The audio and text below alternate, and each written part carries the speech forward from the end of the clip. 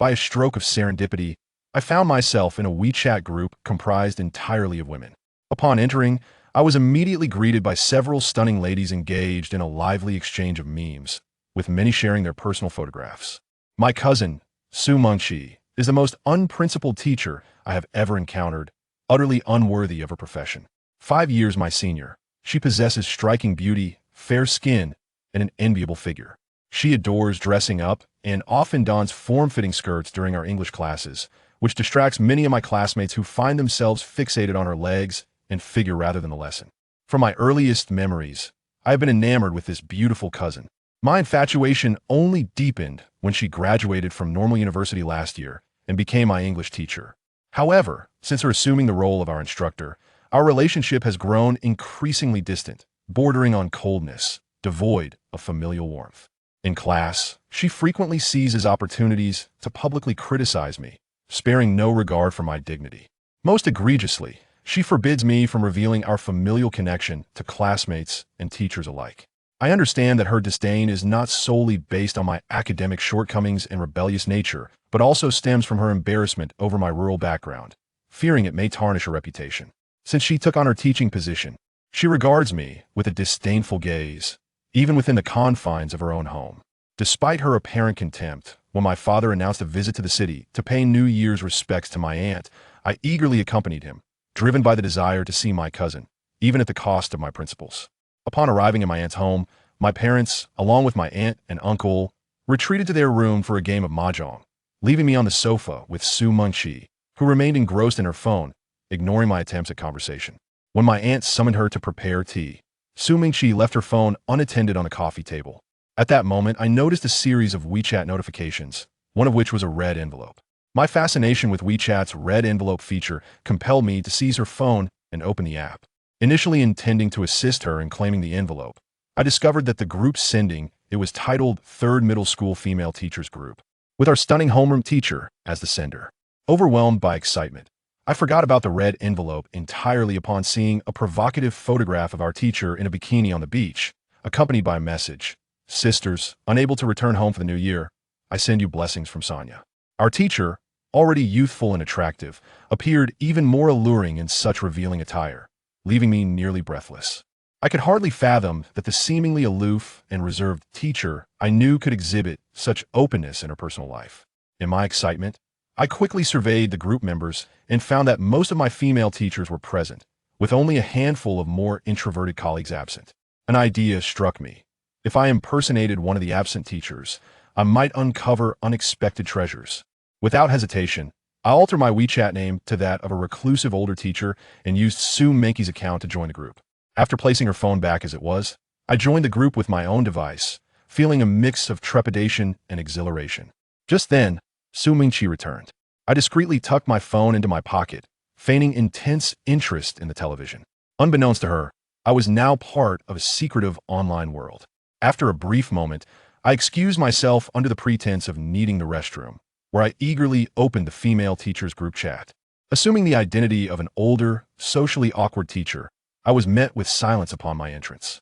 Meanwhile, the other teachers engaged in animated conversation, sharing red envelopes and photographs. Our homeroom teacher seemed to revel in the attention, posting sultry beach photos that garnered admiration from her peers. In the restroom, I saved every photo she shared, entranced by the unfolding spectacle. After lingering for what felt like an eternity, I rejoined the living room, opting for a seat far from Su Mengqi, my previous affection for her scent replaced by an obsession with the newly added group, fearful of missing any further enticing images. Settling into a corner, I continued to observe the lively chatter among the teachers. Suddenly, our school's most beautiful physical education teacher, Ms. Yi, shared a striking photograph of herself practicing martial arts. A graduate of Beijing Sport University, she had recently joined our school and was rumored to have connections that would soon see her transferred elsewhere. Her remarkable beauty and striking figure earned her the title of campus heartbreaker, captivating the attention of both male teachers and students alike. The photo she posted depicted her in a skin-tight practice outfit, striking an impressive pose on a yoga mat, her long, graceful legs accentuating her athleticism and allure. The moment it appeared, the group erupted in astonishment, showering her with compliments about her physique and flexibility. However, In a moment of regret, I found that I hadn't saved the image before she retracted it, leaving me longing for what I had missed. Following this, our homeroom teacher hesitated to share further photos, likely feeling overshadowed by Ms. Yes' bold display. Rumors circulated within the school regarding a rivalry among the three reigning beauties, Su Mengqi, Ms. Yi, and a language arts teacher, Ms. Su. Adding to the tension was Su Mengqi's questionable reputation, with whispers of her being supported by a wealthy patron, which cast a shadow over her status among the faculty. The photograph shared by teacher Yi rendered our homeroom teacher speechless, and gradually, the group chat fell silent, as it was evident that the atmosphere turned tense after Yes' post. Soon, no one was engaging in conversation anymore. During dinner that evening, my parents and my aunt and uncle discussed the upcoming semester, noting that I would soon be entering my final year of high school. They proposed that I stay with them for a while after the new year, given that the study environment at home was rather noisy. This arrangement would also allow my cousin Su Mengqi to assist me with my studies. My aunt and uncle have always been fond of me, so they expressed no objections. However, Su Mengqi maintained a stoic expression, offering no comment until my aunt and uncle mentioned her. Reluctantly, she said, "We'll try to help him, but frankly, with his attitude, I don't see him getting into college. Tutoring him feels like a waste of my time." With that, she huffed and retreated upstairs to her room. Seeing the displeasure on my parents' faces, my aunt and uncle hastily apologized and insisted that we stay the night, suggesting we return home the following day. My parents, unable to refuse, agreed to stay over. That night, as darkness enveloped the house, I went to my room to sleep, as my aunt had instructed me to stay in the room next to my cousins. Once in bed, I resumed my vigil over the teacher's WeChat group. However, as the conversation was dominated by mundane discussions among the mothers, I decided to watch a movie instead. After binge-watching 2 films, it was already past 11. Just as I was about to relieve myself before bed, my cousin Su Mingqi suddenly posted a picture in the group chat. I quickly clicked on it, discovering that she had shared a photo of a sheer red silk nightgown draped over her bed. Accompanying the image was the caption, "Would anyone like to see a picture of the concubine emerging from her bath?" The previously quiet group chat erupted with enthusiastic responses. Within moments, more than 10 people replied, expressing their desire to see more. It appeared that several teachers were also night owls. Someone inquired, "Su teacher, why are you still awake at this hour?" Su Mingqi replied, "I just finished a series I've been binge-watching all day." Another chimed in, "Stop the chatter, bring on the midnight excitement." And yet another remarked, "Today, both teacher Su and teacher Yi shared photos. As one of the 3 beauties of our school, you should share a photo for the sisters to enjoy." "No problem. I missed the chance earlier, but after I freshen up, I'll share one." "Do you think I look good in this nightgown? Is it too revealing?" She added a shy, blushing emoji. Then someone playfully suggested, No, it would be best if you wore nothing underneath." "That would be stunning." Su Mingqi replied, "You think I'm afraid? There's no man in this group anyway. Just wait, I'll send a selfie after my shower." Moments later, I heard footsteps in the living room, unmistakably indicating that Su Mengqi was headed to shower. The house, built by my uncle, had my cousin and I on the second floor, while my aunt and uncle, along with my parents, occupied the first. At this hour, Su Mingqi was the only one around. I was filled with excitement. I kept my eyes glued to my phone, anticipating the moment my cousin would share her photo. I had missed teacher Yes' picture, but I vowed to save Su Mengqi's no matter what. After about 10 minutes, she indeed sent a photo that sent my heart racing. Su Mengqi's photo was taken in the bathroom, showcasing her in profile, one hand covering her chest, her damp hair cascading over her shoulders. The allure and elegance of the image were reminiscent of many professional model portfolios. Though I was momentarily taken aback, I quickly saved the photo. I had neglected to save teacher Yes earlier that afternoon, and I was determined not to make the same mistake again. Sure enough, shortly after Su Mengqi shared the photo, amidst a flurry of compliments, she promptly deleted it. Many teachers expressed their displeasure, voicing that they hadn't had enough time to appreciate it. Some urged her to post more. However, she simply stated, "Beauty comes from a good night's sleep. I'm off to bed now." After that, Su Mingqi ceased her participation in the group chat. Once she left, the other teachers gradually drifted off to rest as well. I sat on my bed, fixated on Su Mengqi's photo for what felt like an eternity before finally setting my phone down and hastily making my way to the bathroom, as I had been holding my bladder for quite some time. As I rushed to push open the bathroom door, I was taken aback to find Su Mengqi still inside. I entered just in time to see her bent over a small stool, washing her undergarments. Since she was hunched over, I inadvertently glimpsed something I should not have, and my eyes widened in surprise. In our culture, we have a tradition of keeping all the lights on from New Year's Eve until the Lantern Festival. Thus, when I walked into the living room, I noticed all the lights were on, but I thought nothing of it. Who would expect that she, having announced her intention to sleep, would still be washing clothes in the bathroom? I couldn't quite fathom my thoughts at that moment. All I knew was that my gaze was fixated on her, unable to look away. Suddenly, Su Mengqi snapped back to reality, and without warning, she splashed water from the basin directly onto my head. Following that, she slapped me across the face. Wu Chang, you better get out of here tomorrow. You think you can stay at my house when school starts? Not a chance. After delivering that remark, Su Mengqi hurriedly dashed downstairs. To my astonishment, she quickly summoned her parents and mine. Boldly, she accused me of peeking at her while she bathed, labeling me a bit of a pervert, and asserted that if her parents allowed me to stay at their home, she would move out. Clearly, her ultimate aim was to prevent me from staying at their house when school resumed. I was puzzled. I had never wronged her. In school, she often berated me, yet I never retaliated. Why did she harbor such animosity towards me? I wanted to explain, but before I could utter a word, her father interjected, "Child, how could you act this way? She is your cousin. How can you peek at her while bathing?" You little rascal, this is unacceptable. I barely managed to speak when my father seized me and began to pummel me. In the past, my mother would intervene when my father punished me. If Su Mengqi's parents were present, they would have stopped my father as well. But this time, no one intervened. My father beat me until my face was bruised and bloodied, with a pool of blood accumulating on the floor. After delivering a beating, my father dragged me to the living room sofa and forced me to kneel. I had done nothing wrong and adamantly refused to kneel. Seeing my defiance, my father continued his assault until my aunt and mother pulled him away.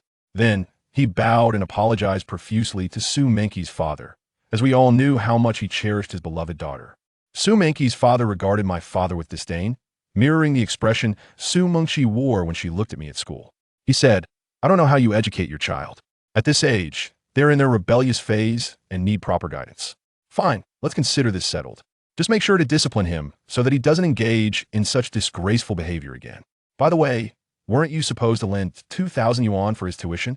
Here, take the money, and you all should head home first thing in the morning." Su Mengqi's father directly issued an eviction order. Had it not been the dead of night, he would have undoubtedly thrown our family of three out. After he finished speaking, he impatiently counted out 2,000 yuan in crisp 100 yuan bills and tossed them onto the coffee table in front of my father. The money, flung in anger, scattered across the floor. My father quickly bent down and began picking up the bills one by one, and I could clearly see his hands trembling slightly. I only just learned from Su Mengqi's father that my dad had requested financial assistance for my tuition. At that moment, Su Mengqi's father turned to me and said, "Xiao Chong, in a few days when you start school, you will stay in the same room on the first floor where your parents will sleep tonight. You're not to go upstairs anymore."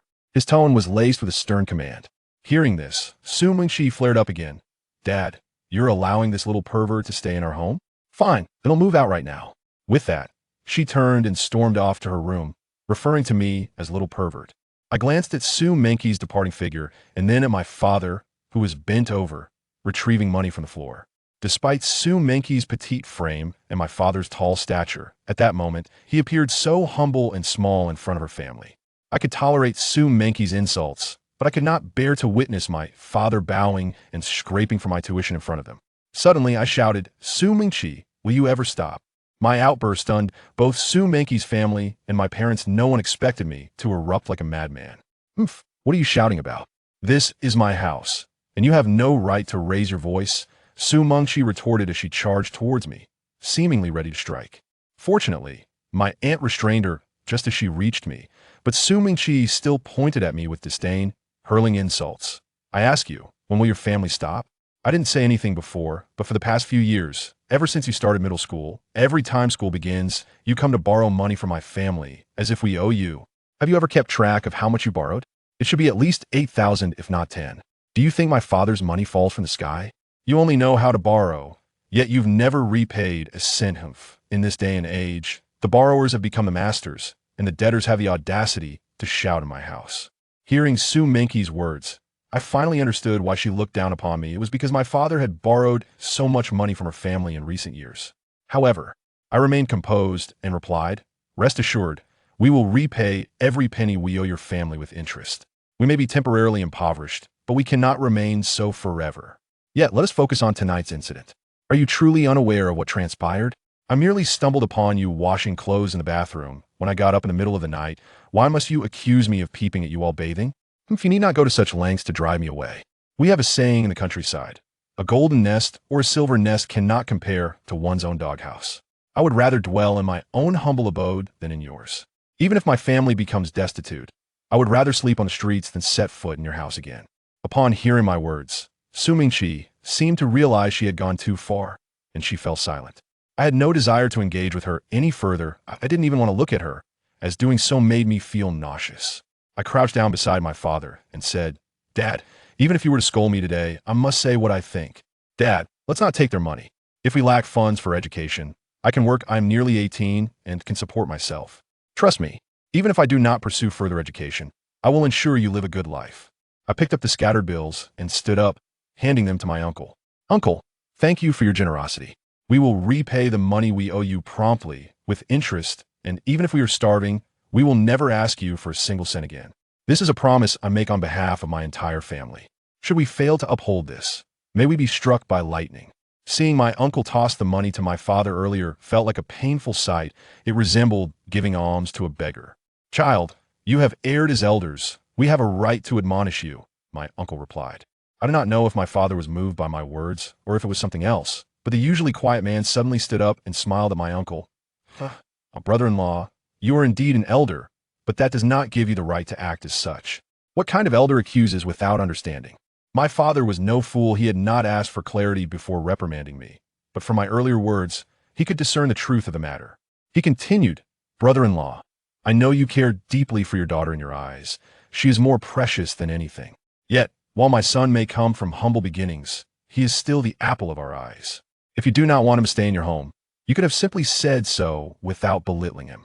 Indeed, over the past 3 years, I have borrowed some money from you.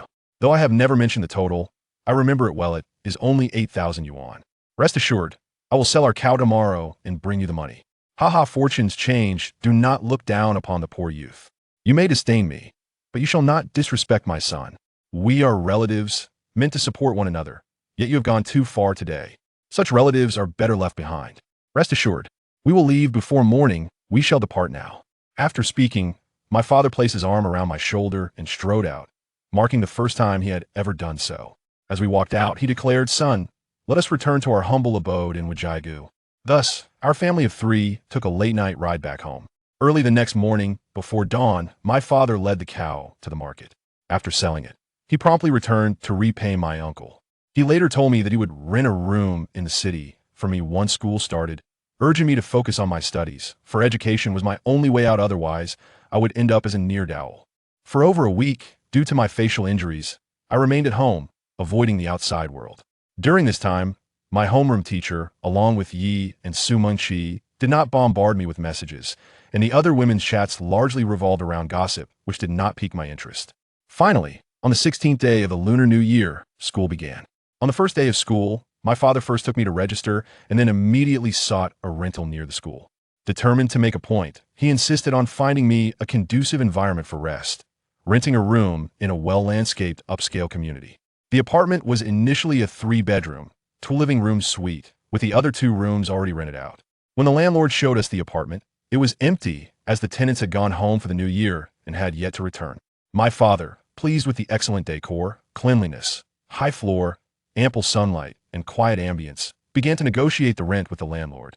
The landlord, upon seeing my father and me dressed in rather unrefined attire, immediately suggested that if we could not afford the rent, we should seek out a more modest accommodation down the alley for a mere 100 to 200 a month, rather than occupying a residential community. Furthermore, he made it clear that the rent for this apartment was due quarterly, and if we could not produce the full amount up front, we should not waste his time. My father, visibly flushed with frustration, was about to leave when he resolutely counted out 1,800 yuan from his calloused hands to pay for the first quarter's rent. I could see his hands tremble slightly as he handed the money to the landlord, likely feeling the weight of parting with such a significant sum. Soon after, my father began to tidy up the apartment. Once he had made some progress, he remembered to check his old mechanical watch and realized it was already 3 in the afternoon. He mentioned that if we did not leave soon, we would miss the last bus home. He left me 600 yuan as my living expenses, assuring me that he would send me the same amount each month, advising me not to save too much. Then, in a hurry, he departed. I spent some time cheerfully organizing my room, and then meticulously mopped the floors of the living room and balcony, as I feared that my future roommates might look down upon us rural folk for being untidy. After I had cleaned the living room, it was already 5 o'clock, and I knew my father must have arrived home by then. I called my mother, as my father's fingers were too thick for him to operate a mobile phone. He had never used one before. Once the call connected, I asked, "Mom, has Dad made it home yet?" She replied, "He missed the bus and is walking back. He probably won't be home until midnight." I felt a pang of distress, realizing he could have taken a taxi for just 120 yuan. He gave all his money to you and only has a little over 30 yuan left. How could he afford a taxi? My mother explained. "Anyway, I must go feed the pigs now. Don't worry about your father, he will be fine. He is taking a shortcut home, so he should arrive in about 4 or 5 hours." With that, she ended the call.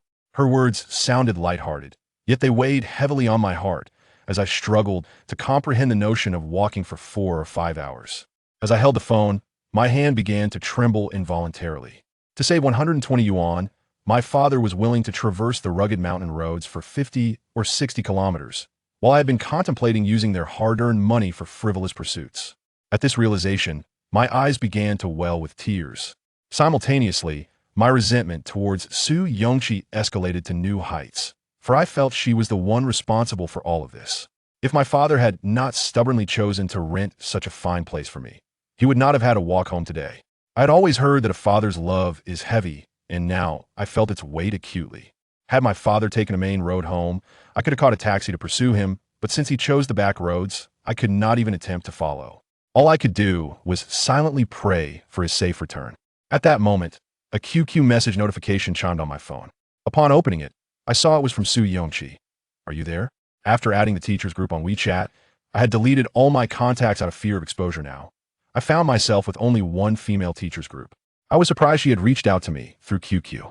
Just as I was seething with anger towards her, she had the audacity to initiate contact, prompting me to respond impatiently. "What do you want?" Su Yongqi quickly replied, "Did you not express a desire to stay at my house? Bring your luggage, I will be waiting at the school gate. However, before you come over, you must apologize to me. If your sincerity is sufficient, I will take you back." Reading her message made me laugh in anger. It seemed she still believed that if I did not stay at her house, I would be relegated to the dormitory. The place I was currently residing in was far superior to her home. I retorted angrily, "Apologize? To hell with you, you insufferable creep. Get lost." After sending the message, I promptly blocked her on QQ. To my surprise, shortly after blocking her, she called me. I already had her phone number, so I knew it was her. However, while the call was from Su Yongqi, the caller ID displayed a bikini beach photo of our homeroom teacher. Given the numerous photographs I had of her, I had set all contacts' caller IDs to display the homeroom teacher's image. My phone's wallpaper featured Su Yongqi, while the lock screen showcased our teacher in her most alluring pose. Su Yongqi was relentless. As soon as I answered the call, I erupted with fury. "Damn it. Are you not done yet? Wu Chang, you got guts to curse at me." My heart sank. It was the homeroom teacher. Su Laosher, didn't realize it was you. "Spare me the excuses. Get to my office immediately. I'm giving you 10 minutes. If I don't see you in 10 minutes, you'll run 10 laps around the playground." After delivering this ultimatum, I could hear her speaking to Su Yongqi in the background. "Su Laosher, I will handle this. This rebellious student is becoming increasingly intolerable. If I don't manage to tame him this semester, I might as well resign." I was aghast. Su Yongqi had resorted to using the teacher as a weapon against me. What grudge did she hold against me? Though I was seething with frustration, I hurriedly made my way to school, filled with trepidation over how the homeroom teacher would deal with me this time. Chapter 04. Kidnapping? Although our homeroom teacher is not well regarded within the school, she commands a certain respect in our class, primarily due to her striking beauty, which renders the boys utterly compliant. In the past, when I made mistakes, she did not hesitate to impose penalties, demanding that I run laps around the playground. I understood that when she made such demands, she was not jesting. Regrettably, despite my efforts, I still arrived 2 minutes late at the office of the second-year teachers. I stood at the entrance and announced my presence. The homeroom teacher glanced up at me, then checked the time on her phone, delivering her verdict with an expression devoid of emotion. 2 minutes late, 10 laps. "Hurry up. 11 laps." I dared not utter a word further, fully aware of her temperament. Any protest on my part would only invite additional punishment. Stifling my frustration, I hastily set off to run my laps. The inner track of our playground measures precisely 400 meters, so completing 11 laps would amount to nearly 5 kilometers. As I ran, Su Mengqi and several teachers passed by after work, and she waved at me, cheerfully encouraging, "Wu Chang, keep it up. The teacher supports you in spirit." Support? I silently cursed her. Though I was seething with anger, I refrained from voicing my grievances in front of the other teachers, for Su Mengqi was adept at manipulation, and I didn't want to provide her with witnesses.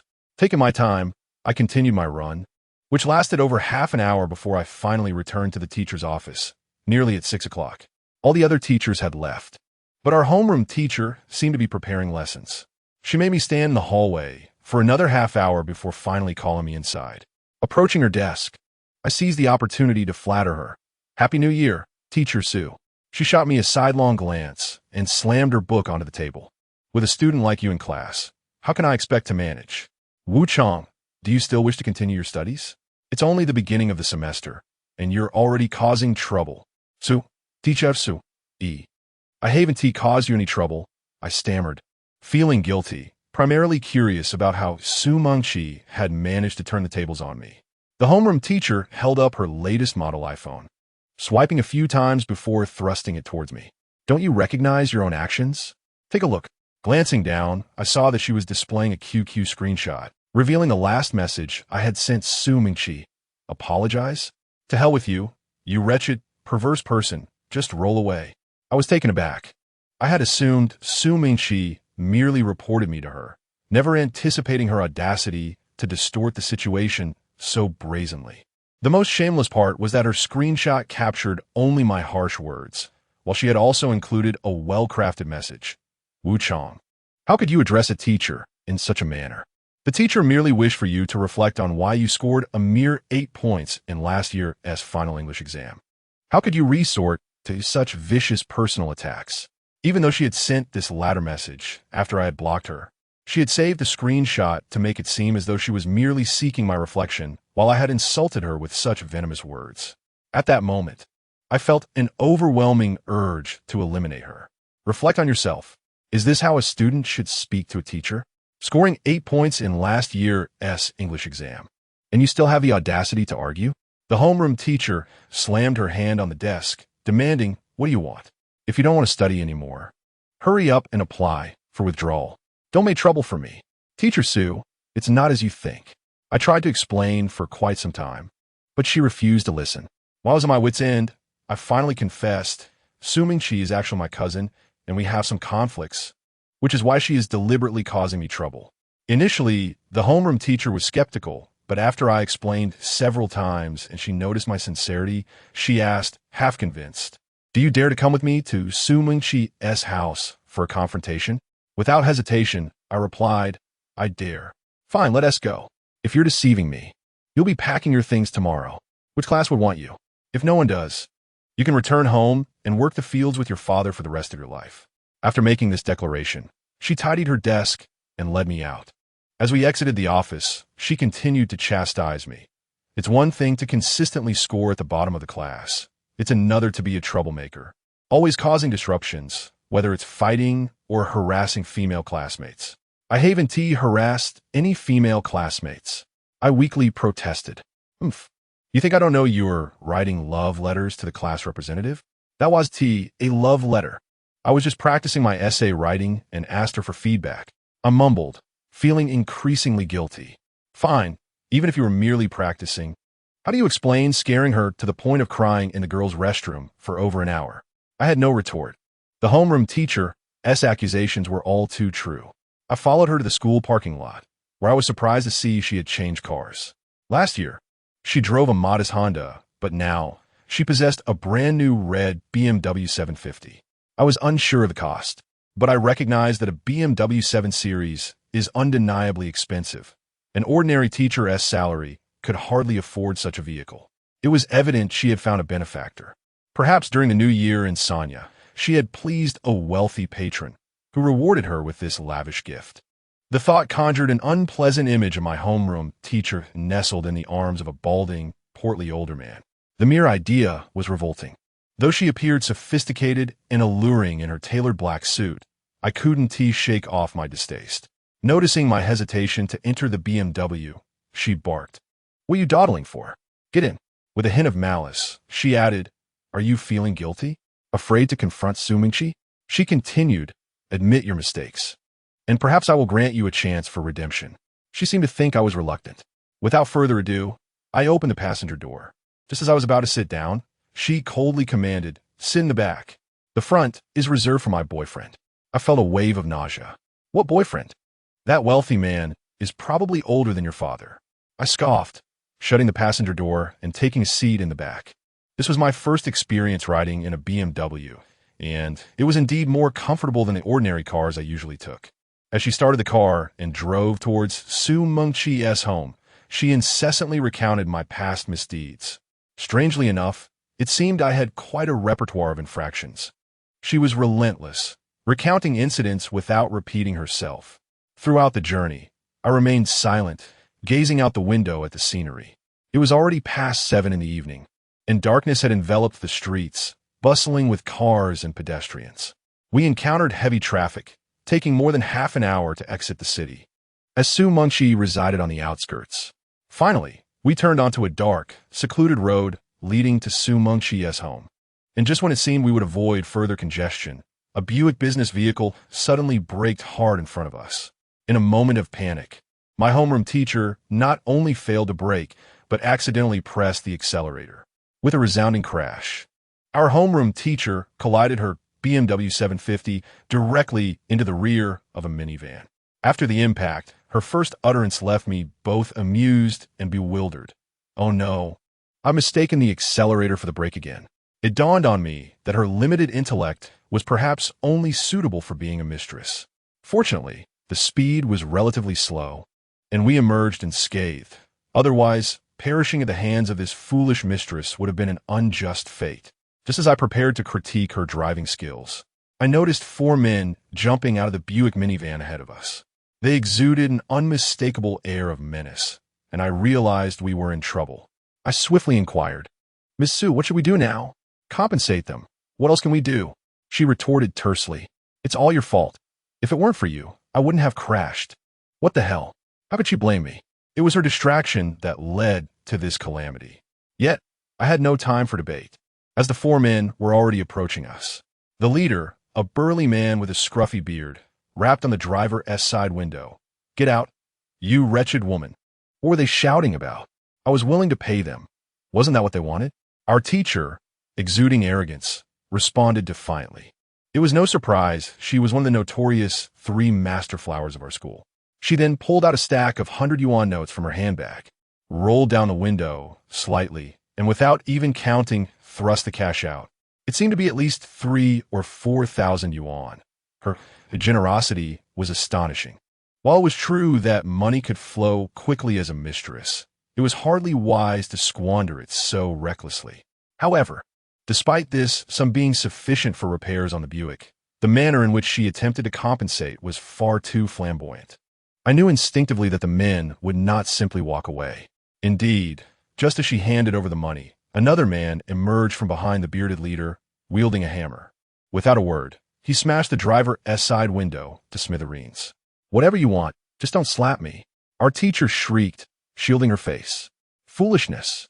This was clearly not merely a matter of money, but one of attitude. The men ignored her. After breaking the window, the hammer-wielding man reached inside to open the car door, while the bearded man seized our teacher by the hair and began dragging her towards the Buick.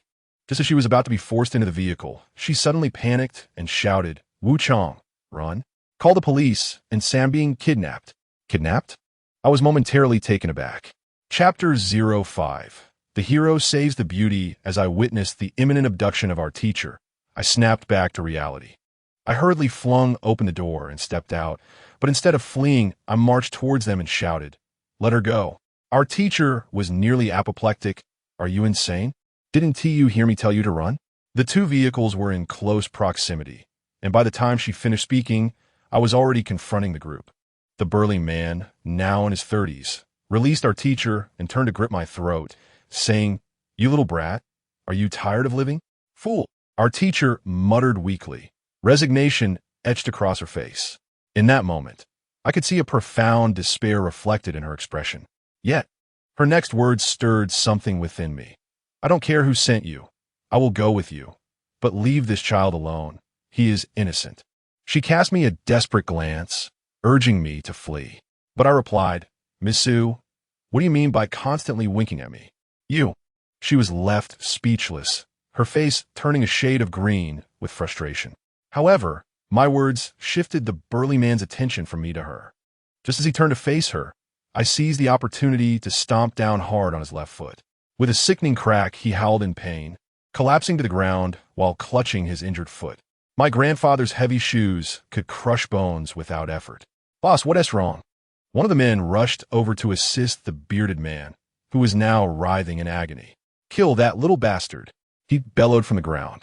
"All right."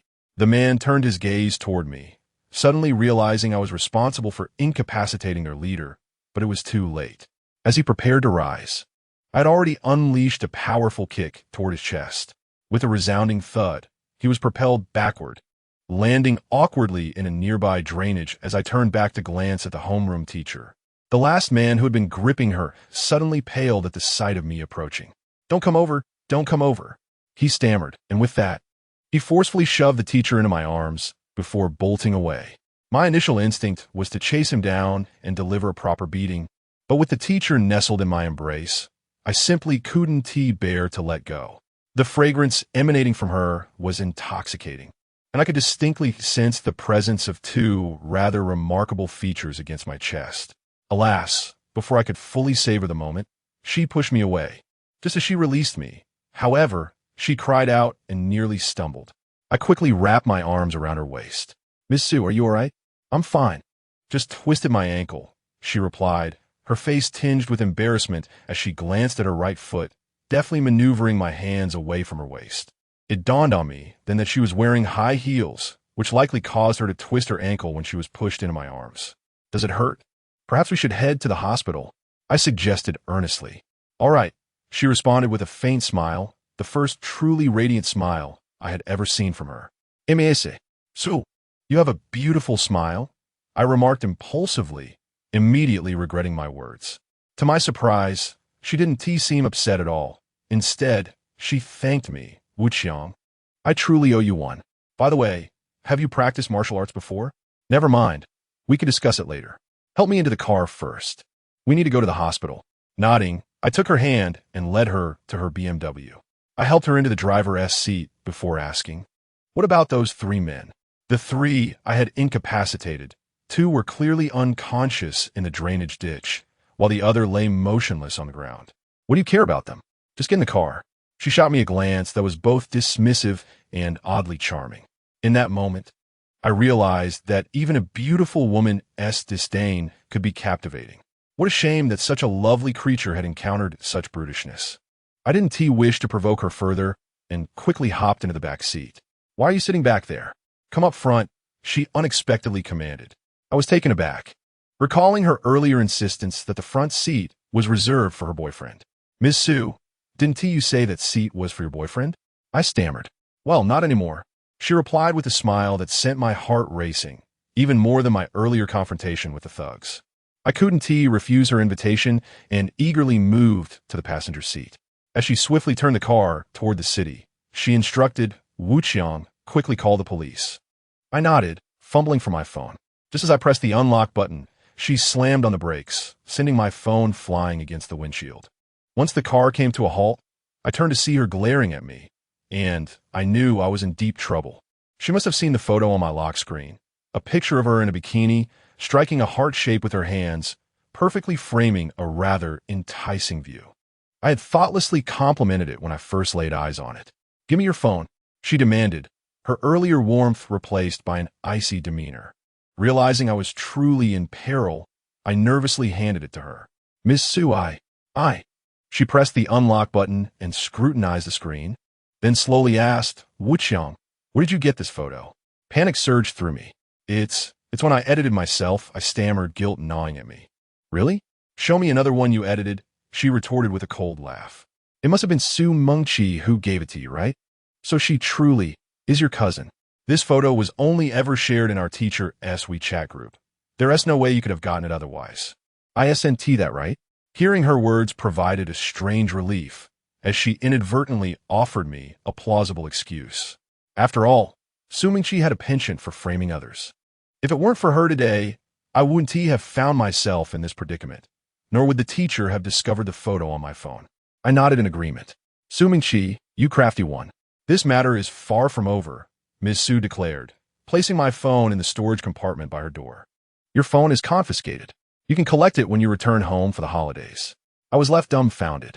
Losing the ability to call was one thing, but missing out on playing Honor of Kings this semester was a grave concern. I had finally achieved the rank of the strongest king and had hoped to impress girls at school with my prowess. Wait, this ISNT finished. I'll deal with you tomorrow, she warned, a smirk gracing her lips. You have some nerve keeping a teacher's sultry photo as your screensaver. M.A.S.A. So, I stumbled upon it on my cousin's phone and thoughtlessly saved it. I began to fabricate. In a last-ditch effort to salvage my phone, I added, I just think you look stunning in that photo, even more so than many models. I thought having it on my phone might motivate me to study since my grades are so poor. Without it, who will encourage me? Her laughter was a mix of disbelief and amusement. Keep spinning your tales. I must report this incident to the police now. I don't have time to deal with you today. We will settle this tomorrow at school. With that, she dropped me off at a junction outside our school and ordered me out of the car. Get out. I'm heading to the police station to report this. You'll have to walk back. Okay, I muttered, opening the door to exit. Just before I shut it, she added, and remember, don't tell anyone about tonight. Pretend nothing happened, understood? It was only upon hearing Su Yuhan's words that I realized tonight's events might not be a kidnapping after all. It seemed more likely that she had been involved in an affair, disrupting someone else's family, and those individuals were likely sent by the legitimate spouse to confront her. She must be terrified of this incident becoming known at school. After all, who would bother to kidnap a mere teacher with little money? With this thought, I suddenly devised a clever way to retrieve my phone and quickly said, Teacher Su, rest assured, I will not divulge anything. However, could you return my phone? After all, I did save you tonight. Without my intervention, you might have faced a far worse fate. I hesitated to finish my sentence, feeling the weight of the implications. Su Yuhan's eyes widened as she glared at me, and I scrambled to find words that could replace the unspeakable. Force, I stammered, my mind racing to concoct a phrase, forcibly taken away. Ha, you're quick-witted, Su Yuhan scoffed, scrutinizing me for a moment before handing over my phone. Delete that photo at once. If it gets out, you're finished. Of course, I nodded vigorously, like a chick pecking at rice. But don't think returning the phone absolves you. I will be seeking accountability from you tomorrow. Though you saved me today, that does not mean this matter is settled. With that, she drove off, leaving me both relieved to have my phone back and frustrated by her threats. After she left, I immediately called my mother to inquire if my father had returned home. She informed me it was only a little past 8, and he wouldn't be home until after 11. I chatted with her briefly, asking her to call me when my father arrived, then hung up. Upon returning home, I found the 2 roommates mentioned by the landlord had yet to return, leaving the spacious house eerily empty. This was my first experience living alone in such a large place. After a refreshing shower, I checked the female teachers' group chat for updates, but found nothing useful. It seemed the teachers seldom shared photos. Just as I was about to turn off my phone and retire for the night, Su Mengqi sent me a text. Wu Chong, I'm giving you one more chance. If you sincerely apologize, I might let you off the hook. Otherwise, based on your previous conduct at school, there is a significant chance you'll be expelled. How about it? Apologize obediently? If your apology satisfies me, we can bury the hatchet, and you can move in with me instead of cramming into a dormitory. My home is far superior to that collective living situation. Moreover, think carefully. You have a year and a half left in high school. Your family might have sold their cow to pay your tuition this time. But what will you do next semester? Without our support, can you truly finish high school? You ungrateful wretch, how dare you oppose me? I was both amused and infuriated by Su Mingqi's shamelessness and arrogance. It was clear that my previous words had incensed her, and now she was intent on retaliating. No wonder, as I had always acquiesced to her whims. How could she tolerate my rebuke this time? My family had always been viewed as lowly in her eyes, and my insult was undoubtedly a bitter pill for her to swallow. Thus, she sought to demean me in return, attempting to reclaim her sense of superiority. However, my patience with Su Mingqi had run thin. Ever since my father had left, I had resolved to confront her relentlessly. If I were to back down now, I would not be a man. With that thought in mind, I sent her the photo she had taken in the restroom via multimedia message, along with a warning. If you dare approach the principal, I will share this photo in our sophomore group chat. Our sophomore class had a QQ group with nearly 2,000 members, and Su Mingqi was undoubtedly aware of the ramifications of such a photo being shared. However, to my surprise, she replied without a hint of fear. I don't care where you got that photo from, but you're finished tomorrow. Oh no, this was the infamous case of failing to catch the chicken and losing the rice. I stared blankly at her text, stunned, as I had never imagined she would be so unperturbed. Just as I was in a frenzy, akin to an ant on a hot pan, Su Mingqi sent another message. What do I need to do for you to return the photo? What could she be willing to do for her reputation at school? My thoughts spiraled wildly, and in a moment of foolishness, I sent her a curt response. Chapter 07. I'll help you. Immediately after sending those 4 words, regret washed over me, but alas, there was no way to retract a text message. Fortunately, she took several minutes to reply, and I wondered if she was hesitating, contemplating her next move. However, I soon realized my error. A few minutes later, while Su Mingqi had not yet responded, our homeroom teacher, Su Yuhan, texted me. Wu Chong, you truly have guts, daring to call Su teacher to accompany you. I just want to ask, do you truly no longer wish to study? Just as I finished reading Su Yuhan's message, Su Mingqi's reply came through. Screenshot taken. Prepare for your demise tomorrow. At that moment, I regretted my decisions profoundly. Knowing full well that Su Mingqi excelled at fabricating evidence against others, I had unwittingly left her a significant lever against me. As regret consumed me, Su Yuhan sent another chilling message. Su Mingqi has already forwarded your last message to both me and the principal. You'll have to deal with the consequences. That night, I was restless, unable to sleep due to the turmoil. By 6 a.m, I forced myself up, splashed cold water on my face, and headed to school, the earliest I had ever arrived at the classroom. When I entered, only a few classmates were present. Having grown accustomed to sleeping on my desk, I found it more inviting than my bed. After a sleepless night, I soon dozed off, only to wake up to the sound of my desk mate, Lu Xiaowan. Changge, wake up. School's out, it's time to eat.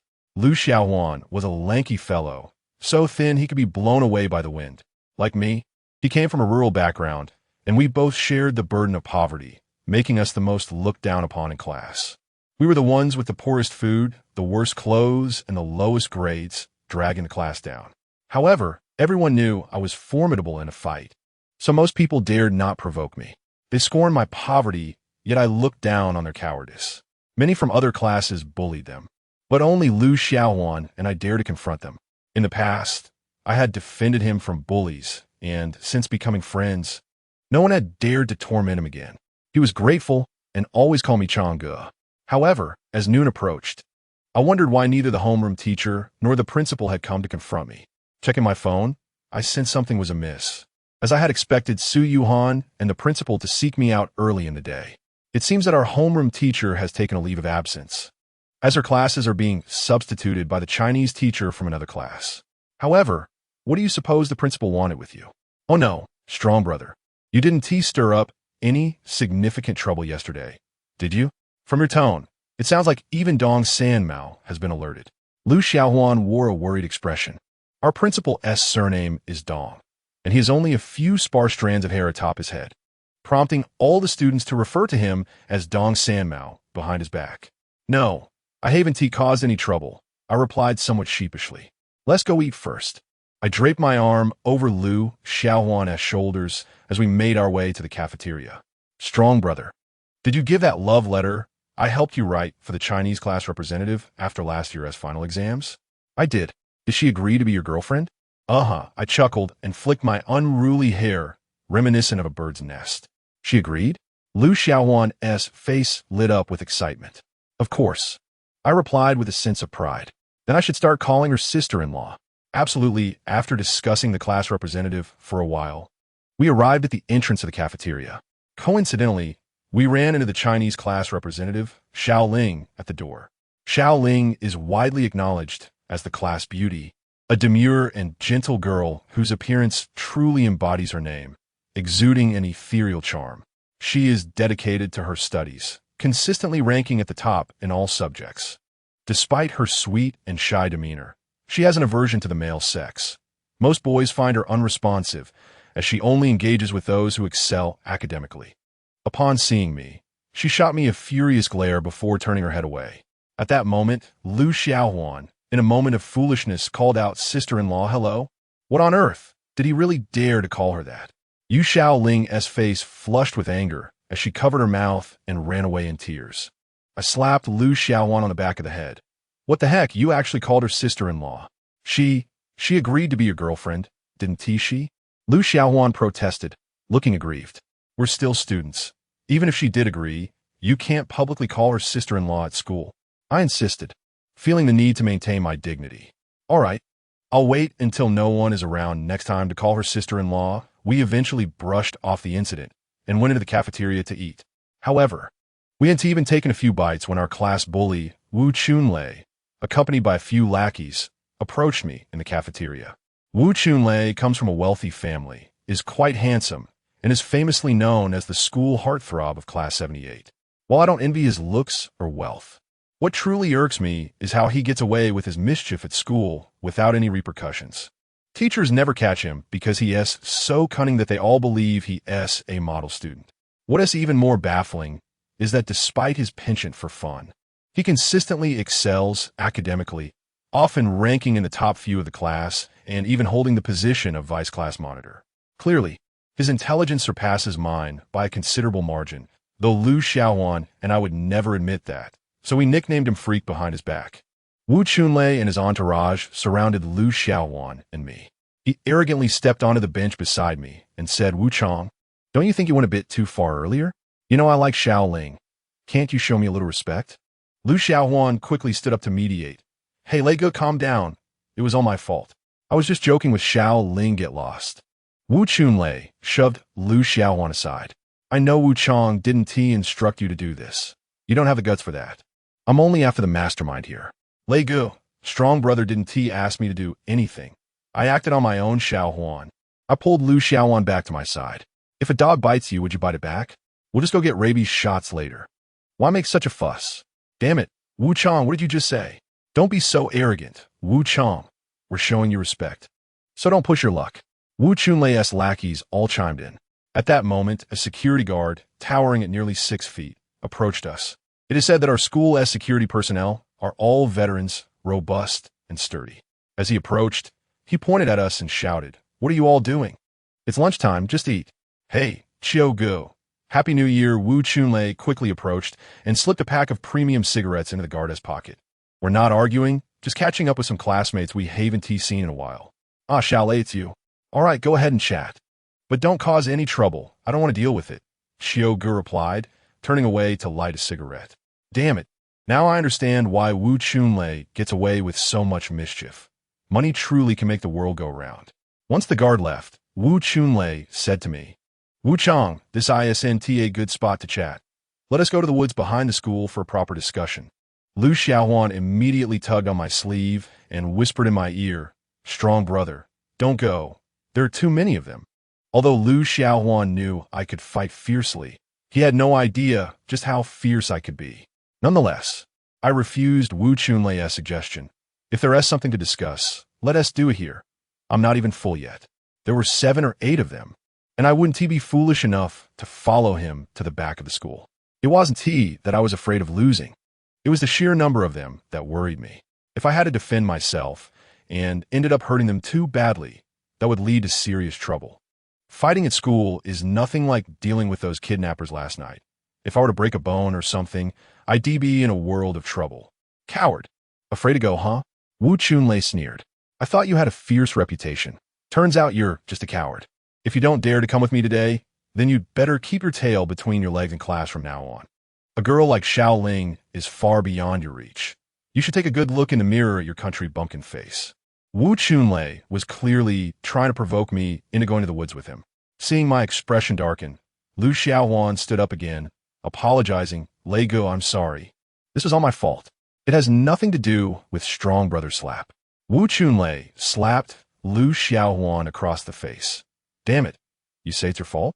Then you should bear the responsibility. We arrived at the cafeteria relatively late, and by then, there weren't many students left eating.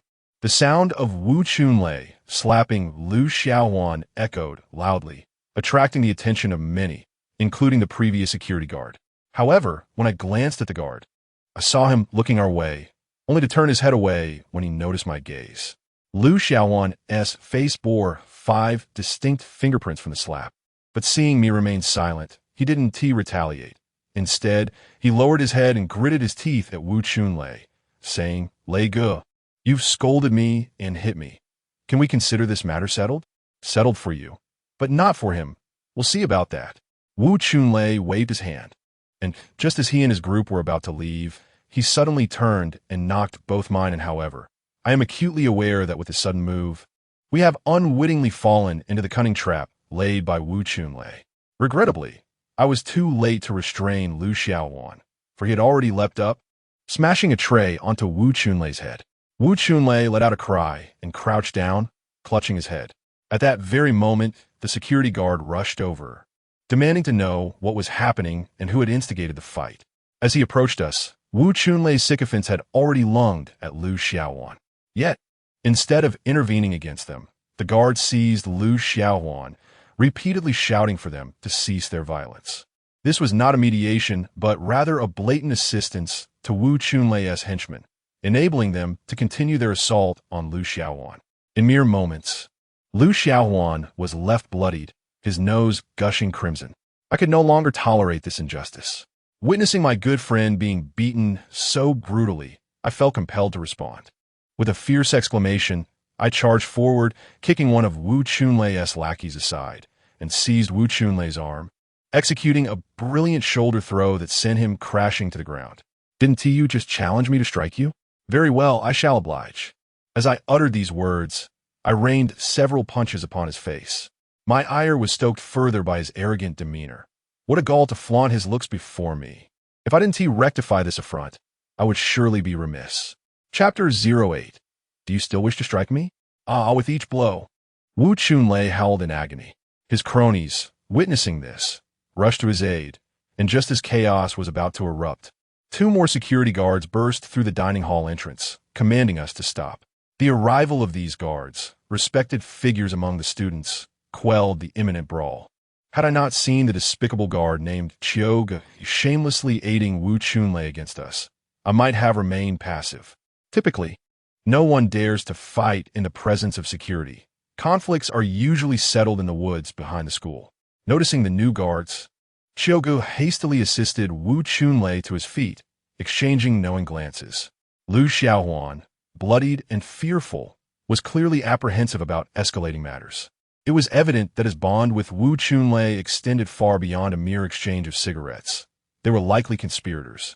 No wonder Wu Chunlei frequently instigated fights without consequence, often evading repercussions even when caught by the security team.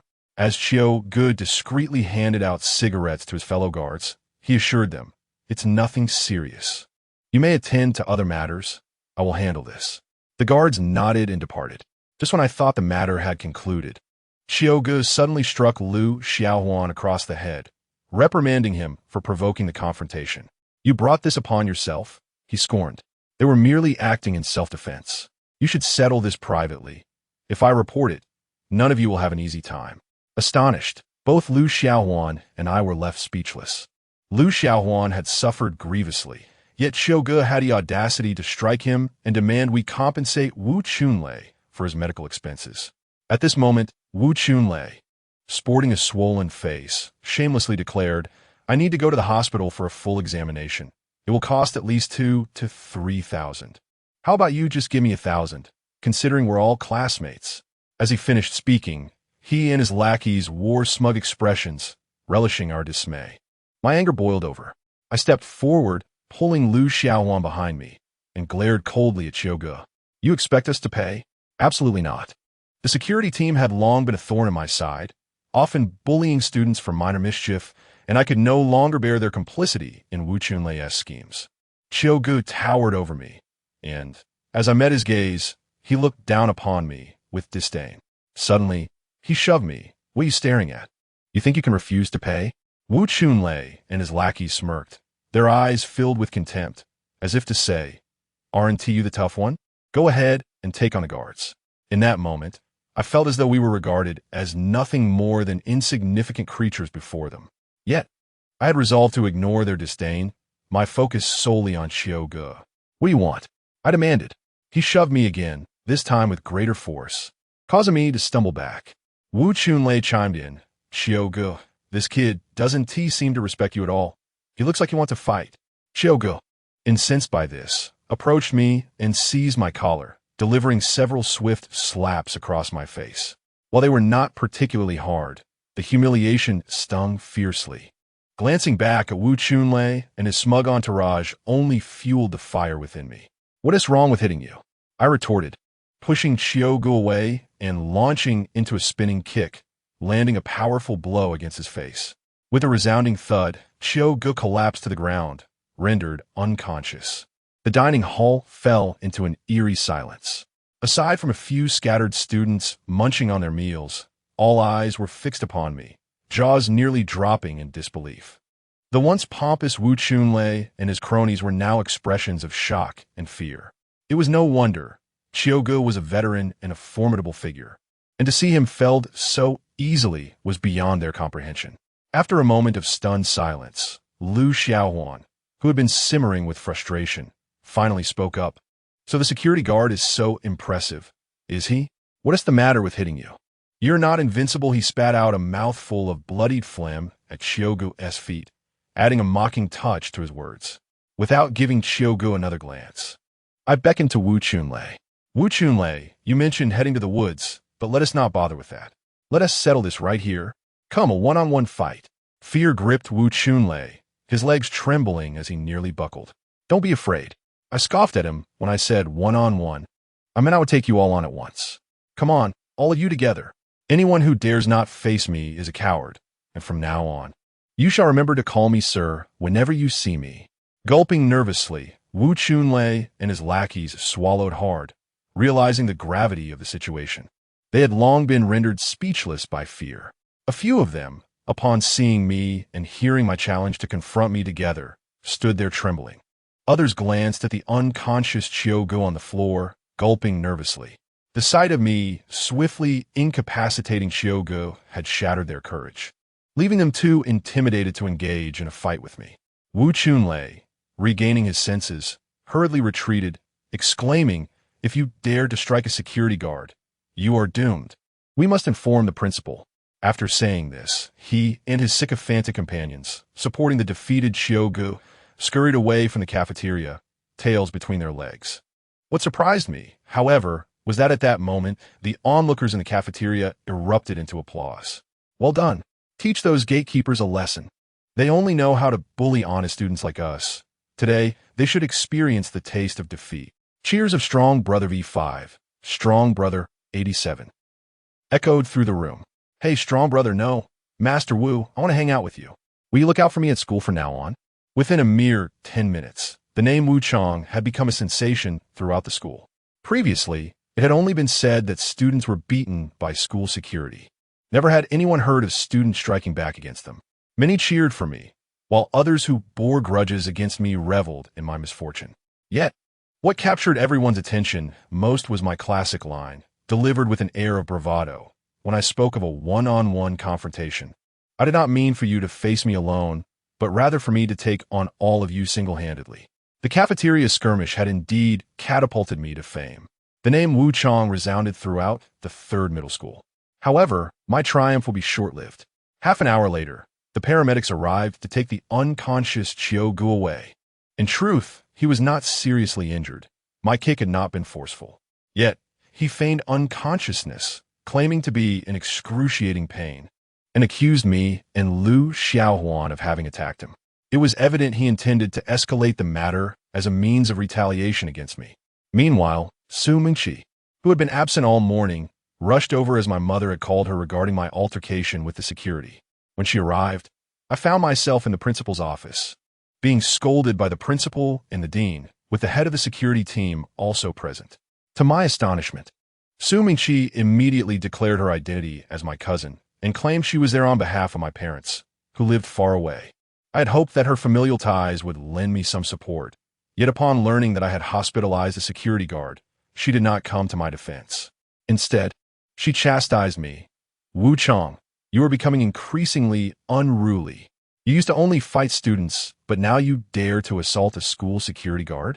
Shall we teachers be next? I haven't settled yesterday's score with you, and now you've created another mess. You truly are something else. After Su Mingqi's tirade, she turned to the principal, stating, Principal, a student like him does not deserve to continue his education here. Although he is my relative, I will not show favoritism. In this matter, I absolutely refuse to be biased. Principal, I suggest you expel him. It would be for the best. A student who refuses to learn from his mistakes will only cause greater trouble in the future. Having a relative like him in school is embarrassing for me. My opinion reflects that of his parents, as it was his mother who called me to come here. With that, Su Mingqi crossed her arms, her smug demeanor inciting a desire within me to confront her. I found myself perplexed at the depth of our animosity. Just then, the homeroom teacher unexpectedly pushed open the principal's office door. She entered with a white-haired gentleman in a suit. She had twisted her ankle the previous day and appeared to walk with a slight limp. I wondered if this elderly man was the wealthy benefactor supporting her. He seemed far too old for her. At that moment, I could think of nothing else, for I noticed the homeroom teacher behaving oddly. Instead of approaching the principal and the dean, she walked directly up to Su Mingqi and inquired, Su teacher, what were you just saying? It sounded like you were suggesting expelling Wu Chong. Su Mingqi smiled at her. Ah, Su teacher, Wu Chong has caused quite a ruckus again. And you are aware of the text messages he sent me yesterday. Shouldn't a student like this be expelled? With a sudden crack, the homeroom teacher slapped Su Mingqi across the face. I'm the homeroom teacher of class 78. Who do you think you are to decide whether Wu Chong should be expelled? Chapter 9. She invited me. The slap stunned everyone present. Who would have anticipated that she would be audacious enough to strike Su Mingqi in front of several school officials? Strangely, the principal and the others seemed unperturbed. Once they recovered from their shock, they proceeded to greet the elderly gentleman beside the homeroom teacher. Mr. Huang, what brings you here today? The principal said, ingratiating himself like a lapdog. It was then that I understood why the principal refrained from reprimanding the homeroom teacher for slapping Su Mingqi. Su Mingqi, now visibly furious, was on the verge of tears. Previously merely angry, she now appeared nearly ready to weep. It seemed she could only maintain her pretense before me. When confronted by our homeroom teacher, she was left utterly cowed, rendered speechless after receiving a slap. The dean, noticing the principal's sycophancy, quickly sprang into action. He hurriedly fetched a chair and placed it behind the elderly gentleman, first dusting it off with his sleeve before saying, Mr. Huang, please take a seat. I was utterly astounded. The dean, who often looked down on us, displayed such obsequiousness. The chair was impeccably clean, and his flattery was excessive. It even appeared to disgust the elderly gentleman, who shot the dean a disdainful glance before addressing the principal. Who is he? Get them all out of here. I feel unwell. The dean was momentarily dumbfounded. Out. The principal signaled to the dean and the head of security, who, though reluctant, quickly left the office, tails tucked between their legs. The elderly gentleman then glanced at Su Mingqi. The principal, understanding the unspoken cue, said, Su teacher, please step outside for a moment. I will handle this matter. With a huff, Su Mingqi shot a fierce glare at our homeroom teacher before turning to the principal, Principal Dong. You must provide me with a reasonable explanation. Otherwise, this matter is far from over. Enough, just leave. I have said I will handle it.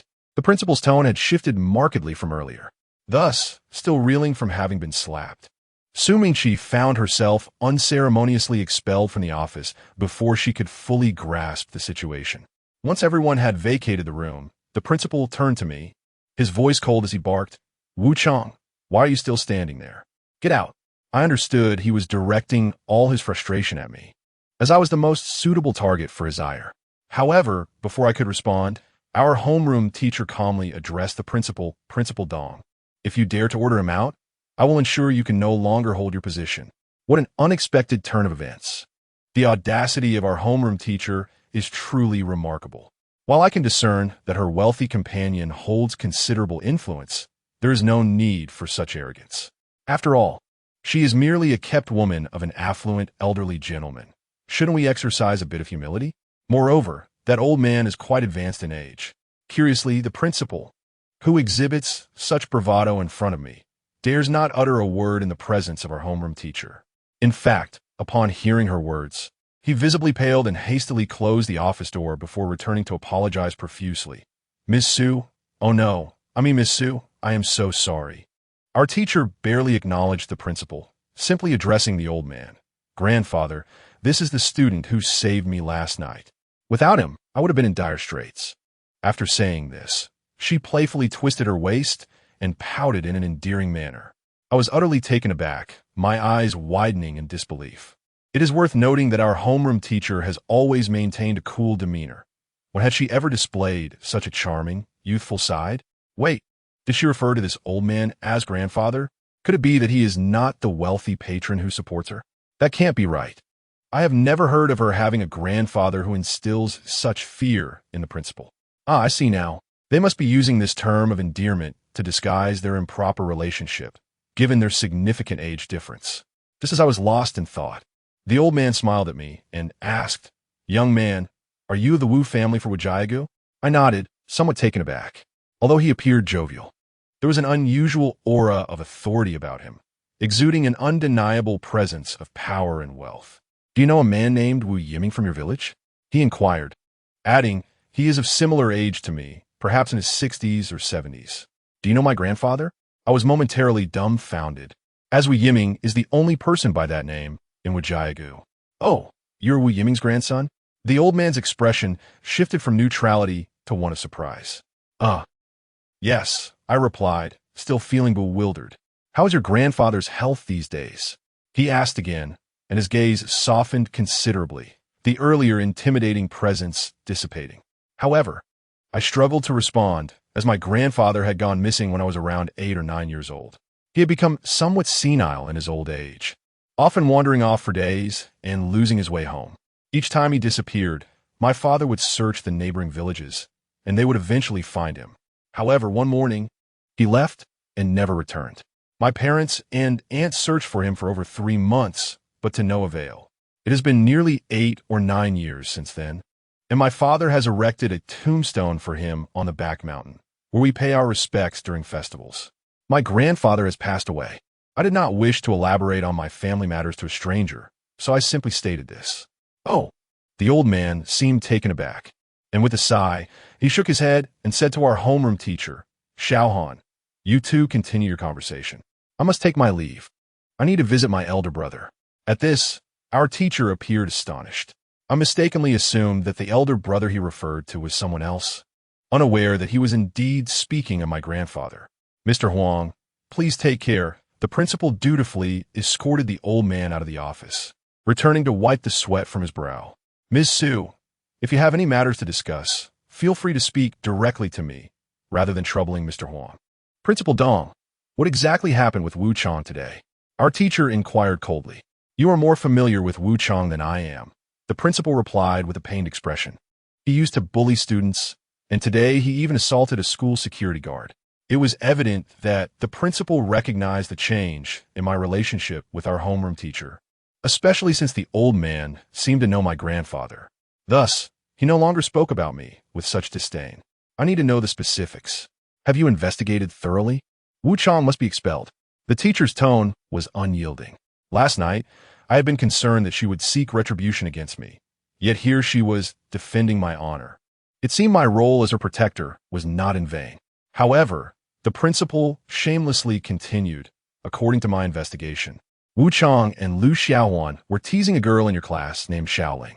The vice class leader, Wu Chunlei, could not stand by and went to confront them, asking them to apologize to Xiaoling. Wu Chang and Lu Xiaowan not only disregarded his admonitions, but also resorted to violence. It was Lu Xiaowan who struck first, And when the security guard intervened, Wu Chang became even more brazen and assaulted him as well. In truth, I had already explained the sequence of events to the principal multiple times before our teacher arrived, but they refused to hear my side. Due to Wu Chunlei's extensive network of connections and numerous witnesses, they stubbornly insisted that we were in the wrong, that we had attacked first. Furthermore, it was indeed Liu Xiaohuan who initiated the violence, and I had inadvertently knocked out that security guard. The evidence was irrefutable. Thus, there was no blame to place on Wu Chunlei. He had acted nobly, while all the blame fell squarely on me and Liu Xiaohuan. We were the instigators, the assailants. And even with Liu Xiaohuan's injuries, they still justified it as self-defense. Now that my homeroom teacher was backing me, I seized the opportunity to refute. That is not the case at all. Silence, she suddenly shouted. I have already investigated this matter thoroughly. While Wu Chunlei has his faults, you are not innocent either. If you had not provoked Xiaoling, Wu Chunlei would not have gathered people to confront you and Liu Xiaohuan. At this point, she coldly added, ultimately, your assault on the security guard is indefensible. While you may escape the death penalty, you cannot evade the living punishment. You must publicly apologize to the entire school tomorrow during morning exercises, and you are to clean the public restrooms for a month. I was momentarily struck dumb. What? Unwilling to accept your punishment? Do you wish to continue your studies? She glared at me coldly. In truth, I found this outcome quite satisfactory, so I nodded quickly. All right, I will clean. Principal, do you find this punishment acceptable? She inquired, turning to the principal after outlining the terms. The principal dared not object and simply nodded in compliance. Very well, let it be as you have said. With a smirk, I shamelessly grinned and bowed in gratitude. Thank you, principal. Thank you, Ms. Su. Get out. And the further away, the better, she coldly commanded, shooing me away. I had hoped that she might treat me with a bit more kindness from now on, especially after she had called upon her elderly benefactor to support me. Yet I found no change in her demeanor. Once outside the office, I quickly made my way to the hospital to see Liu Xiaohuan. Although he was hospitalized, his injuries were not severe. The medical expenses were fully covered by Wu Chunlei, and he planned to take advantage of this opportunity to skip a few days of classes. Liu Xiaohuan was worried that I might be expelled, as assaulting a security guard is no trivial matter. When he heard that I was unscathed, he was overjoyed. I spent the afternoon with him in the hospital room, playing Honor of Kings until dinner time before finally leaving. As I exited the hospital, I couldn't resist the urge to check the WeChat group of my female teachers. In the presence of Liu Xiaohuan, I refrained from glancing at the group, for he is quite the chatterbox, and I feared he might indiscriminately share my business. Initially, I merely wished to see if the teachers were discussing the incident where I confronted the security guard. Instead, I stumbled upon a conversation between our homeroom teacher and another instructor. I quickly scrolled up and discovered their exchange. Moments ago, our homeroom teacher had sent a message to the group. What would you do if you found yourself in mortal danger and were saved by a boy from your class? One teacher inquired, Ms. Su, did something happen to you? To which she replied, oh, nothing, just a thought-provoking question I wanted to pose. Ah, I see. Feche ms. Su, could it be that you are experiencing a youthful infatuation? Do you harbor those romantic notions of heroism typically associated with young girls? Always fantasizing about being in peril, only to have a hero emerge to rescue you, leading to a beautiful union? Ms. Su, it's quite natural for beautiful women to admire heroes. But to imagine the boys in your class as your saviors? Hee, your thoughts seem a tad impure. So, you have a penchant for younger men, do you? Come now. I was speaking seriously. Just consider, if you were to find yourself in such a scenario, how would you express your gratitude? In my opinion, if the student were handsome, you might as well offer yourself in return. After all, in the movies, such gestures are commonplace, right? Enough of this nonsense. I'm off work now, goodbye. The conversation ended there. Just then, my phone rang. Ms. Su was calling. Goodness, she wouldn't actually be considering offering herself in gratitude for my saving her, would she? My thoughts raced as I answered the call. Hello, Ms. Su. Her voice was as frosty as winter. With a student like you in my class, how could I possibly manage? What happened to the promise of offering oneself in gratitude? Ms. Su swiftly redirected the conversation, stating, let's be clear, my previous assistance was not a thank you for your actions last night. I was merely fulfilling my duties. This situation is not solely your fault. I've discovered that Wu Chunlei conspired with that security guard against you. I dislike being indebted, especially to someone like you. I fear I might not be able to reprimand you later, so I prefer to settle this debt promptly. Allow me to treat you to dinner, and we shall consider it even. You have 20 minutes to arrive at the Seattle Western Restaurant at the entrance of number 1 high school. If you're late, you'll have to run 10 laps around the school playground. What audacity! The promise of offering oneself in gratitude has evidently been discarded. And now I must hurry for a dinner to settle the debt. Must I really be constrained by the ultimatum of 10 laps around the playground? Despite my internal grumbling, I feebly responded, Ms. Sue, I'll be there shortly. If I'm late, I'll run an extra lap. After the call ended, my anxiety heightened, for no. 1 high school is not exactly nearby, and the rush hour traffic will be daunting. I initially contemplated walking, but realized a motorcycle would be swifter. I promptly hailed one and sped towards my destination. Fortunately, upon arrival, I found I was 2 minutes early. Miss Sue was already seated alone at a window-side table, radiating elegance and poise in her professional attire. I glanced at my own jeans and inexpensive down jacket and felt a wave of embarrassment wash over me. Yet, she appeared unperturbed, waving at me with a graceful gesture as I entered the restaurant. Once seated, she inquired, "What would you like to eat?" "Feel free to order." I signaled to the waiter attending the table next to us, "Excuse me, could I have some spicy and sour shredded potatoes and some mapo tofu?" I added with feigned expertise, "Make the mapo tofu spicier, but not too greasy." Suddenly, I froze. This isn't a fast food joint outside number 3 high school, but a Western restaurant. Realizing this, I foolishly asked the waiter, "Do you have those dishes?" Smack! Ms. Sue playfully slapped the menu against my head. "Do you think this is a Sichuan restaurant?" Upon turning, I noticed the waiter regarding me with a hint of disdain, while the patrons at the neighboring table wore expressions of disapproval, as if my presence next to them was an affront. Looking back at Ms. Sue, her flushed cheeks were breathtaking, yet her gaze, filled with a desire to chastise, made it difficult for me to meet her eyes. I quickly lowered my head. After a brief pause, I heard Ms. Sue request, "Please bring him a filet mignon, medium rare, and also a bottle of the red wine I used to enjoy."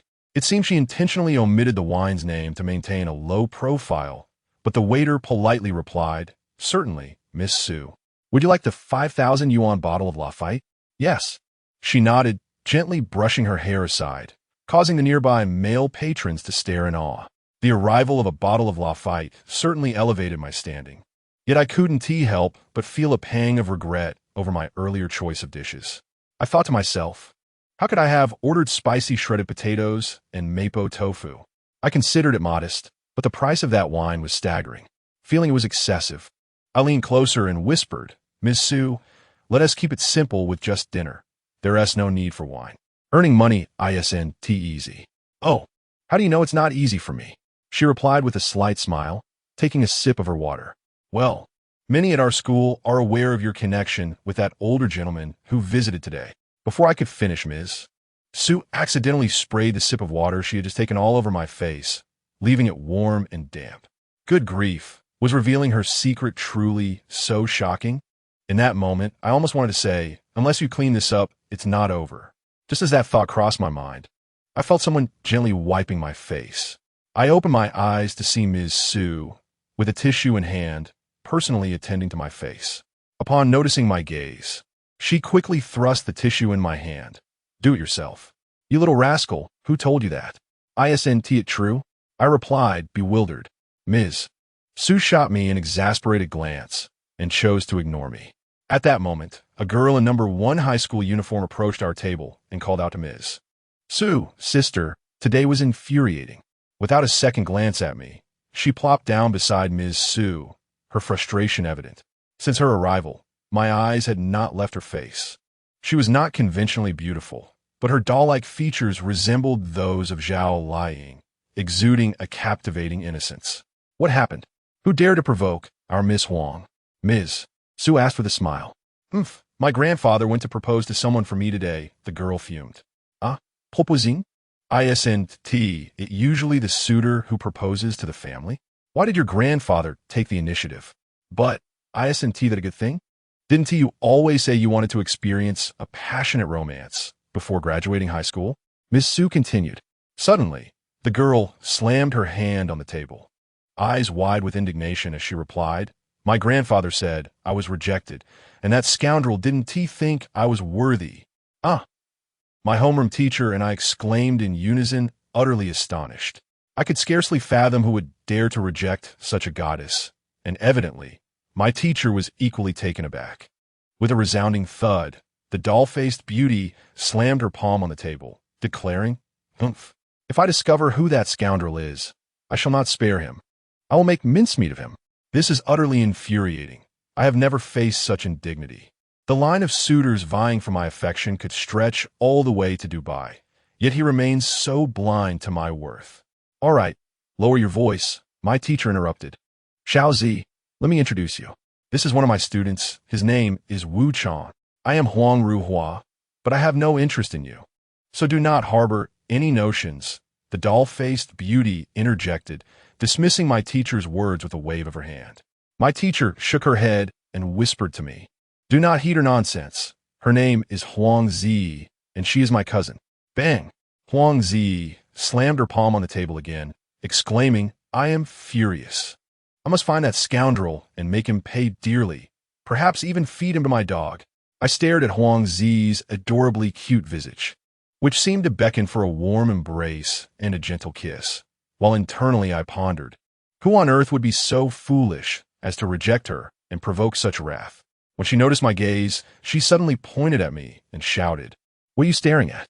Have you never seen such a beautiful woman?" Damn, while her appearance was charming, her temperament seemed rather fierce. Nonetheless, I found it appealing. Such a woman presents a greater challenge. I dared not gaze any longer, and in an attempt to mask my embarrassment, I swiftly took a sip of water. Just then, my mother called me. As soon as I answered, she stated, "Xiao Chong, today an old man named Huang came to our village to pay respects to your grandfather. Later, he visited our home and proposed a match for his granddaughter, claiming that we could ask for anything we desired in return for allowing you to marry her. Your father and I immediately recognized it was a dubious proposition, so we decided to decline." Puff. My sip of water splashed across Huang Zi's face. Damn! It suddenly dawned on me that the scoundrel I had been cursing in my mind was none other than myself. That old man named Huang, who sought to visit his elder brother, was indeed referring to my grandfather. Just as I was contemplating this, Huang Zi, now drenched, stood up and seized my collar, gritting her teeth as she snarled, "If you do not lick the water off my face clean today, you shall pay dearly." I was taken aback by Huang Zi's fierce demeanor. At that moment, I spotted my teacher signaling me with her eyes, initially indicating that I should flee to avoid inciting Huang Zi's wrath. However, I mistakenly interpreted her gestures as a cue for me to obediently comply with her demand. With her face so close, I foolishly extended my tongue and licked her cheek. Chapter 10. You must take responsibility for me after I licked Huang Zi's cheek. The atmosphere in the room grew tense and stagnant. Both Huang Zi and my teacher stared at me in disbelief. And then I witnessed Huang Zi cover her ears before she suddenly closed her eyes and let out a scream that could shatter glass. Ah, damn, that sound was ear-piercing, a force to be reckoned with, rivaling the legendary roar of Xie. It was no wonder she had covered her ears beforehand, fearing she might deafen herself. Yet, the way she shielded her ears before screaming was rather endearing. I had no time to ponder, as the attention of everyone in the restaurant was now fixed upon us, and I, too, was stunned by Huang Zi's fierce outburst. "Wasn't it you who asked me to lick?" Now she was shouting at me. "I will kill you." Huang Zi suddenly grabbed a knife and fork from the table, thrusting the knife towards my chest. Thankfully, I had learned a few self-defense moves and managed to grasp her wrist, narrowly avoiding a fatal blow. Then she lunged at my eyes with the fork, and I quickly seized her other wrist. I was growing increasingly agitated. This girl was far too aggressive. "Could you please refrain from being so impulsive? After all, you were the one who asked me to lick. How dare you say that?" My teacher snapped, quickly embracing Huang Zi from behind. "Xiao Zi, calm down. Let's discuss this rationally." "Sister, I genuinely intend to kill him. This time I mean it." Huang Zi's tone shifted to one of chilling composure. Yet, the more composed she became, the more frightened I felt, for it was evident she was not joking. I watched as she struggled against my teacher's hold, trying to wrench her hands free from my grip. "Let go of me! Let go!" Huang Zi stared at me with an icy gaze, enunciating each word deliberately. Terrified, I released her hands, for her calm demeanor was quite unnerving. As soon as I did, she hurled the knife and fork at me. Fortunately, she lacked the skill to throw knives, or I might have been mortally wounded. My teacher immediately gestured to me again, and this time, I finally understood her intent. Run, run. Realizing that the cozy and romantic dinner with my teacher was now a lost cause. I recalled the filet mignon I had ordered. I waved to the distant waiter, declaring a statement that would surely provoke my teacher's ire. "Waiter, please pack that filet mignon." I had heard that steak was quite expensive, and having never tasted it before, I could not bear to miss such an opportunity. "You." My teacher was exasperated. "So you want that filet mignon more than your life, huh? I see you value steak over your own existence." With that, she viciously released Huang Zi. Oh no. I noticed Huang Zi had grabbed the knife from in front of my teacher. I turned and fled. As I passed the waiter, I shouted, "What are you dawdling for? I asked you to pack my steak, not to stand around doing nothing."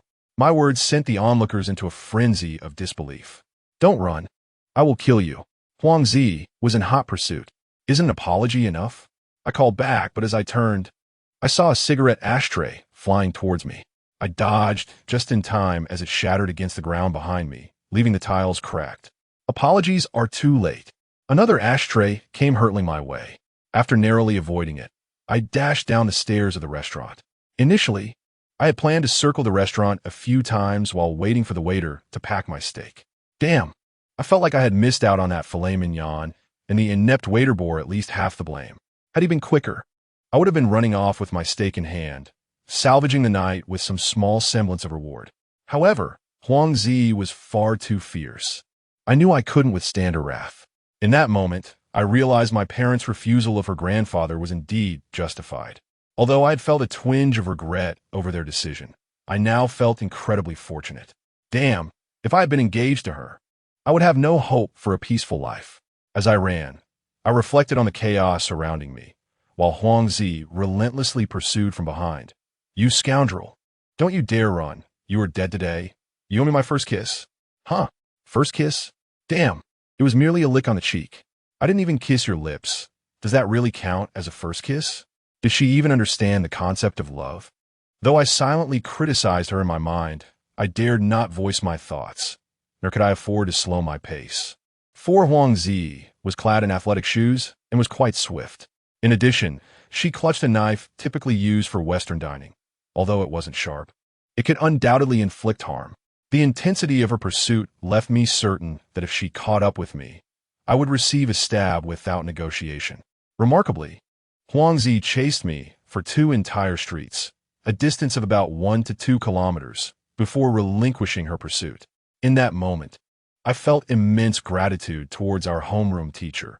Had she not often penalized me with laps around the playground, I would surely have been overtaken by Huang Zi, as she was remarkably swift. However, with a knife-wielding adversary on my tail, I found myself running faster than ever. Once I noticed she had stopped chasing, I took refuge in a narrow alley to calm my nerves with a cigarette, given my propensity to seek solace in a smoke during stressful moments. It was imperative that I indulged in a cigarette to regain my composure. After 2 cigarettes, once I had sufficiently regained my breath, I hailed a taxi and set off toward a nearby KFC. Initially, after leaving the hospital, I had intended to fetch dinner for Lu Xiaowan. But my homeroom teacher had invited me to dine at a Western restaurant. Eager to impress, I had promptly called Lu Xiaowan to share the news and promised to bring back 2 steaks for him. Alas, not only did I fail to bring him any, but I also missed out on the meal myself. To appease him tonight in hopes of securing his assistance with a reflective essay, I resolved to splurge on a chicken burger at KFC. Upon arriving at the hospital, I quickly consumed a 6 yuan fried noodle dish from a nearby fast food outlet before placing the chicken burger on Lu Xiaowan's bedside table. "Enjoy," I declared. "What happened to the promised steak? Why is it a burger?" Lu Xiaowan questioned. The restaurant reported a recent outbreak of bovine disease, making beef unavailable. I fabricated a reason. To my surprise, Lu Xiaohuan accepted my explanation. Oh, there's an outbreak? I must call my dad and advise him to refrain from letting the cattle out. I was left speechless by his lack of discernment. It became clear why I often found myself on the losing end during our gaming sessions. Shortly thereafter, Lu Xiaohuan began inquiring about my relationship with the homeroom teacher. Naturally, I refrained from disclosing that I had been chased out with a knife. Instead, I spun a tale filled with grandiosity to divert his attention. Before long, my homeroom teacher called. Wu Chang, brace yourself. My cousin may come to school tomorrow to confront you. Once she sets her mind to something, no one can deter her. Startled, I stood frozen. What do you mean? You brought this upon yourself for your earlier behavior. Ms. Su, weren't you the one who signaled me to appease her? What? You tried to appease whom? Lu Xiaohuan exclaimed. Get lost. It's none of your concern. I snapped at Lu Xiaohuan. What? You want me to leave? Suddenly, my homeroom teacher interjected. Fine. You said it's none of your business. Don't expect me to defend you anymore. You'll reap what you sow. Don't say I didn't warn you. My cousin is spoiled and fearless. Even the principal of our school is intimidated by her. Let us see how you handle this. She continued. Also, you heard what she said. My grandfather visited your home today to propose. However, your parents turned him down. She mentioned wanting to deal with two people to relieve her anger. One is you, and the other is that person who rejected her. You should know very well that both refer to you. She is coming to your house this Saturday. Good luck. With that, she hung up, leaving me in a state of shock. I realized that even if I explained to her that I wasn't referring to her, it would be futile. Given her tone, even if she were willing to assist me, Huang Zi would undoubtedly pursue me relentlessly. Strong brother, what happened? Who were you appeasing? Ms. Su? Strong brother, what's wrong? You look pale. Strong brother, did you offend someone from the underworld? I sighed deeply. Nothing to worry about. I'm heading home. Call me if something arises. With a heavy heart, I exited the hospital and caught a taxi back to my residence. Ironically, as the taxi halted at the entrance of my neighborhood, I spotted a girl in school uniform standing by a black Mercedes, scanning the surroundings. Two burly men loomed beside her, both towering over 185 meters with imposing physiques, clearly trained fighters. My legs quivered at the sight of them, as the girl was none other than Huang Zi. She truly held a grudge that wouldn't fade overnight. While my homeroom teacher had only anticipated her arrival at school tomorrow, she had surprised me by showing up now. It seemed I was truly doomed. Having provoked such a formidable young lady, how could I possibly continue my studies at Sanzhong? I realized that if I wished to remain in school, I had to confront this challenge. As the saying goes, what is fated cannot be avoided. I would have to face it sooner or later, with no acquaintances around. It would be better to resolve the matter now rather than wait for her to bring a crowd to school and humiliate me. With that thought, I steeled myself and opened the car door. Upon my exit, Huang Zi's cherubic face broke into a charming smile. Truthfully, she was extraordinarily cute. I had never encountered anyone so endearing. Just as I had braced myself for her tempestuous demeanor, she unexpectedly uttered a line I could never have anticipated. You must take responsibility for me. Shocked, I wondered what was happening. What? You're unwilling to take responsibility? Huang Zi's brow furrowed, and her expression darkened. Simultaneously, the two imposing men seized my arms, their grip unyielding. Any attempt to escape was futile. If you refuse to take responsibility, I'll have them cut out your tongue, Huang Zi threatened brazenly. Although I recognized her words were a mere game, I could only nod in silence. For the time being, pacifying her was preferable to receiving a beating or losing my tongue. The sheer strength of those two men made it clear that even facing one of them would be a daunting task, let alone both. Huang Zi, upon seeing my acquiescence, broke into a cheerful smile. Hee, big Lingo, little Lingo, you may let him go. He is now my boyfriend. With that, she took my arm and led me away, and after walking a short distance, she said, all right, from this moment on, you are my boyfriend. However, I have a formidable task for you. Today, I was bullied. A scoundrel dared to reject my grandfather's proposal. You must help me reclaim my honor. Rest assured, I'm not fond of that scoundrel. I simply refuse to accept that he has the right to reject me. It should be I who turns him down. This Saturday, you will accompany me to his home. I heard he is just a poor rural kid. It would be unfair to send city folks after him. So you're the perfect choice. I realized then why she had suddenly changed her demeanor and insisted I take responsibility. She clearly intended to use me to confront the one who rejected her proposal, effectively orchestrating a conflict between us. The tragic twist was that the scoundrel she referred to was none other than myself. If she finds out about this, I will certainly face a more humiliating demise. Damn it, an even greater dilemma has arisen. Chapter 11. A Major Trouble. Are you listening?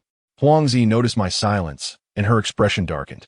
Oh, I foolishly nodded. I will come here to pick you up at 8 in the morning the day after tomorrow. If I arrive and don't see you, you will be in serious trouble. Oof. Huangzi wrinkled her nose and turned to leave in her car, watching the taillights gradually fade into the night. I felt a chill in my heart. However, it suddenly struck me. How did Huangzi know I lived here? I immediately thought of our homeroom teacher.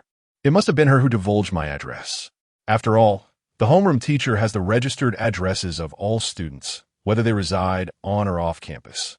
Fortunately, I had only filled out the name of the community and not the exact apartment number. Otherwise, Huangzi would have surely shown up right on my doorstep. The thought sent a shiver down my spine. Of course, I dared not call the homeroom teacher to express my grievances and simply simmered in frustration on my way home. Upon arriving, I noticed the lights were on in the room next door, and a pair of white women's sneakers had appeared at the door. I realized one of my housemates had returned. In the past, discovering one of my housemates was a woman would have delighted me. But now my mind was consumed with thoughts of how to deal with Huangzi the day after tomorrow, leaving me no room for other considerations. Thus, I skipped my shower and headed straight to bed. Lying on my bed, I couldn't help but check the WeChat group for female teachers. I discovered many teachers discussing the incident where I had confronted the security guard, speculating whether I would be expelled. Numerous teachers remarked that a student like me deserved expulsion. Their words ignited my indignation, and I nearly retaliated with a response in the group. After a while, I suddenly saw teacher Yizi, the physical education teacher, speaking up in the group, stating that she had returned and would be attending classes at school tomorrow. I felt a surge of joy at her return, primarily because she is the most esteemed among our school's trio of star teachers, especially with her lustrous, straight black hair. Just the thought of it was exhilarating. I intended to keep an eye on a WeChat group, but just then, a friend request notification startled me. It was from our homeroom teacher. Add me, I'm Xiao Han. I need to discuss something urgent. What on earth is this situation? My nerves instantly tensed. However, since she had already sent me a request, if I did not accept, what if she inquired about the Chin teacher I had impersonated? It would undoubtedly expose my ruse. Thus, I decided it was best to accept her request to stabilize the situation. As soon as I added her, she promptly messaged me. Chunjia, are you still awake? I just noticed you joined the group, so I quickly added you. You used to be so unfamiliar with WeChat. How come you're keeping up with the times now? It turned out that the Chun teacher I had impersonated was an older, reclusive history teacher with a notoriously volatile temperament and poor rapport among the faculty. Yet, it seemed our homeroom teacher, Su Yuhan, had a decent relationship with her. With a heart full of trepidation, I replied, just learned. The homeroom teacher quickly responded, Chunjia, I am in big trouble. You must help me. I think only you can save me now. It seemed the homeroom teacher was entangled in a predicament, so I cautiously inquired, what happened? She sent a voice message. Well, today my family arranged a rather absurd marriage for me, insisting I get engaged to someone. But alas, her tone was evidently fraught with distress, conveying a sense of deep concern. However, upon hearing her plight, I felt a pang of sympathy. Damn it, what was going on with her family? They had just arranged an engagement for Huangzi, and now they were seeking a suitor for Su Yuhan as well. Were they so eager to marry off their daughters? I wondered who the fortunate man was that he could potentially win the heart of such an intelligent and beautiful woman. I had no time to ponder further and quickly probed her. You're 24 this year, right? Isn't that a good age for engagement? After a while, the homeroom teacher sent a lengthy voice message.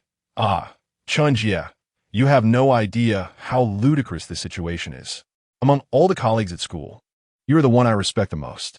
I consider you like an older sister. And I don't mind telling you that the person my family has arranged for me is actually one of the boys from my class.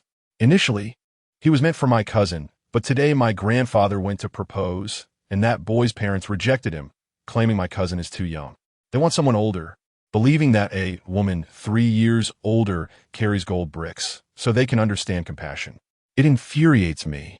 Thus, my grandfather shifted his focus to me, insisting that I visit his home tomorrow to meet his parents. If they take a liking to me, the engagement will be settled immediately. What? That fortunate fellow is me? I sat upright in bed, my hands trembling uncontrollably around my phone. Before I could respond, the homeroom teacher sent another voice message. Chunjia, you must help me think of a solution tonight. I am truly at my wit's end. It's all my cousin's fault. If she were just a bit older, she wouldn't have been rejected by that boy's parents, and I wouldn't be in this predicament. Now, they look down upon her age, and my grandfather has turned to me. You know how our family operates. My grandfather's word is law, and no one dares to oppose him. As soon as I received this news, I hurriedly arranged to meet that boy for dinner and intentionally brought my cousin along to facilitate their meeting. If they hit it off, I would be out of the picture. But that little brat completely botched it. Upon meeting my cousin, he offended her to the point where she would like to kill him. They are unlikely to reconcile now. Thankfully, I quickly calmed my cousin down, convincing her to pretend to date him for revenge, ensuring she would have ample opportunities to get back at him later. However, this is merely a temporary fix, not a long-term solution. The key is how to ensure his parents don't approve of me tomorrow. Chunjia, please think of something.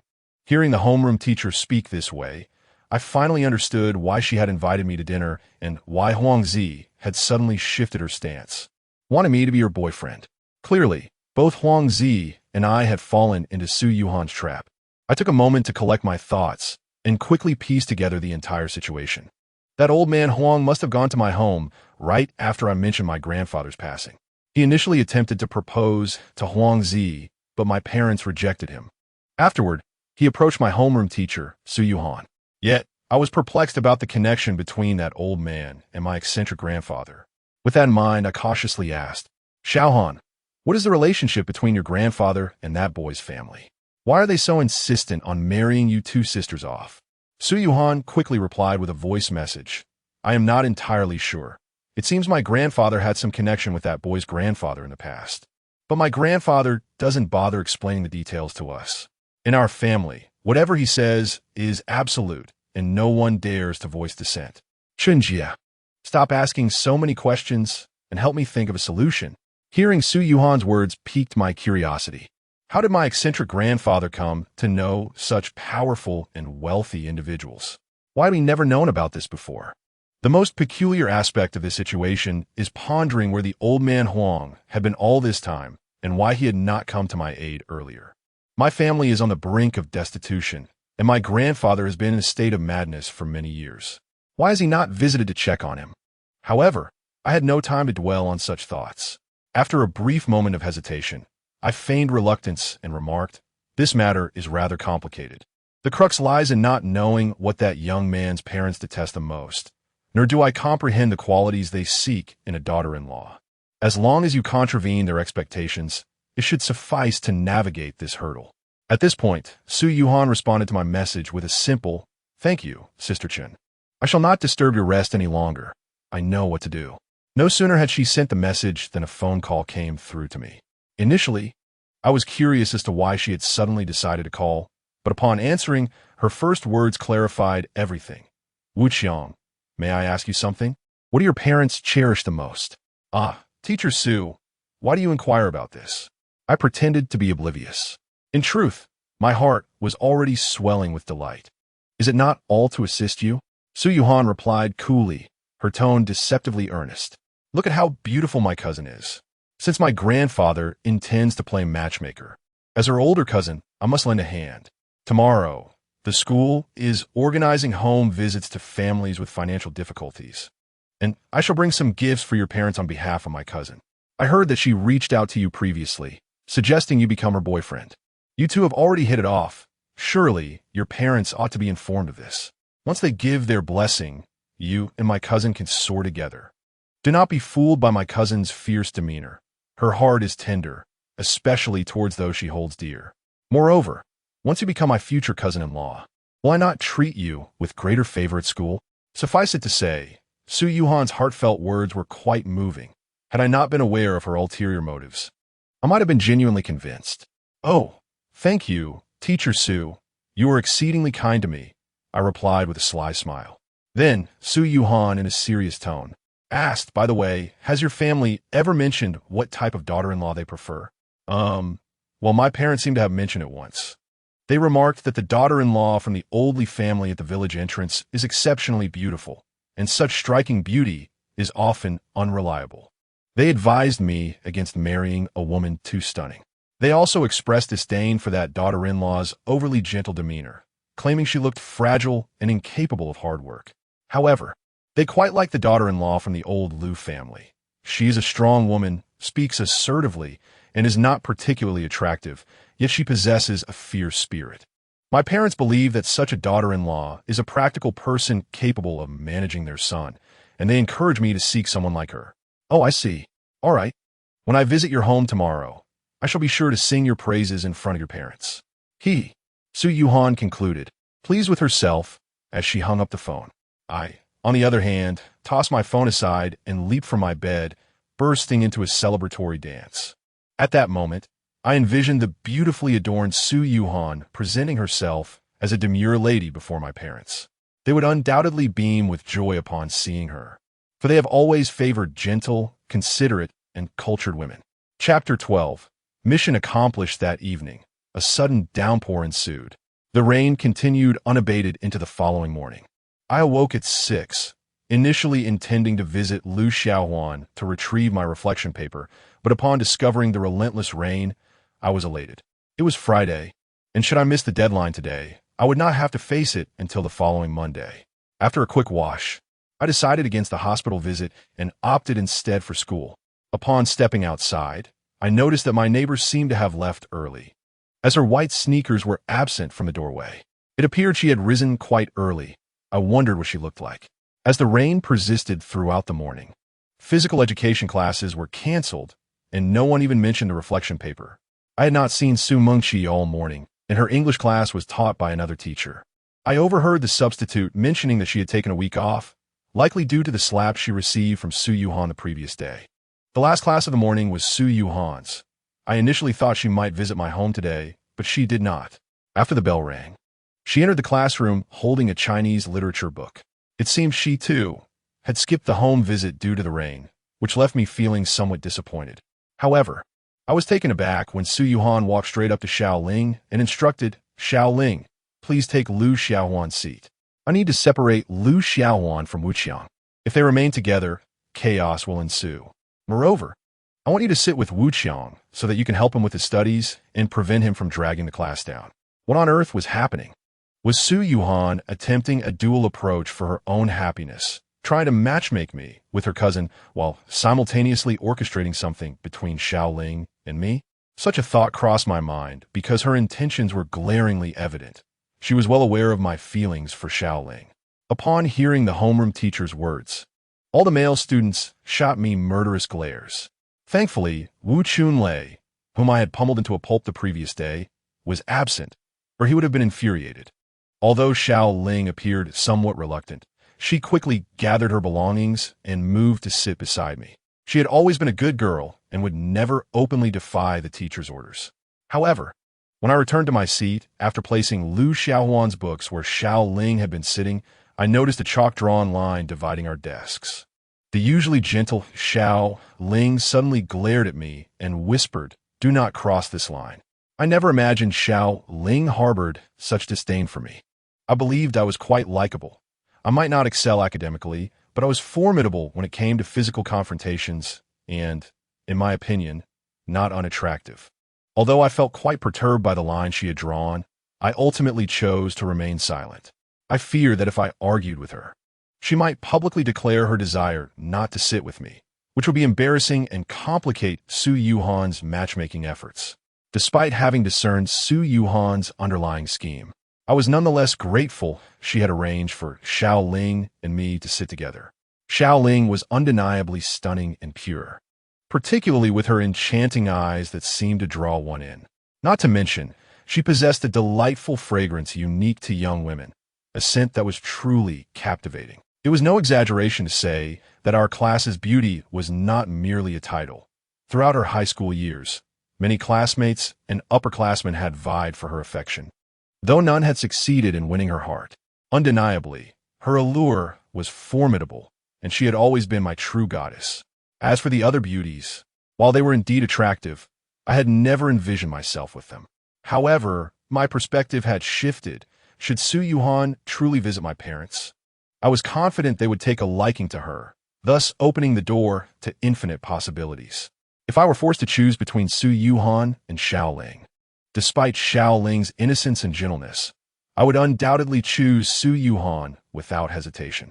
Due to her alluring maturity, she undoubtedly possessed a charm that surpassed that of Xiao Ling.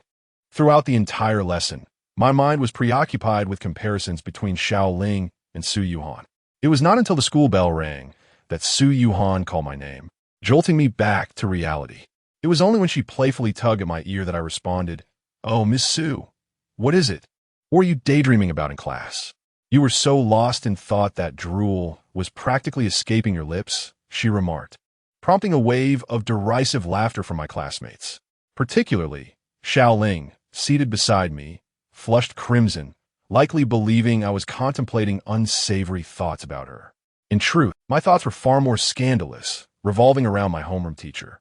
Yet, I refrained from confessing this truth and hurriedly offered an explanation to Su Yuhan. "Ms. Su, I was attentively listening to your lecture. Your teaching is truly captivating." In reality, I had been mesmerized by her figure. "Is that so?" Su Yuhan shot me a disapproving glance, finally releasing my ear. True to her word from the previous night, had it been any other time, she might have made me run laps around the playground, yet she chose to let me off lightly. "Come with me to the office, and Xiao Ling, you should join us as well." With that, she turned and walked away.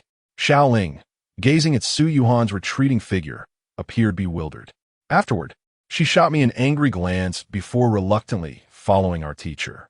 As Xiao Ling and I trailed behind Su Yuhan to the staircase of the administrative office, our teacher suddenly halted and turned to face us. "Xiao Ling, is there an issue with your assigned seating next to Wu Chong?"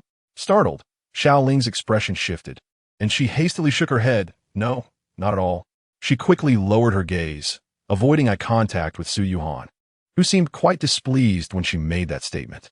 I sensed that Xiao Ling wished to voice her dissatisfaction, but was too intimidated by Su Yuhan's demeanor to do so. "And you, Wu Chong, are you dissatisfied?" Su Yuhan inquired again. At that moment, Xiao Ling shot me a disdainful glance, clearly assuming that I was eager to sit beside her. It was apparent that she harbored a strong dislike for me, and not just a fleeting one. Despite my long-held desire to share a desk with her since the first semester of our freshman year, her coldness had left me utterly heartbroken. Reflecting on the divide between us, her disdainful expressions throughout the lesson, and the joyful moments spent with Lu Xiaowan, I concluded that if she loathed me so much, I would prefer to sit with Lu Xiaowan instead. At least that might improve Xiao Ling's future expressions towards me.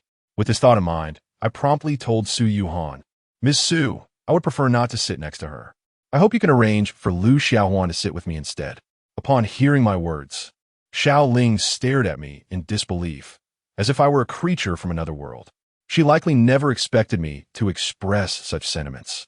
Not only her, but even Su Yuhan seemed taken aback. Given my declaration, Su Yuhan had no choice but to respond, "Xiao Ling, you can return to your original seat." As she said this, she shot me a glare, as if blaming me for undermining her good intentions. "Ms. Su, Wu Chang's grades are quite poor. I am willing to help him with his studies, so please allow us to sit together." Xiao Ling unexpectedly volunteered to sit beside me once more. Women's hearts are indeed as inscrutable as the depths of the sea. Her intentions were utterly perplexing. I was left bewildered by Xiao Ling's sudden change of heart. "All right then, Wu Chang, whether you like it or not, this arrangement is final," Su Yuhan declared, waving Xiao Ling off. Xiao Ling wrinkled her nose at me, her demeanor oddly triumphant. I later learned that my earlier comment had wounded her pride. She felt that since she had not expressed a reluctance to sit with me, my words were an affront. Once she had departed, Su Yuhan seized my ear once more. "You little rascal. Do you know why I arranged for you to sit next to Xiao Ling? As I mentioned yesterday, since you are to be my future brother-in-law, I will certainly look out for you at school. Since you seem so fond of Xiao Ling, I purposely seated you together, and you dare not appreciate it. Ms. Su, if you regard me as family, isn't it rather unfair to deliberately place me beside a girl I fancy? What, your sister? I retorted. Oomph. Don't think I'm unaware of your intentions. Did you not hear me say that she would tutor you? I only wish for your grades to improve and to spare our class from embarrassment, Su Yuhan countered, her excuse quite compelling. However, I had no intention of exposing her true motives, so I refrained from further argument. Deep down, Su Yuhan understood that her cousin's temperament would never mesh with mine, and she was well aware of my affection for Xiaoling. By orchestrating this arrangement, she created a plausible excuse should my parents ever take an interest in Xiaoling. My declaration of disinterest in sitting with Xiaoling was not a mere whim. I had carefully considered it.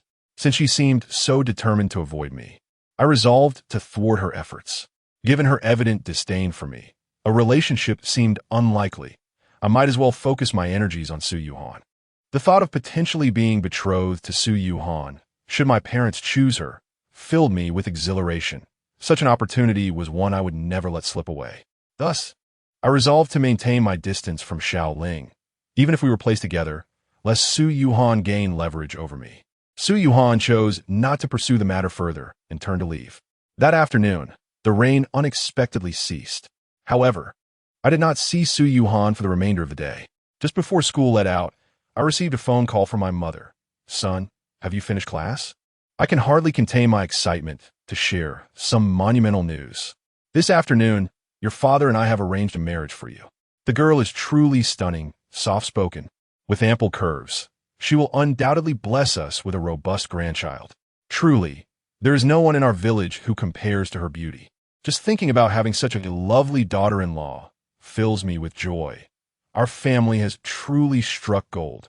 My heart raced with exhilaration upon hearing my mother's words. I had never felt such excitement in my life. As she continued to chatter on the phone, I scarcely absorbed her words, lost in reverie about the romantic future I envisioned with Su Yuhan. Ultimately, it was Xiaoling's voice that brought me back to reality. School's out. Why are you daydreaming? Xiaoling and I were seated at the first desk along the left wall of the classroom. As it was a double desk, she was seated against the wall. If I did not stand up, she could not exit, hence her call for me to move. In a good mood, I had no desire to tease her, so I quickly stood to let her pass. However, once she left, I resumed my seat, planning to return my mother's call to inquire further about the day's events. Just then, I received a call from an unfamiliar number beginning with 188, followed by our local area code's last 3 digits, and the last 5 digits were 12345. Clearly, this was not a typical number.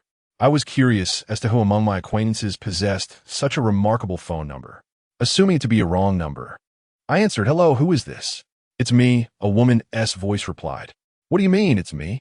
Who exactly are you?" As the torrential rain poured outside, the sound of it echoed through the phone line, rendering the voice on the other end unclear. "You can't even recognize my voice," she shouted. My mind was consumed with thoughts of Su Yuhan. Upon hearing her yell, my first instinct was to think of her, but I was certain it wasn't her voice. Thus, without further contemplation, I boldly retorted, "Who do you think you are? What gave you the right to expect me to recognize your voice?" My fiery temper flared, and when it did, I even scared myself. With my homeroom teacher's wife backing me up, I felt invincible, dismissing whoever was on the line. However, as soon as the words left my mouth, regret washed over me, for I suddenly recalled a person I couldn't afford to provoke. Could it be Huang Zi? Just then, a voice as gentle as a summer breeze came through the phone. "Wu Chang, it's your girlfriend Xiao Yi. Haven't you finished school yet? I'm waiting for you at the school gate." I involuntarily shivered. Although Huang Zi's words were sweetly soothing, a chill crept down my spine. I knew I was in trouble. It was evident she was employing a soft approach, attempting to draw me in before confronting me. Otherwise, she would never be this tender. I had something to attend to and miss class today. I abruptly hung up, the phone slamming down as if sealing my fate. Initially, I intended to call my mother, but at that moment, I noticed 7 unread messages from Su Yuhan on my WeChat.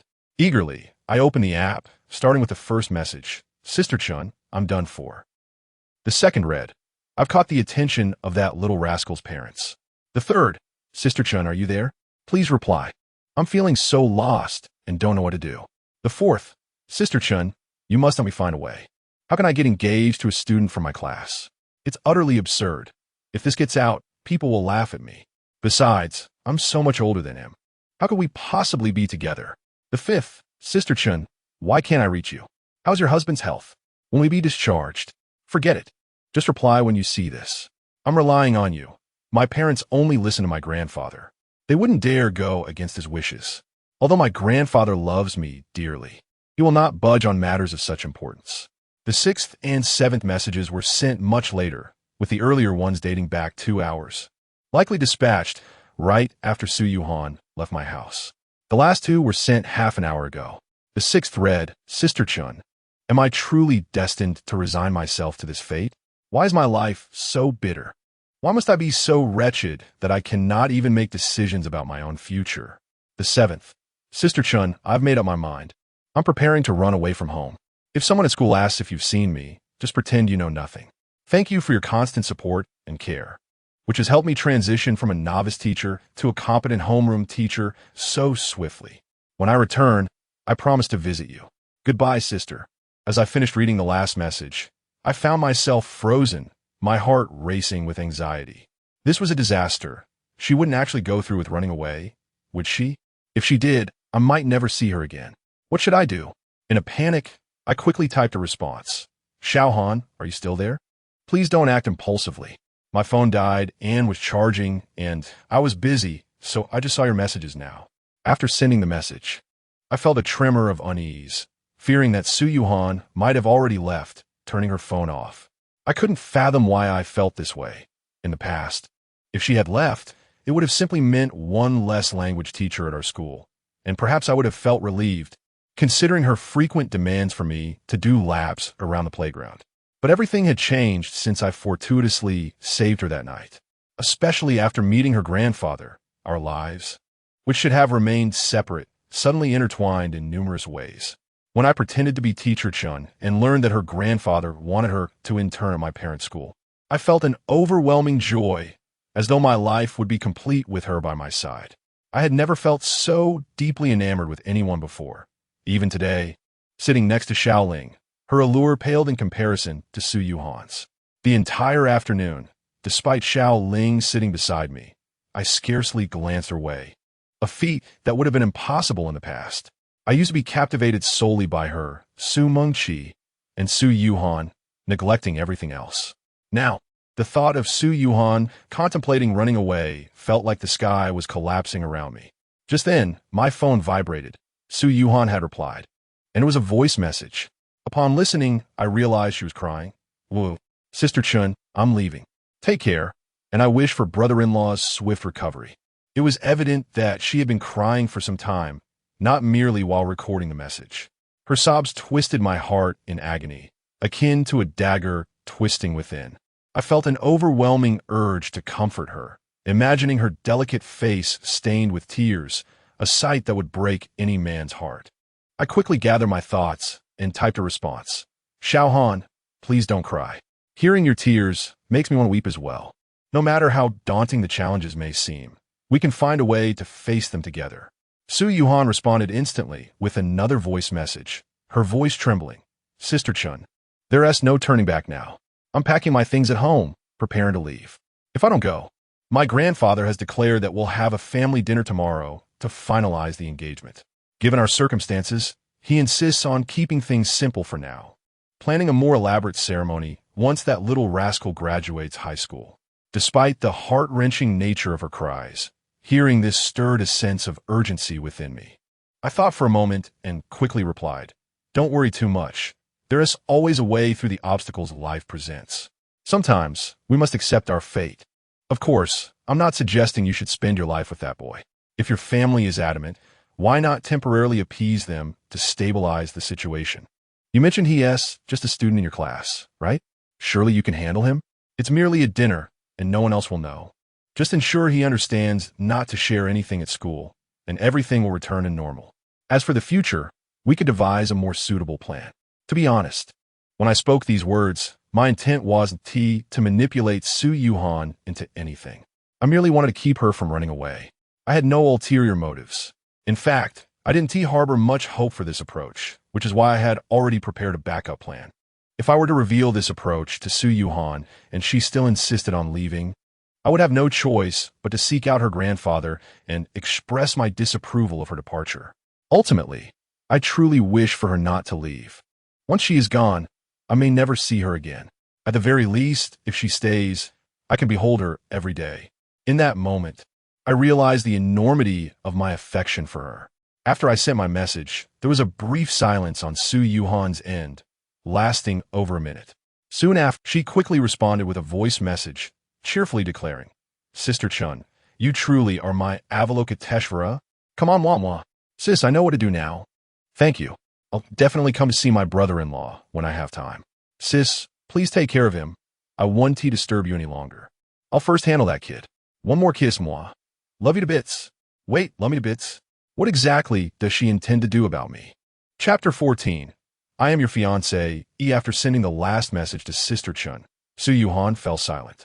However, as before, within 3 minutes she called me. The moment I saw her name on my phone, excitement surged within me. I was genuinely curious about her plan to handle me. I answered the call with enthusiasm. "Hello, Teacher Su. I went to your house this afternoon. Did your mom call you?" Her tone was icy, and I could sense the chill through the phone. You went to my house this afternoon?" My mom didn't call me. I feigned ignorance, sometimes even impressing myself with my acting skills. "All right, I know I can't keep this from you for long. I'll just tell you straight." Su Yuhan sighed heavily. "Teacher Su, what happened? Why the sigh?" I pretended to inquire. At that moment, I was eagerly anticipating her to tell me about our engagement. The thought was exhilarating. Without disappointing me, Su Yuhan suddenly shouted, "You idiot!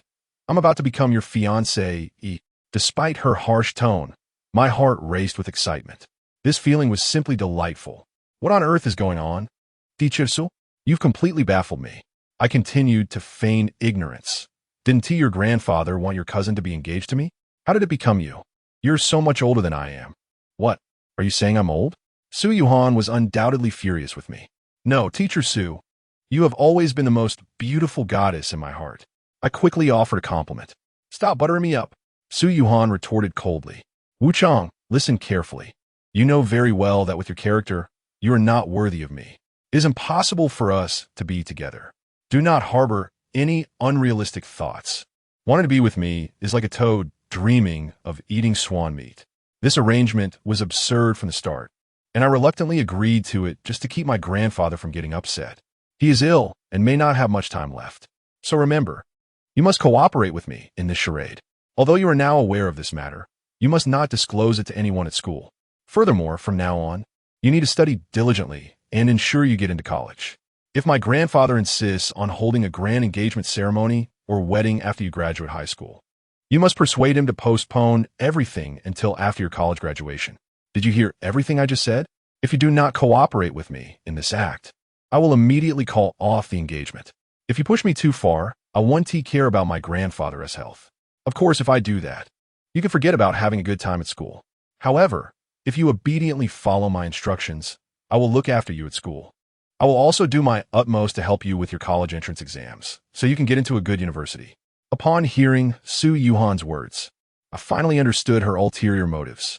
She intended to prolong our situation indefinitely until I graduated from college.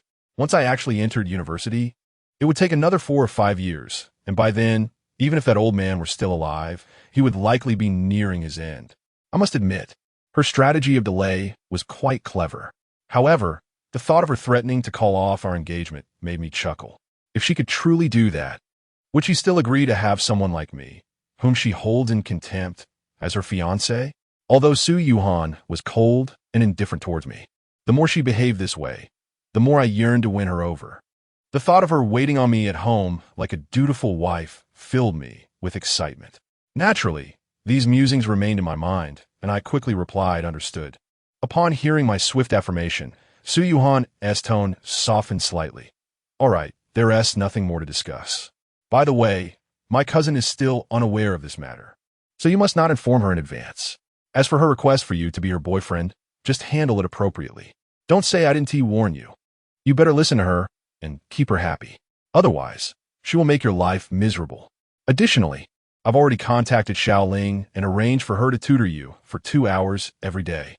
She will cover Chinese, math, and English in rotation.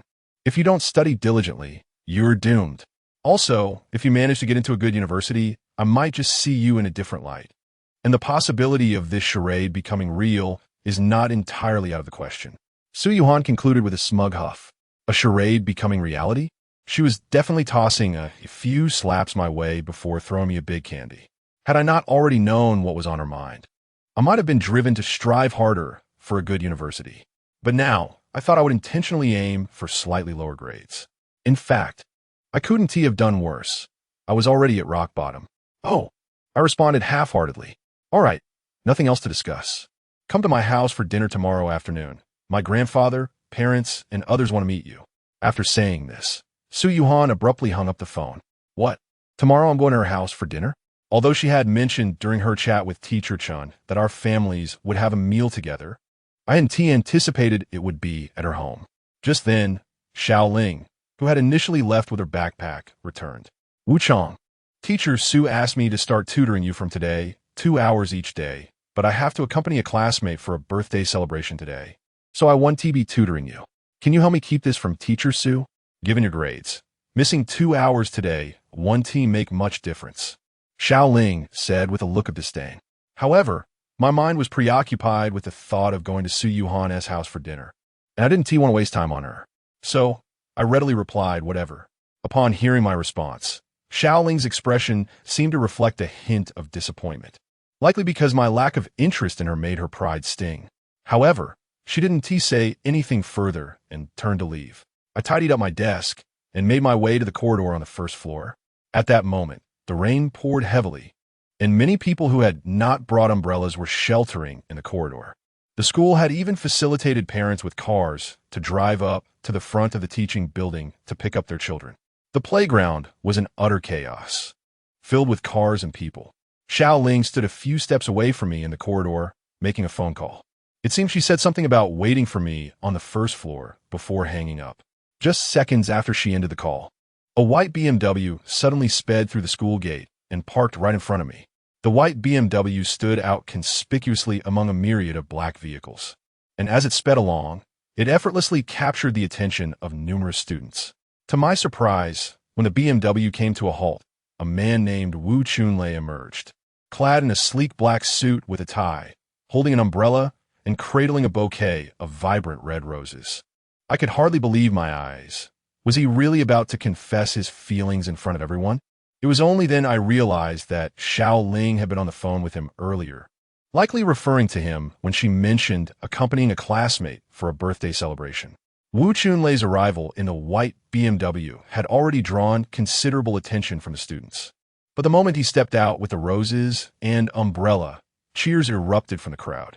Simultaneously, all eyes turned toward Xiao Ling. As many were aware of Wu Chunlei's affections for her, he knelt on one knee in the rain, deliberately positioning himself in front of the BMW so that everyone in the corridor could witness his grand gesture. This scoundrel certainly knew how to create an atmosphere and attract attention. Instead of rushing to profess his love, he glanced at the onlookers, ensuring all eyes were fixed on him before raising the umbrella with one hand and extending the roses to Xiao Ling with the other, bellowing, "Xiao Ling, I love you. Will you be my girlfriend?"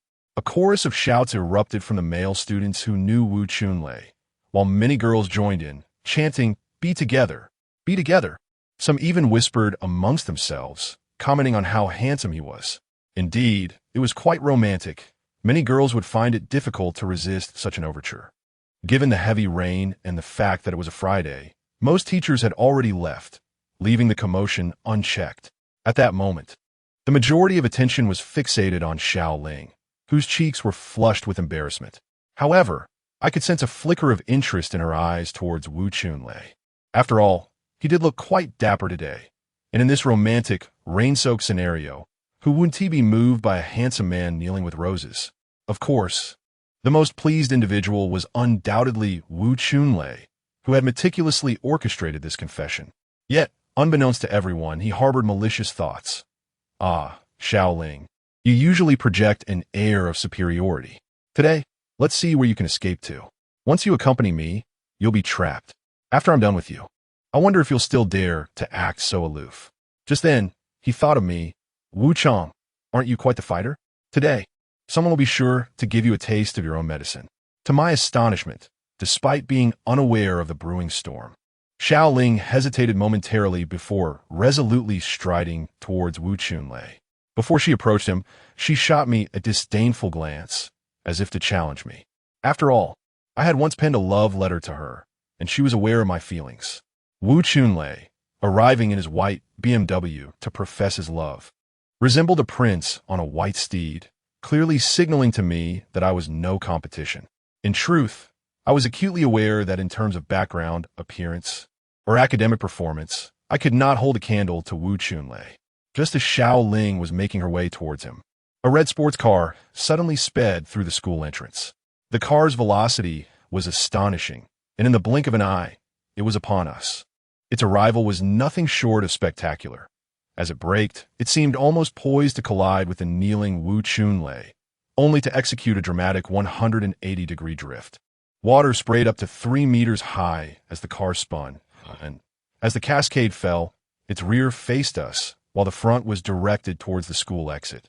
It was then that everyone recognized the vehicle as a red Ferrari. Meanwhile, Wu Chunlei was still wiping the rain from his face, his umbrella having been swept away by the torrent of water kicked up by the Ferrari. The roses he held were also carried off by the water, now drifting towards a nearby drain. Wu Chunlei was thoroughly drenched, yet remained steadfast on one knee. At that moment, all eyes had shifted to the flashy Ferrari, everyone curious about the identity of its driver. Wu Chunlei and Xiao Ling were now forgotten, both transfixed by the magnificent car. Just then, the Ferrari's doors, resembling the wings of an airplane, swung open, and a beautiful girl in a school uniform with a ponytail emerged, holding a red umbrella. Her cherubic face, coupled with her innocent demeanor and sweet smile, immediately captivated the attention of the surrounding males. However, upon recognizing her, I quickly turned to hide behind classmate. It was unmistakably Huang Zi. As she passed by the furious Wu Chunlei, she shot him a disdainful glance, exclaiming, "Fool! What heinous act have you committed to be punished to kneel in this downpour?" The mere mention of Huang Zi's words sent Wu Chunlei into a fit of rage, propelling him off the ground. Yet, as he raised his fist to strike her, he froze in astonishment. His raised fist fell limply as he hastily bowed to Huang Zi, saying, "Miss Huang, my apologies. What a surprise to see you here." "Do you know me?" she replied, her disdain evident in her expression. "We crossed paths at a bar once. Don't you recall?" Wu Chunlei's demeanor at that moment resembled that of a hapless puppy, and Xiao Ling looked on with evident disgust. Despite Wu Chunlei's attempts to ingratiate himself, Huang Zi dismissed him entirely. "What are you to me? Why should I remember you?" Wu Chunlei's face flushed crimson. To be publicly humiliated by a girl in front of so many classmates was unprecedented in our school, where he usually commanded respect. Yet, even under such scorn from Huang Zi, he remained unperturbed, fully aware that in the presence of someone like her, who belonged to the upper echelons of society, he was insignificant. Huang Zi was among the elite, pursued by countless wealthy suitors. Although he had once entertained the notion of pursuing her, he quickly dismissed the idea, recognizing the vast chasm between their worlds. At that moment, Huang Zi coolly inquired, "Do you know Wu Chong from class 78? Upon hearing my name, Wu Chunlei was taken aback, as Huang Zi didn't even know his name, yet was aware of mine. Despite his surprise, he forced a smile and asked, "Miss Huang, what do you need Wu Chong for?" "Oh, nothing much. Just thought I'd like to kill him." Huang Zi replied nonchalantly. "Really?" As Wu Chunlei grew animated, he exclaimed, "Hey, Miss Huang, what did that scoundrel do to offend you?" With a swift motion, Huang Zi raised her hand and delivered a resounding slap to Wu Chunlei's face. I surmised that she must have recalled my earlier act of affection towards her, and in a fit of rage, she vented her frustration upon Wu Chunlei. After striking him, she turned her back and strode directly down the corridor. As she approached us on the first floor, many onlookers gasped in astonishment, exclaiming, "Wow, she looks just like Zhao Liying. Goodness, she truly resembles Zhao Liying. She is practically a youthful version of Zhao Liying. How can the girls from the first middle school be so stunning? If only I had worked a bit harder in junior high and made it to the first middle school." What do you think she's here for? Didn't you hear? She is here to confront Wu Chong from Class 78. It seems Wu Chong has provoked someone formidable this time.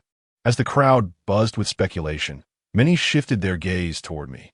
Upon entering the corridor, Huangzi quickly caught sight of me, following the direction of the onlooker stares.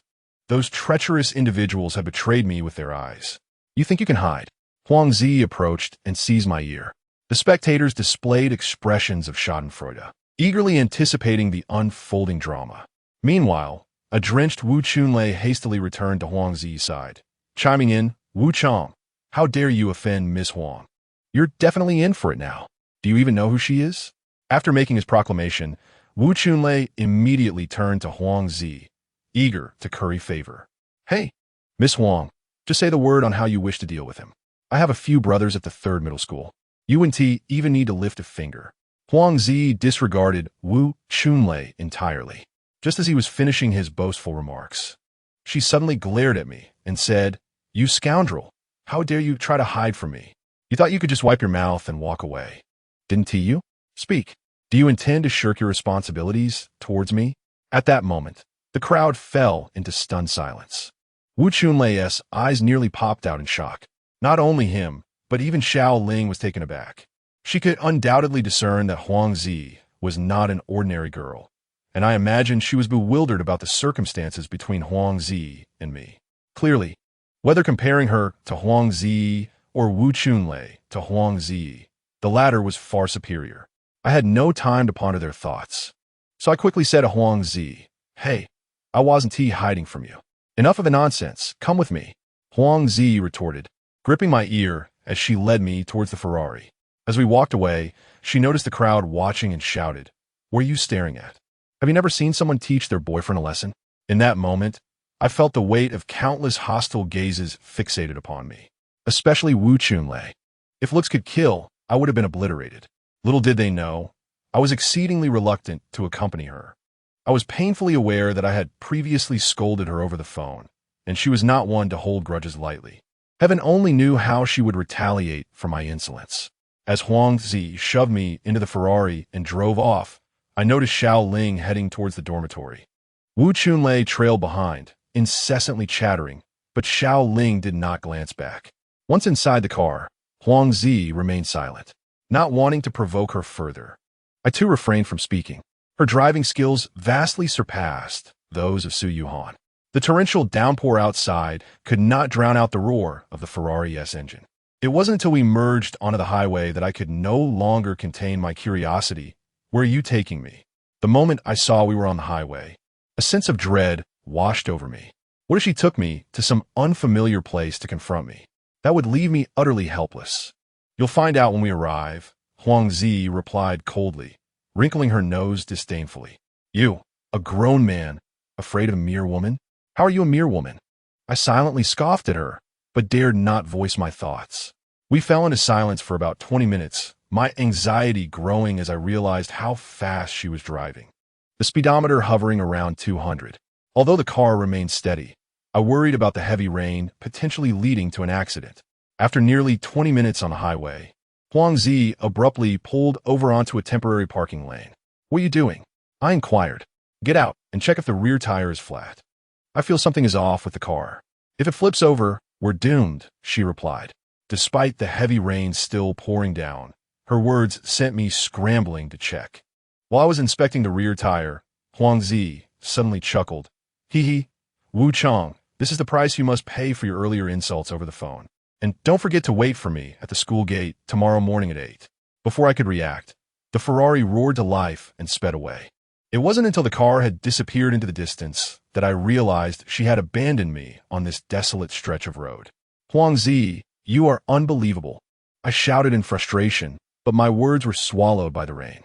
I had long since recognized Huangzi as a headstrong and willful princess, but I never expected her to be so ruthless. Simply because I had insulted her over the phone, unaware of her identity, she would treat me this way. The rain soaked through my clothes in an instant. Fortunately, it was still early spring, and the layers of my clothing kept my phone dry, allowing me to make a call. With no acquaintances who could drive, I could only think of calling Su Yuhan. The idea of running back was absurd. Huangzi had likely covered at least 60 or 70 kilometers in those 20 minutes, taking shelter under a large tree. I dialed Su Yuhan's number multiple times before she finally answered. "What is it?" Su teacher." I stammered, shivering from the cold. "Could you come pick me up?" "I'm busy," she replied curtly before hanging up. I suspected she thought I was asking her to drive to the school in this downpour. I quickly called her again, but although the call connected, she refused to answer. So, I crouched beneath the tree, shielding myself from the rain, and sent her a text. "Su teacher, I've been abandoned on the highway by your cousin. Please come and get me." Desperation led me to plead for her assistance, the word please escaping my lips for the first time in my life. Su Yuhan replied with a text. "Why should I care if she left you stranded? It's not like I abandoned you. If it's that dire, just run back. What obligation do I have to pick you up? This is absurd. Did you really think we had any personal connection? You are merely my student, nothing more." Reading her message, a chill ran through me. It dawned on me that she and her cousin, both daughters of affluent families, likely viewed someone like me, a person of modest means, as insignificant. In that moment, the dream of marrying my homeroom teacher dissipated into thin air. It was only then that I comprehended the truth. We were never of the same world. Our paths converged merely due to the peculiar history shared between my eccentric grandfather and that elderly gentleman. She epitomized the lofty elegance of a swan, just as Su Yuhan had remarked. Any feelings I harbored for her were nothing more than a toad yearning for a swan's delicacy. The rain soaked my being, chilling me to the bone, but it was the frostiness within my heart that truly stung, an ache that was both profound and piercing. In that moment, I dialed the number of my only confidant, Lu Xiaowan. Upon hearing that I had been abandoned on the highway, he promptly hailed a taxi and rushed to my aid. The following morning, I called my parents, urging them not to come to the city. That evening, I ventured alone to Su Yuhan's residence. My intention was to inform them that regardless of any ties my grandfather had with their family, we no longer required their assistance. Nor did we desire a union between our families. Yet, it was somewhat tragic that Su Yuhan resided in a prestigious villa district, and when I arrived at the entrance, the security guard denied me entry. I explained that I was seeking Su Yuhan and provided her address, but they still refused to let me in, stating they could not confirm my relationship with the owner as she wasn't answering their calls. They insisted I contact her directly and have her notify the security to permit my entrance. After seeing Su Yuhan's text the previous night, I had immediately blocked her. My phone, equipped with 360 software, rendered her calls futile, and I was unable to receive her messages. Furthermore, after blocking her, I deleted her number, ensuring that even if I wished to call her now, I could not. In truth, I had no intention of reaching out again. I had come as per our agreement. Yet I couldn't even cross the threshold of her abode, which was disheartening. My pride had suffered yet another grievous blow. I decided that since I could not enter, I would simply wait until Monday to speak with Su Yuhan. Thus, I took a taxi directly to the hospital to accompany Lu Xiaowan. Upon my arrival, Lu Xiaowan excitedly urged me to check our school's Baidu Tieba, claiming there was a delightful surprise awaiting and warning that I might miss it if I delayed. I inquired about the latest happenings at school, and he urged me to see for myself, asserting I would regret it if I didn't. Despite my gloomy mood stemming from the situation with Su Yuhan, curiosity piqued my interest in our school's affairs. Our school, Baidu Tieba, was a hub for nearly all students of the third middle school, and even several teachers took part, so any fresh news would swiftly circulate there. As I opened the Baidu Tieba to find the page dedicated to Dongshan City Third Middle School, the first post that greeted me was a sensational headline: "The Scandal of Su Yuhan, one of the 3 beauties of our school." The lead image was a rather provocative beach photo of Su Yuhan, and before I could delve deeper, I noted that the replies had already exceeded 1,000. Upon further investigation, I discovered many classmates fervently discussing and praising Su Yuhan's physique. Scrolling down, I saw multiple beach photos of her, all of which I recognized from the last time she shared them in the female teachers' WeChat group. There was also a photo of Su Yuhan with a portly elderly man, whose face was pixelated, but I could easily discern it was her grandfather. Although I recognized him, most others did not. Many classmates were vociferously denouncing Su Yuhan as a mistress, a lewd woman, and were appalled that such an old man would take an interest in her. Others chimed in, declaring that Su Yuhan's reputation as a beauty was now tarnished and that she had been expelled from her title. The vitriol was overwhelming, and some comments were so distasteful that even I found them hard to read. However, my primary concern was the identity of the post's author, who went by the moniker Indestructible Little Cockroach. It was infuriating, as many at school referred to me by that name, making it blatantly obvious that someone was impersonating me. It was evident to anyone familiar with Baidu Tieba that the author was using a level 5 account, which could be achieved in just a day or two. I suspected it was Su Mengqi, as she had been slapped by Su Yuhan the previous Thursday. Given her temperament, it was only natural she would seek revenge.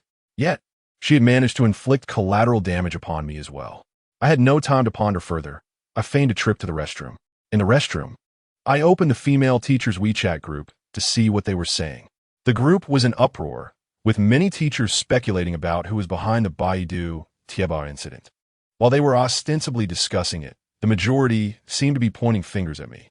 However, it appeared that Su Yuhan was still oblivious, as she had yet to voice her thoughts in the group. I realized that once she caught wind of the situation, she would undoubtedly suspect me, especially since she was aware that I possessed her beach photos. The fact that I had called her for help the previous night would only bolster her assumption that I had acted out of spite. Dam Su Mengqi. She had truly orchestrated a cunning scheme. Such a calculated act of sabotage was a testament to her deviousness. In a fit of anger, I sent Su Mingqi a text. Su Mingqi, may you meet a terrible fate. You vile creature, it was Su Yuhan who struck you, not I. Why then did you impersonate me to post that? After sending the message, Su Mingqi did not respond. She was astute enough to avoid engaging me. Any quarrel via text would leave her vulnerable to evidence. Such treachery was her forte, and she would not fall into such a simplistic trap. At this juncture, I realized there was no point in dwelling on the matter further. In any case, I was no longer concerned about Su Yuhan. Her callousness the previous night had left me feeling disheartened. Despite her beauty, I no longer held her in high regard and had relinquished any illusions I had about her. Thus, even if she misjudged me, it mattered not. The subsequent 2 days passed without any remarkable events. Su Yuhan remained silent in the female teachers' WeChat group and did not contact Teacher Chen. On Monday morning, as I attended early study sessions, I was taken aback to see Su Mengqi had returned to class. Her English early study coincided with that morning. The moment she stepped into the classroom, she addressed me directly. Wu Chong, leave. You don't deserve to be in my class. She continued, last year's final exam, you barely scraped 8 points. Do you still have the audacity to attend my class? Fine, I want to attend. Do you think I care? I retorted disdainfully, turning to leave. I had originally intended to catch a few more moments of sleep in Lu Xiaohuan's dormitory, but as I reached the stairwell, I unexpectedly encountered Su Yuhan. Upon seeing her, I was momentarily taken aback. She appeared injured, with her right forearm secured between 2 wooden splints, a bandage dangling from her neck to her arm, indicating a likely fracture. Although I felt a twinge of sympathy for her condition, I suppressed the urge to inquire about her well-being. Upon noticing me, she shot me a disdainful glance before coolly demanding, "Why have you been unreachable? I've called and texted. Did you block me?" I chose not to engage, turning on my heel to walk away. "Stop right there." Su Yuhan's voice was sharp. "So you still have the gall to be angry after that night when you called me for help?" Su teacher sperme e interjected. As memories of that night flooded back, deepening my sorrow, I approached her, leaning in to speak softly. "I am merely your student. You're under no obligation to assist me. Additionally, there is something I wish to convey to your grandfather. Regardless of the relationship he shares with my own grandfather, let's disregard his remarks regarding engagement. Fundamentally, I have no obligation to partake in this charade with you. As for how you choose to handle me in the future, feel free." With that, I turned and walked away without a backward glance. After holding back my thoughts for several days, I finally expressed my feelings, and in that moment, a wave of relief washed over me, for I felt the possibility of returning to my former self. The events that transpired during the initial days of school could merely be regarded as a fleeting dream. Now, I had merely awakened from it. I would carry on with my life as I had before, for I had always found joy in school, never feeling as stifled as I had in recent days. Upon returning to Lu Xiaohuan's dormitory, I lay on his bed, attempting to sleep, but slumber eluded me. In a moment of impulse, I logged into WeChat, curious to see what the female teachers' group chat had to say. However, upon logging in, I discovered that Su Yuhan was messaging Teacher Chun. Intrigued, I opened the conversation and was taken aback. The first message read, "Sister Chun, are you there? I'm feeling quite down and would like to talk." The second read, "Sister Chun, I've made a mistake. The night before last, it rained heavily and Wu Chang called, asking me to drive to pick him up. Initially, I assumed he needed me to fetch him from school due to the downpour. Our affair is known only to you. How could I possibly go to the school to collect him?" Thus, I ignored him and hung up the phone. He called several more times, but I didn't answer, as I was embroiled in an argument with my parents regarding my engagement to Wu Chang. Later, he messaged again, stating my cousin had abandoned him on the highway and urged me to come immediately. My mood was already poor, and suspecting he was deceiving me, I responded with some rather hurtful words. However, I soon grew concerned that he might be telling the truth, so I immediately called my cousin to verify. When I discovered he indeed had been left on the highway, I hurried to return his call, only to find he had blocked me. Despite my numerous messages, he did not respond. Anxious about him falling ill from being out in the rain, I rushed to the location my cousin had mentioned. Unfortunately, in my haste, I drove too fast in the heavy rain, and due to my already questionable driving skills, I ended up in an accident, crashing through the highway barrier and into a field. Fortunately, the slope wasn't too steep, and I only suffered a fractured wrist. We had planned for our families to dine together that Saturday night, but due to my accident, my family remained at the hospital with me. I was uncertain whether Wu Chang's family attended, as they likely would have been turned away by security, who did not recognize them, leading to possible misunderstandings. What? She had an accident while trying to pick me up? At that moment, I felt a surge of emotion. The third message read, "I just saw Wu Chang and intended to explain everything to him, but he didn't give me the chance and asked me to relay some words to my grandfather, implying he was the one to break off the engagement.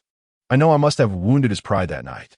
I'm aware he exposed some photos of me in the group chat, but I hold no animosity towards him. Sister, to be honest, I truly regret sending that message to him." After reading Su Yuhan's few messages, I realized she was not as heartless as I had presumed. Nevertheless, I responded, masquerading as Teacher Chun, to test the waters. "Isn't this wonderful? Since he has taken the initiative to break off the engagement, shouldn't you feel joyous? Why dwell on the other matters? He is merely a student of yours. You needn't be so invested." A few minutes later, Su Yuhan replied with a lengthy message. "Sister, you are unaware of the situation. Our engagement was solidified the day I visited Wu Chang's home with my grandfather and parents. Both families consented, without regard for our feelings. Thus, regardless of our opinions, we are considered engaged in the eyes of both families, merely lacking a formal ceremony. When I mentioned our families would dine together on Saturday, it was merely to discuss the timing of our engagement ceremony and wedding. Sister, I do not regard you as an outsider, and I won't conceal the truth. Wu Chang's parents immediately drafted the engagement contract upon seeing me. My grandfather insisted I sign it personally, while Wu Chang's father signed on his behalf. Now, should either party wish to withdraw, the repercussions are significant. Wu Chang is likely unaware of this. Otherwise, he would never have dared to break the engagement, as the cost of doing so is far beyond what his family can endure. Stunned, I sat there, unable to fathom that an engagement contract had already been signed. Once I regained my composure, I cautiously inquired, "Xiao Han, what do you intend to do now?" Su Yuhan sent another message. "Well, what else can I do? I must attempt to win him back. Although this engagement is absurd, I cannot idly watch as his family walks into a pitfall. I know my grandfather well. He cherishes his reputation above all. Although he initially approached Wu Chang's family with gratitude, should they now withdraw from the engagement, he would be furious, feeling they were ungrateful. He would undoubtedly seek legal recourse as per the engagement contract, which could land Wu Chang's father in prison. Prison. The thought jolted me upright. However, through this last message, I finally recognized the depth of Su Yuhan's kindness. At that moment, my phone chimed again. "Forget it, sister, I won't discuss this further. I've arrived at that boy's dormitory and must confront him." I thought to myself, with my charm, if I cannot manage him, I might as well give up. Just as I received her message, a knock echoed from the dormitory door. "Oh no, Was she planning to employ her charm against me? Chapter 17. I wasn't prepared yet upon hearing the knock. I felt a rush of excitement. With the dormitory empty except for myself, I eagerly anticipated whether she would truly use her allure against me. Hastening to the door, Su Yuhan, clad in her usual fitted professional attire, stood before me. The impeccably tailored suit accentuated her long legs, which evoked memories of her beach photos. My gaze involuntarily drifted downward, captivated by her figure. Yet, I chastised myself for my impure thoughts. I had to respect her. Now aware of her kindness, I understood she was here not for her sake, but for mine. If I were to withdraw from the engagement, it would no longer concern her, yet we would bear the consequences. Had she been selfish, she would revel in this moment rather than seek me out. It was only after reading her messages to Teacher Chun that I realized why she had not directly pressured me to end the engagement, but instead chose to leave home. As I pondered this, Su Yuhan suddenly inquired with a serious expression, "Why aren't you attending morning self-study?" "Skipping classes again, I see."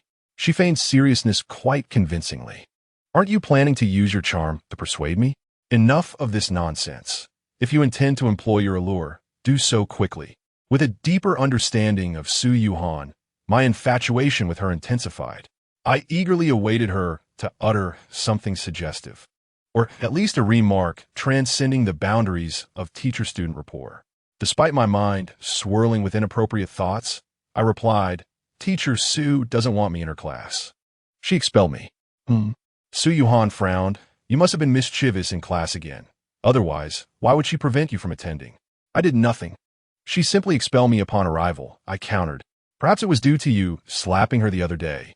I spoke candidly. "Oomph." Su Yuhan scoffed. "I slapped her. If she has the audacity, she should confront me instead of taking it out on you. Come, I will take you to find her." With that, she angrily grasped my hand and pulled me outside.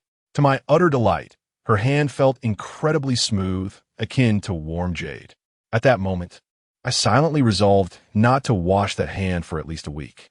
Unfortunately, just as I had that thought, Su Yuhan abruptly halted and released my hand. She appeared quite anxious, her small fists clenched tightly, and her face flushed. It was the first time I'd seen her blush, and knowing her as an ice-cold beauty, this only made her more enchanting.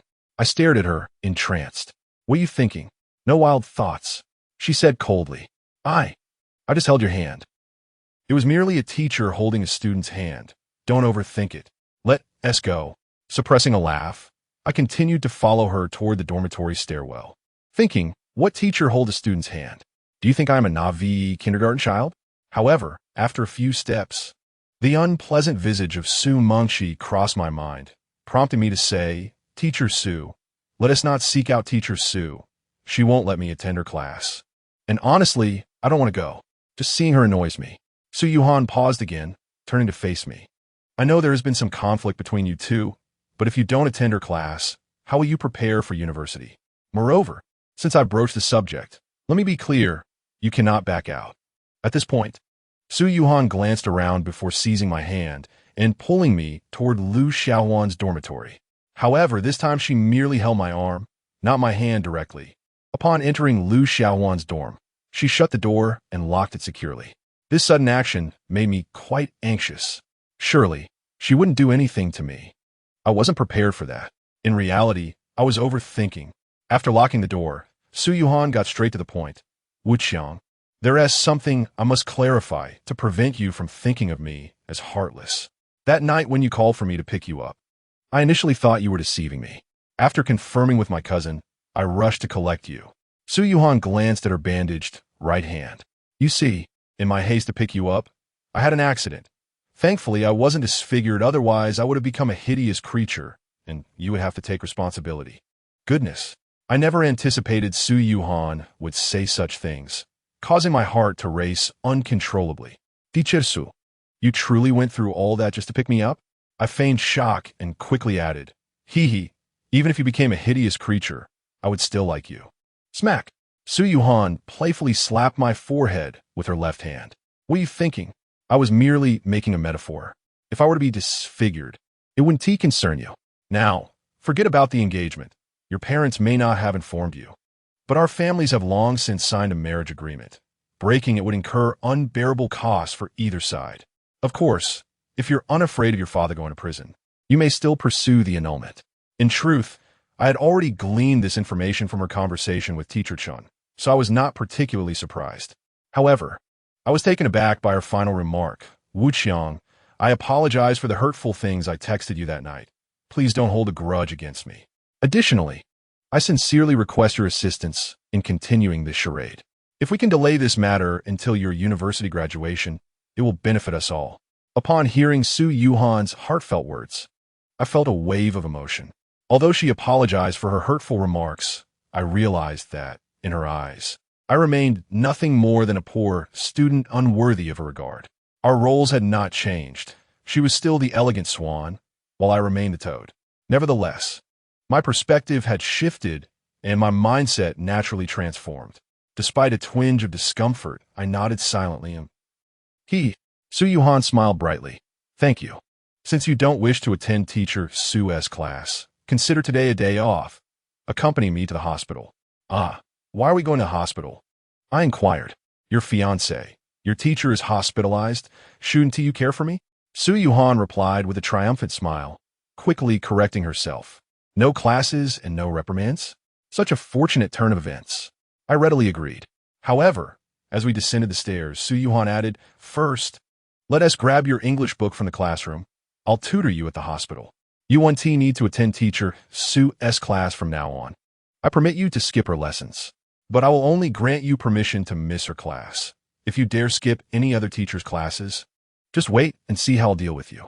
From now on, every time Su Mingqi teaches, I'll make time to cover her material for you. As if she is the only one who understands English. Oh my. Hearing Su Yuhan say this made me immensely happy. Not only did it mean I could avoid Su Mingqi's displeasure, but it also provided more opportunities for me to be alone with Su Yuhan. How wonderful it is to have a fiancé who is also a homeroom teacher. Although this engagement is more nominal than real, the benefits are indeed plentiful. I certainly wouldn't refuse and hurried to the classroom to fetch my English book. On my way, I heard a ping from WeChat. Realizing it was likely Su Yuhan messaging Teacher Chun, I quickly opened the app to find a message from her. It read, sis, I've already dealt with that kid. Over the course of their communications, Su Yuhan had changed her address for Teacher Chun from sister to sis. I smirked and feigned curiosity. How did you handle him? Su Yuhan replied, I deliberately held his hand just now. He must be thrilled. If I Su Yuhan can't manage him, then I might as well not live. However, she continued, sis, isn't it strange? Although I was intentional in holding his hand, I felt surprisingly nervous, my heart racing fast. Could it be that she has feelings for me? With excitement bubbling within, I cautiously probed Xiaoan. You've never held a man's hand before, have you? Or are you perhaps developing feelings for that kid? Chapter 18.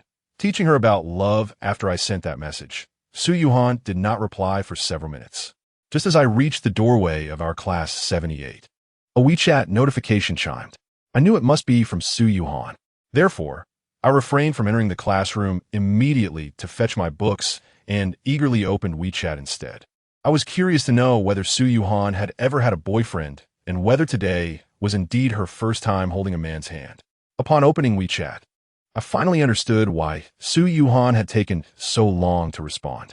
She had sent a lengthy message. Sister, you know I really regard you as my own sister now, so I'm not afraid of you laughing at me. In truth, I have never had a boyfriend. Many male classmates pursued me while I was studying, but back then, perhaps due to my spoiled temperament, I was too proud and thought those classmates were unworthy of me. Haha, sister, there is something I want to ask you. When you just asked me if I was attracted to that guy, what does that even mean? Haha, sister, please don't laugh at me. Even though I'm in my 20s now, I really feel as clueless as a fool when it comes to relationships. You have experience. You must teach me more. After reading Su Yuhan's message, I felt a sense of discomfort. For heaven's sake, a woman in her 20s has never dated, and here I am, just 18, being asked to teach her about love? Isn't that putting me in an awkward position? However, since she had asked, I felt compelled to impart a few pointers. After all, Teacher Chun is already over 50 and undoubtedly has the experience to guide Su Yuhan in this regard. The problem is, I myself am uncertain about what being attracted truly feels like. After pondering for a moment, I began to fabricate a response. Xiaohan, being attracted means, as you just described, that when you held Wu Chang's hand, your heart raced, and you felt particularly nervous, right? Don't think that this sensation occurs when holding any man's hand. Such an electrifying feeling is quite rare. It only happens when you are with someone you truly admire, someone you like. Suddenly, I felt a pang of guilt for deceiving an innocent teacher, but I sent the message anyway. I did not rush into the classroom to grab my books. Instead, I stood outside the classroom door waiting for Su Yuhan's reply. She must have been taken aback by my message, as shortly after, she sent a flurry of skull emojis. Then she continued, "Sister, don't scare me. This can't be possible, right? How could I possibly like my own student? That's too unbelievable." I knew Su Yuhan was asking this with a mix of skepticism and curiosity. To lead her further down this path, I quickly replied, "Xiaohan, there is nothing impossible about it. I don't know if you believe in fate, but I do. Since you are already engaged and have signed the engagement agreement, it indicates that you two share a bond. As for why you felt that way when holding his hand, I suspect it's because you might have had feelings for him long before, but you were unwilling to admit it. Think carefully. Has he ever done something that moved you?" I deliberately posed this question because I wanted Su Yuhan to recall that night when I saved her. She is such a kind person. Surely she wouldn't forget my act of bravery. Indeed, after I mentioned it, she quickly replied, "Sister, please don't scare me. It shouldn't be possible between us, especially since I'm so much older than him. However, sister, you might be right. He has done something that touched me deeply. You probably don't know, but a few nights ago, I was almost kidnapped. When those kidnappers were dragging me towards their car, I felt utterly hopeless. I thought I was done for. Initially, I didn't expect him to save me. I was even afraid of dragging him into it, urging him to run away. But guess what? I never imagined he would actually know martial arts. Instead of fleeing, he jumped in and took down all 4 kidnappers with just a few punches and kicks. You have no idea how moving that feeling of being saved was. Honestly, I almost rushed to hug him, but then I remembered he is my student, so I held back. There is no denying that he truly played the role of a hero that night. If it weren't for him, I would have likely. Originally, I had planned to treat him to a late-night snack as a thank you, but when that little rascal pulled out his phone, the screensaver was a photo of me at the beach that I had shared in our female teacher's WeChat group. That infuriated me. Seeing Su Yuhan's words made me regret deeply. If she hadn't seen that photo on my phone that night, her impression of me would certainly have been much better. It was evident that Su Yuhan believed teacher Chun's words implicitly. Seizing the moment, I pressed on, "Xiaohan, you're only a few years older than him. What era is this? Nowadays, many couples have age gaps of over a decade. Why should you be concerned about just a few years? Besides, you said it yourself. If it weren't for him saving you that night, you might have been in a dire situation. Just think about it. If such a thing had really happened, wouldn't it be only natural for you to offer yourself in gratitude? I can see it clearly now. Ever since that night, he saved you. You've unwittingly been captivated by his heroism. In reality, you've harbored feelings for him all along. You just refuse to acknowledge it because he is your student. Sometimes I marvel at my own talent. Writing essays was always my greatest fear in Chinese exams, yet I find myself eloquently expressing these thoughts. After sending my message, Su Yuhan responded with several angry face emojis, followed by a message that nearly made me leap with joy. "Sister, perhaps you're right. Ever since that night, he saved me. I've been having nightmares where I'm chased by several fierce men. You won't believe this. Sister, I'm about to reveal my most absurd secret to you, but you must promise not to tell anyone. Each time I'm pursued by those thugs, it's always that Wu Chang who appears out of nowhere to save me. However, if you're truly correct, then I'm in trouble. How could I have unknowingly fallen for my own student? What should I do?" It's easy to imagine the tempestuous emotions that Su Yuhan's words stirred within me. I struggled to contain my overwhelming excitement and replied, "If you like him, then embrace it. What do you mean by being in trouble? You who said you're already engaged, and you signed the agreement? You two are already considered a couple in waiting. What is wrong with you liking your fiancé?" Su Yuhan first responded with a shy emoji, then suddenly sent a long voice message. "Sister, this is just too embarrassing. It feels utterly insane. I can hardly believe this is real. However, sister, You must admit that although Wu Chang's grades are poor, and he is quite mischievous at school, he possesses a strong sense of justice. I used to be very harsh on him, but that was also out of disappointment. If it weren't for his poor grades, I would likely have been quite fond of him as a student because he truly stands up for what is right. Don't be fooled by his frequent fights. Many times he was defending others. Whether it was someone bullying a timid boy or teasing a girl, the moment he sees it, he rushes in without hesitation. For this reason, I've lost count of how many laps I've made him run on the playground. Due to his propensity for fighting, I have intervened on his behalf countless times. Otherwise, he would have been expelled by the principal long ago. It was only upon hearing Su Yuhan's remarks that I finally comprehended that despite her outward demeanor of chastising me severely each time, it was actually she who had shielded me from expulsion. To be honest, at that moment, I felt a surge of gratitude, and her significance in my heart grew deeper. I had intended to respond to her again, but just then, Su Mengqi emerged. Noticing that I was still lingering in the corridor, she assumed I had been idle outside. Whether it was a pang of conscience or something else, she suddenly coldly remarked, "Get back to studying. You'd best behave in my class. Don't let me catch you slipping up, or you'll regret it." After saying this, Su Mengqi turned and sashayed away. I disdainfully extended my middle finger at her retreating figure, muttering under my breath, "Get lost. From now on, I have my homeroom teacher's wife to guide me. You could just cool off over there." Feeling rather pleased with myself, I strode into the classroom, grabbed my English book, and made my way towards the school gate, having spotted Su Yuhan waiting for me. As I approached her, I had initially intended to send her another message, but perhaps sensing my approach, Su Yuhan hastily typed, "Sister, I can't chat right now. I have something urgent to attend to. By the way, you must teach me more about dating in the future, please." Wait, was she implying she wanted to date me? This time, it wasn't just Su Yuhan who seemed irrational. I felt a bit insane myself. Chapter 19. Hospitalization. Seeing Su Yuhan seeking guidance from Teacher Chun on matters of romance truly exhilarated me. After all, asking me for dating advice was akin to digging her own grave. In that moment, I realized I was indeed a master of mischief. While playing ranked games, I had unwittingly led many to failure, and now Su Yuhan was poised to fall victim to my antics as well. I chose not to reply to her last message, as I was now quite close to her.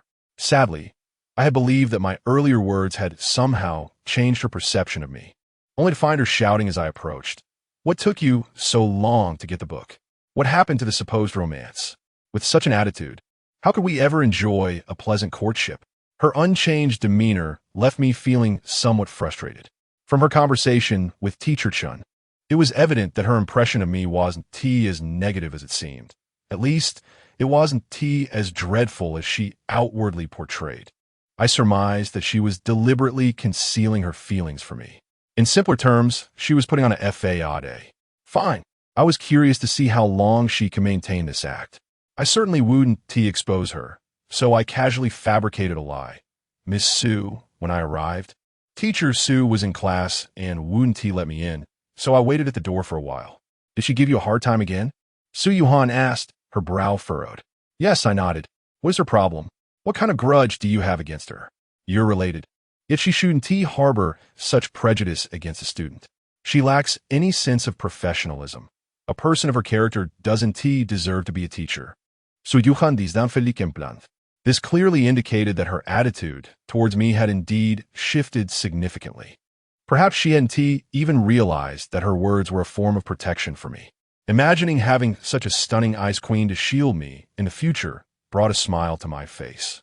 Noticing my secret amusement, Su Yuhan suddenly adopted a serious expression and said, "You cheeky boy, what are you so pleased about? Don't think I'm helping you because of our engagement. I'm merely speaking the truth."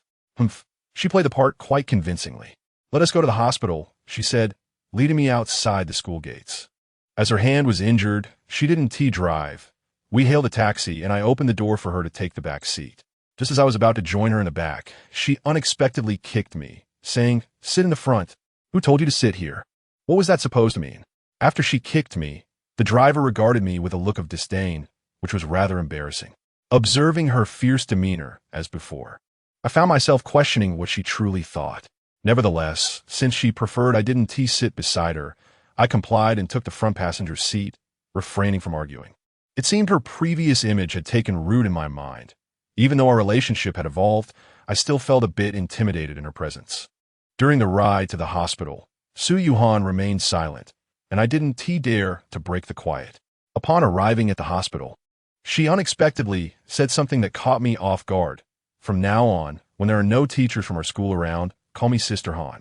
If outsiders inquire about our relationship, just say you're my brother. Why must I say I'm your brother? I was bewildered by Su Yuhan's words. While it made sense to call her Sister Han in public, claiming to be her brother was a different story. What else with all the fuss? Su Yuhan's icy demeanor remained unchanged. Oh, I nodded, feeling rather submissive. I seemed to lack any courage to resist her. Yet, I found myself enjoying her authoritative demeanor, akin to that of a domineering CEO. Following her into the hospital ward, she promptly began tutoring me in English. Unfortunately, for the next 2 hours, I felt as if I were being chastised like a wayward child. Wu Chong, I finally understand why you only scored 8 points in last year's final exam. Your English is barely at a kindergarten level. No wonder Su Mingqi finds you unbearable. If I were your English teacher, I would have given you a good thrashing. Wu Chong, are you mentally challenged? After so many attempts, you still can't pronounce such simple words correctly. Is your tongue shorter than normal? Wu Chong, I'm starting to admire you. Scoring 8 points last year was quite the achievement for you. If you weren't just guessing, I would even say it's miraculous that you managed to score 8 points. I was utterly crushed by Su Yuhan's relentless critiques. Yeah, I didn't feel anger. Rather, I was infuriated by the nickname she had given me, Pighead Chong. How utterly unflattering. Fortunately, she only tutored me for 2 hours. And at 10 o'clock, a nurse entered to administer in 4. As her, because many of the words she assigned to me were ones I had previously learned. The actual number I needed to memorize was not overwhelming, so it was worth the effort. I had been administering her 4 drip at a slow pace. And by 12:30, there was still half a bottle left. At that moment, Su Yuhan suddenly said to me, Zhutu Chong, go call a nurse over. Why? I inquired. Why are you asking so many questions? Su Yuhan retorted coldly, just go. I hurriedly turned to fetch a nurse. However, when I arrived at the nurse's station, I found only one nurse present. I informed her that a patient in room 9 needed assistance. The nurse asked, what's the matter? You should check with the patient. She explained that there were only 2 staff members on duty during lunch, and the other nurse had gone to change a dressing, leaving her to manage the station. I returned to Su Yuhan and relayed the message. The nurse requested that I ask you what you needed, as there were only 2 nurses on duty, and she couldn't leave her post. Can't you do anything right? She scolded, her face stern. Tell her, I need to use the restroom, and that they should come help. After saying this, Su Yuhan's cheeks turned slightly red. Oh, I finally understood her predicament. It was no surprise. She hadn't used the restroom all morning, and after all those 4 fluids, she must have been quite uncomfortable. I dashed back to find the nurse, who informed me that the other nurse would be busy for another 10 to 20 minutes, asking us to wait.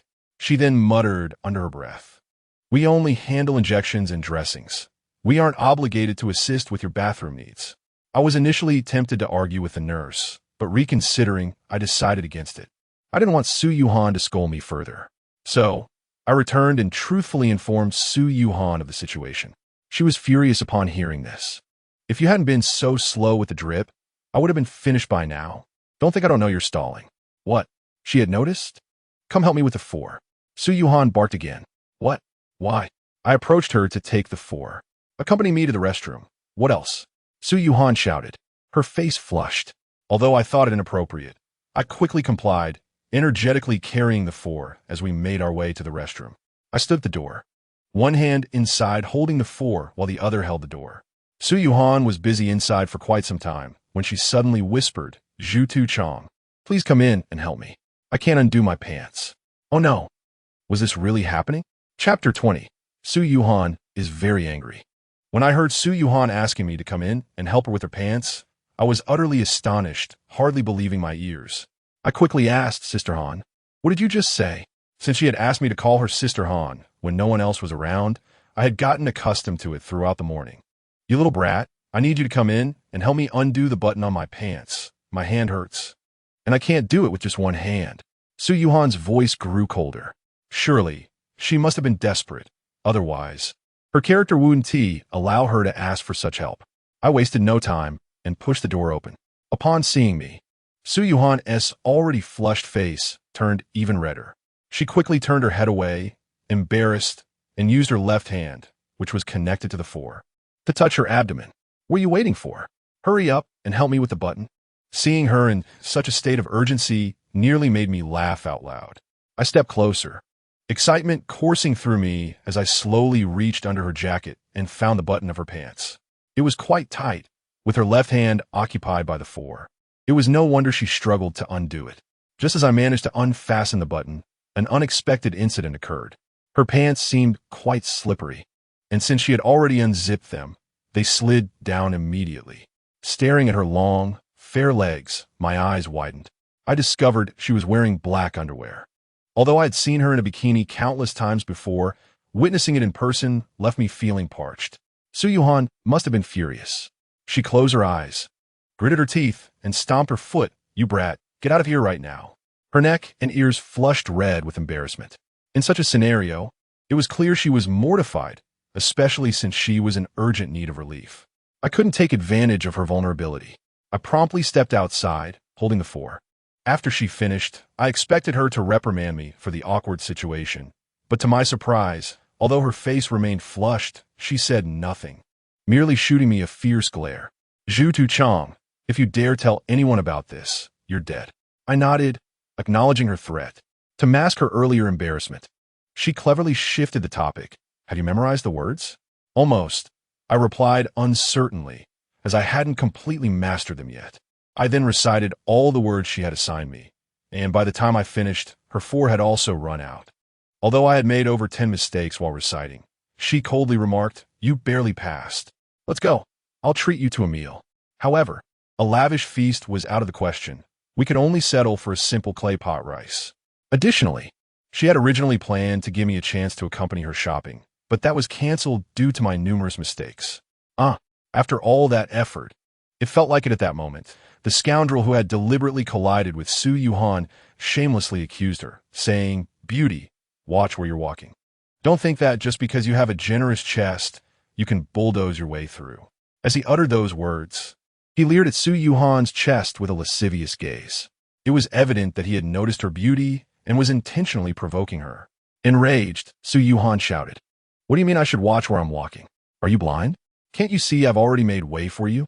Haven't you got eyes?" I was taken aback by her fierceness.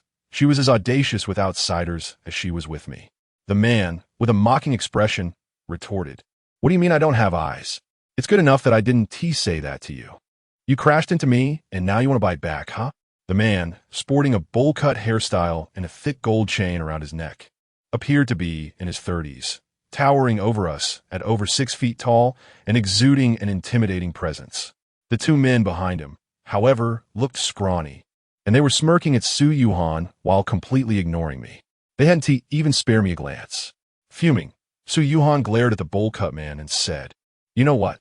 Forget it. Let us go. I can't be bothered to argue with you thugs." Although I felt a pang of injustice for her, I dared not voice my thoughts, fearing she would scold me again. Just as we were about to leave, the bowl-cut man called out, "Wait a moment. Beauty, you've knocked into someone and haven't even said sorry. Do you think you can just walk away? Today, you must clarify who the thug is and who the rogue is." Before he could finish his sentence, the two scrawny men blocked our path. At that moment, a middle-aged man in his 40s emerged from the tea restaurant, saying, "Hey, Tiger, what brings you here today? It's just a trivial matter, let it go." "Consider it a small favor for me," the man, referred to as Tiger, replied loudly. "And by the way, you haven't paid your dues to the tea house this month, have you?" He continued, "I didn't come here just to collect money. I brought a few business owners here to enjoy some tea and play cards to support you. However, if this girl doesn't apologize today, I might be quite displeased." Hearing this, the owner, Mr. Yuan, hurriedly pulled Su Yuhan and me aside, whispering, "I'm truly sorry about what just happened. I witnessed everything. But Tiger is a local tough guy you cannot offend, and I cannot either. Consider it a favor for me and just apologize to him." "What? Apologize to him?" Su Yuhan's face turned pale with anger. It was no wonder. In our school, even the principal had to heed her mood. let alone us students. Moreover, she was a wealthy young lady who had never experienced such humiliation. Seeing her so furious, I instinctively turned to confront those men. However, Mr. Yuan grasped my hand urgently. "Young man, where are you going? Are you out of your mind? You don't seriously intend to fight them, do you? You wouldn't even be enough to fill their gaps." At Mr. Yuan's words, Su Yuhan glanced at me and then suddenly smiled at him. "All right, let us go apologize to him." "Are we really apologizing?" I muttered, feeling frustrated. "Shut up," she snapped at me. "Thank you, beauty. Thank you, Mr. Yuan exclaimed gratefully as he led us toward the three men seated at a booth near the entrance. "Hey, Tiger, I convinced this beauty to apologize to you. I hope you can show some mercy and let them off," Mr. Yuan said as he approached Tiger. Tiger stood up with a smug smile. "Excellent, that's the spirit." He then sauntered up to Su Yuhan. "Beauty, it's time to apologize. Or, if you prefer, you could kiss me, and I wouldn't make things difficult for you." Slap. Before he could finish, Su Yuhan suddenly raised her hand and struck him across the face. In that moment, the air seemed to freeze. Tiger was stunned. Mr. Yuan was shocked, and even Tiger's two lackeys were dumbfounded. I was equally taken aback. What happened to the apology? At that moment, patrons around the tea restaurant turned to look, many casting sympathetic glances at Su Yuhan, believing she was doomed. Yet at that instant, Su Yuhan gritted her teeth and said, "Zhu Tuchong, I'm not in a good mood today. I'll give you 1 minute. If you can handle them, I'll reward you with a kiss." I was utterly exhilarated. Did it really take a minute to deal with these three fools? Although I thought it would take no time at all, Mr.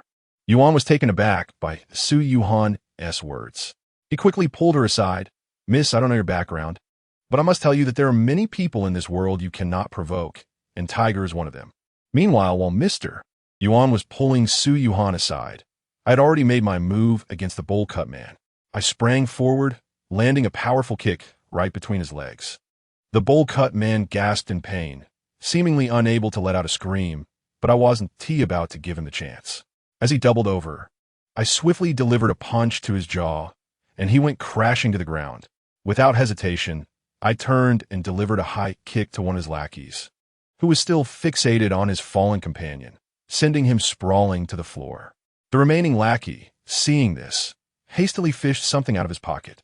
Just as he pulled out a switchblade, he didn't even have time to activate it before I landed a kick to his abdomen, sending him flying 2 meters back to the ground. Before she took the initiative to link her arm with mine. Unfortunately, before I could revel in my joy, she quickly chastised me. "You rascal, I said you had 1 minute. Why are you so hasty?" The kiss is gone. I was momentarily stunned. You can show off all you want, but there's no need to deprive me of my kiss. I had clearly stated 1 minute, meaning I wanted her to let me take my time to teach them a lesson and relieve my frustration. But she had knocked them all out in no time, leaving me feeling more aggrieved than before. "Wait for me." I pushed her arm away and turned to leave, saying, "I'll go back and make up for the time." "No way." Su Yuhan quickly linked her arm with mine again, pulling me outside while stifling a laugh. "It's already too late. There's no time left." Reluctantly, I was dragged out by her. As we exited the tea restaurant, the onlookers were still frozen in astonishment, seemingly unable to comprehend what had just transpired. Of course, their feelings were of no concern to either Su Yuhan or me. She was too disdainful to care, and I was too preoccupied with my lost kiss. I was filled with regret. I had unleashed my best skills to secure that kiss and ended up achieving a triple kill in the process. Even in ranked games, a triple kill would usually earn one a string of accolades. Who would have thought my eagerness would cost me the promised kiss? However, I knew that since Su Yuhan declared the kiss was gone, it truly was. I didn't dare to demand it back. I lacked the courage. I might persist with Shaoling, but Su Yuhan was my teacher, and I naturally felt a sense of trepidation around her. Besides, she had an inherently aloof demeanor that made her seem unapproachable, always giving off an air of an unattainable goddess. Now that I was able to be so close to her, I felt immensely grateful. After all, she was still linked to my arm, which was a rare privilege. However, compared to the kiss, holding arms seemed trivial. I still longed for that kiss, feeling dejected as she held my arm. We reached the entrance of the hospital when Su Yuhan finally released me and asked, "Pighead Chong, have you practiced martial arts before?" Of course, I had learned a thing or two, Otherwise, how could I have taken on 4 kidnappers and 3 thugs? I replied sullenly. Everyone with the surname Wu from Wujia Go knows a few moves. It's a family tradition. This was indeed true, as the Wu family was quite renowned in our locality, and no one dared to provoke us. Our village was even nicknamed the hometown of martial arts. Oh, Su Yuhan rolled her eyes at me. What's wrong? You didn't get your kiss, and now you're sulking, right? No, not at all. I feigned indifference. She shot me a glance and coldly remarked, fine. Since I promised you, I'll keep my word, lest you accuse me of not being trustworthy. Wait, is she really going to give me a kiss? Just as I was filled with excitement, I saw her lift her left hand and kiss it before tossing it towards me. What the heck? Wasn't that supposed to be a kiss? How did it turn into a mere air kiss? To make matters worse, she even had the audacity to ask, is it fragrant? How could she have a nerve to inquire if it was fragrant? Fragrant? Oh, please. I was infuriated, rolling my eyes without responding. You rascal, what's that expression? Su Yuhan snapped. Damn it. Her temper flared again. Under her imposing demeanor, I could only mumble, but wasn't it supposed to be a kiss? How did it turn into an air kiss? What on earth are you thinking? Su Yuhan poked my temple. The kiss I meant was this. Do you think you can push your luck? Enough nonsense, get back to class. If you're late, you're finished. After her reprimand, she strode into the hospital with purpose. How could an air kiss be considered a kiss? This is ridiculous. But was she really so clueless that she couldn't differentiate between a kiss and an air kiss? Sighing, I turned towards a nearby bus station. Though I felt a bit off about the situation, recalling Su Yuhan's charmingly cute expression as she blew me that air kiss made me smile. Even without receiving the promised kiss, it was evident that our relationship had taken a significant step forward. As I waited at the bus stop, I remembered that Su Yuhan would likely message Teacher Chun, so I hurriedly logged into WeChat. Sure enough, upon logging in, I saw that Su Yuhan had already sent several messages to Teacher Chun. The first read, Sister, I'm dying of laughter, this is so fun. The second, Sister, I just went out to eat with that kid and encountered 3 thugs. Oomph. They tried to flirt with me because they thought I was pretty, and the leader even bumped into me, demanding an apology or else we wouldn't be allowed to leave. The kid was ready to fight, but I stopped him because those guys were quite tall, and I was worried he might get hurt. However, they went too far, and I was furious. But I saw that he was about to make a move, and I figured he must have some confidence. Plus, remembering how he defeated 4 kidnappers the other day, I thought he could handle 3 without issue. So I said, Kid, if you can handle them in a minute, I'll reward you with a kiss. The third message read, Sister, guess what happened in the end? That kid took down all 3 thugs in just 3 or 4 seconds. The fourth, Sister, do you think I gave him a kiss? After he finished. I blew him an air kiss, I could practically envision Su Yuhan's mischievous grin as she typed that message. The 5th message stated, Sister, you should have seen his expression when I blew him the air kiss. It was absolutely priceless and so adorable. I almost burst out laughing. It was truly entertaining. I used to find him annoying when he got into fights at school, but today he looked quite handsome while fighting. I think he's becoming cuter by the day. Cuter? What nonsense. A promise kiss had turned into an air kiss. She had truly played me for a fool. Feeling irked by her deliberate teasing, I decided not to reply this time. However, her thoughts before asking me to fight touched me. It was clear that she initially wanted to protect me from getting hurt, and only after recognizing my capability did she encourage me. Though she had a bit of a high-handed attitude, she was genuinely understanding and caring, which greatly increased my fondness for her. In the afternoon, I arrived at school, attended a few classes, and the evening study session concluded without any notable incidents. If I had to mention something significant, it was that near the end of the study session, Xiao Ling passed me a note. I heard from Teacher Su that you rented a place. How about I come over later to tutor you? To be honest, ever since the engagement incident with Su Yuhan, my feelings for Xiao Ling had plummeted. I had genuinely liked her before, but now Su Yuhan occupied my heart entirely, leaving no room for anyone else. I could say I was no longer interested in her at all.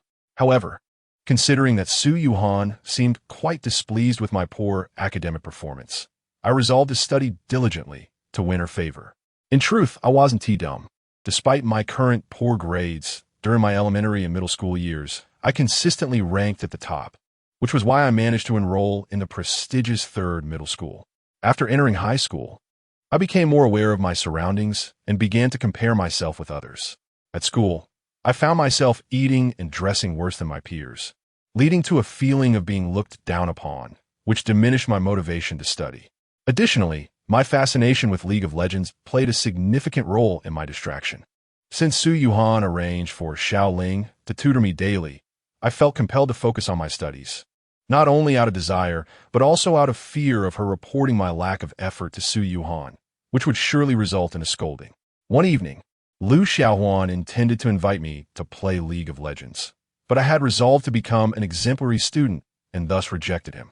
That night, Xiao Ling tutored me until 11:30. Although her attitude towards me was not particularly pleasant, I paid little attention to it and focused on her lessons. When we finished, I walked her to the school gate before heading home. It was lightly raining outside, and the streets were nearly deserted. I worried for her safety as a young woman returning home alone. After a night without checking WeChat, I finally succumbed to curiosity and opened the app upon lying down in bed. Unfortunately, I was met with disappointment as Su Yuhan had not sent any messages, likely because I hadn't replied to her at noon. I found myself longing for her company. If it weren't for the fear of her reprimanding me, I would have rushed to the hospital to see her. Coincidentally, just as I was about to close WeChat and sleep, Su Yuhan sent me a message. "Sister, are you there? Are you at the hospital with brother-in-law? Or are you asleep? I know you are busy and didn't want to disturb you, but I'm feeling quite unsettled right now. I can't sleep." I cautiously inquired, "What is wrong? Why can't you sleep?" She quickly replied, "Hee, sister, you're still awake? That's great. I can chat with you. Do you have time now?" I responded affirmatively, explaining that I'd been too busy in the afternoon to message her back. Su Yuhan continued, "It's okay. I understand you're busy. Thank you. Sister, I think I might really have developed feelings for that brat, just as you said. I don't know why, but I can't stop thinking about him tonight." I impulsively replied, "If you miss him, why not call him?" She responded, "That one T do. What if she figures it out? I need to play it cool. Besides, I'm still uncertain about my feelings for him. Could this be what falling in love feels like?" I shamelessly replied, "Indeed, that is the feeling of love." Su Yuhan sent a worried emoji.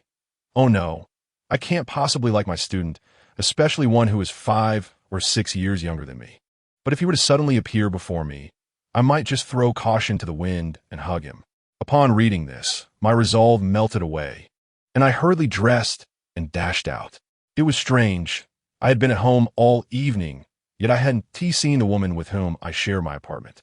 For days, I hadn't encountered her in the mornings either. She seemed to have an early to late schedule, rising at dawn and returning late at night. As for the identity of my other housemate, I was still in the dark. However, I had no time to ponder these matters. I rushed out of the community, humming a tune as I went. It was past midnight, and due to the rain, I opted for a taxi instead of a motorcycle to save money. I had always been frugal. I never spent money on transportation for short distances, preferring to walk whenever possible. On my way to the hospital, I exchanged a few messages with Su Yuhan, but she soon expressed her fatigue and wished me good night. Upon arriving at the hospital, I remembered to stop by a small eatery to buy Su Yuhan some black-bone chicken soup, reasoning that I needed a valid excuse for my late-night visit. Given her injury, it was only right to bring her something nourishing. However, I was dismayed to find that the small portion of soup cost me 9 yuan, equivalent to several hours of internet fees, which stung my wallet. Yet, the prospect of earning her embrace made it worthwhile. To my utter astonishment, when I arrived at her hospital room, I found Su Yuhan engaged in conversation with a dashing man in a suit. I finally understood why she had been so eager to bid goodnight to Chun. What infuriated me further was that this man was feeding her soup from an exquisite thermos adorned with a charming cartoon design, making my humble round takeout container seem even more pathetic. I watched them converse, and my heart sank as they finished the soup.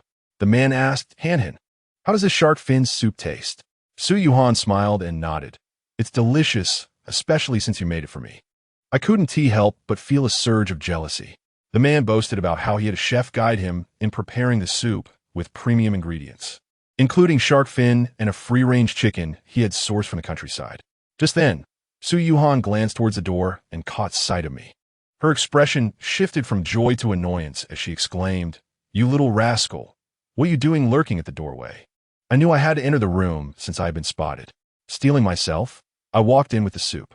Sudyuhan scrutinized me, then glanced at the soup in my hand and coldly asked, "Why are you here so late? Did I interrupt your romantic rendezvous?" Frustration bubbled within me, especially as the man eyed me with a scrutinizing gaze. I felt a burning desire to confront him, but I remained silent. Su Yuhan, seeing my silence, yelled, "I'm talking to you. Are you deaf?" Her tone toward me contrasted sharply with her demeanor toward the suited man. At that moment, admitting I had come to deliver soup would only add salt to my wounds. After all, he had gourmet shark fin soup, while I had a simple takeout from a local eatery. I had no choice but to concoct an excuse, stating that a fellow townsman was hospitalized in this very hospital, and that I was merely purchasing some soup for him while taking the opportunity to visit you. Really? Su Yuhan clearly doubted my words. Who is this fellow? The man in the suit asked with a smirk. Oh, just a student from my class. Su Yuhan downplayed it. Had she referred to me as her brother at that moment, it might have eased my discomfort. However, her casual dismissal stung significantly. At that juncture, the man in the suit disdainfully remarked, "Classmate, I doubt you came just to check on your teacher, did you? Are you delivering soup to her?" With a mocking tone, he continued, "How thoughtful of you. Although she has already savored the 3 delicacies shark fin soup I personally prepared, we still appreciate your kindness." He emphasized the words 3 delicacies shark fin soup, clearly intending to belittle me. Yet he went a step further, producing a $20 bill from his wallet and handing it to me. "Here, take this as your payment for the soup. Consider the surplus a tip," as if I were some mere delivery boy. The insult nearly provoked me to hurl the soup at his face. How dare he mock me with such a paltry sum? If he truly had the means, he should have offered a larger bill, testing whether I would accept it. I glared at him coldly, my desire to retaliate simmering beneath the surface. However, I knew that acting on that impulse would only anger Su Yuhan. Lacking the verbal prowess to counter his jibes, I felt at a loss. My straightforward nature not conducive to clever repartee. The earlier flirtation between him and Su Yuhan only added fuel to my frustration. Suddenly, Su Yuhan surprised me by commanding, "Bring the soup here." Both the suited man and I froze, clearly taken aback by her unexpected directive. "Did you not hear me? Bring the soup over," she reiterated, her tone escalating. She had a tendency to raise her voice if I failed to heed her. Despite my internal turmoil, her authoritative words compelled me to comply, and I handed her the soup. As she accepted it, the man in the suit cast a contemptuous glance in my direction before turning to Su Yuhan, saying, "Be cautious with food purchased from small shops. It may not be clean. If you haven't had enough of the soup, I could drive back to fetch more from home." "That's enough. You should head back now," Su Yuhan interjected suddenly. The suited man, upon hearing her words, seemed to revel in the moment. "Did you hear that, classmate?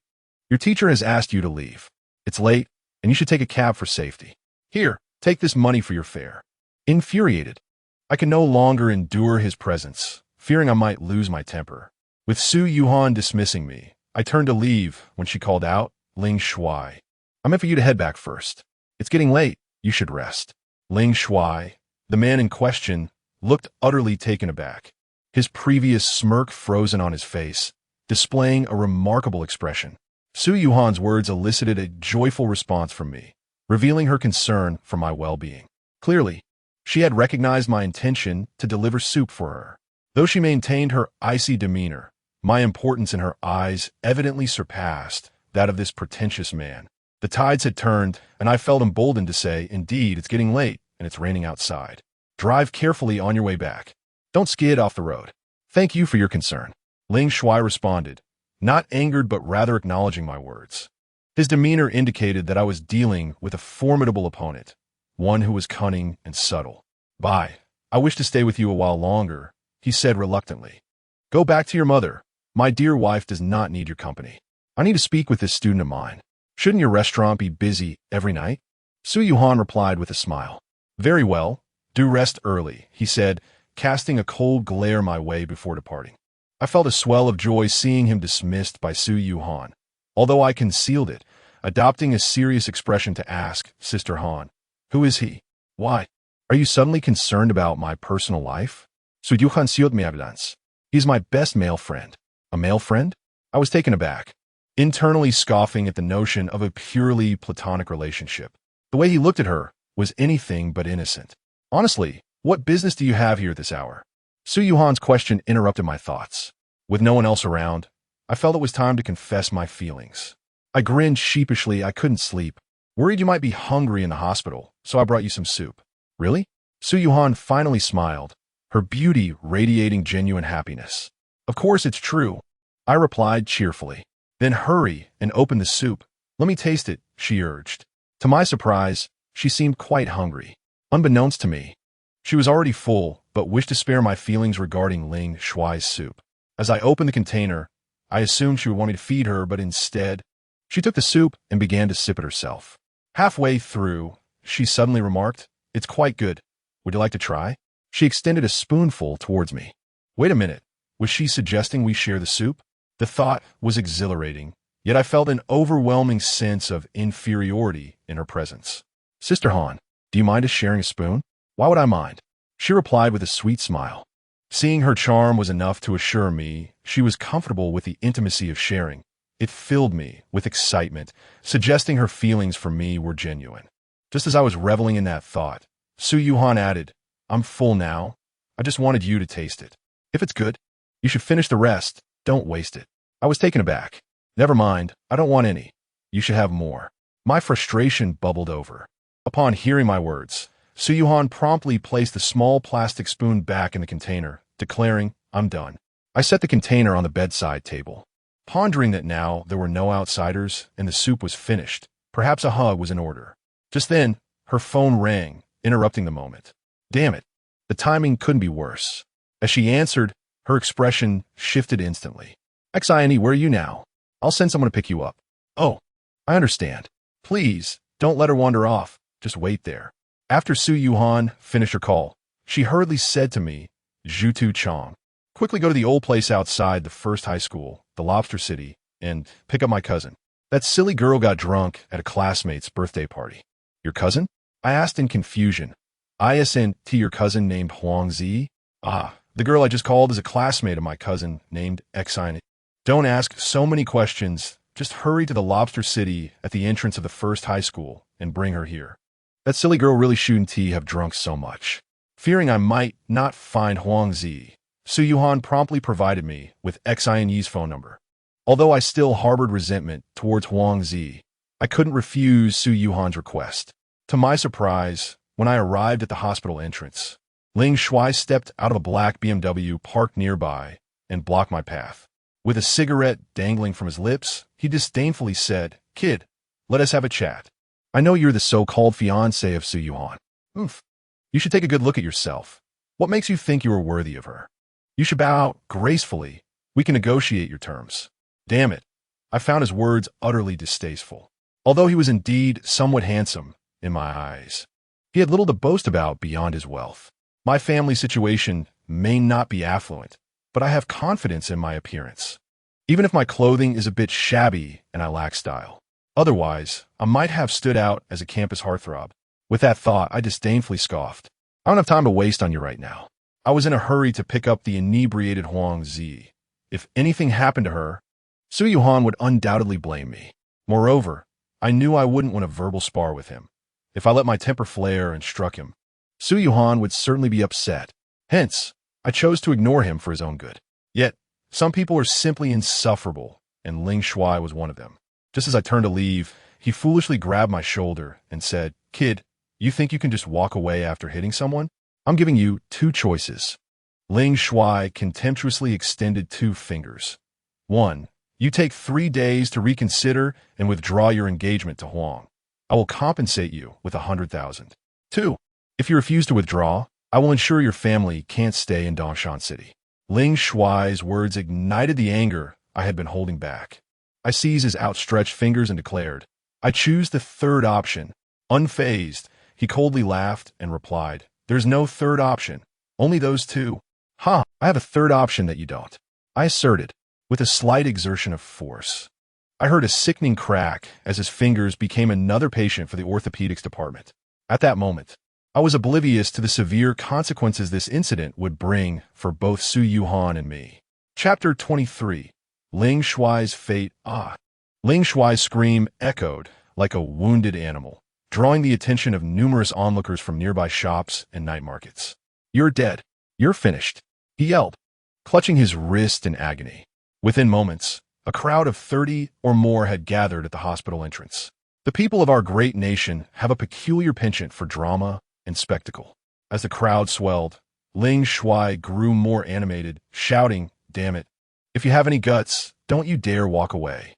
Despite his apparent desire to confront me, he was clearly too intimidated to act, opting instead to vent his frustrations verbally while standing by his BMW. He was the exact opposite of me. I preferred action over words. While he excelled in verbal sparring, it was evident that he was a coward when it came to physical confrontations. Typically, I wouldn't resort to violence. But this scoundrel had the audacity to threaten my family over my affection for the girl I loved.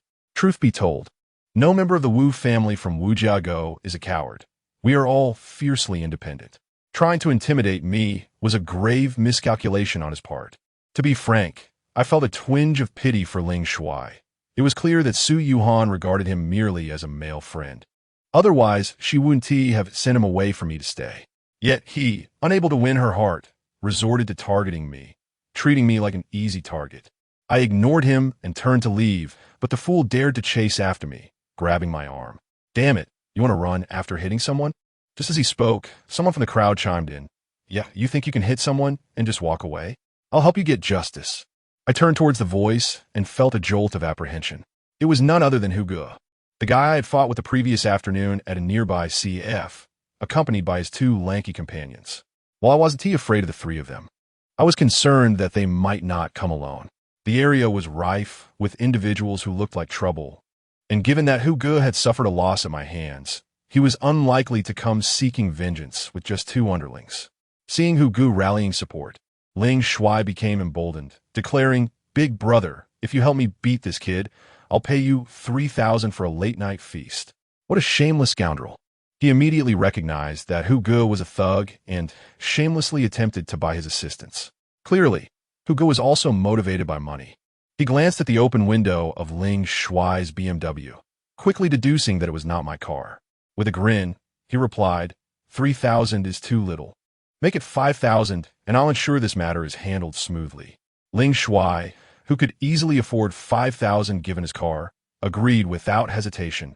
"Fine. You handle it first, and I'll transfer the money right away. In this day and age, it's all about money. Who would help you without it? Let us do a WeChat transfer. Isn't that the trend now?"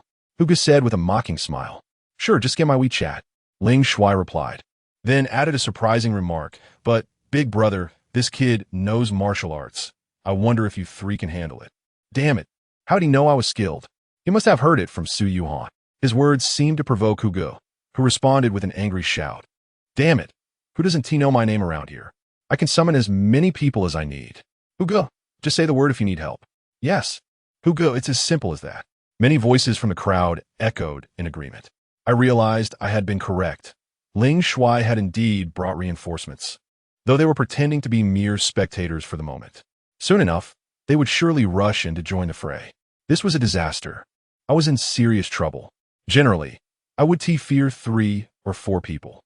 However, with a larger group, I could find myself overwhelmed if they all charged at once. As Ling Shuai saw Hu Ge's growing support, he finally grinned at me with malice. "You're finished today, you little wretch. How dare you compete with me for a woman?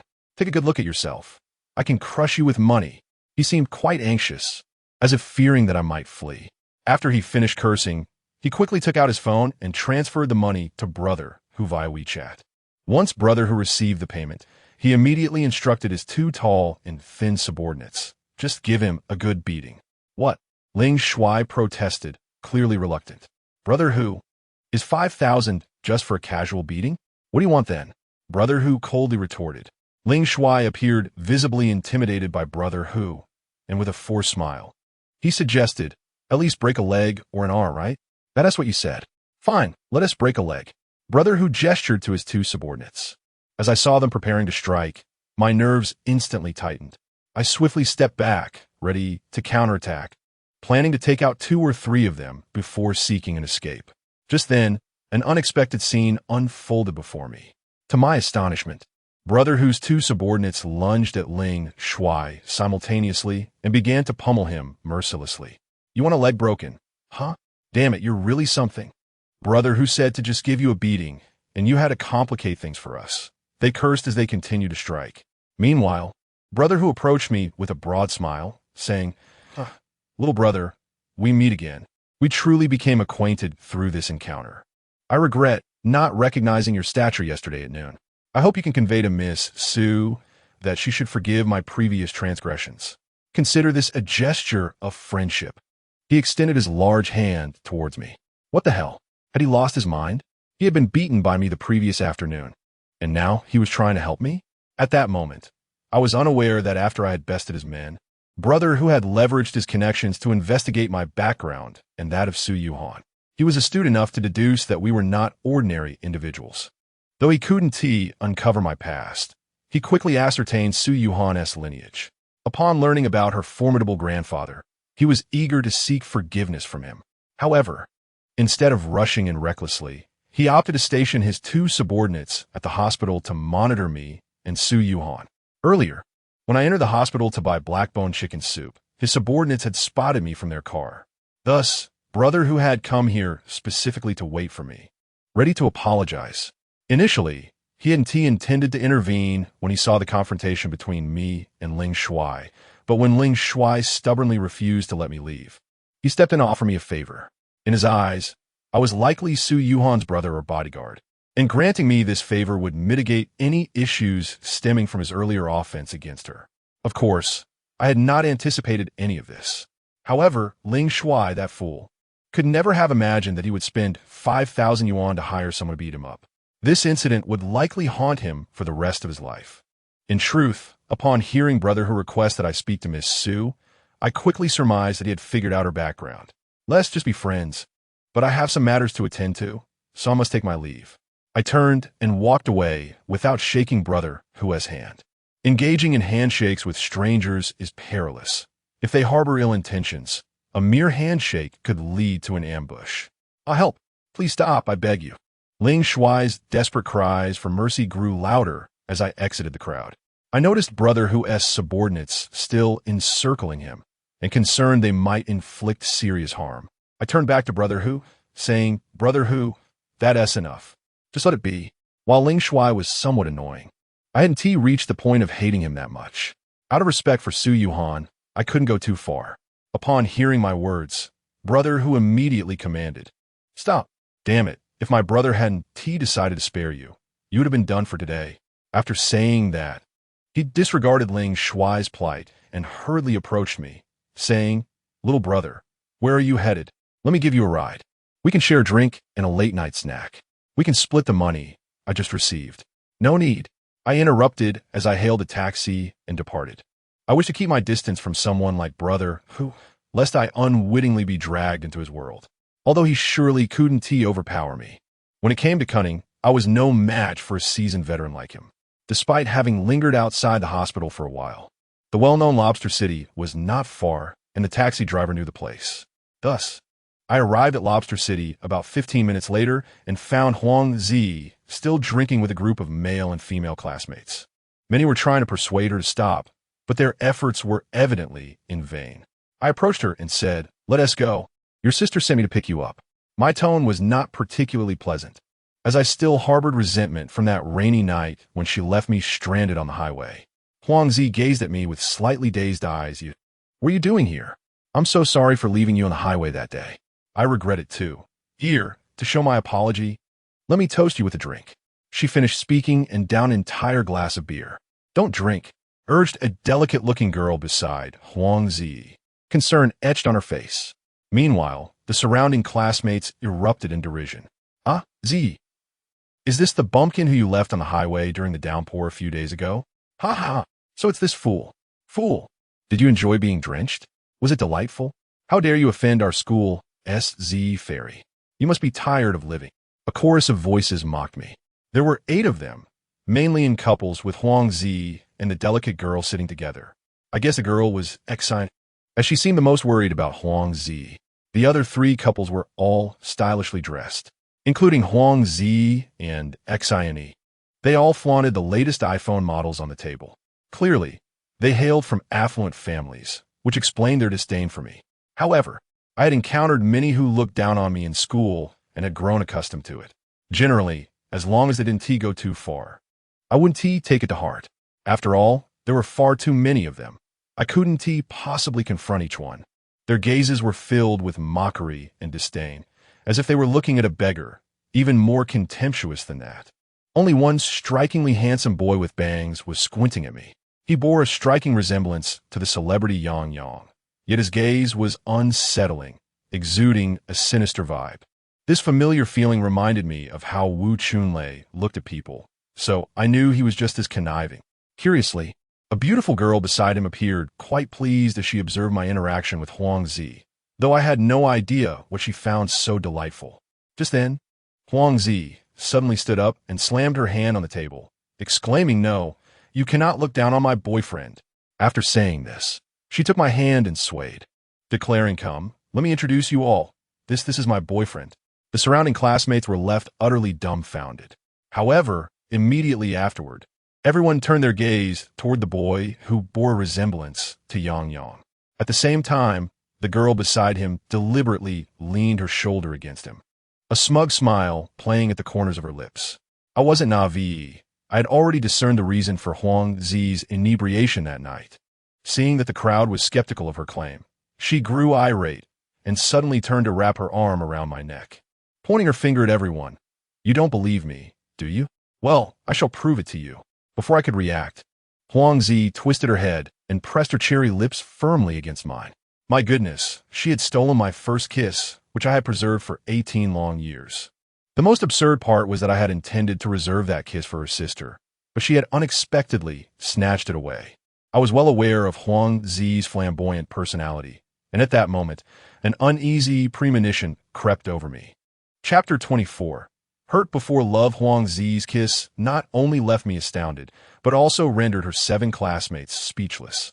They likely never anticipated that this haughty little princess would publicly kiss a country bumpkin like me. Naturally, I was equally taken aback by her sudden act.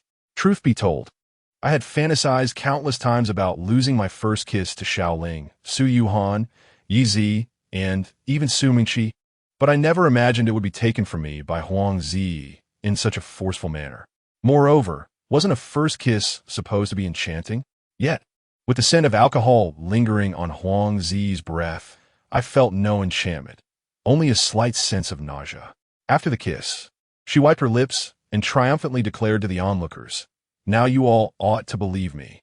It seemed she was utterly indifferent to my feelings. Having stolen my first kiss, one would expect some form of acknowledgement, perhaps even a compensation for emotional distress. Yet, how could Huang Zi possibly care about my feelings? Her focus lay solely on the boy who resembled Yang Yang. It was evident to anyone that her kiss had been a deliberate provocation aimed at him.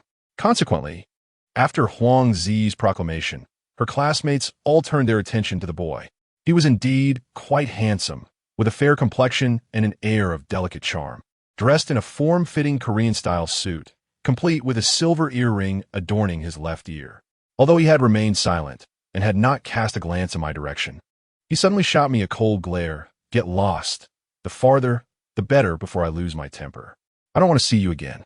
Upon hearing his words, the other couples in the vicinity began to chime in. "Hey, country bumpkin, did you hear that? Our Yu Xiao wants you to leave. You peasant. I advise you to scram before you Xiao gets angry. Seriously, once he does, the consequences will be dire. You won't even have a chance to escape." Yes, our Yuji's temper is quite notorious. When the world was happening tonight, I merely stepped out for a hug from Su Yuhan, and yet I found myself surrounded by so many pretentious individuals. Just as I was pondering what to say, the demure girl sitting next to Huang Zi tugged at my sleeve and whispered, "Hello, I'm Xing, a close friend of Xiao Zi. It was I who called her cousin earlier. You should leave. Hui Yu is not to be trifled with. Be cautious, or he might truly lose his temper. He has many followers at our school, and with a single call, he could summon dozens of people to deal with you." Xin seemed quite polite, remembering to introduce herself amidst the chaos. Ah, so he is Yu? My brow furrowed. Although I wasn't from the first high school, I had certainly heard of Yu's reputation. In Dongshan City, there are a total of 18 secondary schools, some independent high schools, and others combining junior and senior high. Each school boasts at least 3,000 students. Among these institutions, 4 distinguished figures emerged, collectively known as the Dongshan Four Young Masters. The one I was most familiar with was Tan Shihua from our third high school, known as Hua Xiao. One of the other 3 was Xiao Huiyu from the first high school, who was renowned for being the most handsome among them. Even many girls from our third high school idolized him, akin to starstruck fans.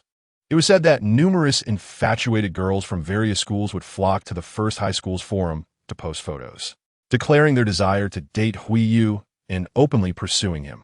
Such posts invariably attracted countless beautiful girls, leading to heated discussions. Clearly, Huiyu's name resonated loudly. Yet, I had to admit, Huiyu was indeed strikingly handsome, perhaps even marginally more so than myself. Just then, Huang Zi, seemingly intent on provoking Huiyu further, suddenly picked up 2 glasses of wine, handing one to me and saying, "Come on, boyfriend, let's have a toast." "Fool, drink that." I had no intention of accepting the glass when Huiyu let out a cold scoff. If he dares to drink that, I will have him carried out of here today. This absurd pretense was beyond excessive. I was inherently skeptical, particularly intolerant of pretentiousness, and at that moment Huang Zi added, "Coward, why are you afraid of him? I have nothing to do with him. Our toast has nothing to do with him." I glanced at Huiyu again. Upon noticing my gaze, assumed I was intimidated, and expressionlessly remarked, "Drink up. If you're not afraid of dying, then drink. Indeed, drink if you dare. You foolish country bumpkin. Those who don't drink are merely cowardly." Damn it, they dared to insult my mother, and I could no longer contain myself. At that moment, a singular thought consumed me. After finishing the drink, I would relish the opportunity to teach them a lesson, reminding them that everyone has their limits. I took the glass Huang Zi offered, entwined my arm with hers, and together we downed the drink. Afterward, I slammed the glass onto the ground, pointing at Huiyu and shouting, "Damn it, I drank it. What are you going to do about it?" Huiyu's face turned pale with anger, and he picked up his phone, smirking slightly. "You have 5 minutes to sit tight. Let us go. Let us go. He is going to call for help." He frantically tugged at my sleeve, signaling me to leave. Just then, Huiyu was suddenly slapped on the back of the head by a bald man who had appeared behind him. Upon closer inspection, the bald man was short and stout, adorned with a gold chain around his neck. Behind him stood 4 or 5 thuggish-looking individuals. We were seated outside the Lobster City, but they had just emerged from the private room inside, clearly a bit tipsy. Upon seeing the bald man, Huiyu immediately stood up, smiling and bowing. "Hey, Brother Wang, you're here for a late-night snack too? Did you settle the bill? If not, it's on me." The pretentious Huiyu, who had been so imposing just moments ago, now appeared subservient before this bald man. Simultaneously, the other 2 boys also stood up, greeting him as Brother Guang. What? Bullying honest classmates again? The bald man placed one hand on Huiyu's shoulder while the other gripped the shoulder of the girl sitting beside him. His hand was clearly not behaving itself, rubbing her shoulder as if giving her a massage. The girl was terrified, attempting to push his hand away, but lacking the courage to do so. She gazed at Huiyu with pleading eyes, and even I felt a twinge of sympathy. Yet, Huiyu feigned ignorance, merely chuckling at the bald man. "Brother Guang, my girlfriend and I came out for a late-night snack with some classmates. This is my girlfriend." Huiyu dared not say anything more, not even requesting the bald man to release his girlfriend. How pitiful, reduced to such cowardice, yet still attempting to act tough in front of me. Meanwhile, the other 2 thugs were also making advances on the girlfriends of the other boys. Rest assured, I harbor no affection for that scoundrel. Rather, I am indignant that he dares to reject me. It is I who ought to be doing the rejecting. The day after tomorrow, Saturday, we shall have a holiday. Accompany me to his residence for a visit. I have heard that the scoundrel is merely a poor rural lad. Thus, if I were to enlist city folk to confront him, it would be tantamount to bullying his kind. Hence, it is most fitting for you to take on this task. How infuriating. I have finally discerned the reason behind her sudden shift in demeanor, demanding that I take responsibility for her. It turns out her cunning plan was to have me assist her in dealing with the scoundrel who rejected her proposal of marriage. She is clearly attempting to orchestrate a scenario where we engage in mutual destruction. The tragic irony is that if the scoundrel she speaks were indeed someone else, it would be relatively easy to manage. However, the unfortunate truth is that the scoundrel in question is none other than myself. If she were to discover this, my demise would undoubtedly be far more disgraceful. Alas, a greater conundrum has now arisen. However, it was only when I reached the entrance of Su Yuhan's hospital room, with her arm firmly linked to mine, that I forcibly released her hand. Upon entering, I was taken aback to find Ling Shuai, who looked as battered as a pig from a beating by Tiger's henchmen, already in her room. Su Yuhan's complexion appeared rather poor, and an ominous premonition stirred within me. Indeed, as soon as she spotted me, a cold smirk appeared on her face as she inquired, Wu Chang, I heard you ran into that tiger yesterday at the hospital entrance. I also heard that you seem to have quite a good relationship with him. Damn it, this is bad.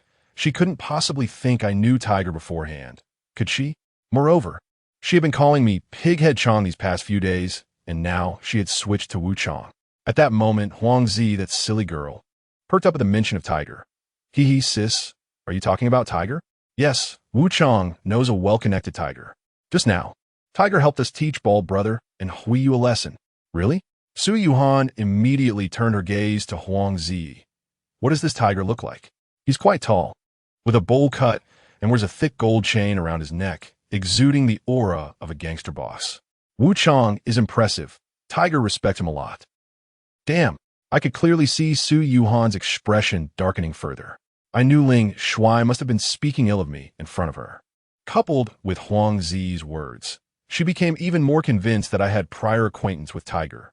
This made yesterday's heroic rescue in the tea restaurant seem rather dubious. I understood that if Su Yuhan truly believed this, the situation would escalate dramatically. So I hurriedly explained, Sister Han, I didn't know Tiger before. Please let me explain. Slap. Before I could finish my sentence, Su Yuhan struck me across the face. I truly underestimated you, Wu Chang. I didn't expect you to be quite the actor. Well done. Yesterday's heroic rescue performance was quite impressive. I give you a 10. This was disastrous. She really thought that way. Sister Han, I really didn't know Tiger before. Slap. Su Yuhan hit me again. Get lost, you. And don't call me Sister Han anymore. Please refer to me as Teacher Su. At that moment, Huang Zi unexpectedly positioned herself between Su Yuhan and me, saying, Sis, I'm not sure what heroic rescue you're talking about. In any case, you mustn't hit my boyfriend anymore. He has officially become my boyfriend. I just gave him my first kiss. What? Su Yuhan's face changed dramatically. This was a complete disaster. That silly girl had just agreed to it moments ago. Huang Zi seemed quite pleased. Sis, I'm dating Wu Chang now. You should wish us well. Didn't you always say no one dare to pursue me? Now someone wants me. My wish to have a passionate romance before graduating high school is about to come true. You're absurd. May you be blessed with unending misfortune. Get lost. Both of you. Su Yuhan appeared to be utterly enraged by Huang Zi, pushing both of us out of the hospital room. Afterward, I heard her sobbing inside. I wanted to go in and explain, but I knew that any explanation at that moment would be futile. If it were merely the matter of Tiger, there might have been room for clarification, but Huang Zi's kiss was an unalterable fact. Plus, given her current fury, any attempt to explain would only incite her further. I scolded Huang Zi before returning home, planning to find time the next day to explain everything to Su Yuhan privately. Sadly, on my way home, I received a message from Su Yuhan to Teacher Chun. Sister, do you think I'm pitiful? I mustered the courage to try for a somewhat absurd romance, only for it to end before it even began, and I'm hurt before love even blossomed. Chapter 25. A surprise when I saw the message from Su Yuhan. My heart ached terribly. I regretted going out tonight. I truly felt remorseful. At that moment, I embodied the saying, success and failure hinge on the same factor. In this case, it was WeChat that brought me both fortune and misfortune. Clearly, Su Yuhan's changing attitude towards me was largely due to the words I had spoken while impersonating Teacher Chun, which had touched her heart.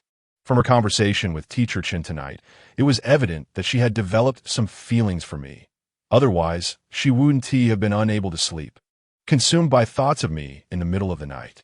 If I hadn't been so eager to rush things and sought a hug at the hospital, we wouldn't have arrived at this juncture. However, at this point, nothing could be done. My only flicker of hope lay in continuing to persuade her under the guise of Teacher Chun through WeChat. After some contemplation, I replied to Su Yuhan, "Little Han, what's the matter? Everything was fine earlier. Why the sudden pessimism? Did that guy upset you?" Initially, I intended to wait for Su Yuhan to bring up tonight's event herself, so I could use Teacher Chun's voice to explain. Unfortunately, it seemed she had no desire to discuss it, only replying, "Sister, forget it. Let us not talk about it. You should rest early, and I'll sleep too." Since she had said that, I felt it inappropriate to press further, so I prepared to wait for tomorrow to find an opportunity to chat with her. That night, upon returning home, I was plagued by worries and couldn't sleep a wink. The next day, I went to class, continuing my routine of sleeping through the morning. There was no class with Su Mingqi, so I avoided any potential conflict with her. However, Xiaoling seemed quite upset, repeatedly tugging at my clothes, lamenting that my inattentiveness in class was adding to her tutoring burden. I ignored her. I was in a bad mood, and, having had no sleep the previous night, I had no inclination to consider her feelings. I just wanted to get a good sleep and then go to the hospital at noon to explain the previous night's events to Su Yuhan. After school at noon, Lu Xiaohuan initially wanted to invite me to the cafeteria, but I lacked an appetite, so I sent him on his way and headed outside the school. To my surprise, as I reached the school gate, I spotted Huang Zi holding a bouquet of red roses, waving at me from across the street. Her sweet smile caused many boys from our school to swallow hard. I found her annoying.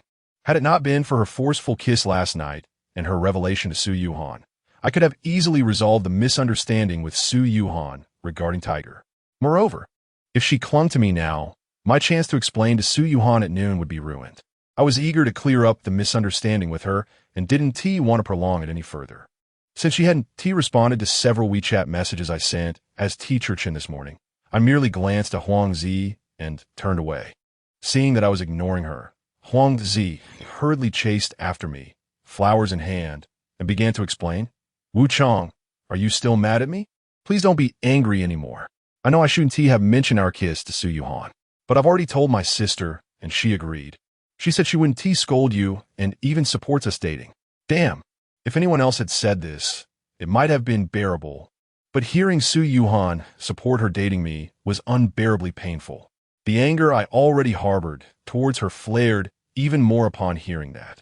I finally stopped, turned to face her. It appeared she had intentionally dressed up today, wearing a khaki trench coat paired with black leggings and high-waisted leather boots. Her hair was styled elegantly, and she indeed looked quite beautiful. To be honest, she was quite a sight. Originally, I had intended to yell at her, but I reconsidered. She clearly lacked understanding and still didn't realize where she had gone wrong. She did not intend to harm me, so I refrained from shouting at her. "What brings you here?" I asked coldly. With a sweet smile, Huang Zi presented me with a bouquet of roses, saying, "I know you're short on cash, but since we're now in a relationship, you must give me flowers every day from today onwards. I will bring the flowers myself. Now hand them over." It was baffling how there were people like her in this world. How could she not be considered foolish? However, to the many students from our school nearby, it seemed as if Huang Zi was the one gifting me flowers. Some envied the situation, while others looked on with disdain. After all, it is generally expected for boys to give flowers to girls. Not many have witnessed a girl giving flowers to a boy. Those oblivious might even think I was the one being pursued. Thankfully, Huang Zi was a girl. Otherwise, the whole affair would have been quite complicated. Not wanting to be the subject of ridicule, nor willing to indulge this foolish girl, I turned on my heel and walked away. Huang Zi hurried after me. "Wu Qiang, please don't be angry. I've already apologized. If you don't want to give me flowers, I won't ask for them anymore. I just wanted a passionate romance, and I believe it should be romantic. At the very least, you should give me a bouquet of roses every day, so I can stroll around school with fresh flowers." To be honest, had a girl treated me this way before I developed feelings for Su Yuhan, I would have eagerly engaged in a fervent romance with her. But my thoughts were consumed by Su Yuhan, and thus, Huang Zi began to irritate me. In an effort to dismiss her and visit Su Yuhan at the hospital, I halted again took the flowers from her hands and impatiently handed them back to her. Here, is this satisfactory? Thank you. Huang Zi replied with a beaming smile, visibly happier than before as she accepted the flowers that were rightfully hers. After receiving the bouquet, she cheerfully exclaimed, Wu Qiang, thank you, you are so kind to me. Goodness, was this girl truly a bit unhinged? It was evident that Huang Zi had transformed from the person I first met. If she were genuinely this charming and infatuated, I might have found myself attracted to her. However, I recognized that her affable demeanor was merely a result of having upset me the night before. Fortunately, Huang Zi soon departed, claiming she had important matters to attend to, and she added that we would see each other later that evening. I didn't dwell on what she might have planned for the night. I simply had no intention of meeting her again. I quickly hopped on a motorcycle and headed to the hospital where Su Yuhan was. Unfortunately, upon my arrival, I learned that she had already been discharged after her 4-drip earlier that morning. I felt a profound sense of sadness and disappointment. I had hoped that even if she did not forgive me, at least I could see her face as my heart longed for her presence. Even during my nap on the desk this morning, my dreams were filled with thoughts of us together.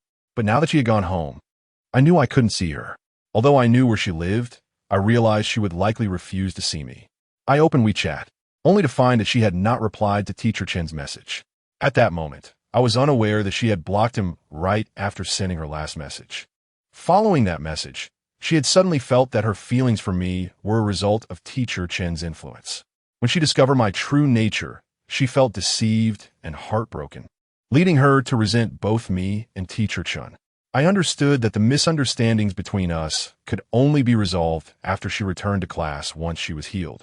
Lacking an appetite for lunch, I returned to the classroom and laid my head down to sleep. I drifted in and out of slumber for the entire afternoon. Later, during evening study hours, I noticed many girls receiving bouquets, which reminded me that today was February 14th, Valentine's Day. This year's spring festival had fallen on the Gregorian calendar January, so it took several days after school resumed to reach Valentine's Day. To show off, Wu Chunlei swaggered into the classroom during a study period when the teacher was absent, holding an enormous bouquet of flowers for Xiaoling. He stood before me, ostentatiously declaring, Xiaoling, these are 99 roses, hoping we can last forever. Many girls in class were envious, as roses were quite expensive on Valentine's Day, and most had received only one flower. After all, students rarely had the means to purchase such lavish quantities. Generally, bouquets contained no more than 7, 9, or 12 roses. Unlike Wu Chunlei, who had bought so many. At first, Xiaoling seemed hesitant to accept the flowers, but Wu Chunlei quickly remarked, Xiaoling, surely you want to deny me this? It's perfectly fine to exchange flowers among classmates. This year's prices are exceptionally high, at 30 yuan per flower. I spent 2 or 3,000 on these. I've exhausted my entire monthly allowance. Hearing this, I shamelessly chimed in, Xiaoling, even if you don't like him, you might as well accept the flowers. I can help you sell them later. We can set a lower price and make a quick profit. Wu Chunlei was infuriated, retorting, even if she sells them, it's still better than your cheap self who can't afford flowers. Xiaoling shot me an annoyed glance, possibly worried about Wu Chunlei's pride, which prompted her to accept the bouquet. Seeing that Xiaoling took the flowers, Wu Chunlei disdainfully remarked to me as he left, Wu Qiang, after evening study, I'll be taking Xiaoling out for a late-night snack. I might not have time for your makeup class tonight. I shrugged, oh, we don't have time today, but you, a single dog, have no time? I genuinely thought the school beauty, known as the Fairy Z from your school, was your girlfriend, only to hear from a friend that she ditched you on the highway during a rainy day. Wu Chunlei laughed heartily as he exited, followed by the laughter of many classmates. After he left, Xiaoling quietly said, Excuse me, I need to put these flowers away. As I stood to let her pass, I couldn't help but mutter, fool, buying so many flowers, what a waste. However, I never anticipated that there were countless individuals in this world more foolish than Wu Chunlei. As the final bell of the last study session rang, I suddenly heard excited gasps from the neighboring class, followed by our classmates exiting the room in astonishment. Soon, the waves of exclamations escalated, echoing throughout the school. Many students leaned over the railing, peering down below. When I stepped outside, There was no room left to see. I couldn't even catch a glimpse. At that moment, I was not in the mood to pay attention to anything else. My mind was solely occupied with thoughts of Su Yuhan. Just as I was about to head downstairs, Lu Xiaohuan excitedly grabbed my arm. "Chang'e, when did you get such a beautiful girlfriend? And it seems she is fervently pursuing you." "What do you mean?" I asked, bewildered. At the same time, I noticed all my classmates standing in the corridor turning to look at me, including Wu Chunlei, who regarded me with an expression akin to that of someone witnessing an alien. "See for yourself." Lu Xiaohuan pulled me into the crowd. When I gazed down at the grand playground, I gasped in astonishment. The central area was adorned with numerous candles, meticulously arranged in the shape of a heart. Beside each candle lay a vivid red rose. Furthermore, at the center of this enormous heart-shaped arrangement of candles, there was a substantial cluster of heart-shaped red roses. This magnificent bouquet alone must have been nearly half the size of a basketball court. In the midst of this heart-shaped candle and the cluster of roses stood a fairy clad in a white wedding gown, cradling a bouquet of white roses. On the ground before her was spelled out in candles 5 large characters. "Wu Chang, I love you." It is said that white roses and white wedding gowns symbolize pure and unblemished love, and at that moment, she indeed appeared to embody innocence and charm. However, it was at this instant that I suddenly grasped why roses were so exorbitantly priced this year. Our school's playground is equivalent to 8 standard basketball courts combined. Yet this fool had sprawled candles and flowers across nearly half of it. For heaven's sake, having money doesn't mean one should waste it so extravagantly. It was then that I comprehended what she meant by saying we would meet again tonight. Simultaneously, I began to understand how she intended to pursue that grand romance she had spoken of. Although Huangzi had indeed orchestrated a spectacular scene, I felt no joy. For in this moment, I realized she seemed to be serious about me, while my heart belonged to Su Yuhan. What was I to do? Yet, I am not one to shun human connection. Moreover, this presented a splendid opportunity for pretense, and I certainly would not avoid meeting her. Additionally, she was dressed in a wedding gown, and in such frigid weather, she was bound to catch a chill. I should hasten to send her on her way. Upon approaching her, she first embraced me, then promptly said, "Wu Chang, let us hurry. We must go for a late-night snack. My sister is waiting for me. She doesn't know you're coming, and we ought to surprise her." Initially inclined to send her away, her words instantly altered my decision. Chapter 26. Touching Su Yuhan, Huangzi did not drive that day, as she had been scolded by her grandfather after leaving me on the highway that night, with a stern order that no one in the family was to lend her a car again. The red Ferrari she had driven was not her own, but belonged to her aunt. Subsequently, we first visited a nearby bridal shop to return her wedding gown, after which she changed into the outfit she had worn when we met earlier that day, and then we headed toward the food stall where Su Yuhan was waiting. As we alighted at the entrance of the food stall, a wave of anxiety washed over me, so much so that even Huang Thi noticed my tension. "What is the matter? Are you afraid to meet my sister? You seem so nervous," she inquired, linking her arm with mine. Naturally, I was apprehensive. The stakes felt incredibly high. I said nothing but remove her hand from my arm. Huangzi, unfazed, chuckled. "Come on, we're not at school anymore. Why are you so worried about my sister? She is not your teacher right now. She is my sister and also your sister. Don't fret. She has already agreed to our relationship and won't say anything against you." Huangzi wrapped her arm around mine again. "Please, not like this," I replied sternly. In the past, I had feared the two sisters, but my attitude towards Huangzi had soured, especially after recent events. It was evident that this time, Huangzi was not merely playing around. She seemed genuinely serious. Thus, I had already resolved to find an opportunity to confront her about it. "All right, if you don't like it, I won't hold your hand anymore. My sister is in that private room at the food stall. Let us hurry." Huangzi pointed towards a nearby food stall. That evening, the surrounding food stalls were bustling with couples. Yet, upon entering one of the private rooms, we found Su Yuhan sitting alone, forlorn. I had spent 2 entire days and nights thinking about her, utterly consumed by thoughts of her. Seeing her now, I longed to rush over and embrace her. Sadly, the moment she spotted me, her expression darkened. "Why did you bring him here?" Sister Huang Zi's demeanor shifted. It's Valentine's Day, of course. I want to spend it with him. He is my boyfriend. Don't think I'm just playing with him like last time. This time, I am serious. You said you would allow me to date him, so you can't scold him. Indeed, Huang Zi was sincere this time. After hearing her words, Su Yuhan shot me a cold glare before responding to Huang Zi with an expressionless face. Fine, I'll give you face. Is that enough? Hurry and order something. I only ordered one serving of lobster and nothing else. All right, you two sit tight. I'll go check on the menu, Huang Zi said, kissing Su Yuhan on the cheek before happily departing to place the order. Damn it. Seeing her kiss Su Yuhan made me crave the same. I truly wish to walk over and kiss her as well.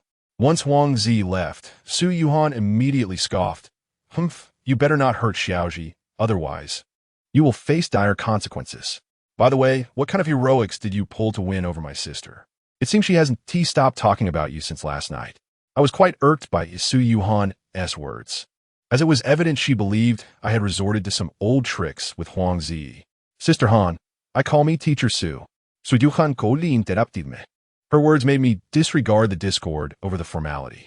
Seizing the moment without Huang Zi present, I directly explained, the change in Tiger Gu's attitude towards me must be because he discovered your background after I beat him up the day before yesterday.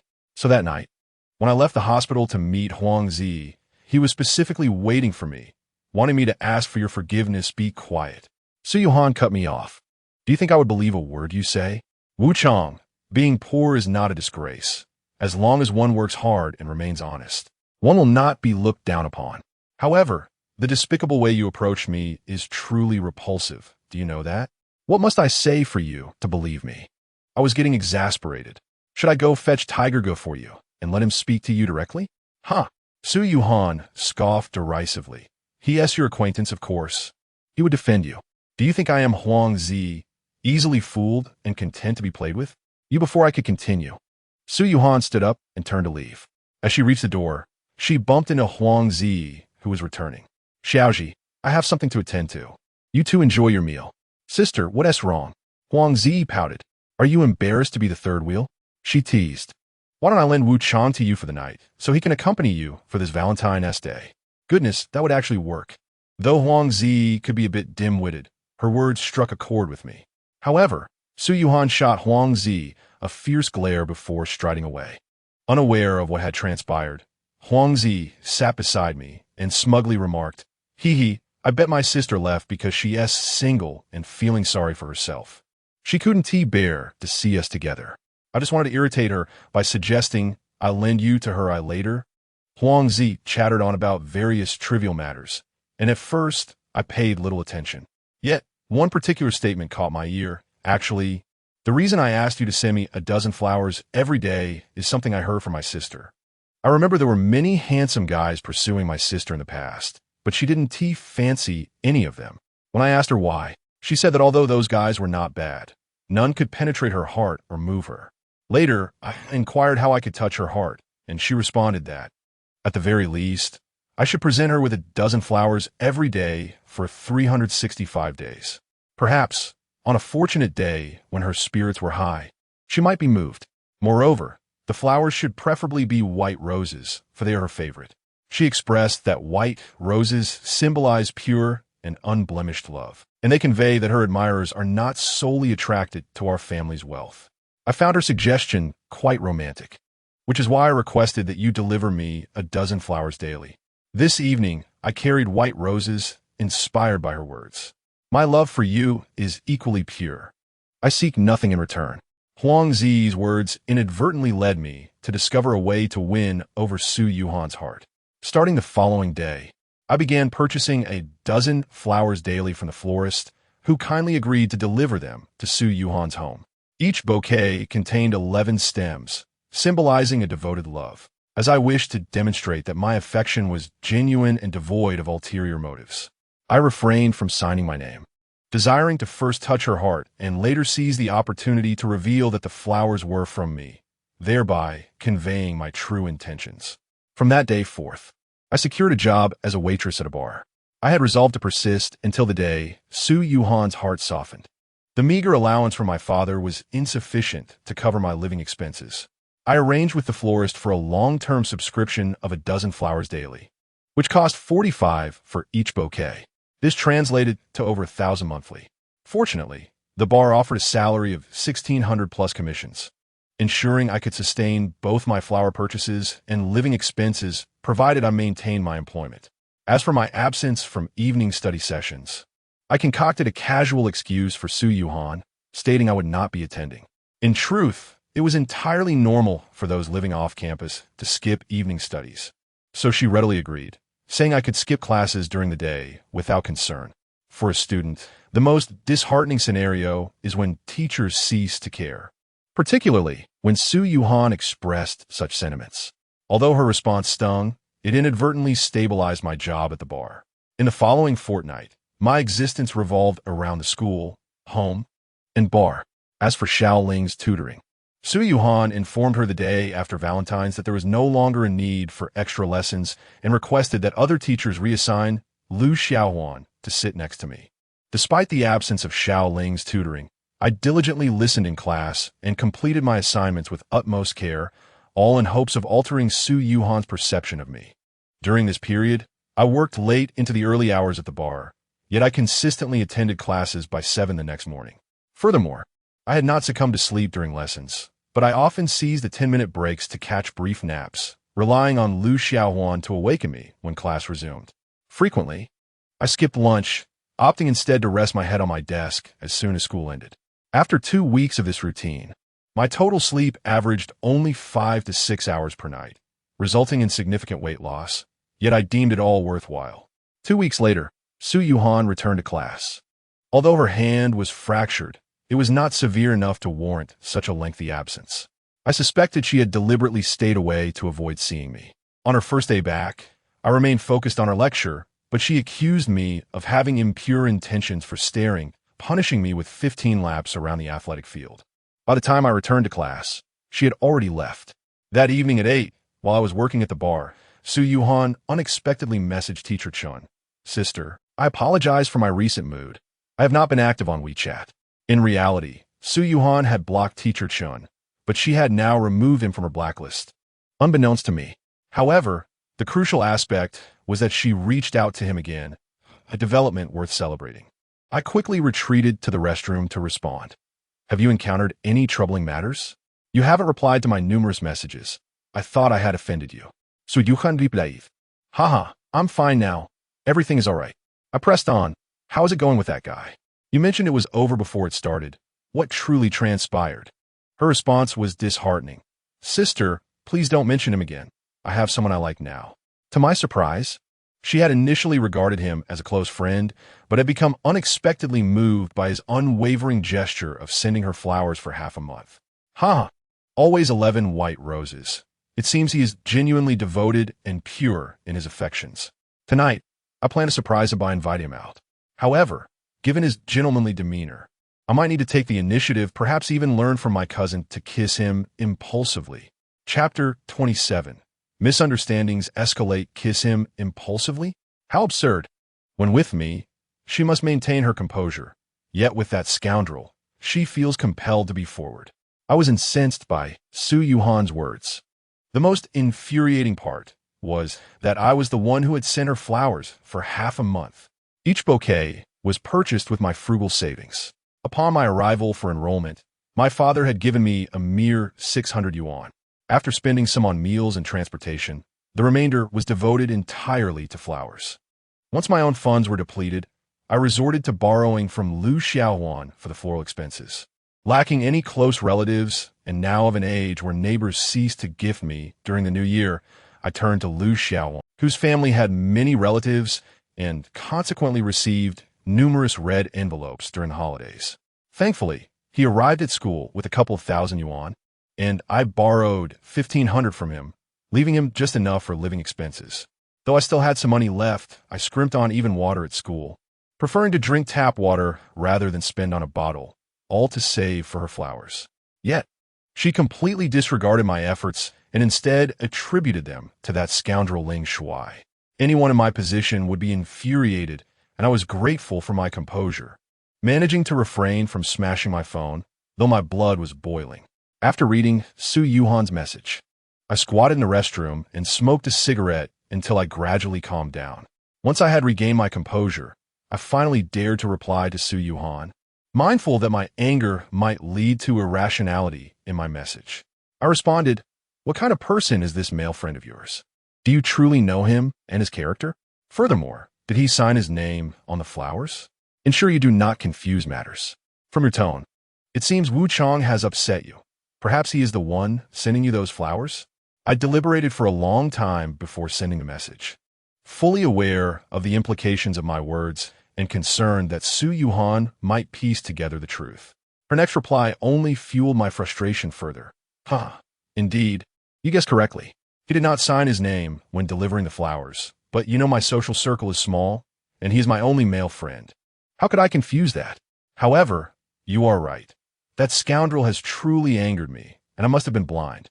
I don't wish to discuss him any further. In any case, that scoundrel's family is struggling to make ends meet. How could he possibly afford to send me so many flowers for half a month? It became clear to me that she had not even considered my efforts, as her mind was undoubtedly consumed by thoughts of Ling Shuai. It was evident that her way of addressing me had shifted significantly. At the outset, when she mentioned me to Teacher Chun, her initial reference was that scoundrel, which gradually evolved into that boy, and now has transformed into that little rascal. Despite the frustration bubbling within me, I hastily organized my thoughts to persuade Su Yuhan. During this period, I had been juggling work and classes, managing to sleep merely 5 or 6 hours a day. All this toil aimed at earning money to present her with flowers. Yet I found myself unwittingly crafting a wedding garment for that scoundrel Ling Shuai. Such an outcome is utterly unacceptable to me. Therefore, I must quickly devise a way to convince Su Yuhan. After pondering for a while, I promptly sent her a message. "Little Han, please don't act impulsively. You need to think this through. From our recent conversations, I can sense that you have genuinely developed feelings for Wu Chong. Although I'm unaware of what caused your anger towards him, I sincerely hope you reconsider and refrain from making decisions in haste. At the very least, before you meet your male companion, you should reflect. Have you truly forgotten Wu Chong entirely? Moreover, didn't you mention that you had signed an engagement agreement with him? Has that agreement suddenly lost all significance? Initially, you stated that if either of you called off the engagement, both families would bear the consequences. I'm not defending Wu Chong. I'm not well acquainted with him. Yet I believe he is still young and perhaps more deserving of your trust. After all, your family background is significant, which inevitably attracts individuals who may be motivated by it. I intended this reasoning to sway Su Yuhan's heart back to me. Yet it turned out to be superfluous, as she subsequently sent several lengthy voice messages. "Sister, I understand you mean well, but you can rest assured about this matter. Ling Shuai and I have been friends since childhood. My grandfather and his grandfather have known each other for many years. Ling Shuai's family is quite affluent. Their chain of restaurants has expanded into several provinces around us. They plan to extend their chain to major cities across the nation. His interest in me is certainly not motivated by our family's wealth. As for the engagement agreement, sister, you underestimate Wu Chong. You have no idea how many performances he has staged in front of me. I have already informed my grandfather about the antics he has put on deliberately. I even suspect that the day I was kidnapped was part of his orchestrated act, intended to make me remember their family's rescue and create a false impression of destiny between us. No wonder my grandfather initially approached to propose for my cousin and was rejected by their family. It seems they had their plans all along. I have meticulously analyzed the entire situation. The truth is, their entire family are master deceivers, as they have been acting from the very beginning. That little rascal first collaborated with his cousin to deceive me. Initially, Su Mengqi pretended to accuse Wu Chong of wrongdoing, and then Wu Chong claimed Su Mengqi was his cousin, asserting that there was a private conflict between them and that she was seeking revenge. The day I went out and encountered the kidnapping was precisely to clarify the situation between Wu Chong and Su Mengqi. I had intended to confront Su Mengqi directly. Yet as soon as my car left the city, the kidnappers appeared. Sister, do you believe in such coincidences? From the start, I had my suspicions. Since Wu Chong and Su Mengqi are related, how could their relationship deteriorate to such a degree? It turns out it was all an illusion. a scheme devised by their family. Clearly, in my years of teaching at Sanzhong, nothing like this kidnapping had occurred, except on that day when I was with Wu Chang. And yet, nothing happened to me. I was merely saved by him. I question how a young man like Wu Chang could single-handedly confront 4 kidnappers and 3 thugs.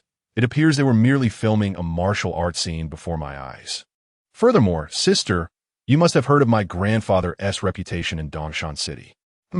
Daring to lay hands on my family. Not only can they not be found in Dongshan City, but even in this province, there are few who can match. Thus, once I relayed these events to my grandfather, even he suspected that this was indeed a scheme orchestrated by the Wu family. Their intentions are quite apparent. Their family is nearly destitute. Relying on the slight connection between Wu Chang's grandfather and my grandfather, they deliberately devised 2 heroic rescue schemes to draw Wu Chang closer to me. The first was to make me remember Wu Chang's life-saving grace and be grateful, thereby leading to my grandfather discovering Wu Chang as the descendant of an old friend. The second was to stoke the flames, encouraging me to develop feelings for Wu Chang. The depth of their family's cunning is remarkable. This entire plan is intricately woven, seamless in execution. Had it not been for my male friends seeing through it, I might still be oblivious. However, while they are clever, our family is not comprised solely of foolish girls like my cousin. My grandfather has stated that, although the police have yet to apprehend the kidnappers, once they do, he will ensure the mastermind behind this is uncovered. Currently, without solid evidence, we are biding our time and refraining from confronting their family. Once the kidnappers expose the Wu family, my grandfather has vowed to see their entire family imprisoned. After listening to Su Yuhan's voice message, I was left both amused and infuriated. I never imagined our misunderstanding could escalate to such a degree. Simultaneously, every word from Su Yuhan pierced my heart like a dagger. I truly felt like laughing through my anger. If our family were indeed coveting their wealth, will my parents have rejected the marriage proposal when my grandfather first approached Huang Zi? Isn't that a ludicrous thought? Yet, to be honest, even I find Su Yuhan's analysis somewhat reasonable. If she genuinely believes that Hu Gu and I are in cahoots, then linking that to the kidnapping incident does seem to connect the dots. However, I am utterly wronged. This grievance surpasses even that of Do Yi. While I am indeed furious, I suppress my indignation and text her back. This matter is quite complex. Perhaps you should wait for the truth to surface before making a judgment. Su Yuhan promptly replied, I understand. For now, our family will feign ignorance. Everything will await the apprehension of the kidnappers, and then they can prepare to face the consequences. All right, sister, I won't keep you any longer. I have a date to attend. Good night. Upon reading Su Yuhan's final message, my heart plummeted to frigid depths. I refrained from replying and exited WeChat. I emerged from the restroom and approached our team leader to request a 2-hour leave. Immediately, I called Huang Zi. I am certain that Huang Zi is completely unaware of what Su Yuhan mentioned, as she cannot conceal anything. Notably, it seems she has genuinely changed. Over the past half-month, she has been exceedingly gentle towards me, complying with my every word. It appears that the once headstrong little princess has transformed into a tender and considerate little lamb. Throughout this month, she has frequently invited me out, yet I had to decline due to my work commitments. Subsequently, she has waited for me at the entrance of Sanzhong almost every day before and after school, chatting with me for a bit before heading off to class or home. The reason I have delayed breaking up with her until now is that I wanted to leverage our temporary relationship to occasionally see Su Yuhan. Unfortunately, she has arranged several meetings with Su Yuhan over the weekend, yet Su Yuhan has consistently refused to come out. When Huang Zi answered my call, she was overjoyed. As this was the first time I had taken the initiative I directly informed her that I would be at People's Park, as my workplace, the bar, is not far from there. Upon hearing this, Huang Zi hesitated for quite a while before gently saying, "Oh," and hanging up the phone. My intention in inviting her out was merely to have her call Su Yuhan to inquire about her whereabouts, after which I would confront Ling Shuai regarding his unjust treatment of me. Damn it, I found myself at a loss with Su Yuhan, but I should be able to deal with him. I was keenly aware that this issue could not be prolonged any further, Delaying it could lead to serious complications. And the misunderstandings between Su Yuhan and me needed to be resolved swiftly. However, I was not prepared for what transpired when Huang Zi, looking particularly beautiful, met me at the entrance of People's Park. She immediately stuffed a wad of cash into my pocket. When I took the money out to inspect it, I asked her what it was for, and she bashfully looked down, saying, "You can do whatever you want." Goodness, what was wrong with this girl? I was utterly bewildered by her meaning, especially since she was never this shy. Yet, when I unfolded the stack of money, I was taken aback. I finally understood her sudden bashfulness. That wad contained almost 1,000 or two, and, astonishingly, there was a Durex tucked in the middle. I was utterly dumbfounded. At that moment, I felt an overwhelming urge to kneel and sing of my admiration for her. Just then, Huang Zi shyly lowered her head again and said, "Wu Qiang, I know you don't have much money, but for the first time, I want to go to a nicer, more romantic and cozy hotel. After all, this is quite significant, and I don't want to be in the park, all right?" I was stunned. She thought I intended something improper in People's Park. Her imagination was truly boundless. I felt like kneeling before her. Nevertheless, looking at Huang Zi, who was dressed so charmingly today, I impulsively made a rather reckless decision. Chapter 28. The scheme, my so-called reckless plan, was quite simple. If Su Yuhan truly succumbed to Ling Shuai's advances, and I found myself powerless to intervene, I would then turn my attention to her cousin. From Huang Zi's demeanor tonight, I was well aware that if I desired to be with her, it would be as easy as uttering a single word. I wouldn't even need to pay for the hotel room. Although I genuinely cared for Su Yuhan, I could never bring myself to love a woman who had been touched by another man. The very thought repulsed me. Seeing that I had not responded to her after she spoke, Huang Zi shyly inquired, "Wu Qiang, why aren't you saying anything? I'm feeling quite anxious. Shouldn't you comfort me?" You want me to comfort you? You've left me utterly speechless. Besides, what are you anxious about? It's you who brought Durex with the intention of seducing me. Shouldn't I be the one feeling nervous? Although I thought this to myself, I did not voice it, as I was suddenly struck by a desire to tease this Navi girl. "Well, how would you like me to comfort you?" Huang Zi stood before me, shyly tugging at her clothing, then lowered her head and softly murmured, "For instance, in this situation, you should comfort me by saying you will take care of me and to be gentle and that sort of thing. Isn't that how they portray it in movies?" Goodness, I was utterly astonished by her audacity. I had not anticipated that she would utter such preposterous words. No. What kind of films does she usually watch? Surely not those from the adult film industry? Never mind. I had no intention of teasing her any further. It was clear that I would only end up the one hurt by my attempts. I pinched her adorable, rosy-cheeked face. "You silly girl. What on earth are you thinking?" Huang Zi looked up at me, bewildered. I shot her a sideways glance, then tucked the Durex back into the wad of cash before stuffing it into her pocket. "What is wrong? Didn't you call me out here to do that?" Huang Zi stammered. "Who told you that inviting you out meant we had to engage in such activities?" I was starting to feel a bit embarrassed. "I heard there are many people at People's Park at night, and I thought you wanted to come here." Never mind, this is so embarrassing." Huang Zi cradled her blushing face in her hands. Seeing her in such a cute state, I couldn't help but chuckle. "No laughing."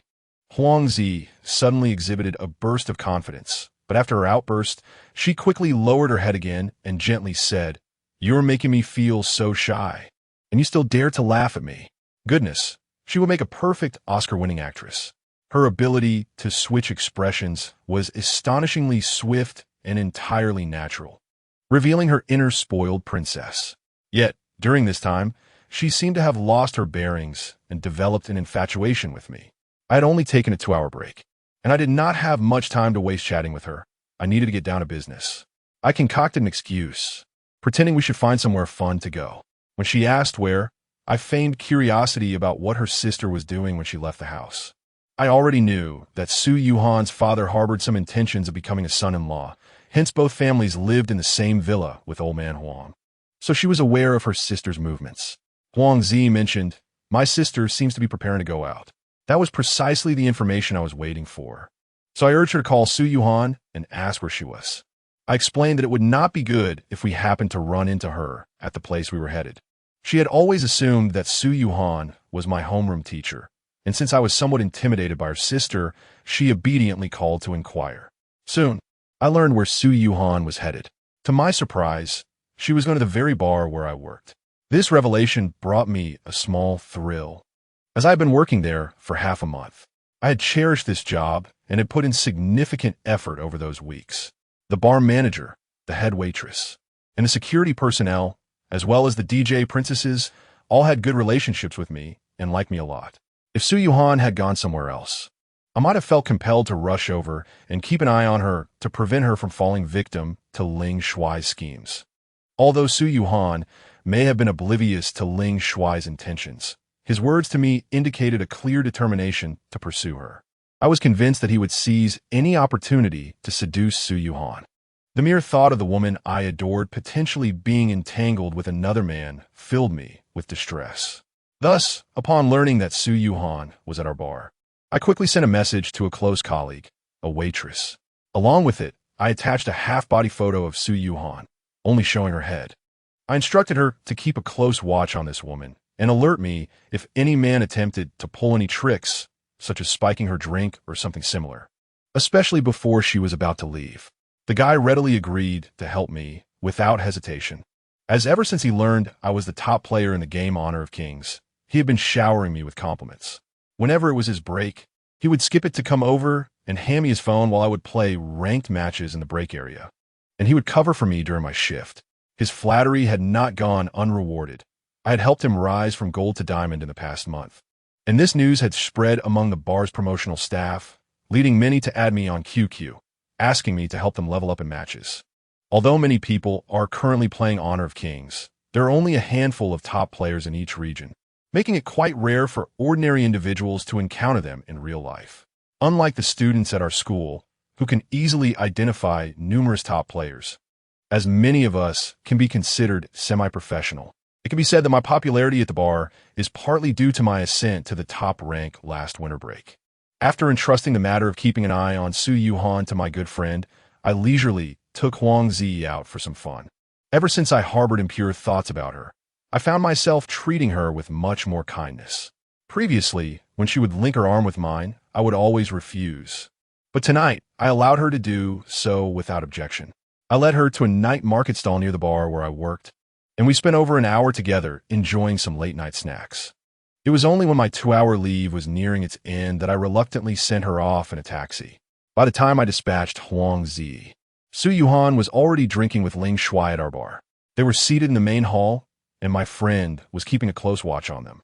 Just as I was hurrying back to the bar, my friend called me. "Wu Chang, hurry back. That guy is definitely up to no good. I just saw him pour something into your sister's drink while she was in the restroom." I couldn't see exactly what it was. Damn him. Earlier, when he asked who that girl was, I told him she was my sister, so he assumed she truly was. However, I had no time to dwell on this. I urgently instructed my friend to find a way to prevent my sister from drinking that glass if she was about to. He informed me that my sister was still in the restroom and suggested I rush back to take her away myself, as he had no idea how to intervene. Given that Ling Shuai seemed to be quite familiar with our bar owner, I understood that this was indeed a bit of a bind for him. As Ling Shuai was wealthy, and knowing our bar owner was entirely normal, my friend certainly wouldn't dare to spoil a favor for the boss. Clearly, this matter rested solely on my shoulders, so I sprinted back to the bar. I had previously asked my friend to watch if Ling Shuai was trying to get Su Yuhan drunk or drugged. I suspected he would indeed try to get her drunk, but I only mentioned the possibility of drugging in passing. I hadn't anticipated that he would have the audacity to actually do it. Tragically, just 5 minutes later, as I was nearing the bar, my friend called again. "Wu Chang, I'm so sorry. The manager called me away, and when I returned, I saw your sister had already drunk the spiked drink." Chapter 29. Following upon hearing that Su Yuhan had consumed the drug drink, I was instantly engulfed in anxiety. Fortunately, I was close to the bar. As long as I arrived before Ling Shuai could take her away, I would ensure she would not leave with him. I hastily made my way back, skipping the formality of checking in with my supervisor, and headed straight for Su Yuhan in the hall. After my friend pointed her out, I noticed she appeared relatively coherent, allowing me to breathe a sigh of relief. Initially, I had intended to confront her in front of Ling Shuai and inform her of the drugging, but seeing her seemingly fine, I doubted she would believe me, given the misunderstandings between us. Additionally, it was inconvenient as our boss was seated at Ling Shuai's table. Confronting Ling Shuai in front of our boss would undoubtedly have consequences. I had overheard my friend mention that Ling Shuai and our bar owner had a good rapport, which seemed to be true as I saw them chatting amiably, with Ling Shuai even putting his arm around our boss in camaraderie. While the two men drank and conversed, Su Yuhan seemed uninterested, merely engrossed in her phone, indicating that the drug's effects had yet to take hold. As I observed her absorbed in her phone, I contemplated sending her a message as a warning. I had just composed a text when I hesitated, questioning the efficacy of a message compared to speaking to her directly. Even if I texted her, she might not believe my words. At that moment, I noticed Su Yuhan, who had been playing on her phone, suddenly resting her elbows on the table and rubbing her temples. When she looked up at Ling Shuai again, her expression had turned icy. I surmised that the drug was beginning to take effect, and she had become aware of something amiss. Ling Shuai noticed her change in demeanor and immediately raised his glass to toast her. With a swift motion, Su Yuhan knocked his glass away and stood up, preparing to leave. However, after taking a few steps, she stumbled and fell toward the ground. Just as she was about to hit the floor, Ling Shuai caught her from behind. In that moment, I realized that the drug he had given her was likely not an aphrodisiac, but rather a sedative. Seeing Su Yuhan in a semi-conscious state cradled in Ling Shuai's arms, our bar owner stood up with a grin and patted Ling Shuai's shoulder, sharing a knowing glance that spoke volumes. Subsequently, our bar owner assisted Ling Shuai in escorting the limp Su Yuhan out of the bar. Although Su Yuhan's feet seemed to follow the pace of the two men, it was more accurate to say that Ling Shuai and our bar owner were dragging her along. Witnessing this scene, I felt an overwhelming urge to confront both my boss and Ling Shuai. However, I was acutely aware that our bar employed 20 to 30 security personnel, who, while ostensibly guards, were in fact my boss's lackeys. Having worked here for half a month, I had witnessed several instances of patrons causing disturbances at my boss's command. Those guards would swarm like bees. Despite my previous fearlessness in confrontations, I dared not provoke my boss. These bar owners had connections with many unsavory characters, and I had no desire to invite trouble. Moreover, I appreciated this job, which relieved some of my parents' burdens. Thus, I restrained myself and followed Ling Shuai and the others outside, planning to act once my boss left. As I reached the bar entrance, I watched as our boss and Ling Shuai helped Su Yuhan into a taxi, after which he turned to leave. Initially, I assumed Ling Shuai had taken a taxi because he hadn't T-driven, but to my surprise, he didn't T-join Su Yuhan in the car. After ensuring she was inside, he climbed into a BMW parked nearby and drove off in the opposite direction. I was utterly bewildered by Ling Shuai's actions. At that moment, I unintentionally glanced at the taxi driver, and in that fleeting moment, my heart raced into my throat. As I glanced at the taxi, I immediately recognized the driver, a man adorned with a duckbill cap and a visage marked by excess flesh and a scruffy beard. Most alarming of all, he was the very individual who had spearheaded the abduction of Su Yuhan. My thoughts raced. Was this mere coincidence? It was evidently far from accidental. This was undoubtedly orchestrated by Ling Shuai. At that moment, I was too pressed for time to ponder further. I harbored no doubt that Su Yuhan was in imminent danger tonight. Observing as the bearded man drove away, I swiftly dashed out and leapt into another taxi parked at the roadside. I urged the driver to accelerate, to follow the cab ahead. The taxi driver, a handsome young man in his 20s clad in a black suit, cast me a quizzical glance. "Hey brother, what are you planning to do? Are you interested in that beauty who just got in? Please just drive," I implored, eager to shift the topic. "Is it customary for taxi drivers to wear suits nowadays?" He chuckled. "I just came straight from lunch with my girlfriend and didn't have time to change." Yet, he pressed further, but seriously, "What is your intention with that lady? You better not have any funny ideas. I'm a former soldier." It appeared he was somewhat principled, and his demeanor indeed suggested a military background. I realized that without a proper explanation, he would be reluctant to assist me in tailing Su Yuhan as vehicle. Thus, I concocted a pretext. That woman who just got in is our boss's mistress. He suspects she is being unfaithful and has asked me to follow her. "Oh, so the handsome guy who dropped her off is your boss?" He remarked, "Well, that's different. I can't stand those cheating women either. If you're going to be a mistress, at least exhibit some professional ethics." He mused about how likely it was that their boss was being cuckolded. Given how strikingly beautiful she was, how could she be satisfied with just one man? We see plenty of mistresses who are often shared among several bosses. It's simply more lucrative that way. I had no time to engage in his lengthy discourse, so I quickly dialed Su Yuhan's number, but she didn't answer. She was likely dazed, completely oblivious to her phone ringing. Fortunately, my taxi soon caught up with hers, and as long as she remained within my sight, I hoped she would be safe.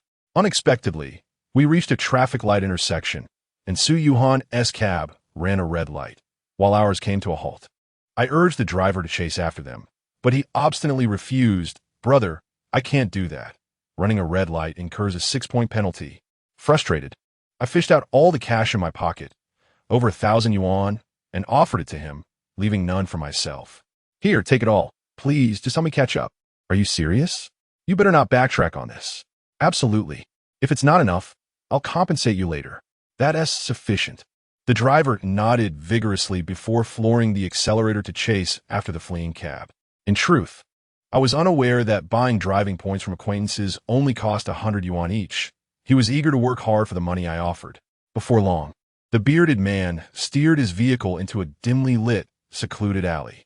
I noticed his car had come to a stop, seemingly turned off. I instructed the handsome driver to halt a few dozen meters away and wait for me. He agreed, assuring me, "If you need anything tonight, I'm at your service. Consider it a private hire. If you need assistance, just shout." As I stealthily approached the taxi parked in the alley, I saw the man in the duckbill cap transferring Su Yuhan into the trunk. She appeared completely unconscious as he bound her hands and feet with rope. A burlap sack lying nearby. Clearly, he intended to stow her away in the trunk. Had I not pursued him, who knows where he would have taken her? Enraged, I kicked him forcefully, sending him sprawling several feet away. My initial intent was to capture him and turn him over to the authorities, thereby clearing Su Yuhan of any wrongdoing. However, the scoundrel scrambled to his feet and fled. Despite my speed, I could not catch him even after pursuing him for over 100 meters. Concerned for Su Yuhan's safety, I hurried back to the taxi. I carried the unconscious Su Yuhan back to the original cab and provided the driver with her home address, requesting him to take her there. On the way, the handsome driver frequently glanced at Su Yuhan in the rearview mirror, commenting, "Wow, your boss's mistress is indeed stunning. Not only is she beautiful, but she is also well endowed. How much does your boss pay her for being his mistress?" Frustrated by his incessant chatter, I remained silent as he rambled on for over 10 minutes. Although I might have engaged him under normal circumstances, my mind was preoccupied. I was acutely aware that while Su Yuhan was now safe, she was ensnared in a vast conspiracy. From her, I learned that Ling Shuai was certainly not short of money. So why did he persist in orchestrating Su Yuhan's abduction? Initially, I contemplated alerting the authorities, but with the bearded man having fled, doing so would prove futile as I had no evidence. Even if I informed the police that Ling Shuai was behind this, he could easily deny it. He could assert that he had merely shared drinks with Su Yuhan as friends, and after their outing, he had called a taxi for her. The presence of surveillance cameras outside the bar would corroborate his story, and even our boss could testify on his behalf, ensuring he faced no repercussions. I also considered that if Ling Shuai learned I had witnessed this, it could backfire, placing me in jeopardy. Su Yuhan already suspected the kidnappers were in league with me. If Ling Shuai further twisted the narrative, it would only complicate matters. Though he could not overpower me physically, his verbal prowess far surpassed mine. Thus, I resolved to first ensure Su Yuhan's safe return, planning to confront her about Ling Shuai's true nature once she regained consciousness.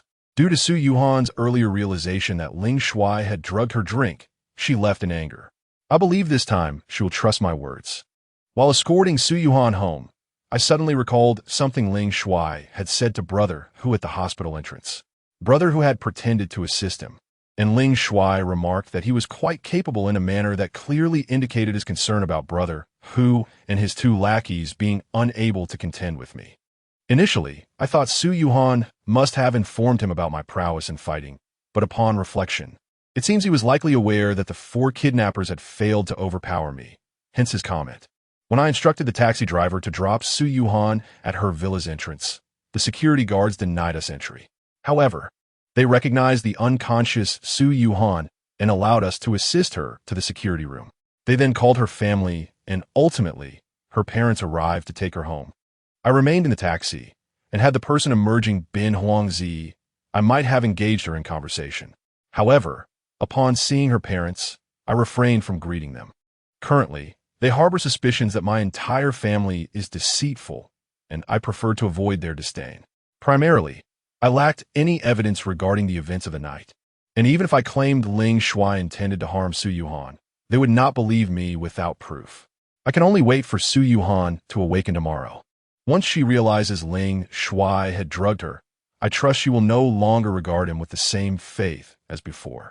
However, to my utter astonishment, the following morning, I received a message from Su Yuhan directed to Teacher Chun. Sister, good morning. Have you risen? Last night was truly a wonderful evening. What an absurd notion of a wonderful evening. Confused, I inquired, wonderful? Su Yuhan swiftly replied with a remark that nearly made me choke. Indeed. Ling Shuai is quite a decent fellow. Last night, I went to the bar with him, and even though I was thoroughly intoxicated, he did nothing inappropriate. He even took a taxi to personally escort me to my doorstep. How thoughtful. He is genuinely honest, not at all taking advantage of my state. If it were any other man, he would have seized the opportunity to take me to a hotel. This incident clearly indicates that he is indeed a virtuous man, worthy of my lifelong trust. I was incensed by Su Yuhan's words, my teeth clenched in frustration. However, I was baffled as to why she claimed Ling Shuai had brought her home. As I pondered this, I recalled the dapper driver clad in a suit from the previous night. How infuriating. Why wear a suit when it was unnecessary? I surmised that Su Yuhan must have inquired with the villa's security, who would undoubtedly have informed her that a gentleman in a suit had escorted her home. After all, in comparison to that suave driver, I was far more reminiscent of a taxi driver. Furthermore, since Ling Shuai was also dressed in a suit that night, it was only natural that she would assume he was the one who took her home. This misunderstanding was both amusing and disheartening. Had Su Yuhan truly forgotten the incident of being drugged by Ling Shuai? Hadn't she sensed it at the time? Later, I learned that upon waking, Su Yuhan had no recollection of the events leading up to her unconsciousness. She only remembered going to the bar with Ling Shuai, believing she had simply overindulged, even though she still perceived him as a good person. I intended to inform her of his actions the previous night because I could not bear to see her walk willingly into danger. As for Su Yuhan's message, I chose not to respond, fearing I might say something rash. Su Yuhan arrived late that day, likely due to her final class of the morning. Although I attentively listened during the lesson, I refrained from gazing at her, as I had the day before, focusing instead on the blackboard to prevent a repeat of yesterday's events. Nevertheless, Su Yuhan deliberately challenged me, unexpectedly asking me to stand and recite a passage of classical Chinese. Though this was material covered last year, I had completely forgotten it.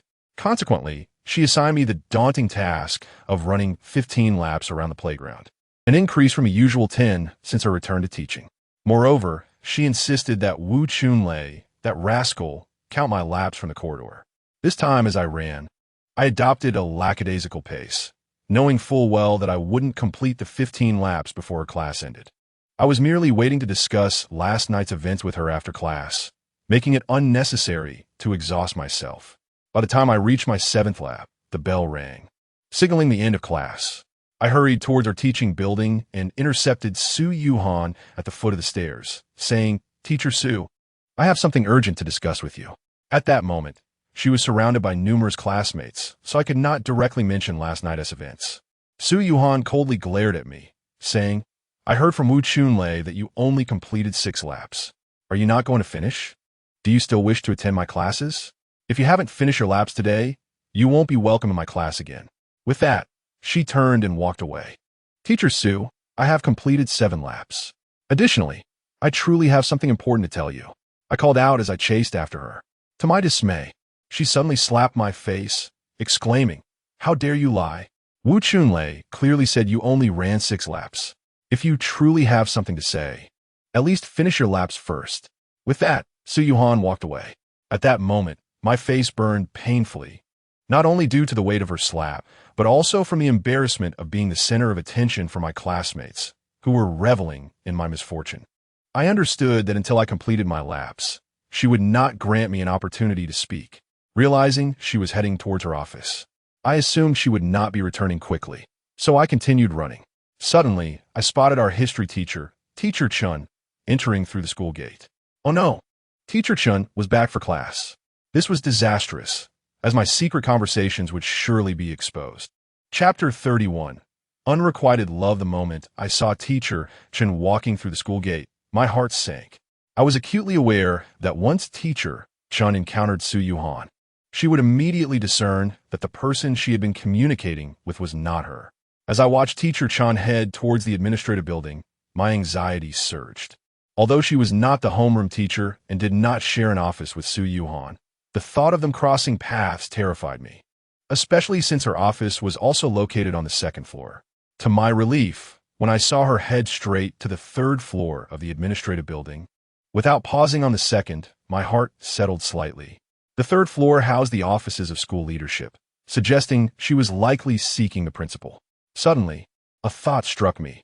Could Teacher Chun have merely returned to extend her leave?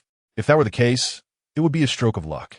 With this hope, I quickly called Lu Xiaohuan, asking him to eavesdrop. Lu Xiaohuan has always been obedient to my requests. Less than 2 minutes after my call, he entered the administrative building from the cafeteria.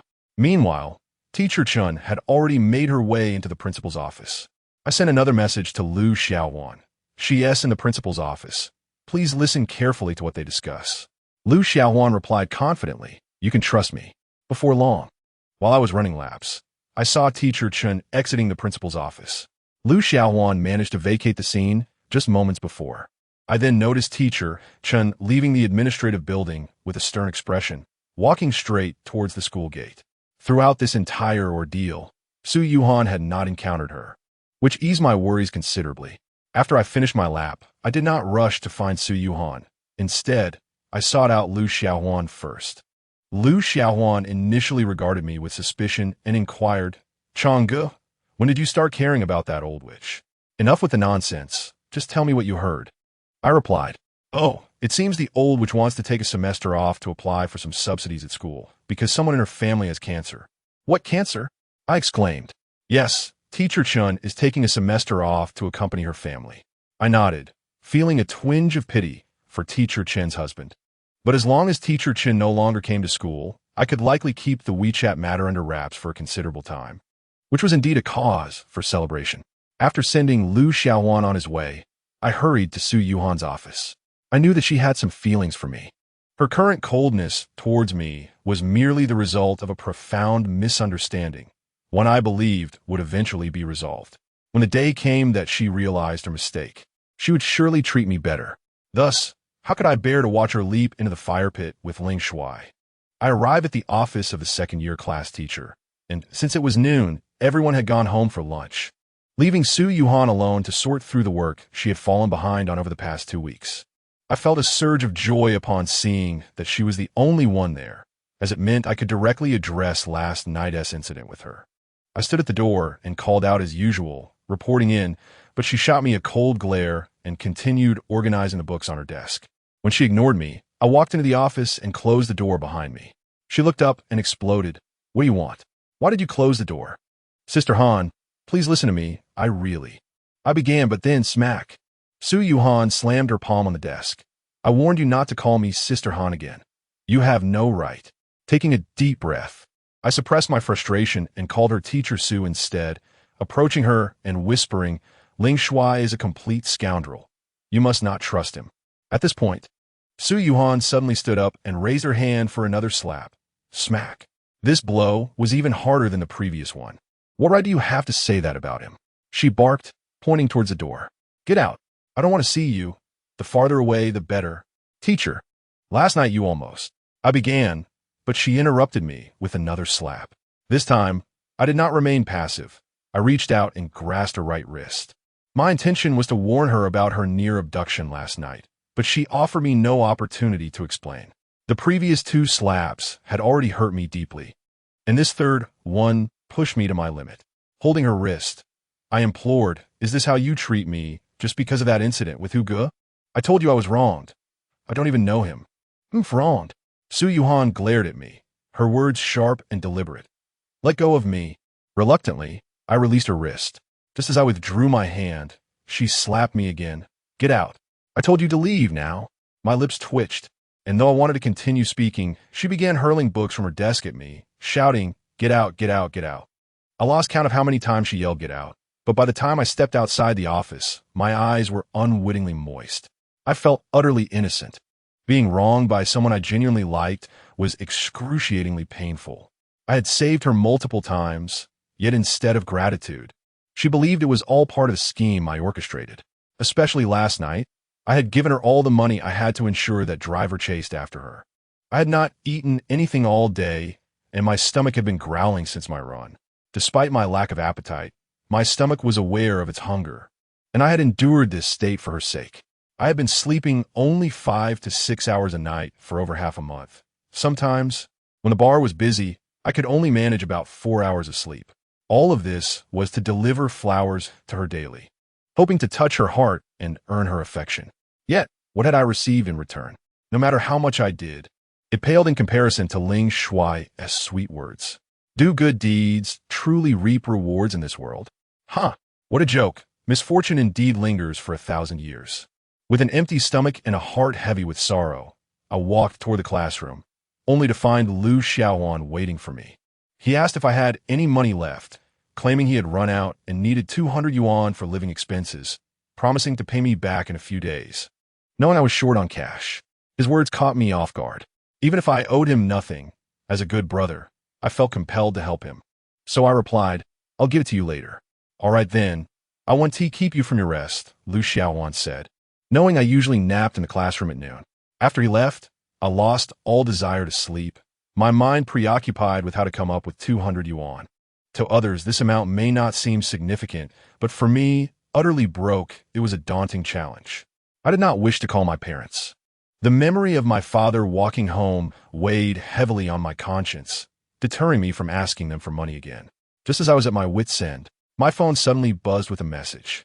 I knew it was likely Huang Zi asking if I missed her, as she sent such messages at least 10 times a day. Though I felt reluctant to respond, I also knew that if I didn't she would keep sending them, so I reluctantly opened the message. Indeed, it was her. "Wu Chang, I miss you. What should I do? Are you taking a nap again? Can you spare me 10 minutes today to let me see you at the school gate? Just 10 minutes is enough, okay? I really want to see you." I glanced out toward the school gate and spotted Huang Zi in her school uniform, peering inside. I shook my head and replied, "What is so interesting? We just saw each other this morning." Every morning, she waited for me at the entrance of Sanzhong to exchange a few words before heading off to class. And she would do the same after school. For the past half-month, she had not missed a single day, regardless of the weather. However, our encounters rarely exceeded 10 minutes, as if she feared that lingering too long would annoy me. "Hey, you're not sleeping? Hurry out so I can see you," she urged. "I really miss you." Her repetition of really tugged at my heartstrings. Given my current mood, I figured I wouldn't be able to sleep anyway. So I decided to go see her. Once outside, she pulled me to a secluded spot outside the Sanzhong wall and earnestly declared, "Wu Chang, I made a super significant decision this morning." "What decision?" I asked, bewildered. "I've decided that as soon as I turn 18, I will marry you," Huang Zi said with utmost seriousness. What on earth? What madness had possessed her now? What kind of nonsense is this? I asked directly. I'm not being foolish. This is a well-considered decision. I stayed up all night thinking about it, Huang Zi said, her expression one of pride. I glanced at her eyes and noticed that today they appeared somewhat bloodshot, accompanied by dark circles. It seemed she had indeed not rested well the previous night. I had no intention of engaging with her. All right, I've seen enough. It's time to head back, as I need to catch some sleep too. No, please walk with me a little longer. Just 10 minutes, really, only 10 minutes, okay? Huang Zi insisted, linking her arm with mine and dragging me along the outer wall of the school. Wuqiang, what has been troubling you lately? Why do you seem so unhappy every day? I did not respond, merely shaking my head. After a few steps, Huang Zi suddenly shouted, pointing at a drainage ditch by the roadside, Hey, Wuqiang, look. There's a wallet in the ditch. It seems quite full. Do you think there could be a lot of money inside? Hurry, go pick it up and check. I glanced at the drainage ditch and indeed saw a wallet that appeared somewhat bulging, yet I ignored her. To me, considering my recent streak of bad luck, the idea of finding money seemed implausible. You're such a fool for not picking it up, Huangzi remarked, bending down to retrieve the wallet. Just as I prepared to tease her, she opened it, and I was taken aback. There was, astonishingly, a significant amount of cash inside. Wow, this is a lot of money. Ha ha ha, Wuqiang, we struck gold. Huangzi exclaimed, nearly jumping with joy. Don't worry, I'll share with you. I want to keep it all to myself. With that, she eagerly began counting the money. In the end, I saw there were 2,600 yuan bills, 2 10 yuan notes, and several 1 yuan coins. Ha ha ha, Wuqiang, our luck is incredible. It totals over 2,600 yuan. Come on, let us divide it. She pulled me down to sit by the roadside and began distributing the money. In that moment, not only was she elated, but I was equally thrilled. She counted out 1,300 yuan bills for me, then continued to divide the change. 1 for you, 1 for me, 1 for you, 1 for me. In the end, we each received a 10 yuan note and 4 1 yuan coins, which equated to 1,314 yuan each. It seemed that fate had smiled upon me. Just when I felt utterly lost, I was unexpectedly gifted this fortune. Last night, I had only given the driver over 1,200 yuan, yet here I was, having found over 1,300. Truly, there is no dead end in life. Huangzi tucked the money away, and when I wasn't paying attention, suddenly kissed me on the cheek. Hee, Wuqiang, you really bring me good luck. I've never found money in my life until now. It must be your fortune that brought me this luck. What do you mean by that? You should say it's your luck, I scoffed, but as I spoke, I felt something was amiss, so I refrained from continuing. What were you going to say? Go on, Huangzi urged, her eyes sparkling with anticipation. Were you going to say I bring you good luck? If so, promise me that when I turn 18, you'll marry me. I'm quite lucky, you know. Goodness, she must have had a screw loose today. All right, you should head back now. I need to catch some sleep too, or else I'll doze off in class this afternoon. Oh, fine. Huangzi nodded, but then suddenly added, Hey, Wuqiang, since we're so lucky today, let us go buy some scratch-off lottery tickets. Who knows, we might win a grand prize. Forget it. We've already found so much money. Can't you be satisfied? I replied, Come on, it'll only take a few more minutes. Let us try our luck. What if we really win big? Huangzi insisted, pulling me toward the nearby lottery shop at the school entrance. Upon entering the shop, the owner smiled warmly at Huangzi before casting a rather peculiar glance in my direction. Perhaps it was due to my shabby appearance that he looked down upon me. Sir, I'd like 4 golden ingots, please, Huangzi said, appearing quite accustomed to playing the lottery. The owner cheerfully handed her a stack of scratch-off tickets, then shot me another strange look. Hee, today we're definitely lucky. We'll surely win, she said. But let us each buy 2 tickets. Good fortune comes in pairs. Huangzi then pulled out 20 yuan, purchased 4 tickets, and we split them, beginning to scratch them off. Suddenly, Huangzi stood up, looking quite embarrassed. Excuse me, could I borrow your restroom? Of course, it's at the back, the owner replied with a smile. Wuqiang, my stomach suddenly hurts. I need to use the restroom. You keep scratching. Let us see who has better luck today, she said, clutching her stomach as she hurried away. The lottery shop owner chuckled at her retreating figure, then turned his odd gaze back to me. It was frustrating. In this day and age, it seemed that being a bit underdressed led to disdain from others. I ignored him and focused on scratching my tickets. Unfortunately, after 2 attempts, I didn't even win a consolation prize. However, 3 minutes later, Huangzi burst out of the restroom, shrieking, I won the lottery. I won the lottery. Both tickets are winners. No way. Let me see. I snatched the 2 tickets she was holding high and examined them closely. To my astonishment, she had indeed won on both.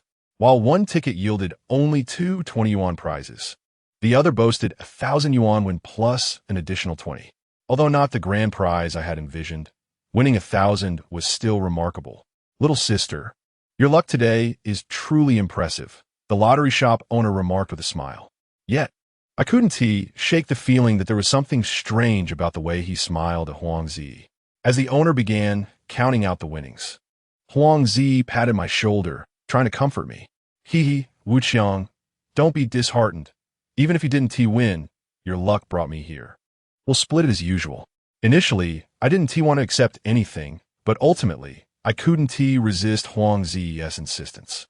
Originally, we would each have received 530, but Huang Zi, being rather stingy, deducted her initial investment in the tickets, leaving us with 520 each. After dividing the money, she joyfully took a taxi back to school. At that moment, I felt a sense of elation as well. It was indeed a stroke of fortune, effortlessly earning over 1,800 yuan in a single afternoon. Not only had I resolved my own living expenses, but I also addressed Lu Xiaohuan's predicament. However, as I approached the school gate, I suddenly recalled the numbers we had after dividing the money from the found wallet and the lottery winnings. Initially, it was 1,314, followed by 520. Adding them together yielded exactly 5201314. Could it be that this was truly fate? Was there a special connection between Huang Zi and me? I felt an unsettling sense that something was amiss. I quickly turned back toward the lottery shop, bursting in and dashing straight to the restroom. There, indeed, in the trash bin, lay 2 discarded golden ingot scratch tickets. It dawned on me what had transpired. Clearly, those tickets had already been winners, and Huang Zi had merely swapped them out. No wonder I had found the shop owner's smile toward her rather peculiar. I dashed out of the shop and hurriedly called Huang Zi. As soon as she answered, she cheerfully asked, "Hee, Wuqiang, what's up? Did you miss me so soon after we parted?" "Yes, I did. Come back quickly. I'll be waiting for you by the road across from the previous lottery shop." "Really? I'll be right there," Huang Zi exclaimed, elated. Within 3 minutes, the taxi she had taken earlier returned, and as soon as she jumped out, she rushed towards me. As she rushed towards me, ready to embrace me, I abruptly pulled out the money from my pocket and threw it at her. "Huang Zi, is this amusing to you? Am I so easily deceived? I am aware of my poverty, yet I do not seek your charity. Nor do I wish to engage in such a foolish game. You insult my intelligence and my dignity." I was truly infuriated. After all, Su Yuhan has always believed that I seek to swindle her family.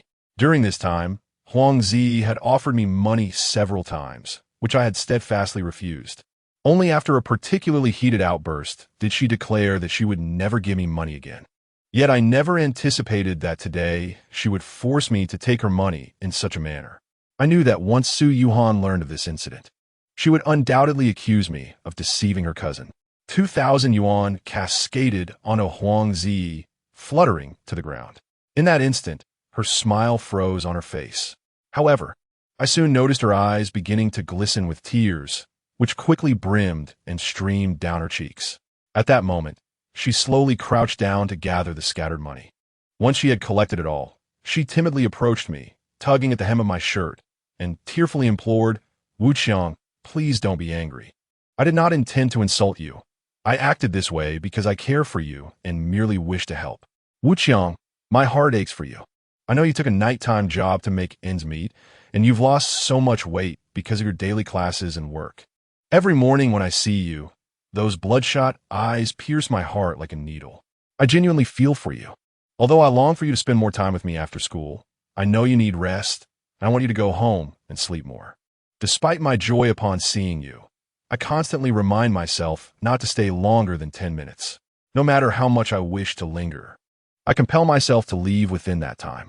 Wuqiang, if my actions have inadvertently hurt you, then please strike me a few times.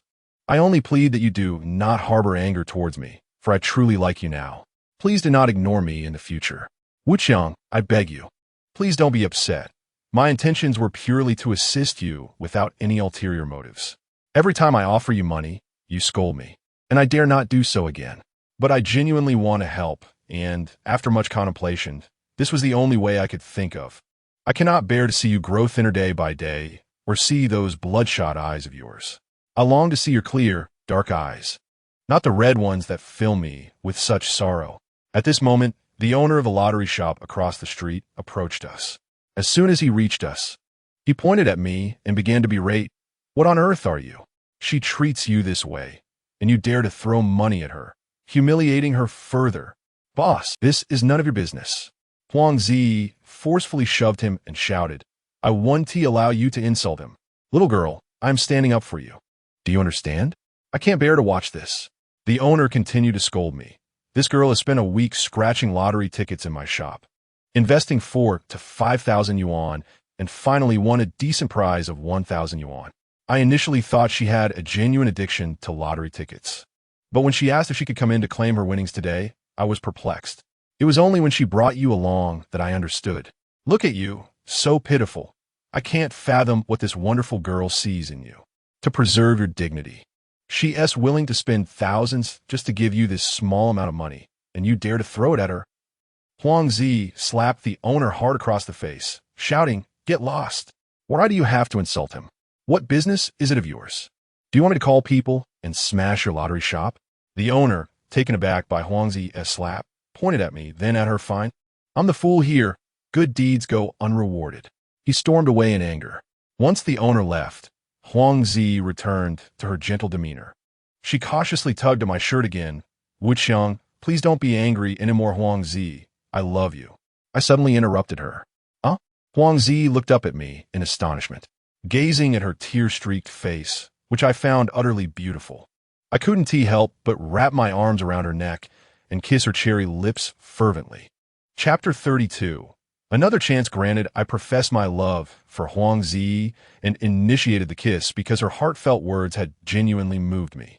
Coupled with the lottery shop owner's scathing remarks, I felt completely awakened. Huang Zi has treated me so well. What reason did I have not to choose her? My previous refusals of her financial assistance were solely because I did not want her family to discover that I accepted her money. She has a tendency to speak openly, and even if she didn't inform her grandfather or parents, she would surely mention it to Su Yuhan. I feared that Su Yuhan would further misunderstand my intentions, thinking I was only close to her and Huang Zi for monetary gain. However, at this moment, I was no longer preoccupied with those thoughts. I simply wished to savor Huang Zi's sweet kiss. I couldn't tell if she had recently chewed gum or what, but her lips were undeniably sweet. Neither of us had any experience with kissing. It was merely pressing our mouths together. As I kissed her, Huang Zi's eyes widened in surprise, clearly not expecting such a bold move from me. We remained locked in that kiss for several seconds before I finally released her, feeling a sudden wave of embarrassment. I could sense my face growing warm and my heart racing. Although Huang Zi often acted casually around me and engaged in affectionate gestures after that kiss, her cheeks turned bright red. She stood before me, blushing and nervously tugging at her shirt, before pouting and saying, "Wuqiang, I didn't know you were such a bad boy," kissing me out in the open. At that moment, she appeared incredibly adorable, and I realized she was far more suited for me than Su Yuhan. We were only a year apart, and she treated me so kindly, unlike Su Yuhan, who had been cold and accusatory towards me even before her misunderstandings. Comparing the current Huang Zi to her was like night and day. Seeing Huang Zi's bashfulness made me feel emboldened, and I was no longer as shy as before. I cheekily replied, "Hey, you kissed me that day." I merely returned the favor. A debt must be repaid after all. "That one tea do." Huang Zi feigned anger and said, "Humph. Haven't you heard that borrowing requires interest? I want." Her words startled me. "Humph. For every kiss borrowed, you must return at least 3. Huang Zi tilted her head slightly, closing her eyes, clearly signaling her desire for me to repay her with 2 kisses. However, just moments ago, in a fit of excitement, I found myself hesitant to kiss her amidst the throngs of people around us. It seemed rather inappropriate with so many bystanders present. "Oof." Huang Zi opened her eyes and shot me a reproachful glance, exclaiming, "Why did you dare to kiss me earlier, yet now you shy away?" Her expression hinted at a profound disappointment. It was merely a spontaneous moment. "Then get excited again," she urged. I sighed. "Let us find a more secluded spot for the kiss, shall we?" Feeling somewhat bashful, I suggested. That works." Huang Zi cheerfully linked her arm with mine. We then strolled towards a less crowded area near where we had previously collected money. The two of us leisurely wandered around the perimeter of the 3rd middle school for an entire afternoon, engaging in lively conversation and laughter, reveling in each other's company. It was undoubtedly the happiest and most blissful midday of my life thus far. As the afternoon approached class time, We reluctantly began to part ways. However, Huang Zi and T brought up the matter of the 2 interest payments again, likely feeling a bit embarrassed to do so. Just as she was about to leave, she suddenly declared with commanding authority, "Wu Chong, you are forbidden for going to work tonight. From this moment on, all your time, aside from studying, belongs to me. You are now under my care." I was taken aback. "Under your care?" "Indeed," Huang Zi replied earnestly. "Starting today, I will provide you with 1,500 yuan for living expenses each month. Furthermore, you may earn additional commissions based on your company when accompanying me out." It was only much later that I learned her monthly allowance was merely 3,000 yuan. She claimed that giving me 1,500 was akin to sharing half of her allowance. "What? Commissions?" I stammered. "Yes, indeed. A guaranteed salary of 1,500. And commissions depend on your performance when you accompany me. If you do well, my dear, I shall reward you generously." She giggled, playfully poking my chin. Her adorable demeanor nearly compelled me to embrace her for another kiss. Still, I feigned reluctance and rolled my eyes, saying, "If you wish to take care of me, then so be it, but I must also consider my own willingness." No, just let me take care of you." Huang Zi whined sweetly while shaking my hand. It seemed that a woman's charm could inflict a fatal blow on a man. I quickly relented. "All right, if you genuinely wish to take care of me, I have one condition." That is more like it." Huang Zi smiled. "Go ahead, what is your condition?" "I'll continue with my job, but I promise to reserve 2 hours each day for you. As for your support, you can save that money separately, treating it as if it's stored with you." "Ah, you still want to work?" Huang Zi expressed her discontent, but enough with the buts. Class is about to start. I urged her, pushing her gently into the car. As the taxi drove away, Huang Zi waved at me, looking back with lingering reluctance. During the afternoon classes, I found myself no longer exerting the same effort to study diligently as before. Instead, I succumbed to sleep in every class. My recent rigorous balancing of work and study had been solely to impress Su Yuhan, hoping to elevate my academic performance in her eyes. She had always anticipated my acceptance into university. However, today was different. The events from midday had left me utterly disheartened. Although she had misunderstood my intentions, her attitude was still rather disheartening. Though Su Yuhan did not return home that afternoon, she also had no classes, allowing me to peacefully slumber through the entire afternoon. After school, I treated Lu Xiaohuan to a nice meal, spending around 50 to 60 yuan on 3 dishes. Given that Huang Zi and I had truly embarked on a romantic relationship, my spirits soared. Moreover, with no need to send flowers to Su Yuhan anymore, my finances felt less strained. After the meal, I repaid Lu Xiaohuan the 1,500 yuan I owed him, leaving me with just over 200 yuan. I accepted the 1,800 yuan that Huang Zi had given me, recognizing it as her heartfelt gesture and affection. After dining, Lu Xiaohuan headed straight to an internet CAF, and I, not returning home, proceeded to work at the bar. That night, while working until 11, nothing particularly remarkable occurred. However, while using the restroom, I inexplicably opened WeChat. I wasn't sure why, but I felt an urge to check if Su Yuhan had sent any messages to Teacher Chen. Upon opening WeChat, I discovered that just over 20 minutes prior, Su Yuhan had indeed messaged Teacher Chen. "Sister, it's so late. Should I still go out with him? He seems quite honest, but isn't it inappropriate to be out with a man at this hour?" Despite my disdain for her, I replied, "Don't go. It's late, and you have work tomorrow. Rest early." To my surprise, Su Yuhan quickly responded, "Sister, I initially wanted to rest early, but I think I'll go keep him company. I'm already in his car." My heart raced at her message. It was crucial to note that Ling Shuai had previously attempted to abduct her twice, demonstrating his determination to possess her. The fact that Su Yuhan was now providing him another opportunity filled me with dread. Chapter 33. The true face of Ling Shuai. What should I do? The moment I realized Su Yuhan was once again in Ling Shuai's clutches, chaos enveloped my mind. I could not help but envision Su Yuhan bound and helpless, threatened by the kidnappers, and enduring their violent advances. Disturbing images reminiscent of certain distasteful films flooded my thoughts, and I struggled to suppress them. I quickly texted Su Yuhan. "Where do you plan to go with him at this hour? You should hurry home. It's dangerous out there." Su Yuhan replied, Hehe, secretive. Don't worry, I'm safe with Ling Shui. He is so honest. Even when I was completely drunk last night, he didn't take advantage of me. Besides, I want to be drinking tonight, so he wouldn't dare to do anything. He is actually quite considerate, knowing I love fish. And he is taking me to the Fisherman South Village on Riverside Road for my favorite boiled fish slices. Damn it, you foolish girl, I muttered under my breath. My sudden anger was not without cause. Riverside Road is relatively secluded, lined with trees along the riverbank. After midnight, many streetlights would turn off, leaving stretches of darkness without illumination. Last summer, Lu Xiaowan and I often visited that area, reveling in the sights of couples embracing in the shadows, sometimes even witnessing explicit acts. Naturally, our visits were motivated by such encounters. Fisherman's Village is renowned for its fish dishes, situated in a remote area along Riverside Road.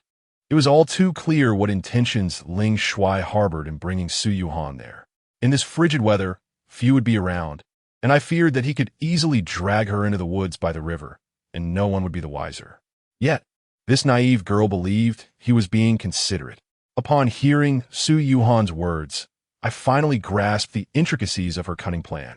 It became evident that she intended to prolong our situation indefinitely until my graduation from university.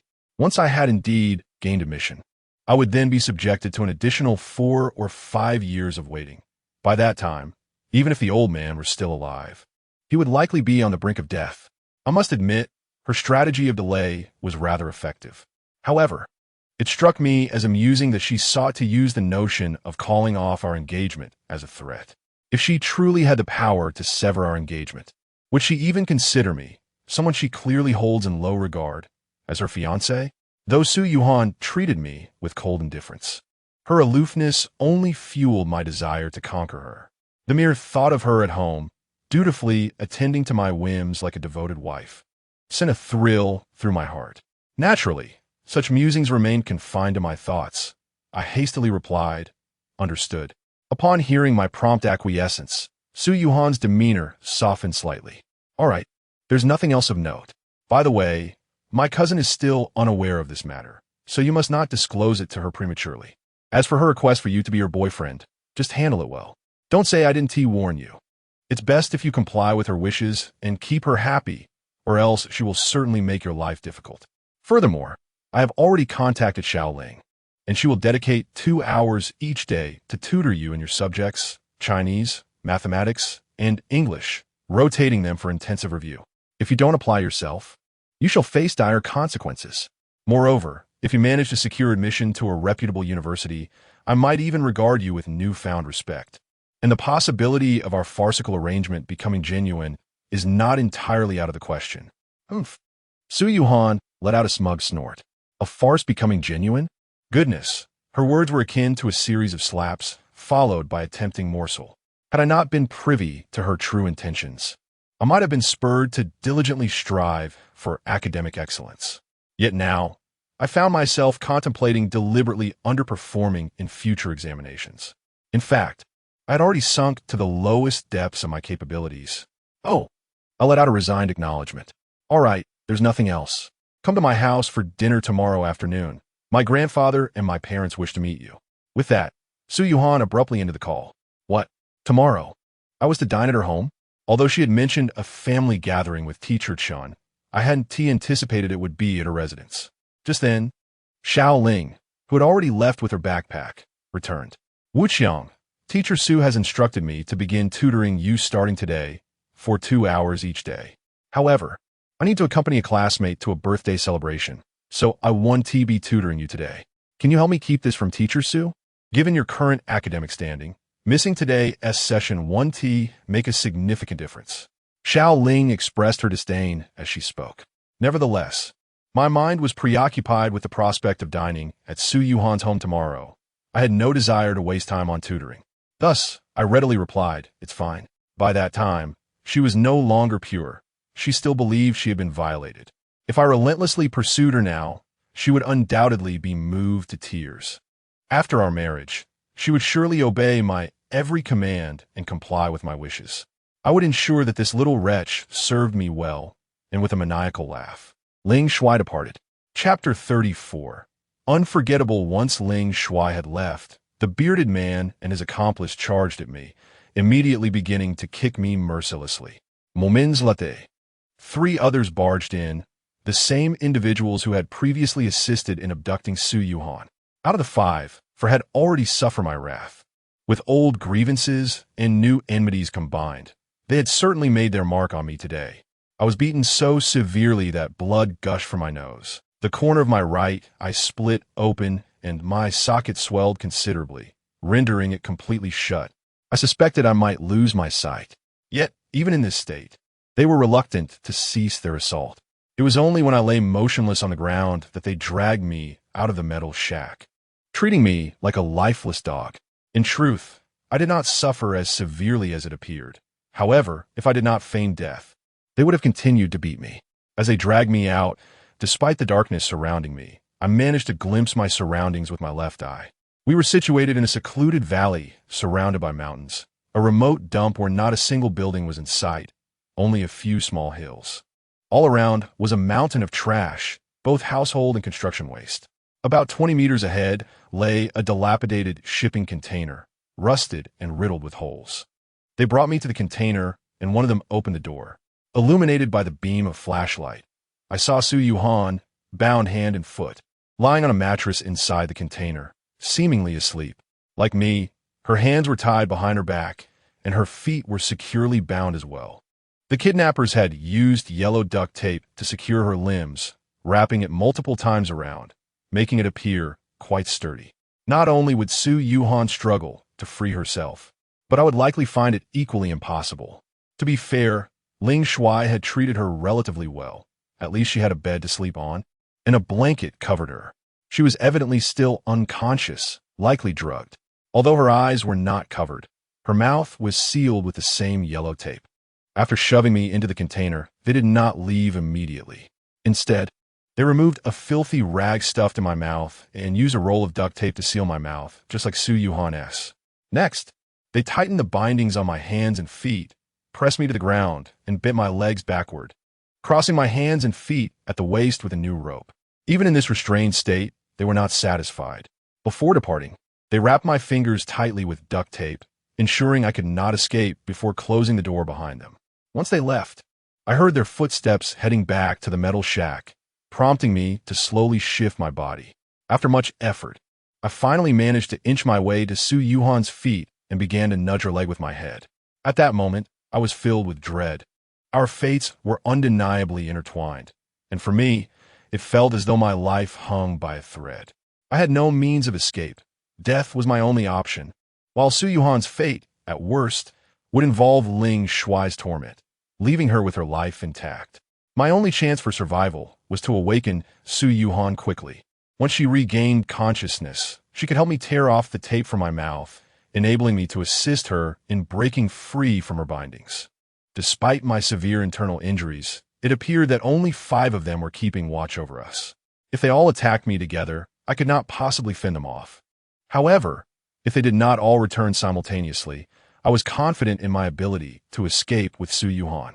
Regrettably, the drug administered to her seemed to prevent her from waking swiftly. I nudged her with my head for what felt like hours, but she remained unresponsive, as if in a deep slumber. As dawn approached, my anxiety escalated. I knew that once daylight arrived, the Huang family would likely head to the bank to withdraw money for the kidnappers. The moment they collected the ransom would also mark the time of my demise. With this thought in mind, I began to strike Su Yuhan's head with mine forcefully. After several attempts, she finally began to stir. The moment I saw her eyes flutter open, tears of joy streamed down my face uncontrollably. As she awoke, her gaze was initially filled with apprehension as she stared at me intensely.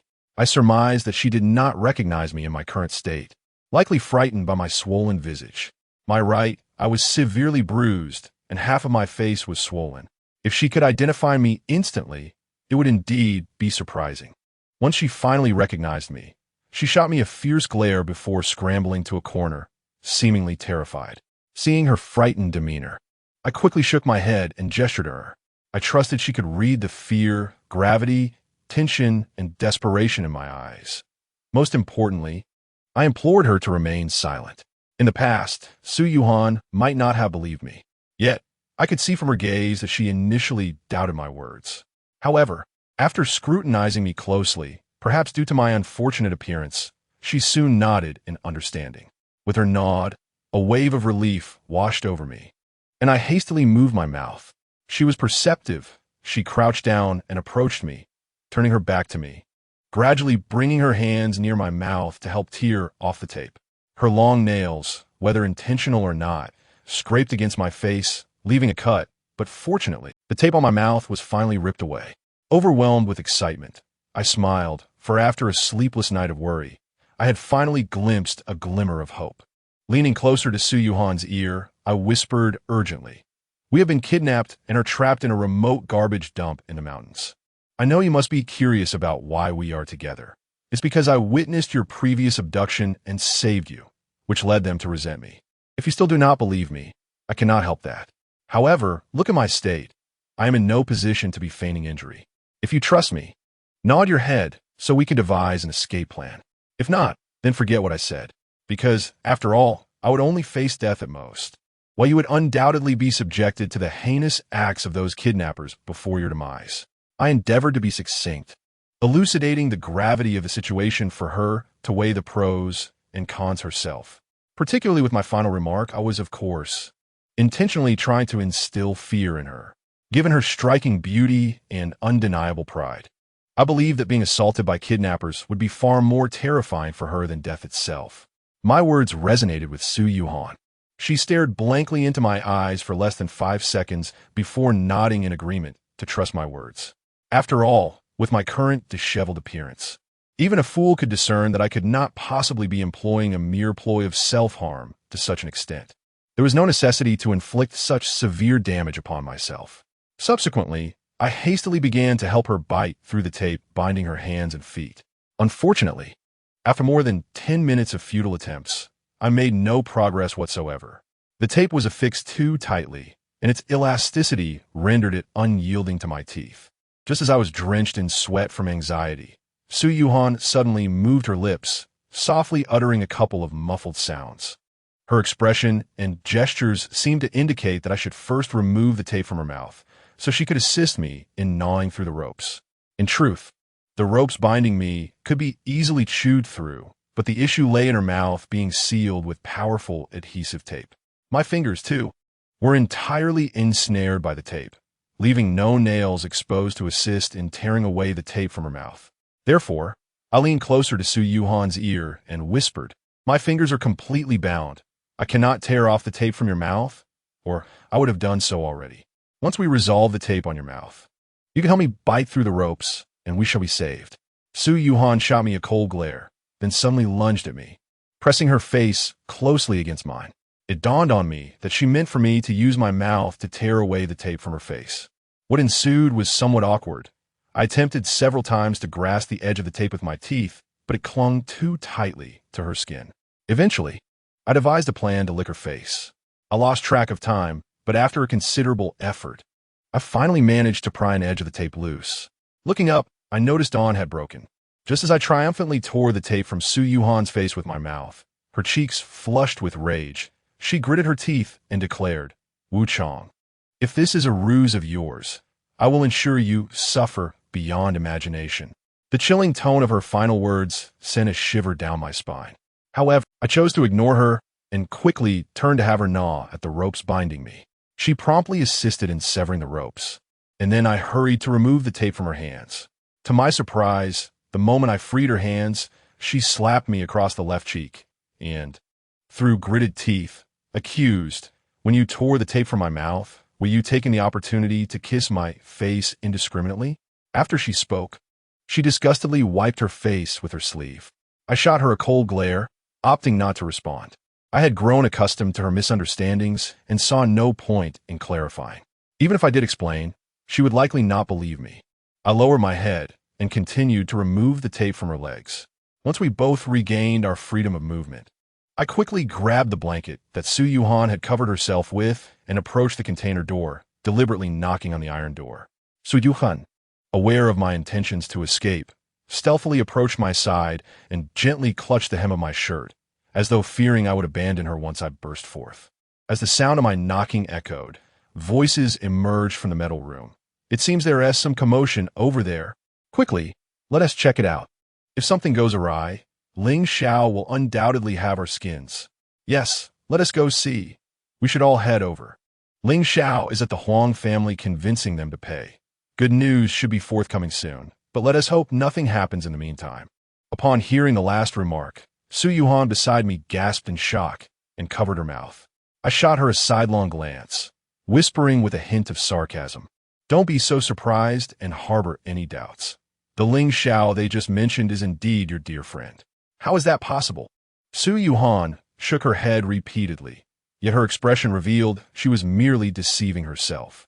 I had no time to dwell on her disbelief, as I could hear the footsteps approaching, drawing nearer. From their earlier conversation, it was evident that at least 5 individuals were making their way toward us. In that moment, despair washed over me. If all 5 of them arrived together to open the door, given my current state of injury, it would be exceedingly difficult to prevail against them. If it were only me, I might have a chance to escape, but now I had to help a woman flee, which seemed utterly impossible. With that thought, I cast a glance at Su Yuhan. It was inconceivable for me to abandon her. Alas, perhaps all of this was simply fate. Perhaps it was a debt I owed her from a previous life. I let out a bitter smile and began to impart my final words to Su Yuhan. There are too many of them. I cannot escape with you. When the confrontation ensues, I will do my utmost to create an opportunity for you to flee. As soon as you have a chance, run without waiting for me. Of course, I know you likely do not care for my fate. I only hope that if you manage to escape and find someone with a phone, you will promptly call the police. I fear they may arrive too late, and my parents would not find my body abandoned in the wilderness. If I do perish, and you escape, please inform my parents to bury me beside my grandfather's grave, so I can keep her company. She cared for me greatly in my childhood. And if you could also relay a message to Xiao Zi, tell her that it is my greatest fortune in this life to have won her affection. If there is a next life, I would choose her as my girlfriend once more. Upon uttering these words, I glanced at Su Yuhan once more and sighed. Ah, Miss Su, have you discarded those white roses you received 2 weeks ago? If not, could you please dispose of them for me? If I truly die today, my greatest regret will be that the little white notes hidden within those roses did not say Huang Zi, I love you, but rather Su Yuhan. At that moment, Su Yuhan seemed to freeze, her expression changing as she stammered. So, those flowers were from you? The little notes hidden within each flower were also written by you? In truth, her question was a mere pretense, for upon finishing her inquiry, tears began to flow freely from her eyes. She seemed to be speaking to herself through her tears. I understand now. I finally comprehend why Ling Xiao had such a strange expression when I thanked him for the roses. I finally realized why he appeared so bewildered when I thanked him for the little notes. As she spoke, Su Yuhan covered her mouth with her hands, desperately trying to stifle her sobs. Though she had her mouth tightly sealed, I could sense her suppressed cries were like a river on the brink of overflowing, ready to unleash a torrent at any moment. It seemed she had long since discovered the little notes, yet had chosen not to mention them to Teacher Chun. At that moment, I remained unaware that it was not the white roses that truly touched Su Yuhan's heart, but rather the meticulously hidden narrow white notes within each flower. On the first day, she received the flowers. Having not received her beloved white roses in a long time, she gazed at them for quite some time. It was then that she quickly discovered the small notes hidden within the heart of each bloom. For the next half-month, each time she received flowers, her greatest joy was to delicately extract the meticulously concealed notes from the center of each rose. Each note bore the word Su Yuhan, I love you, and every note she found filled her with a sense of accomplishment. The notes were so cleverly hidden that to avoid damaging the delicate petals while searching, she even purchased a pair of tweezers. In truth, she had already been moved to tears after just a week of receiving the white roses. Yet she held back for half a month before finally succumbing to the urge to invite Ling Shui out. My intention in hiding those narrow notes within the heart of each flower was simply to convey to her that my love was genuine and heartfelt.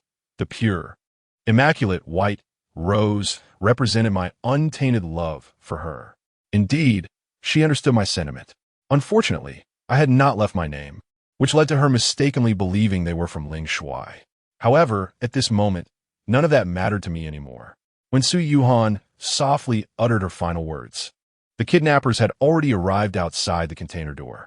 As I prepared to spring into action, clutching the blanket, ready to throw it out the moment they opened the door, Su Yuhan suddenly lunged at me, wrapping her arms around my neck, and I felt her soft, tender lips pressed against mine. Could it be that she had already resolved to kiss whoever sent the white roses? Where'd she been all this time? Did she not realize that her sweet kiss came too late? Even if I were not to perish shortly, my heart had already been claimed by Huang Zi. Just as I was lost in these thoughts, Su Yuhan released me and whispered an unforgettable declaration into my ear. Wu Chong, I give you my first kiss. From now on, you are my only man. I understood that this kiss had indeed come late, but I would not apologize for from this moment forward. My heart would wait solely for you. My kisses would be yours alone, and my love would exist only for you. I had never believed in fate before, but now I do, because you're my destiny. My grandfather and your grandfather have long since tied our fates together. There is no escape for either of us. We are bound by it. I could hardly fathom that Su Yuhan would suddenly profess such feelings to me.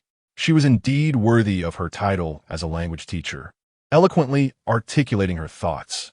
Her words were profoundly moving, yet at that moment, I had no time to dwell on sentimentality.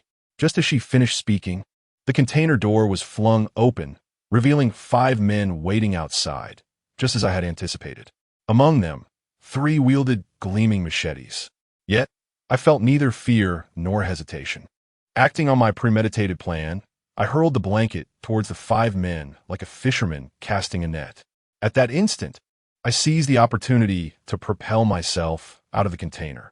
As I leaped, my right foot connected with one of the kidnappers attempting to dodge the blanket. He managed to evade the blanket, but my kick struck him squarely in the chest. This kick was delivered with all my might. I had resolved that in the moment of throwing the blanket, I must incapacitate at least one of them to afford Su Yuhan and me a glimmer of hope. The impact sent him staggering back several paces before he ultimately collapsed to the ground, his head striking a jagged stone. As he lay there, I had no time to consider whether he lived or died. Upon landing, I found myself confronted by the other 4 men, who had discarded the blanket and were rushing towards me. 2 of them brandished knives, while the other 2 were unarmed. As they charged, my primary concern was those with blades. In truth, I had the chance to sidestep or even flee, yet I did not retreat. Instead, I surged forward to meet them head-on. Due to my reluctance to act, I feared they would storm the container, seize Su Yuhan, and use her as leverage against me. Abandoning her was never an option. If that were the case, none of us would escape unscathed. My thoughts were starkly clear, for both of us to survive. My only recourse was to incapacitate them all. Should I fail, I must at least take down 2 or 3 of them to create an opportunity for Su Yuhan to flee. It is often said that a pair of fists cannot contend with 4 hands, and I was now confronted with 8. When one of them swung a machete towards my head, I sidestepped his strike, grasped his wrist with my left hand, and delivered a swift kick to his groin. He too evaded my kick, mirroring my earlier movement. At that moment, I was struck hard on my right side. With my right, I already swollen and vision impaired. I had not seen the kick that came from my right. I had intended to disarm the man wielding the knife as I seized his wrist, which would have significantly increased my chances, but fate had other plans. I was sent tumbling to the left by the force of a blow, but fortunately, it was not too strong, allowing me to roll as I fell. Just as I prepared to rise, another knife-wielding assailant brought his blade down upon me. In that instant, I could not evade. I had to rely on speed. I crouched, spun around, and executed a sweeping kick just moments before his machete would have struck my head. My foot connected with his leg, causing him to lose balance and crash to the ground at the entrance of the container. I distinctly saw his face hit the ground, rendering him unconscious and causing him to drop his weapon. Unfortunately, I had no time to retrieve the knife as the remaining 3 assailants rushed towards me. I managed to block several of their attacks, but ultimately, one of them landed a punch on my already injured right cheek. The swelling had rendered half my face unrecognizable, and I could not withstand another blow. I staggered to the left, retreating 3 or 4 steps, before ultimately losing my balance and collapsing. Admittedly, the punch had not been particularly swift, but my impaired vision on the right side left me vulnerable. Despite being knocked down, I refused to surrender. As I fell, I spotted a nail approximately 10 centimeters long on the ground. I grasped it and lunged at the calf of the nearest assailant. He screamed and hopped away, clutching his leg. Regrettably, the last remaining assailant managed to stab me in the back. Yet in that moment, I felt little pain. My body was already battered, and the new wound merely added a slight sting. As I turned, I saw the knife-wielding thug attempt to slash my neck. He clearly intended to end my life, and I was not foolish enough to stand idly by. Even if I had wanted to retreat, it was too late. Instead, I advanced, wrapping my arms around his waist, while shouting, "Yuhan, run!" At that point, I was already several meters away from the container entrance, and it was her best chance to escape. My strength was waning, and if she did not flee, I would collapse, leaving her with no further opportunity. As I urged Su Yuhan to escape, the man I had embraced drove his knee into my abdomen and swept my legs out from under me, sending me crashing to the ground. As I fell, he swung his knife down towards my neck. I knew well that this blow would be fatal, yet I lacked the strength to evade it, slowly closing my eyes in resignation. Surely, Su Yuhan had managed to escape by now? This was the only thought in my mind as darkness enveloped me. If she had not fled, it was not my fault. I had truly done my utmost. I felt utterly exhausted, longing for a peaceful slumber. Just as these thoughts crossed my mind, I suddenly heard a man scream nearby. I opened my eyes in shock to find that the assailant intent on taking my life had lost his machete. No, more accurately, he had lost his right hand. He was now retreating, clutching the stump of his severed arm, while Su Yuhan stood a meter away, trembling in shock. When I looked at her, she dropped the machete she had been holding and rushed over to help me up. Clearly, she had come just in time to save my life. I was astonished. Rather than fleeing, she had chosen to assist me. Meanwhile, I noticed the remaining unarmed assailant picking up the machete from the one I had initially incapacitated. "Wuchang, are you all right? Don't scare me," Su Yuhan said anxiously as she helped me to my feet. As she spoke, the last assailant charged at us with a machete. I tried to warn her, but my voice failed me after taking a punch to the face. I watched helplessly as he aimed to strike her, and with all my remaining strength, I pushed Su Yuhan aside, taking the blow on my back instead. Her life was preserved, but the wound seemed severe. After enduring that strike, I summoned every ounce of strength to deliver a powerful kick, sending the assailant flying backward.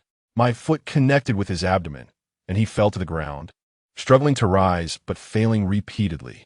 At this moment, only two assailants remained standing. The one I had wounded with the nail, and the unfortunate soul who had just lost his hand to Su Yuhan's blade. "Wuchang, how foolish of you to shield me. You were already so badly injured." Su Yuhan wept as she embraced me. "Stop crying and flee. Don't worry about me," I managed to utter before the world faded to black. When I regained consciousness, I found myself lying on a soft surface, being carried by someone. Su Yuhan was weeping as she walked. "Pighead Chong, speak to me. If you dare leave me alone, I will never forgive you. Please hold on. You must not die. Do you hear me?"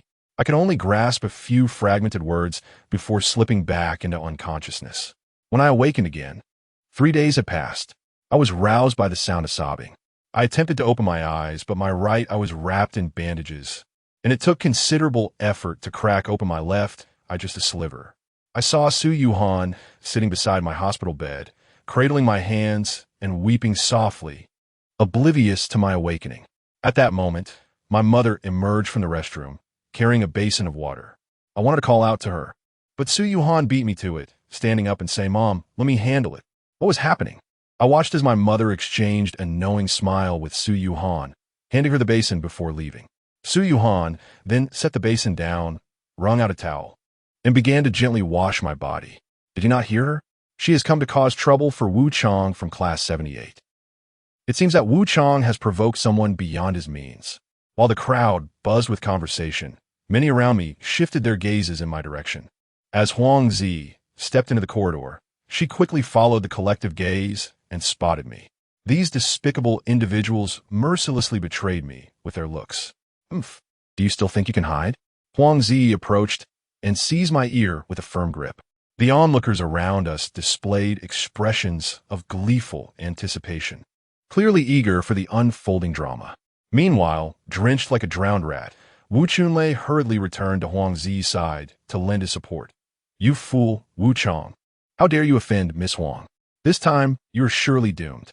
Do you even know who Miss Huang is?" After Wu Chunlei finished speaking, he immediately began to ingratiate himself with Huang Zi. "Miss Huang, whatever you wish to do to him, just say the word. I still have a few brothers in the third school. You wouldn't even need to lift a finger to teach him a lesson." Huang Zi completely disregarded Wu Chunlei, for just as he was speaking with fervor, she suddenly turned to me with a fierce glare and exclaimed, "You scoundrel! How dare you evade me? You have licked it clean, intending to wipe your mouth and depart with a casual pat on your behind. Am I right? Speak. Do you no longer wish to bear responsibility towards me?"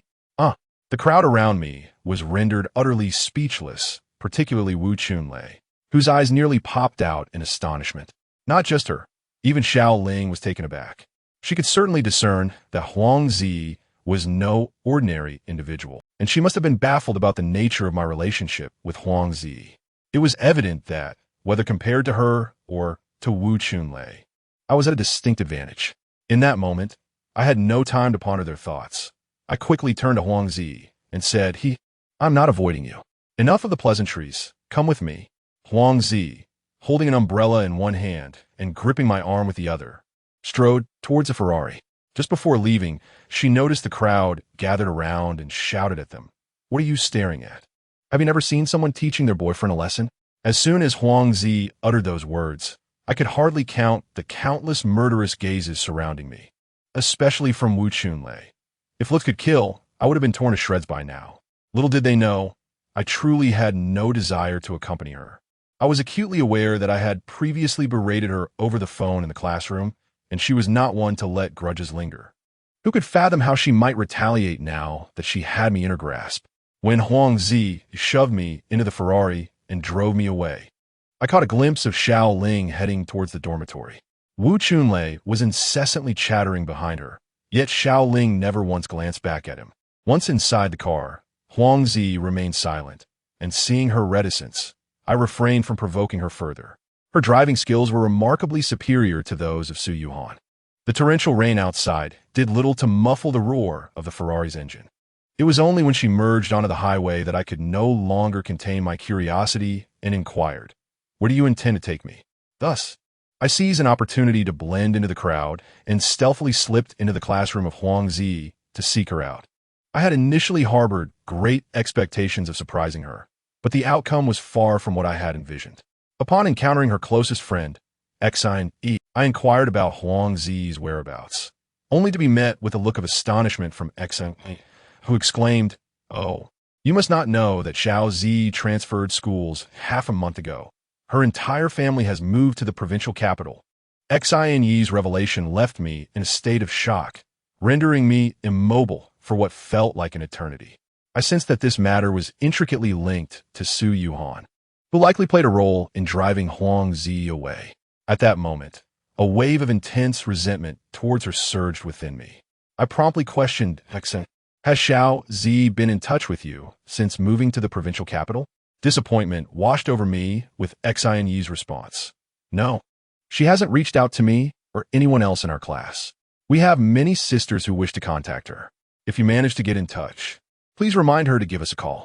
That wretched girl truly had the audacity to forget all of us, her once dear friends, after moving away.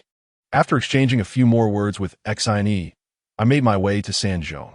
I needed to confront Su Yuhan and demand an explanation for her actions. If it turned out she was indeed behind Huang Zi's departure, my current amiability towards her would undoubtedly dissipate. To my surprise, as soon as I returned to school, I encountered Lu Xiaohuan. Upon spotting me, Lu Xiaohuan mysteriously pulled me aside beneath a tree and handed me a bulging envelope. "Hey, Qiang Yi, this is what my sister asked me to give you before she left." I hastily tore open the envelope, revealing a thick stack of cash accompanied by a letter. As I unfolded the letter, tears welled in my eyes after reading just the first 3 sentences. "Wu Chong, it's a disaster. I'm moving to the provincial capital with my parents. I don't understand why they suddenly decided to relocate, but my transfer procedures are already complete. However, don't worry. I promise to support you, and I won't forget your allowance. This money is for the next 3 months. Unfortunately, I won't be able to wait for you at the entrance of Sanzhong every morning and evening anymore. I will miss you terribly. What should I do? Chapter 37. The touching side of Huang Zi's words about not being able to wait for me at the entrance of Sanzhong anymore struck a chord deep within me. During my time in the hospital, thoughts of her often brought to mind those moments when she would wait for me at the school gate. I longed for those days when she would greet me every morning and evening. I even regretted not cherishing those moments more and felt a pang of guilt for sometimes scolding her and asking her not to come see me every day. Yet, whenever I raised my voice, she would simply smile and say, "If you don't want to talk to me, that's fine. I can just stand by and watch you." Reflecting on her feigned happiness at that time truly tugs at my heartstrings. Seeing me cry, Lu Xiaohuan leaned over curiously. "Changge, what did your sister write to you? Why are you crying? Get lost." I pushed Lu Xiaohuan away. "Well, then I'll truly take my leave," he joked, gesturing with the envelope still containing thousands of yuan. I snatched the envelope from him and kicked him lightly before heading towards the woods behind the school to be alone. After walking a few steps, I resumed reading Huang Zi's letter. "Wu Chang, why have I been unable to reach you by phone? Do you no longer like me? You wouldn't have moved on so quickly, would you? You must think carefully. I'm so beautiful, cute, and my figure is great. Most importantly, I adore you so much. I am undoubtedly the person who likes you the most in the world. If you don't like me anymore, you will truly be missing out." Upon reaching this point, I couldn't help but chuckle and mutter, "Silly girl, you're so full of yourself." After laughing, I continued reading. "Hee, Wu Chang, do you think I'm pretty? Oomph. If you're thinking I'm not, you'll be in big trouble. Because I've heard that if you like someone, they're the most beautiful person in your eyes. Hee. So you must be thinking I'm the most beautiful person in the world, right? I must be right, because you're the most handsome boy in my eyes. No, man. Wait, it seems we are still underage. Oh no, have we fallen in love too early? Idiot. Huang Zi had a knack for bringing joy and laughter, although the initial part of her letter had evoked my tears. The latter content kept a smile on my face as I read. If anyone had been nearby, they would have certainly thought me a fool, as I was grinning throughout my reading. However, soon her next paragraph began to weigh heavily on my heart. "Wu Chang, there's something I've wanted to tell you, but I've been afraid it would upset you, so I never dare to mention it. You know, recently while doing homework at home, I accidentally overheard my grandfather and father talking about your family in the living room. They said you were trying to deceive us for money and that your family are all great fraudsters. They clearly wished to drive us apart by saying such things in my ear. I couldn't be bothered to respond to them. Oomph. Even if they didn't mean to say it for me to hear, they must have all lost their minds. Because I know you best. I've given you money so many times, yet you always refuse it. How could you be trying to deceive us for money? I hesitated to tell you this, because I feared you might misunderstand and think I was like my family. Hee, but you will believe me, right? Because I'm different from them. They are all so materialistic, especially my father and grandfather. Whenever we go out together, they light up when they see wealthy or influential people. Humph. When they see someone less fortunate than us, they act as if they are beneath them. Wu Chang, when we turn 18 and get married, let's move out together. By then, my grandfather and father will certainly let you stay with us. But I refuse to live with them. I won't stoop to their level. Hee, you mustn't betray me. If you show this letter to my grandfather and father, they will be livid. Especially my grandfather, his beard will surely bristle with rage. Just imagining it is amusing. Oh no, Wu Chang, I'm running out of paper. I can't reach you by phone, which frustrates me. Originally, I wanted to invite you out tonight to watch television before I leave tomorrow. Who knows, maybe we would have ended up in a private room together, and things might have gotten heated. Hee, Wu Chang, you must be having wild thoughts reading this, right? Oomph, you're such a pervert. I look down on you. Thus, Huang Zi's letter concluded rather abruptly. However, in the bottom right corner, she had drawn two adorable cartoon figures. A boy holding the hand of a girl, with the boy saying, "Huang Zi, I love you," and the girl asking, "How long can you love me? 1,000 years?" It was evident that Huang Zi was inquiring how long I could love her. This revealed just how much she truly cared for me. Yet, What touched me even more were the words her grandfather and father had spoken about me being a fraud. Undoubtedly, her entire family had believed I was a con artist. Only Huangzi was aware of this matter, yet she continued to trust me wholeheartedly, as always.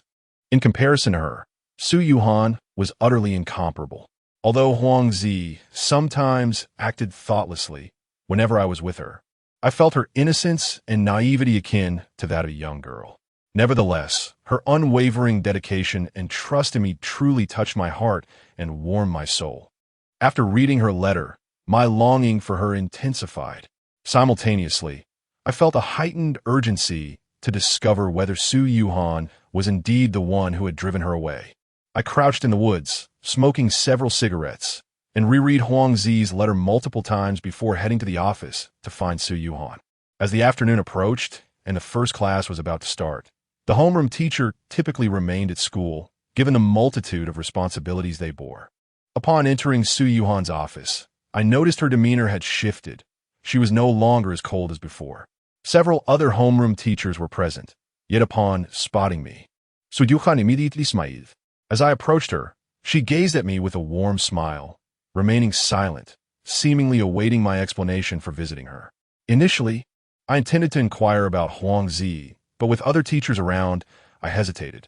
After a prolonged silence, she shot me a glance and picked up a pen, swiftly writing something on a blank sheet of paper. Her penmanship was exquisite, resembling calligraphy, and the words she penned made my heart race with excitement. "What do you want? Miss me?" I realized that other teachers were still present in the office, and the sensation felt akin to the thrill of a clandestine affair. Regardless of my feelings, I dared not admit them. Noticing my silence, she wrote another enticing line. "This afternoon, you may sleep in class. Make sure to rest well. We have a movie date tonight." The question mark clearly inquired whether I would attend. I thought it inappropriate to ask about Huangzi at school, so I nodded, planning to ask her later during our movie outing. Seeing my nod, a satisfied smile graced her lips. Suddenly, she retrieved an Apple phone box from her drawer, coldly stating, "This is the phone I confiscated last time. Here you go." Upon hearing her words, the other teachers turned to us, clearly aware that the phone was a gift from Su Yuhan. She shot me a disapproving glance when I hesitated to take it, then wrote another message that sent my heart racing. "What's wrong? Your fiancé, he gives you a phone, and you refuse it?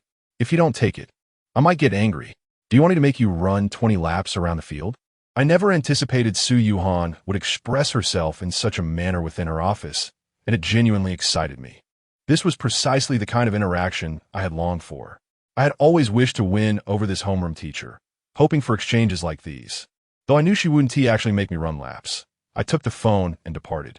Upon returning to class, many students greeted me as I entered, but a few began to mock me for carrying the Apple phone box. "It must be a knockoff," one sneered. "Probably a refurbished model at best.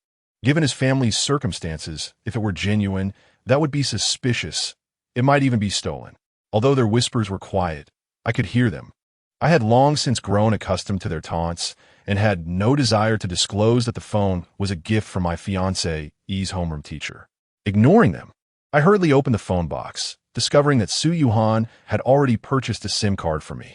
Though I preferred to use my original card for Huangzi to reach me, I hadn't replaced it yet, so I installed the card Su Yuhan had provided.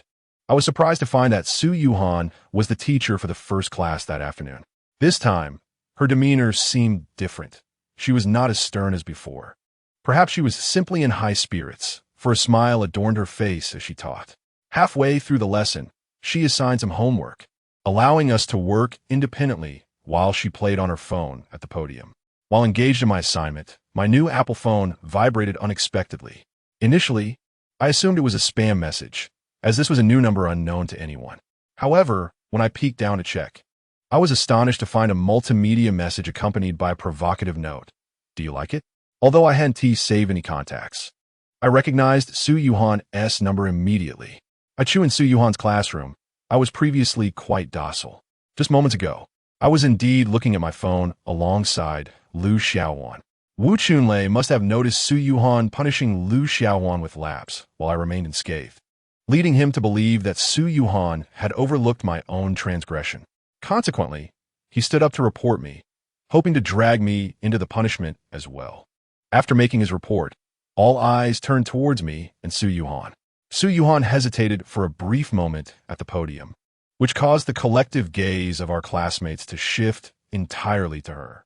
Many of them awaited, with a gleam of schadenfreude, a repeat of the 15 laps she had previously imposed on me. However, at that moment, Su Yuhan gently inquired, "Wu Chang, were you truly playing on your phone?"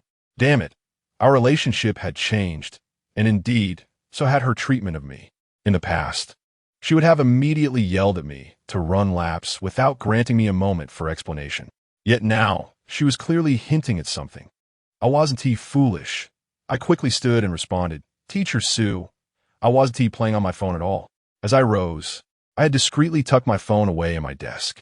Upon hearing my words, Wu Chunlei remained unconvinced. "Teacher Su, he's lying."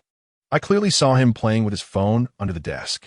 Humph, as if he had found a remarkable treasure in that battered iPhone, daring to play during class. At Wu Chunlei's accusation, I distinctly saw Su Yuhan's expression darken. It was no wonder. That phone was a gift from her. Was Wu Chunlei deliberately trying to provoke her? I could tell from her demeanor that she was already irritated by his comment. Sure enough, as soon as Wu Chunlei finished speaking, Su Yuhan coldly retorted, "Wu Chunlei, weren't you supposed to be working on the assignment I assigned? Can your eyesight truly see around corners?" To spot Wu Chang playing with his phone from several rows away, a ripple of laughter erupted among the students. Su Yuhan then approached me with a serious expression. "Wu Chang, let me see your assignment. If you haven't completed it diligently, it will indicate that you were indeed playing on your phone." My heart raced at her words. My classmates turned their attention to my assignment book, but I hadn't written a single word. Fearing they might see, I quickly closed it. I initially thought that, given her position, she would inevitably have to punish me. However, when she reached my desk, she pretended to flip through my assignment book before unexpectedly saying, "Not bad. You seem to have been quite serious in class today." After returning my assignment, she immediately turned to Wu Chunlei, stating, "Wu Chang has nearly finished his assignment. If you were playing with his phone, he certainly wouldn't have completed it so quickly. As for you, Wu Chunlei, why do I feel as though you are targeting Wu Chang?" She then picked up Wu Chunlei's assignment book, and her expression soured even further.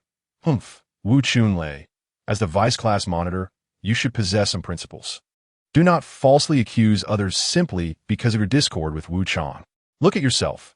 Why have you not written a single word of the assignment I assigned?" Wu Chunlei was left speechless. Yet the next words from Su Yuhan left him even more shocked. 10 laps on the playground. Don't think that just because you're a class officer, I won't punish you. His jaw nearly dropped in disbelief.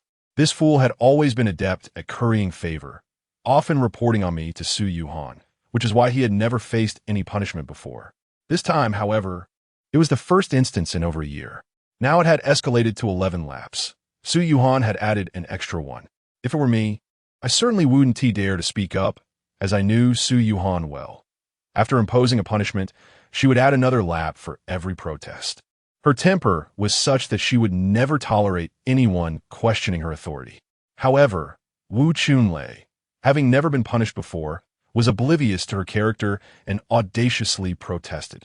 "Teacher Su, what did I do wrong? Isn't it just that I haven't had the chance to complete my assignment?" 12 laps. Su Yuhan was too weary to continue conversing with this fool. At that moment, her icy demeanor made it clear to everyone that she was resolute in punishing Wu Chunlei. I shook my head, feeling a twinge of sympathy for him. Yet this imbecile dared to speak again. "Teacher Su, I understand my mistake. I will definitely complete my assignments properly next time. I am instructing you to run laps, not to discuss assignments." She snapped. "If you don't finish your laps today, then do not attend my class in the future." And now, it has become 13 laps. Su Yuhan's tone grew colder. Wu Chunlei finally realized he could say no more and stormed away from his desk, his eyes fixated on me as he left the classroom. Damn it. He was the one trying to drag me down, yet now he was the one being punished. This was entirely of his own making. It had nothing to do with me. I had refrained from causing him trouble, and yet he was blaming me. As I was lost in these thoughts, Su Yuhan suddenly uttered a phrase that stunned both Wu Chunlei and me. "Wu Chang, in the past, It was Wu Chunlei who counted your laps. Today, you can lend him a hand and count his. Wu Chunlei nearly broke into tears at her command. I, however, shamelessly grinned. Hee, not a problem, not a problem. At that moment, I felt an overwhelming joy. Wu Chunlei had previously counted my laps short. Now, the tables had turned, and it was my turn to count for him. Damn it, I was going to relish this opportunity. The ensuing minutes unfolded as follows. Wu Chunlei ran laps on the playground while I stood by, counting loudly. Wu Chunlei, keep going, this is the 7th lap. Wu Chunlei, keep pushing, that was the 5th lap. Wu Chunlei, keep it up, you've completed 12 laps. Wow, Wu Chunlei, you're running so fast. You finished 9 laps already. Ultimately, Wu Chunlei ran a total of 18 laps before he finally stopped, pleading with me to let him off the hook, and I reluctantly agreed after realizing I had made him run an extra 5 laps. After finishing the laps, we headed to the 3rd class of the afternoon. Unfortunately, I hadn't checked the schedule beforehand, and it turned out to be the class taught by my cousin, Sumingchi. As we approached, the bell rang, and Sumingchi had already entered the classroom before us, allowing Wu Chunlei to go in first while I was punished to stand outside for 10 minutes. Foolishness, damn it. You want me to stand, so I will. Dismissing her, I turned and walked away. On the 1st floor of the teaching building, I bumped into Su Yuhan coming down from the administrative building. Upon seeing me, she waved me over with a smile, asking, "So, did you get your revenge today?" It was only after hearing her that I realized she had intentionally given me an opportunity for retribution. She was acutely aware of the ongoing conflict between Wu Chunlei and me. At that moment, I recognized that maintaining this relationship with her was rather beneficial. However, I was not one to dwell on past grievances. My heart was preoccupied with Huang Zi. If it hadn't been for Su Yuhan carrying me down the mountain in tears after my injury, I would have long since sent her away from my life. After all, her previous actions had truly hurt me deeply. Even though she treats me well now, I still feel a twinge of resentment towards her. With this thought in mind, Su Yuhan noticed my silence and shot me an unhappy glance. What's wrong? Did Su Mingchi kick you out again? I nodded without uttering a word. What kind of deep-seated grudge do you two have that she seems to enjoy targeting you? Su Yuhan furrowed her brow slightly. Forget it. I'll make time to catch up with you later. I originally intended to run some errands first and then pick you up after school. But let us just go together now. Now, are we going to watch a movie? I inquired. What movie will we watch in broad daylight? Come on, let us go shopping. Su Yuhan smiled sweetly. You wait for me at the school gate. I'll go get the car. Oh, after all, this is school, and it wouldn't look good for others to see her driving me out. Besides, she was feeling guilty now. Unlike the first time when she took me to Su Mengqi's house, back then, she had no qualms about being seen. Initially, Su Yuhan suggested that I accompany her shopping, but in reality, after we went out, she spent the entire time looking for clothes for me without purchasing anything for herself. Ultimately, she bought me 2 sets of new clothes, all designer brands. One was an Adidas tracksuit, which cost over 2,000 yuan, and the other was a casual outfit from Eaters Bonwei, costing more than 1,000 yuan. In total, she spent nearly 4,000 yuan. During our time together, we discussed many topics. Due to my inability to reach Huang Zi during my stay at the hospital, I had never inquired about the final outcome of the kidnapping case. I assumed Su Yuhan felt embarrassed to bring it up herself, so I refrained from asking. However, while we were shopping, I couldn't resist inquiring about what had happened regarding that matter.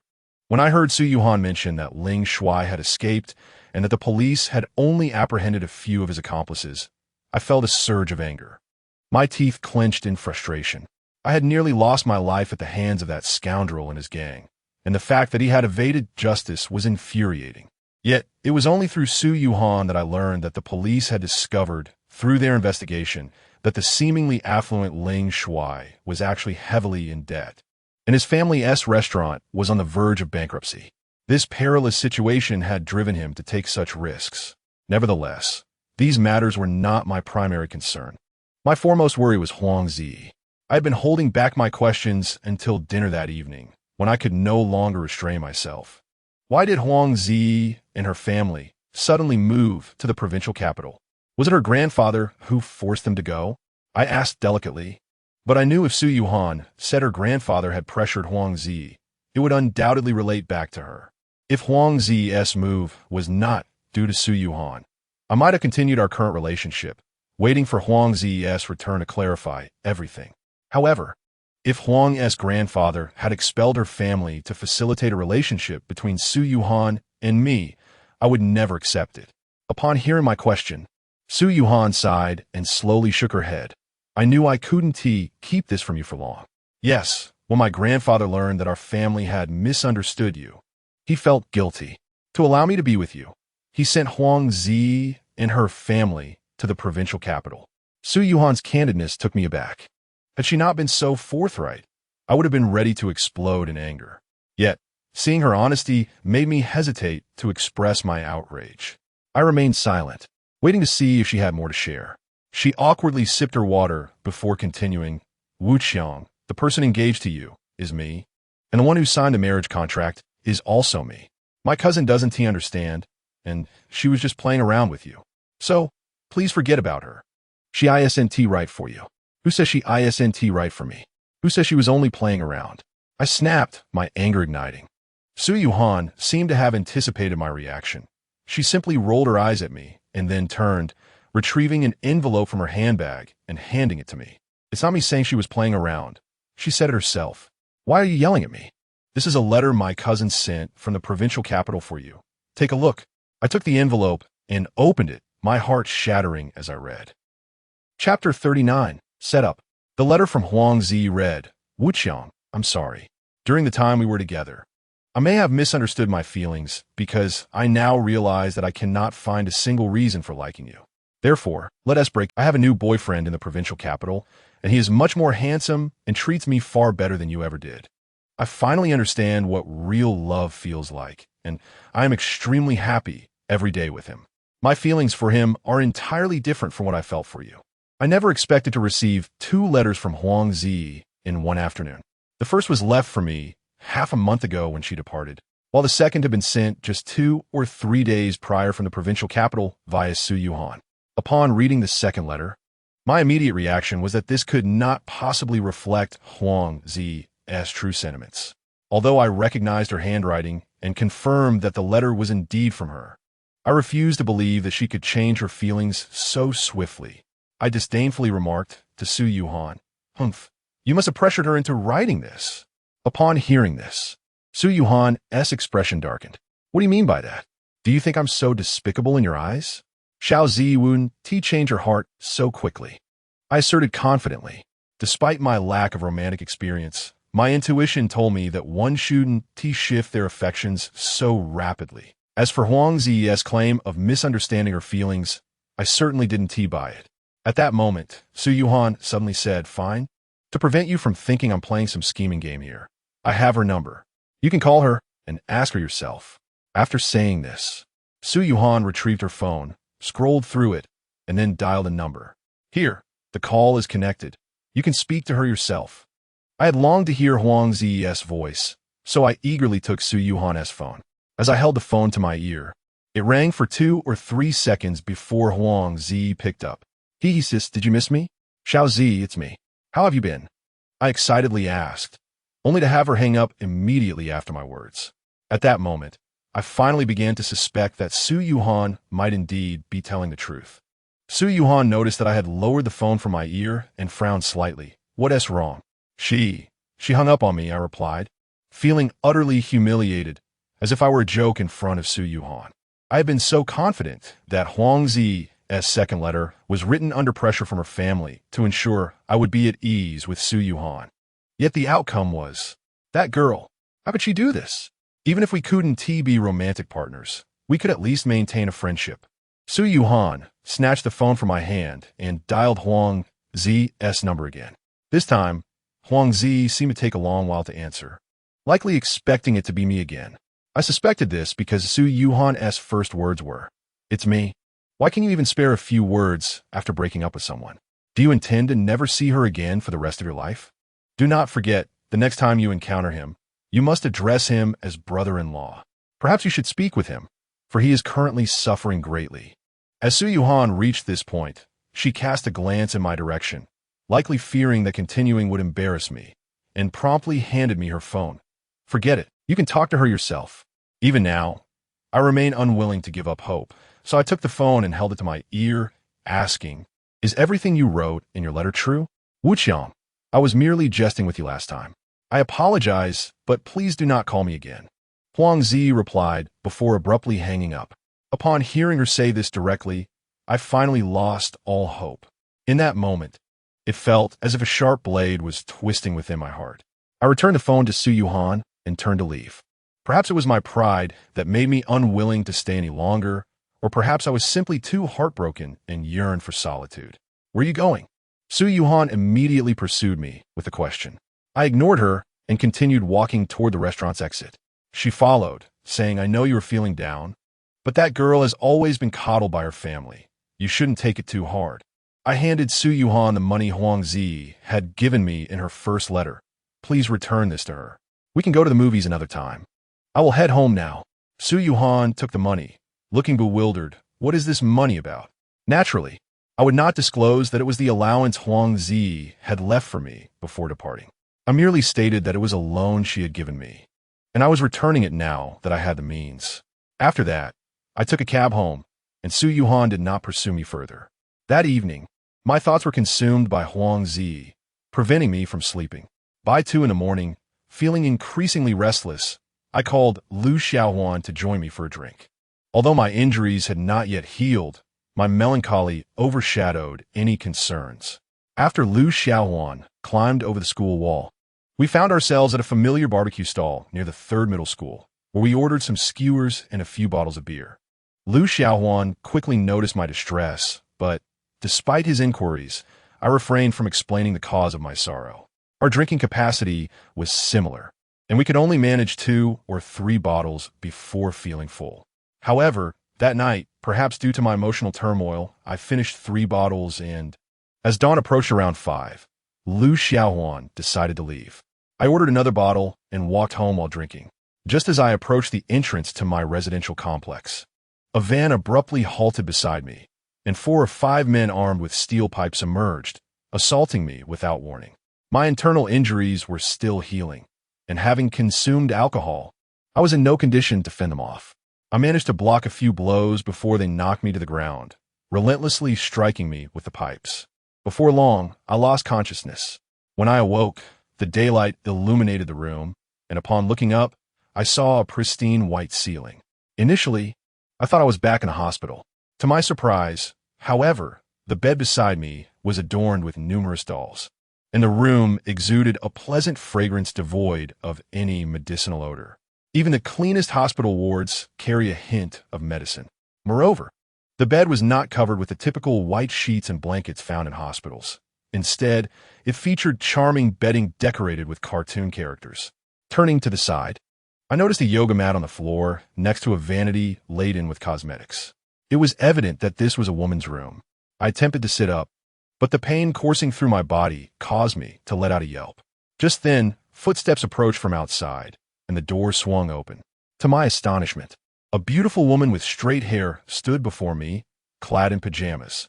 Though her loose attire concealed her curves, I could discern that she possessed both an angelic visage and a devilish figure.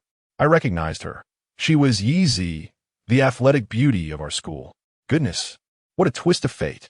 Had she been the one to rescue me? How fortunate I was to escape death and have this unexpected encounter with my teacher Yi. At that moment, I scarcely had the capacity to ponder who had orchestrated my earlier misfortune. Just as I was lost in thought, Yi Zi approached me, her expression icy, and said, "You are severely injured. Hurry and get yourself to the hospital. I would have taken you, but you have only a few coins, and I cannot afford your medical expenses." "Teacher Yi, did you save me?" I inquired. "You know me? Yizirais Herberais. I'm a student from the 3rd middle school," I replied. "You are a student there?" She seemed surprised. However, upon hearing my response, her demeanor softened slightly.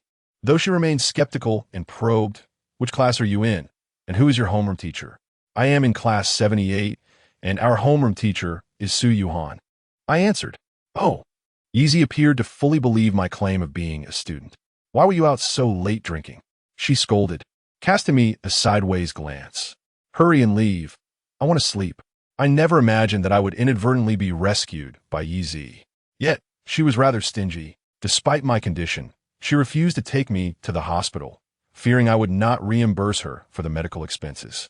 Perhaps it was for the best. If she had not brought me home, I would not have had the opportunity for such close proximity to her, nor to sleep in her bed. Regrettably, EZ had now ordered me to leave, and I had no choice but to endure the pain and rise from the bed. However, as I stepped out of her room, I was taken aback. The living room was eerily familiar. The most recognizable feature was the closed door to the adjacent room, which I knew to be my own. Unbelievably, the woman I had never encountered next door was EZ. Chapter 40, Co-renting. To be honest, when I discovered that the elusive woman I had never had the chance to meet was EZ, I was genuinely overwhelmed with excitement. EZ had always been so aloof. In school, not only did many male classmates attempt to engage her in conversation to no avail, but even numerous male teachers found her unresponsive. When we boys encountered her, we would greet her as Teacher Yi, yet she would not even glance our way. Thus, I had never had the opportunity to converse with her. Moreover, she was a physical education teacher for the first-year students, completely unrelated to me. But now everything had changed. I would have ample opportunities for intimate interactions with her. It was only now that I understood why Yi Zi had saved me.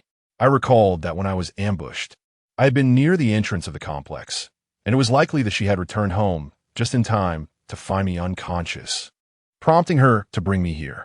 I had long been aware of her habit of coming and going at odd hours, but I had never anticipated that she would return so late. After all, I had only just returned from paying the bill with Lu Xiaohuan at 5 in the morning, which meant she must have arrived shortly after. No wonder I had never seen her around the house during the day or night. Initially, I had intended to visit the hospital to assess my injuries, but as I exited the complex, I suddenly recalled that I had only a few coins left. I would certainly not call Su Yuhan to ask for money. Instead, I carefully examined my injuries at the entrance of the community. I discovered that my bones were intact, and there were no open wounds, just multiple bruises. After inspecting my body, I suddenly recalled who had plotted against me last night. The first person who came to mind was Ling Shuai, but I quickly dismissed him. If it were Ling Shuai's doing, they would have wielded not steel pipes, but rather knives. I had no doubt that Ling Shuai harbored a deep-seated hatred for me and would have relished the chance to eliminate me. Observing my injuries, it was evident that they had targeted specific areas, as my head bore no marks, indicating they did not wish to escalate matters too far. This line of thought led me to remember the incident from the previous afternoon when I assisted Wu Chunlei in counting laps. Damn it, Wu Chunlei, you are finished. The suspicion that Wu Chunlei was behind the attack arose because apart from Ling Shuai and Wu Chunlei, I could not conceive of anyone else harboring such animosity toward me. At that moment, I was unaware that Wu Chunlei had indeed gathered over 10 thugs to wait for me at the school gate on that rainy day. However, he was thwarted when Huang Zi arrived in her sports car to pick me up, leaving his plans unfulfilled. Wu Chunlei had already paid them, and now he blamed me for the money wasted, intensifying his hatred. After the humiliation I inflicted on him yesterday afternoon, he could hardly swallow that bitter pill. Adding to his anger, he had managed to save some pocket money and thus recruited 5 thugs to deal with me. Having concluded that Wu Chunlei had orchestrated the ambush, I decided not to dwell further on it. Instead, I went outside the community to find a pharmacy and purchased a bottle of safflower oil before returning home. As I unlocked the door to my apartment, I heard some noise coming from Yi Zi's room, leaving me curious about her activities. I initially intended to avoid an encounter with her and was about to enter my own room when, unexpectedly, Yi Zi's door swung open. She emerged, clutching a bedsheet and duvet cover, presumably to replace the bedding I had just used, preparing to take them for washing. However, upon seeing me, her expression darkened dramatically. "How did you get in here?" And gestured with the key in my hand, intending to explain. She suddenly kicked me in the stomach. Thud! I doubled over from the impact. Damn it, it felt like she had some martial arts training. That kick was quite heavy. It was not entirely surprising, given that I had heard she was a top student from Beijing Sports University and had likely learned some form of martial arts or combat sports. "You little brat, I saved you out of kindness, and you dare to have ulterior motives." Easy discarded the bed cover and sheet and seized my collar. I quickly suppressed the pain in my abdomen to explain, "Teacher Yi, I live here too." What a coincidence. Easy lifted me by my collar with one hand while throwing a punch in my stomach with the other. Fortunately, I managed to block her punch, grasping her wrist with an innocent expression and saying, "Teacher E, I really do live in the room next door. How else would I have this key?" Upon hearing my words, she paused, disbelief etched on her face. You really live here?" I nodded in affirmation.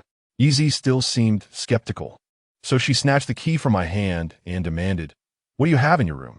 I replied, "Just a bed and a desk with a few books on it. Nothing else." "Oh, and there are 2 pairs of shoes under the bed, and a few sets of clothes in the wardrobe." My room was indeed quite simple. "If you dare to deceive me, you will regret it," she warned, using the key to unlock my door. After taking a tour of my room and returning to me, I had expected her to apologize for the unwarranted kick.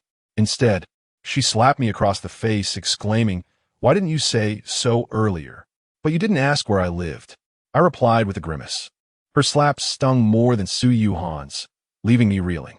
Easy shot me a few glances, perhaps realizing the validity of my argument, and then turned to retrieve the bedding and duvet for the washroom. I shook my head and sat on the sofa, removing my shirt to apply safflower oil to my wounds. I had intentionally chosen to apply the oil in the living room, shamelessly hoping she might offer to help me apply it. However, upon exiting the washroom, she approached me disdainfully and barked, "Go to your own room to do that." Also, since we will be living under the same roof, I think it is essential to lay down some rules to prevent you from getting beaten up without understanding why.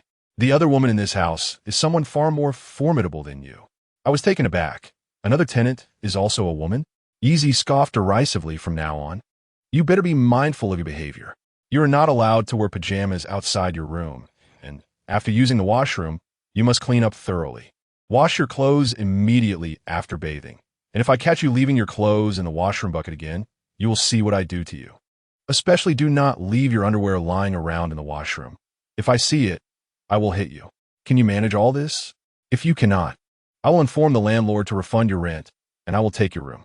Easy was quite authoritative, and oddly enough, I found it utterly appealing, as if her commanding demeanor only enhanced her status as my goddess.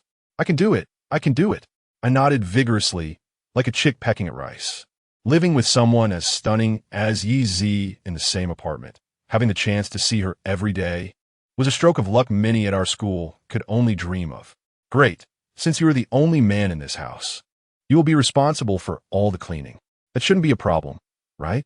Given the cold weather, you wouldn't want to burden the teacher with chores like mopping the floor or doing laundry, would you? EZ concluded with an unapologetic smile.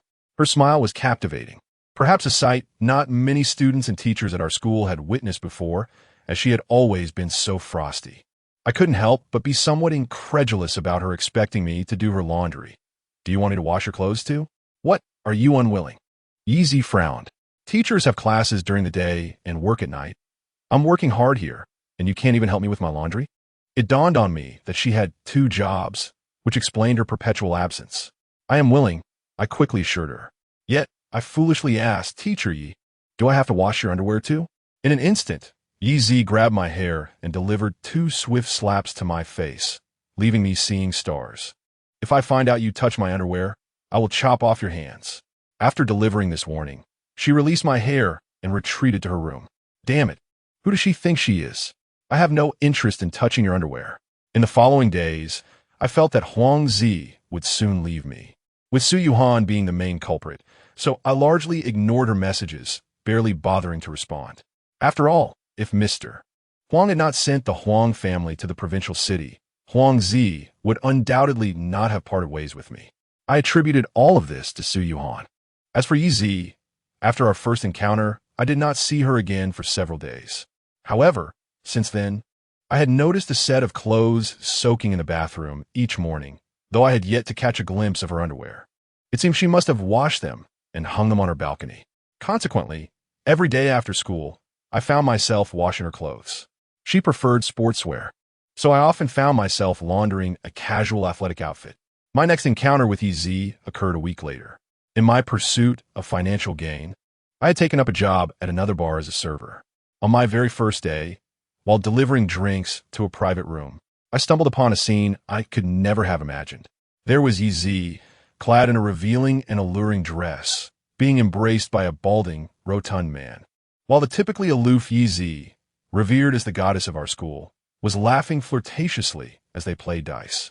In that moment, I was taken aback, nearly dropping my jaw in disbelief. Just as Yi noticed me, I could see her expression shift dramatically. Her anxiety was palpable, hinting at a sense of fear. Even the man speaking to her seemed to fade into the background. I dared not stare any longer and quickly entered the room to place the drinks on the table. After preparing 2 pitchers of alcohol and clearing away some empty beer bottles, I turned to leave. Just as I reached the doorway, I heard Yi say, "Mr. Wan, I'll step out for a moment and return shortly." I glanced back and caught the man beside her saying, "All right, hurry back." He even had the audacity to pat Yi's backside, to which she responded with a giggle, "I'll be right back." This sight was utterly shocking. The woman who maintained an air of superiority at school was now smiling after such an inappropriate gesture. In that instant, my admiration for her diminished significantly, and I even felt a tinge of revulsion. "Forget it. Don't expect me to wash your clothes anymore," I thought as I stormed out of the room. Before I could get far, Yi called out sharply, "Stop." I turned to give her a disdainful look and retorted, "Teacher Yi, I suppose this is your second job?" She was dressed provocatively, her cleavage exposed, and her makeup heavy. It was clear to anyone that her attire was that of a hostess. Despite her allure, I found her presence repulsive. "How dare you act aloof in front of me while working in such a manner?" I spat inwardly. Yi's expression darkened as she asked, "What are you doing here?" I replied, somewhat condescendingly, "I'm working just like you. But I earn my keep through hard work, unlike some who profit from their looks." "What did you say?" she exclaimed, slapping my face. I swiftly caught her wrist. Her skin was soft, but I felt no interest, only disgust. I released her hand, stating, "You are no longer the teacher I respected. You disgust me." I turned to leave, but she grabbed my hand, saying, "Classmate, I want to talk to you." She didn't even know my name and resorted to calling me classmate. Ignoring my reluctance, she pulled me into a dimly lit private room. I couldn't help but wonder if she intended to offer me some sort of compensation for my silence. Once inside, she shut the door and gestured for me to sit on the couch. Standing beside me, she said, "Classmate, please don't speak of what you just witnessed at school. Name your price." Realizing she had no intention of offering anything, I felt a tinge of disappointment, which baffled me. I chuckled derisively. It was evident that those who engaged in such activities feared being recognized by acquaintances. Yet, I had no intention of gossiping about her. I found her actions distasteful and lacked the inclination to spread tales of her indiscretions. "I have no interest in your affairs," I declared, standing up to leave. Yi did not pursue me further. After that encounter, I never returned to her room and did not see her again until my shift ended. I finished work at 3 in the morning, and since it was Saturday, I had no classes to attend. I had hoped for good sleep, but at 8:30, my mother called in a panic, urging me to return home immediately. She hung up before I could ask any questions, causing me great distress. When I attempted to call back, her phone was turned off. Without a second thought, I asked Lu Xiaohuan to lend me some money, then hurriedly arranged for a car to take me home. Students like me, who live far from home, rarely returned on weekends due to the expense involved. The round trip by bus would cost 50 to 60 yuan, so Lu Xiaohuan and I typically only visited home once a month. On the way back, I urged the driver to speed, and he kindly obliged, reaching my home in an hour. Upon arriving, I dashed into the house, filled with worry, only to be taken aback by the sight of my mother and Su Yuhan happily making dumplings in the living room, engaged in cheerful conversation. It was evident that I had been deceived by my mother-s call, which was merely to inform me of Su Yuhan's visit. Upon noticing my breathless entrance, my mother gleefully remarked to Su Yuhan, "See, just one call, and she would fly back if she could."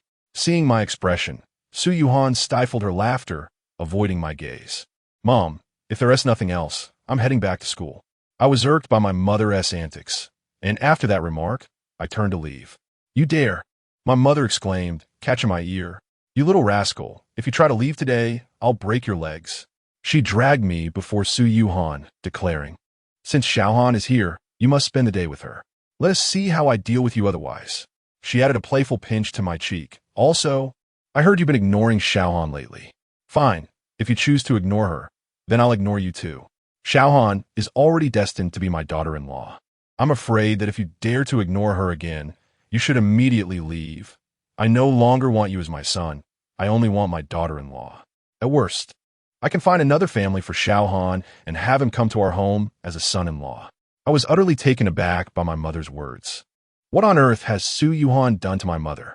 She would actually forsake me for her and utter such shocking statements. Although my mother has always been affectionate towards me, fearing only my father since childhood, when she truly gets angry, even my father must concede. With such words escaping her lips, I certainly dared not leave. Moreover, it was a rare occasion for me to return home. So I resolved to stay and accompany my mother for the day before heading back to work at the bar in the afternoon. Noticing my silence, my mother paid me no further heed. She carried the already wrapped dumplings and said to Su Yuhan, "3 of us have had enough. I will go boil the dumplings. You two chat." After saying this, she walked towards the kitchen. "Mom, let me help you." Su Yuhan eagerly followed her. Today, she wore a casual outfit. Having grown accustomed to her in professional attire, it was refreshing to see her in such a relaxed ensemble. Soon after, they began boiling dumplings in the kitchen, while I remained in the living room, engrossed in my phone. With no wireless internet at home and my mobile data nearly exhausted for the month, I hesitated to play Honor of Kings. Instead, I aimlessly browsed the internet and, by some strange twist of fate, logged into an account I hadn't accessed in a long time. Immediately, I was met with numerous messages from Su Yuhan directed to Teacher Chun. The earlier messages consisted of her confiding in Teacher Chun, mostly expressing her misunderstandings about me, acknowledging the truth, regretting her actions, and seeking advice on how to win me back. These were sentiments I had anticipated. However, a few messages surprised me. Essentially, she had been persistently inquiring why she could not reach Teacher Chun and why her messages went unanswered. Consequently, she visited the hospital in search of Teacher Chun, only to find out that Teacher Chin's husband had been transferred. She then sought out Teacher Chun at home, but fortunately, she was not there. Afterward, she inquired with Teacher Chin's neighbor and learned that Teacher Chun had taken her husband to a major hospital in the provincial capital. Of course, none of this was of concern to me. What truly occupied my thoughts was the last message Su Yuhan sent this morning. "Sister, I have found out which hospital you are in the provincial capital. Today I will visit Wu Chang's parents, and tomorrow I will come to see you and brother-in-law." Oh no, this could spell disaster. Once she discovers that someone has been impersonating Teacher Chun, and that she has shared so many intimate thoughts, she will undoubtedly become furious.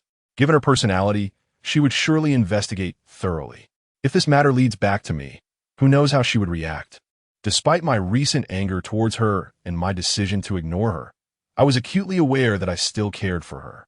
Although Huangzi was sent away because of her, which ultimately led to my rejection, I had come to terms with it over the past few days. If she did not genuinely care for me, even if she hadn't gone to the provincial capital, she would have eventually severed ties. Thus, my deliberate indifference was merely a facade. If she truly wanted to break away from me, I would find it difficult to let go. With this thought in mind, I quickly sent a message to Su Yuhan.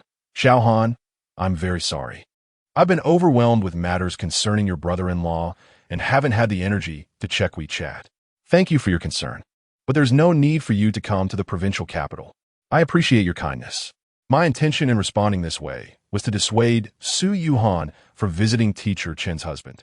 As soon as I sent the message, a sound came from the kitchen, and Su Yuhan promptly replied, "Sister, you finally responded. I was so anxious. Did you change your phone number? I couldn't reach your old number. Also, has brother-in-law's condition worsened? Why was he transferred to the provincial capital?" I was at a loss for how to respond to Su Yuhan. I wanted to assure her that her brother-in-law was fine, but I knew that Teacher Chin's husband had cancer, and I didn't want to deceive her. To shift the topic, I replied, "I'm fine here. How are things with that guy?" It appeared that Su Yuhan genuinely cared about me, as her focus quickly shifted back to our conversation. Before long, she replied, "Hee, sister.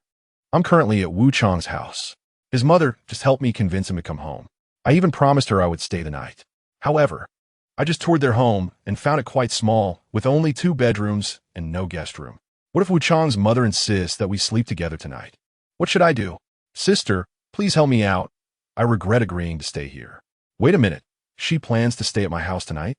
While I had indeed been somewhat annoyed with Su Yuhan recently, her allure remained potent. Upon reading her message, my imagination began to conjure images of her sharing my bed. After indulging in these thoughts for a while, I noticed that Su Yuhan had messaged me again, likely because I hadn't responded promptly. Sister, please help me out. I've already promised Wu Chang's mother I would stay here, and now I can't backtrack. I could see that Su Yuhan was clearly anxious, which prompted me to entertain the idea of teasing her. After pondering for a moment, I replied, "What is there to be afraid of? You've already decided to accept him. You're bound to be his eventually, so why not just give in tonight?" Originally, I sent this message merely to gauge Su Yuhan's reaction or simply out of curiosity about her ultimate decision. However, her subsequent response left me utterly speechless. Sister, it seems we are on the same wavelength. I've been considering this too. After all, I'm destined to be with that guy. I can't escape it, nor can he. It's something the heavens have arranged. Besides, Wu Chang is currently ignoring me, so if he can forgive me and accept me again, if he truly wants to be with me tonight, I might really. Shy emoji. Goodness, upon reading Su Yuhan's message, one can only imagine how excited I felt. I gulped down several times before, with trembling hands, I sent back an audacious response. Not crazy at all. He's your fiancé. After all, it's perfectly normal. However, Wu Chang is still young, so you should take the initiative. Chapter 42. The foolish country bumpkin. The reason I deliberately texted Su Yuhan to take the initiative was that I knew my mother would likely insist she sleep with me tonight. However, I didn't want to take the lead. I intended for her to be proactive while I pretended to be half-hearted about it. In that moment, I realized I was indeed quite the beast, coaxing my own homeroom teacher to take the initiative. Su Yuhan had not been wrong in calling me a big liar before. Just as I was lost in these thoughts, Su Yuhan's message arrived. Ah, sister, really? You wanted to take the initiative? That is so embarrassing. I hastily seized the opportunity. What is embarrassing about it? You made a mistake. You should make amends with him. And of course, you should be the one to take the lead. Sending this message made me feel somewhat justified, as Su Yuhan had indeed erred. After all, she deserved it for how she treated me during that time. Several minutes passed without a response from Su Yuhan, likely due to her hesitation. Noticing her silence, I casually strolled into the kitchen. As soon as Su Yuhan saw me, her face flushed bright red. I was taken aback when I saw her suddenly blush, and a shameless thought crossed my mind.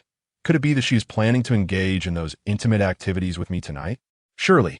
After all, women are human too. Just as we men often fantasize about various intimate encounters with women, I presume they do the same. With this thought in mind, I deliberately approached her with the intention of teasing her. At that moment, she was seated by the stove, assisting my mother in tending to the fire, her phone still in her hand. Upon noticing my approach, her hands trembled with anxiety, and she hurriedly stuffed her phone into the pocket of her coat. She was undoubtedly afraid that I would catch a glimpse of her chat with Mr. Chun. I was acutely aware of her thoughts at that moment. She felt like a transparent person to me, and I could sense the secrets she harbored. Thus, I felt a surge of confidence as I crouched beside her with a serious expression and inquired, "Teacher Su, what's wrong? Are you feeling hot? Your face is quite flushed. If it's too warm, you should sit back a bit. Being so close to the fire, it's only natural to feel the heat." As soon as I posed the question, her anxiety intensified, her face growing even redder, her ears flushed as well. She abruptly stood and dashed outside to the courtyard. Her departure could only be described as a hasty retreat. At that moment, my mother shot me a disapproving glance. "You rascal. Xiao Han is the daughter of a wealthy family from the city. She is shy. You shouldn't stand so close when speaking to her. You are making her uncomfortable." I chuckled foolishly and turned back to the living room. Just as I reached the living room and hadn't yet seated myself, a message from Su Yuhan arrived. "Sister, I was so scared just now. I was messaging you when that rascal suddenly came over." Thankfully, I hid my phone quickly. If he had taken it and seen our conversation, I would have been utterly embarrassed. Stifling a laugh, I hurriedly replied to her. However, while I was still drafting my response, a second message from Su Yuhan came through. "Sister, you said I should take the initiative, but how should I do that? I'm a proper lady, a virtuous maiden. I have no experience in this area. Sister, you're really something. Just thinking about it makes me blush. But since you suggested it and you're experienced, you must teach me how to be proactive today. I'm counting on you. For instance, you should at least tell me what my first step should be, right? Shy expression, wow. This fool really intends to take the initiative with me? I was thrilled yet slightly troubled. Goodness, she's an inexperienced maiden, making it sound as if I were an old hand at this. I'm still a virgin myself. I've never been with a woman. How could I teach her? Thankfully, although I've never partaken, I've certainly seen some things. With Liu Xiaohuan's guidance, I had watched quite a few films from the island nation, so with no experience of my own, I began to impart wisdom based on the plot of one such film. The first step, of course, is kissing. Su Yuhan immediately replied with a shy expression, saying, I understand that part. She followed up with an adorable blushing emoji. But then she asked, what's the second step? Goodness, is this fool genuinely clueless or just pretending? We've already kissed. Is there really a need to ask about the next step? I disdainfully replied. The second step is, of course, undressing. Su Yuhan responded, Sister, that is not right. Are we not supposed to have gone to bed before starting that? The clothes should have been off long ago, right? Goodness. Did she plan to strip down completely before getting into bed? Foolishness, really. Before I had a chance to respond to Su Yuhan, she sent another shy emoji along with a statement that made my mouth water. Sister, I like to sleep naked. I was stunned into silence by her words, and my mind began to wander. Yet, I couldn't help but reply shamelessly. Since you have such a good habit, you can skip the second step and proceed directly to the final one. I have no idea what Su Yuhan thought upon reading my message, but she didn't reply. Instead, she walked from the courtyard back to the kitchen to help my mother with the fire. Not long after, the dumplings were ready, and we began to eat. My father often worked in the countryside, doing odd jobs like building houses and laboring, so he was frequently absent. It was just my mother, Su Yuhan, and I sharing the meal. After dinner, my mother asked me to take Su Yuhan around the village. Although our area is quite remote at this season, the mountains are adorned with vibrant wildflowers, creating a picturesque paradise. For those of us who reside in the countryside, it has become rather mundane. However, Su Yuhan found it particularly refreshing. I accompanied her around the village and its surroundings for an entire afternoon, and she remained cheerful while I was utterly exhausted. I had only slept 3 or 4 hours the night before, and I was desperate for rest. If it weren't for wanting to charm her during the day, so she might take the initiative at night, I would have returned to sleep long ago. Ultimately, I persevered until it was nearly dinner time before heading back. At dinner, my father made a special effort to return home. Usually, he eats wherever he works, but today he came home because Su Yuhan was visiting. After we finished our meal, we all sat together, watching television and chatting. Suddenly, my father turned to my mother and said, Tonight, let Xiao Han sleep with you. I'll sleep with Xiao Chong. What? I was momentarily stunned. I was waiting for Su Yuhan to take the initiative, and my father just threw a wrench into my plans. Is he really my father? I had specifically asked our bar manager for a favor to get the night off, as it's not easy to get time off from work. And yet, my father's words ruined everything. I almost revealed my feelings with an exclamation, but quickly regained my composure and added, Dad, what did you just say? Is she really staying here tonight? You and T let her go back alone at this hour? My mother wore an angry expression. Upon hearing my words, Su Yuhan misunderstood and thought I didn't want her to stay at my house, and her face visibly fell, realizing that my chances with her tonight were slipping away. I lost interest in their conversation. Plus, I was already quite tired, so I hastily washed up and retreated to my room to sleep. Once in my room, I lay down and fell asleep almost immediately. After nearly a full day and night without rest, I slept particularly soundly. In the middle of the night, while turning over, I sensed someone beside me. Naturally, I assumed it was my father and continued to doze off. Until the next morning, as dawn broke, I heard rustling sounds near me. Groggily, I opened my eyes to find Su Yuhan standing by my bed, dressing. The most unfortunate part was that she was already fully clothed, donning her coat at that moment, and I hadn't seen anything. Upon noticing that I was awake, her cheeks flushed slightly, and she suddenly adopted a stern demeanor, coldly stating, From now on, I am yours. If you dare to betray me, you shall see how I deal with you. What? Did we sleep together last night? I was filled with regret. But it seems we didn't do anything, right? You slept like a dead pig. How would you know if I did anything? Su Yuhan replied coldly. You must take responsibility for me from now on. With that, she swayed her hips and left. Goodness, did something truly happen last night? But I quickly realized that Su Yuhan must have been teasing me. How could she have done anything without my knowledge? Curiously, didn't my father say she was supposed to sleep with my mother? Later, after I got out of bed, I secretly inquired with my mother and discovered that she had, after I fell asleep, taken my father aside to persuade him. Ultimately, my mother decided to send Su Yuhan to my room to sleep alongside me. When my mother learned that Su Yuhan had spent the entire night with me, mistaking her for my father, she was nearly driven to the brink of fury and promptly delivered 2 sharp knocks to my head, chastising me for missing such a splendid opportunity. After breakfast, Su Yuhan announced her intention to visit the provincial capital, inquiring if I would accompany her. I surmised she was going to see Teacher Chan, so I pretended to ask her about her purpose for the trip, only to find out she was going to see Huang Zi. I had already concocted a plan to dissuade her from going, but upon hearing her words, I immediately agreed to join her. Although she had cast me aside, I still found myself thinking of her daily. Now that the chance had arisen to see her, I was unwilling to let it slip away. At 11 that morning, Su Yuhan and I finally encountered her, the one I had been yearning for, in a well-appointed private dining room in the provincial capital. However, she was not alone.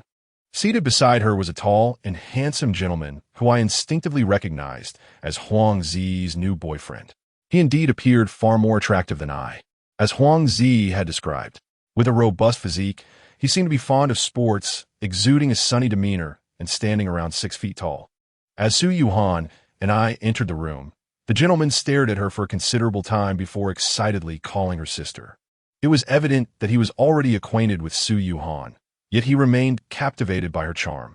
While Huang Zi was undeniably cute, it was clear that men were more enchanted by a mature woman like Su Yuhan, who carried an air of regality. Upon seeing him, I was filled with indignation. This fool, after calling Su Yuhan's sister, had the audacity to ask Huang Zi, "Is this the ex-boyfriend you were dumped by?" Huang Zi ignored him, prompting him to disdainfully scoff at me. "Humph, foolish country bumpkin, you think you stand a chance with our E? No wonder she cast you aside. You aren't even worthy of holding her shoes." His incessant taunts ignited the frustration within me, and I approached him with a smile. As I walked over, he foolishly remarked, Look at this idiot grinning like a fool. How could you ever have liked such a dimwit?" Before he could finish his sentence, my hand struck his face with a resounding slap. In that moment, both Huang Zi and Su Yuhan were taken aback, as was the fool himself. I followed up with another slap, then gently patted his shoulder. Indeed, I am Huang Zi's ex-boyfriend. However, I now bear the title of her brother-in-law. Since you are her current boyfriend, you ought to address me as brother-in-law. Have your parents not taught you to respect your elders? He was left utterly dumbfounded, staring at Su Yuhan in disbelief, as if seeking confirmation of my words. Just then, Su Yuhan stepped forward to pull me back. "Wu Chang, what are you doing?" "Exactly. Why are you resorting to violence?" Huang Zi pouted, then surprisingly reached out to caress the gentleman's face affectionately. Her tender gesture sparked a pang of heartache within me, further intensified when the gentleman inquired of Su Yuhan, "Sister, this foolish country bumpkin is just joking, right?" Hearing this, I lost my composure, turned, and embraced Su Yuhan's neck, then pressed my lips against her enchanting red ones. After the kiss, I wiped my mouth and turned to the astonished gentleman, boldly declaring, "Now do you believe that I am indeed your brother-in-law?" As I confidently shouted that statement, I noticed the gentleman and Huang Zi were both left speechless. Su Yuhan appeared equally stunned, her face flushed and her expression flustered. Why was she so nervous? It was merely a kiss. What was there to be anxious about? This morning, she had even suggested I take responsibility. Moreover, we had shared the bed last night. Though nothing transpired, we had still slept side by side. Huang Zi, observing the scene, regarded us with a peculiar look. Suddenly, without warning, she stood up, covering her mouth, and ran out in tears. "Xiaozi." Su Yuhan reached out to stop her, but Huang Zi forcefully shook off her hand, exclaiming, "Let me go," and dashed out of the private room. The gentleman, witnessing Huang Zi's distress, shot me a furious glare before turning to Su Yuhan. Sister, I'll go check on her. We've already ordered the food. If we don't return in time, you two can start without us. With that, he hurriedly left. Once they had departed, Su Yuhan seized my ear. What was that all about? Huh? I was utterly bewildered. What do you mean? You can kiss me, but why did you wipe your mouth afterward? Ah. I was taken aback by her words. She was referring to that incident. Indeed, after kissing her, I had unconsciously wiped my mouth. I had not anticipated she would be upset by it. Feeling somewhat embarrassed, I chuckled awkwardly. I didn't mean to imply anything about your lips. How about I do it again? This time, I promised not to wipe my mouth. Su Yuhan shot me a fierce glare, but eventually released me. However, Huang Zi and the gentleman did not return, and Su Yuhan and I ended up having lunch alone in the private room. We left behind a considerable amount of food, and although I intended to take it with me, Su Yuhan refused. After lunch, Su Yuhan drove to Huang Zi's residence. She parked downstairs and invited me to accompany her upstairs, but I declined, saying I would wait in the car. She ascended alone, and I had no idea what transpired between her and Huang Zi's family inside. Ultimately, she spent nearly 2 hours before returning. By the time she emerged, it was nearly 3 in the afternoon. In an effort to prevent Su Yuhan from visiting Teacher Chun, I urged her to hurry back, explaining that I had to work that evening and would be penalized for tardiness. It was then that Su Yuhan learned I had secretly sought employment behind my parents' backs. Initially, she tried to dissuade me, insisting that if I needed money, she would provide for me. I, however, had no intention of accepting her financial assistance. Despite the progress our relationship had made following the events of the previous night, I was determined not to rely on her. The misunderstanding from before had left me with emotional scars. I wished to earn her respect and avoid the disdain of her family. I aimed to be self-sufficient. Recognizing my resolve, Su Yuhan eventually ceased her persuasion, merely stating that she would make time to help me catch up on my studies. She also offered to serve as my tutor during the summer break when I would not have classes, ensuring I would systematically cover any material I had missed. Seeing my insistence to return to work, she said no more, driving us back toward Dongshan. The distance from the provincial capital to Dongling was not far, barely 200 kilometers, yet Su Yuhan drove slowly, and the journey took over 2 hours. During the drive, I engaged in light-hearted conversation with Su Yuhan, sharing laughter and enjoying the moment. After meeting Huang Zi, it felt as though I had fulfilled a longing I had held for some time. Perhaps it was due to the sight of her being so intimately close to another man in my presence, coupled with her scolding me for having hit her boyfriend, that I seemed to have completely lost all hope for her. It felt as though I had entirely let go of her in my heart. Consequently, I naturally redirected all my affections towards Su Yuhan. By the time we arrived in Dongshan City, it was nearly 6 in the evening. Originally, Su Yuhan had suggested that we dine together before she headed to work, but fearing we would run out of time, I requested that she drop me off directly at the entrance of the bar, as I was about to exit the car at the bar's entrance. An unexpected reluctance to part from her washed over me. Thus, I shamelessly said, Sister Han, we didn't share a proper kiss at noon, and I've forgotten what it tastes like. May I have another kiss, please? Su Yuhan shot me a glare and coldly retorted, Get lost.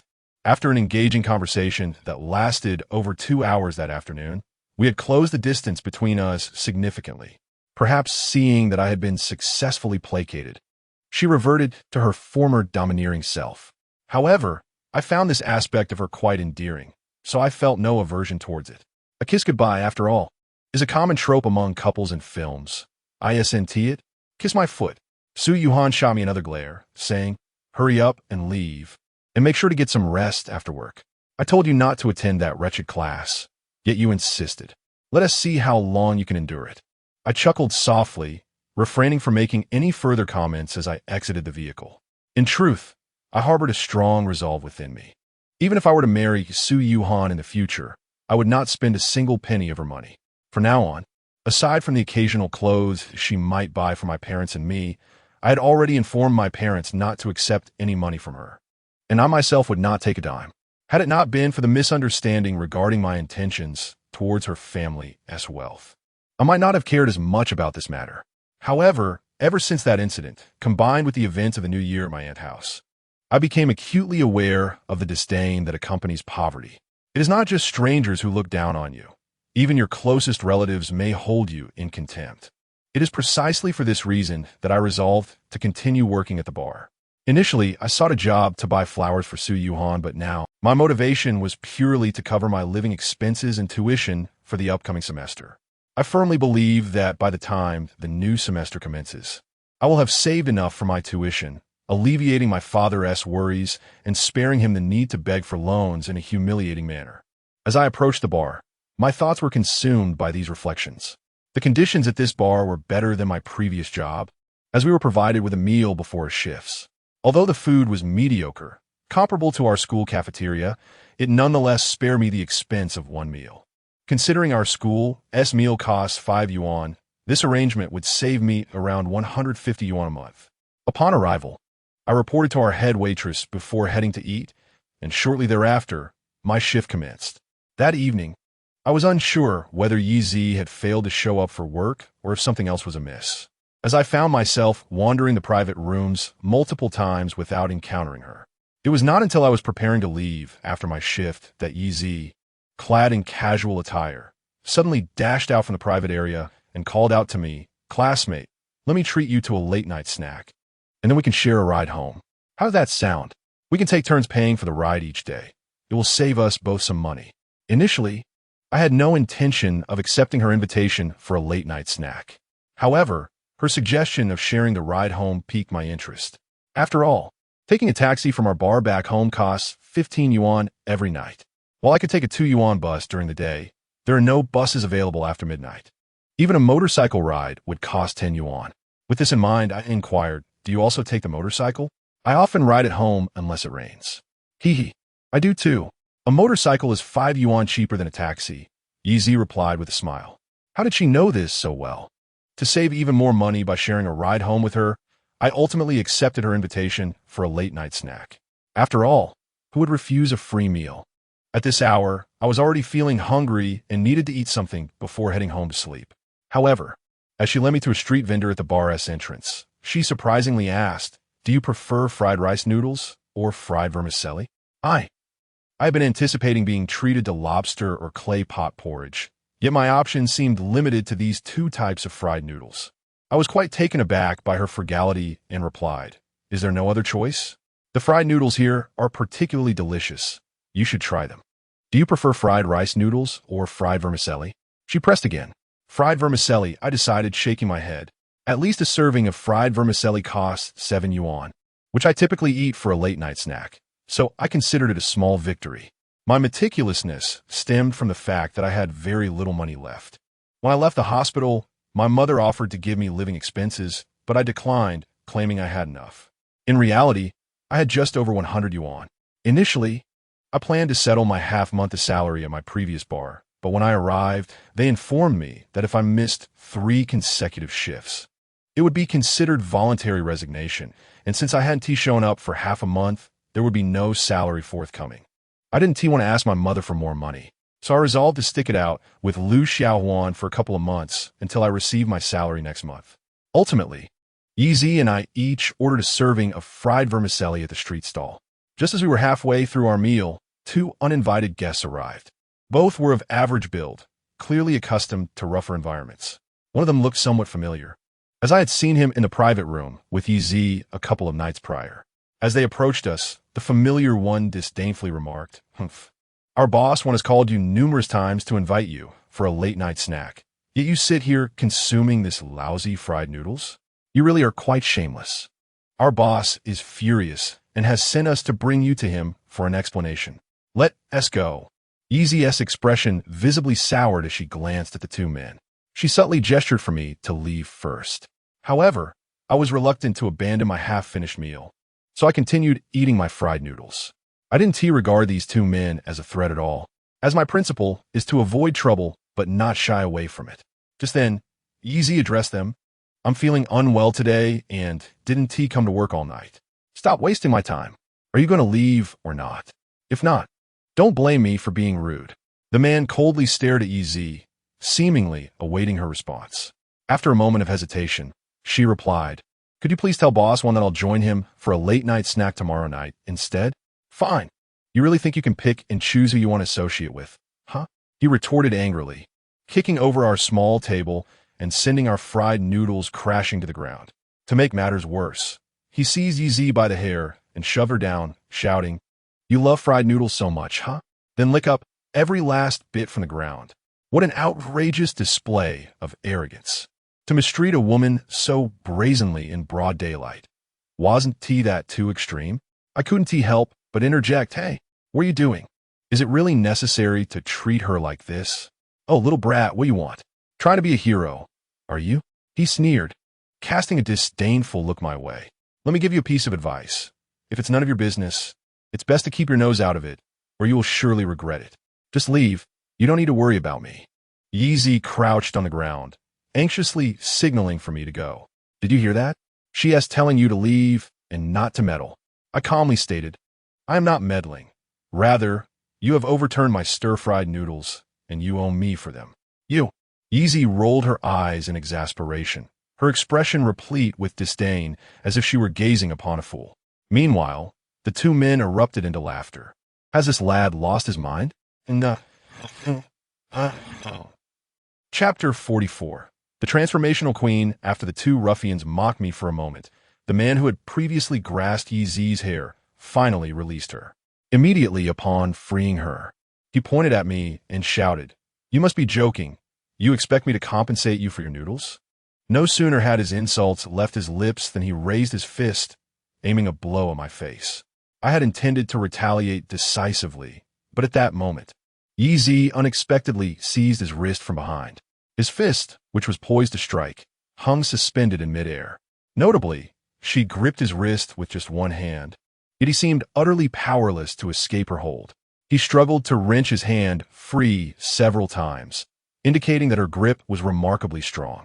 Given her strength, it was clear she could easily handle both men alone. After all, she was restraining the arm of an adult male who towered over her. Moreover, I noticed a fierce glint in Yz's eyes as she held onto the man's arm.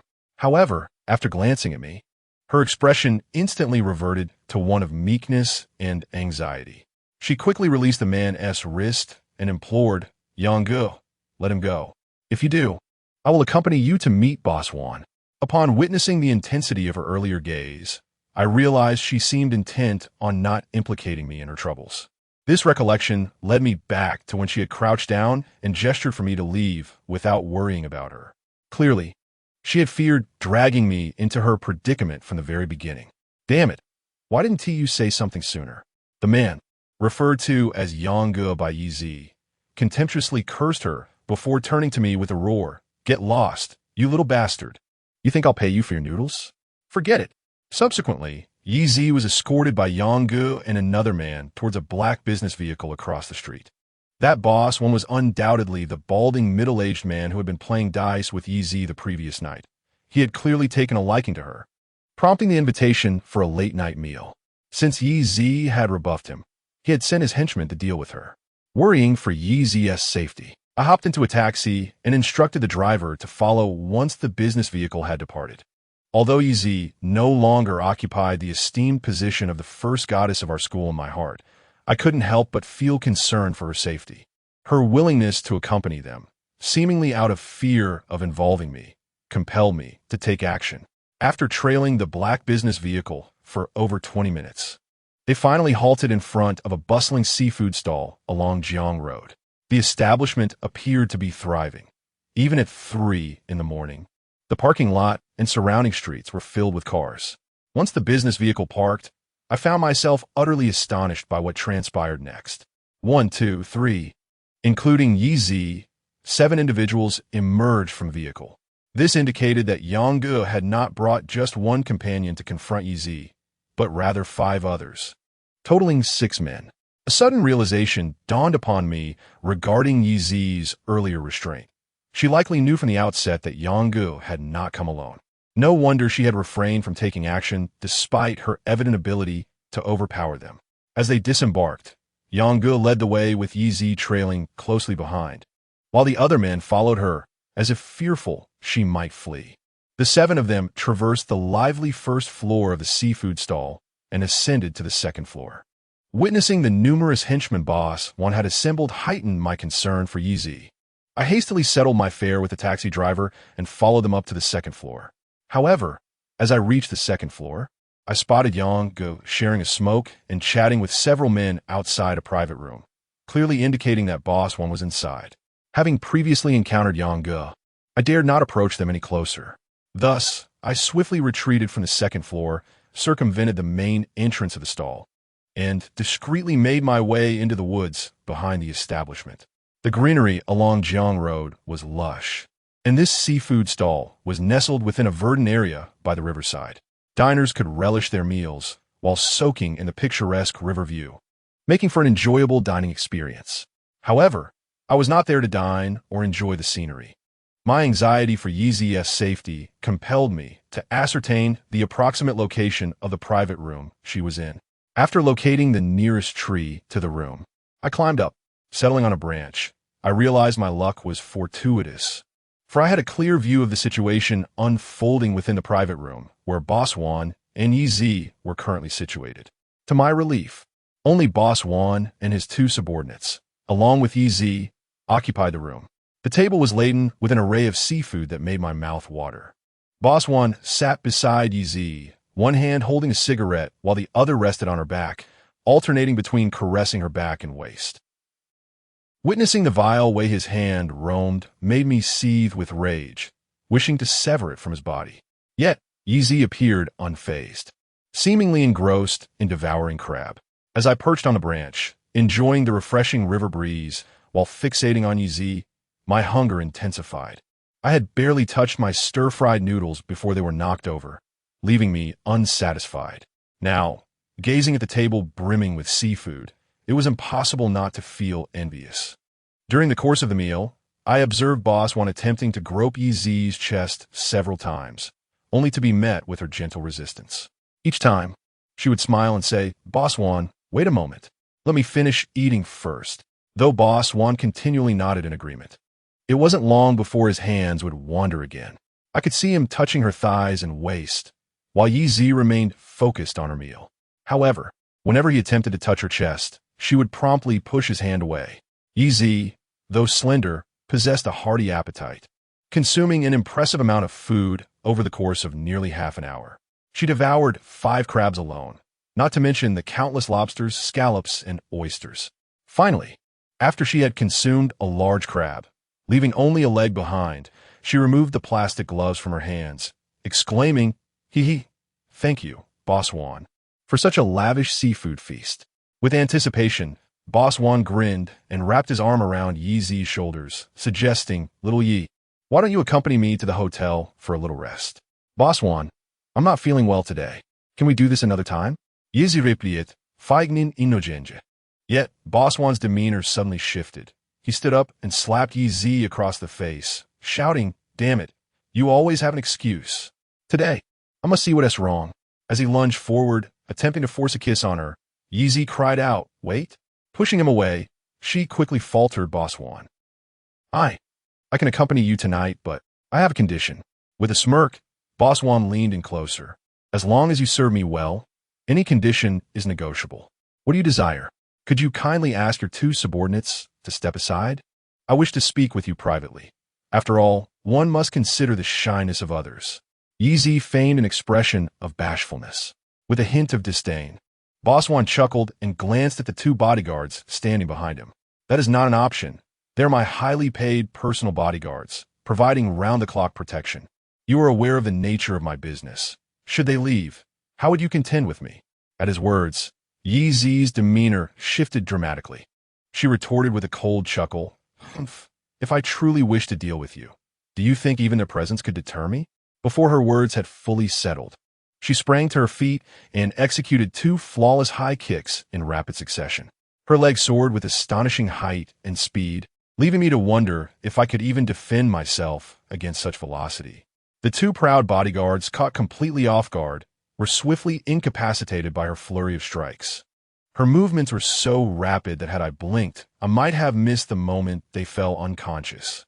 Upon witnessing his bodyguard's collapse, Boss Wan was momentarily stunned, but he quickly prepared to cry out for help. However, Yi Zi did not afford him the opportunity. Seizing the last piece of crab leg from her meal, she thrust it forcefully into his left eye. I already stated I would not take the stage, yet you insisted on my company. Are you satisfied now? With that, she delivered a harsh knee strike to his groin. Boss Wan crumpled to the ground, releasing a blood-curdling scream. In an instant, Yang and his companions burst into the room. Yet, as they entered, Yi Zi had already swiftly gathered her long hair into a bun atop her head, securing it with a disposable chopstick that magically transformed into a hairpin. Initially, I assumed she was preparing for a fierce confrontation, and I braced myself to assist her. Instead, after securing her hair, she turned and dashed towards the window. With her hands gripping the ledge, she leaped into the trees below, tucking her legs and executing a stunning 720-degree spin midair before landing gracefully on the grass. I was utterly astonished. The drop from the second floor to the ground was over 4 meters, a height that would deter most. Yet, she had not only jumped, but performed an impressive aerial maneuver. As her feet landed firmly, I nearly applauded from my perch in the branches, feeling as though I were witnessing a scene from an Olympic gymnastics competition. However, what stood out most was her demeanor after landing. Rather than fleeing, she playfully beckoned to Yang and his bewildered companions at the window, inviting them to come down. In that moment, Yi Zi appeared irresistibly charming, shedding her former icy demeanor and embodying a playful youthfulness. "Curse you, you vile woman!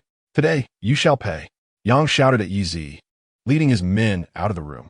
"You two, get the boss to the hospital. We will deal with that wretched girl." As Yi Zi realized Yang was in pursuit, she hastily retreated into the woods. I, too, remained cautious and did not descend from my hiding place, wary of encountering Yang and his crew. My own injuries had yet to fully heal, and I preferred to avoid confrontation for fear of exacerbating my condition. Once Yang and Boss Wan had vacated the seafood restaurant, I cautiously climbed down and made my way home. Upon arriving in my apartment complex, I noticed a woman sobbing near a bush in the landscaped area. Curiosity piqued. I approached quietly. To my astonishment, I discovered a woman sitting beneath a small tree, clad in casual athletic attire, her dark hair swept up in a bun, with a disposable chopstick amusingly inserted into her hair. Despite her current state of distress, I immediately recognized her as Yi Zi. Momentarily taken aback, I contemplated approaching her to inquire about her tears, but I was suddenly reminded of her multifaceted identities and her often unpredictable nature. She had become an enigmatic figure in my mind. Though I struggled to understand why she would weep after the altercation, I ultimately chose to retreat, positioning myself a safe distance away, hidden in the bushes. I listened as her sobs persisted and grew more sorrowful. Half an hour later, her cries attracted the attention of the community security. Only when they approached did she rise and head home. I lingered outside for an additional 20 minutes, smoking several cigarettes before finally returning. By the time I entered, she had finished her shower and retired to her room, her athletic outfit soaking in the laundry basket. Just days prior, I had witnessed her working as a hostess, and I knew I would not wash her clothes again.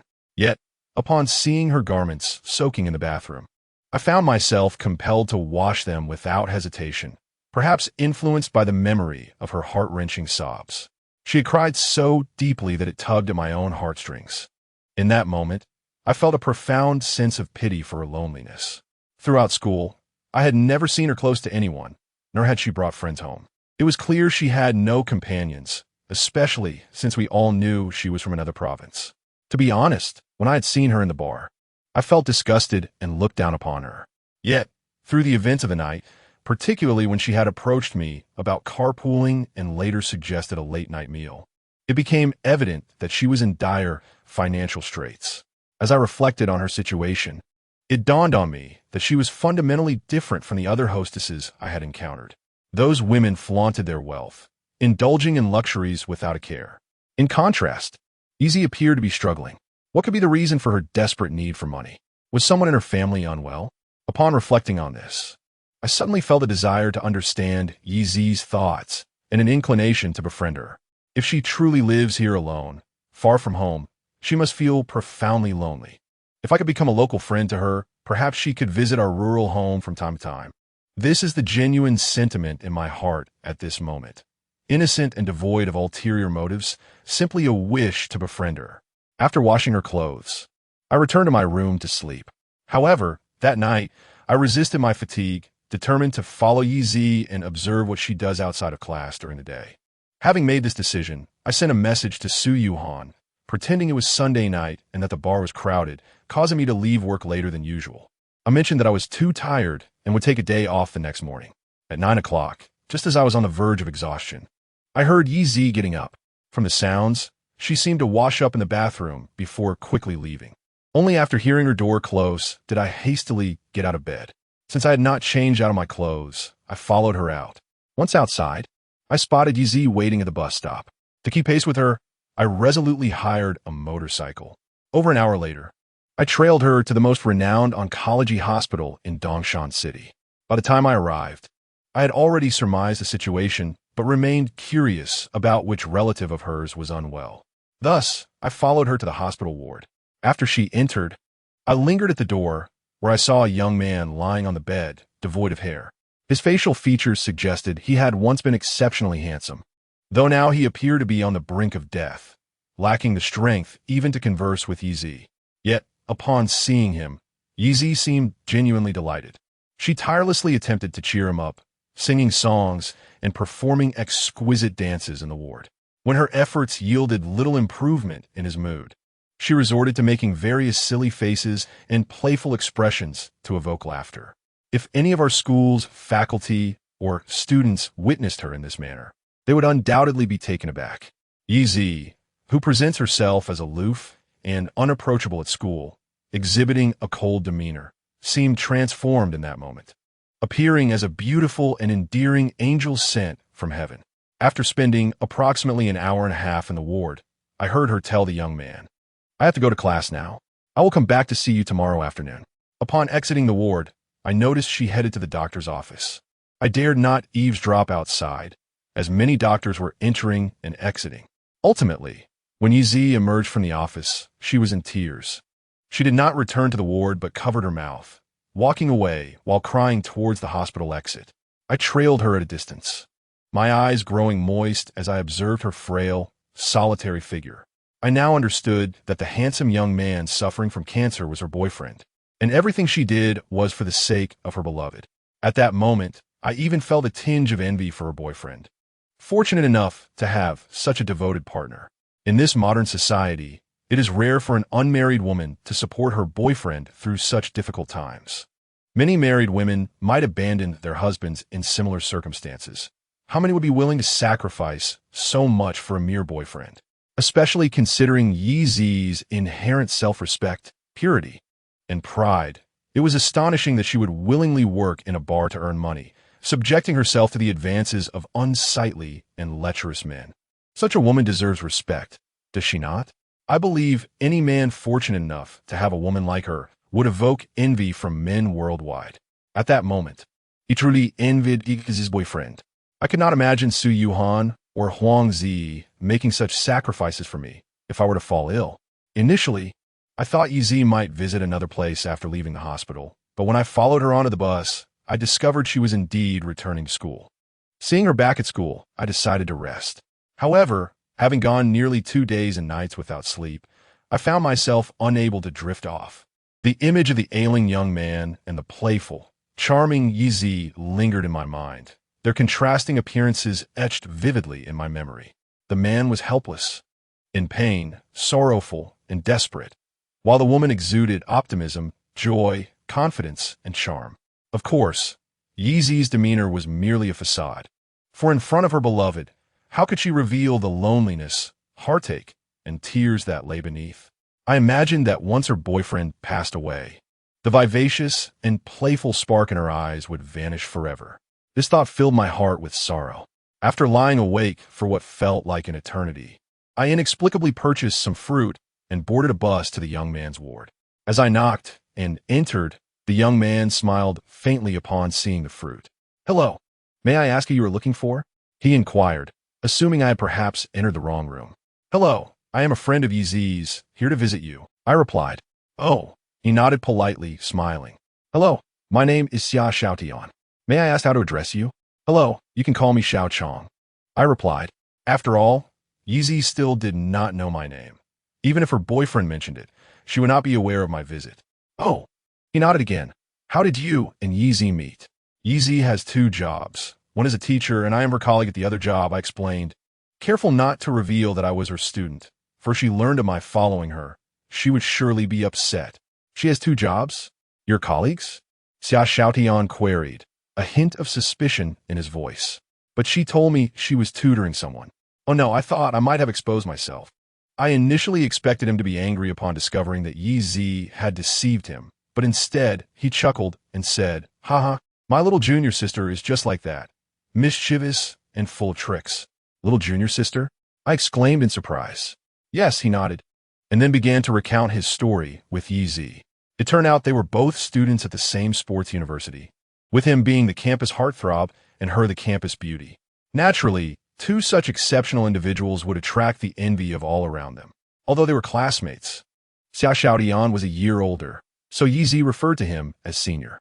After they began dating, Xia Xiaotian trained in martial arts, and Yi Zi followed suit, both taught by the same master, hence their brother-sister title. However, while Xia Xiaotian practiced gymnastics, Yi Zi took up gymnastics as well. Whatever Xia Xiaotian pursued, Yi Zi followed closely, all to remain inseparable from him. During their university years, they worked together during their spare time and had saved enough for a down payment on a house in Dongshan City, where Xia Xiaotian resided. They had made a pact to purchase a home in Dongshan City after graduating from university.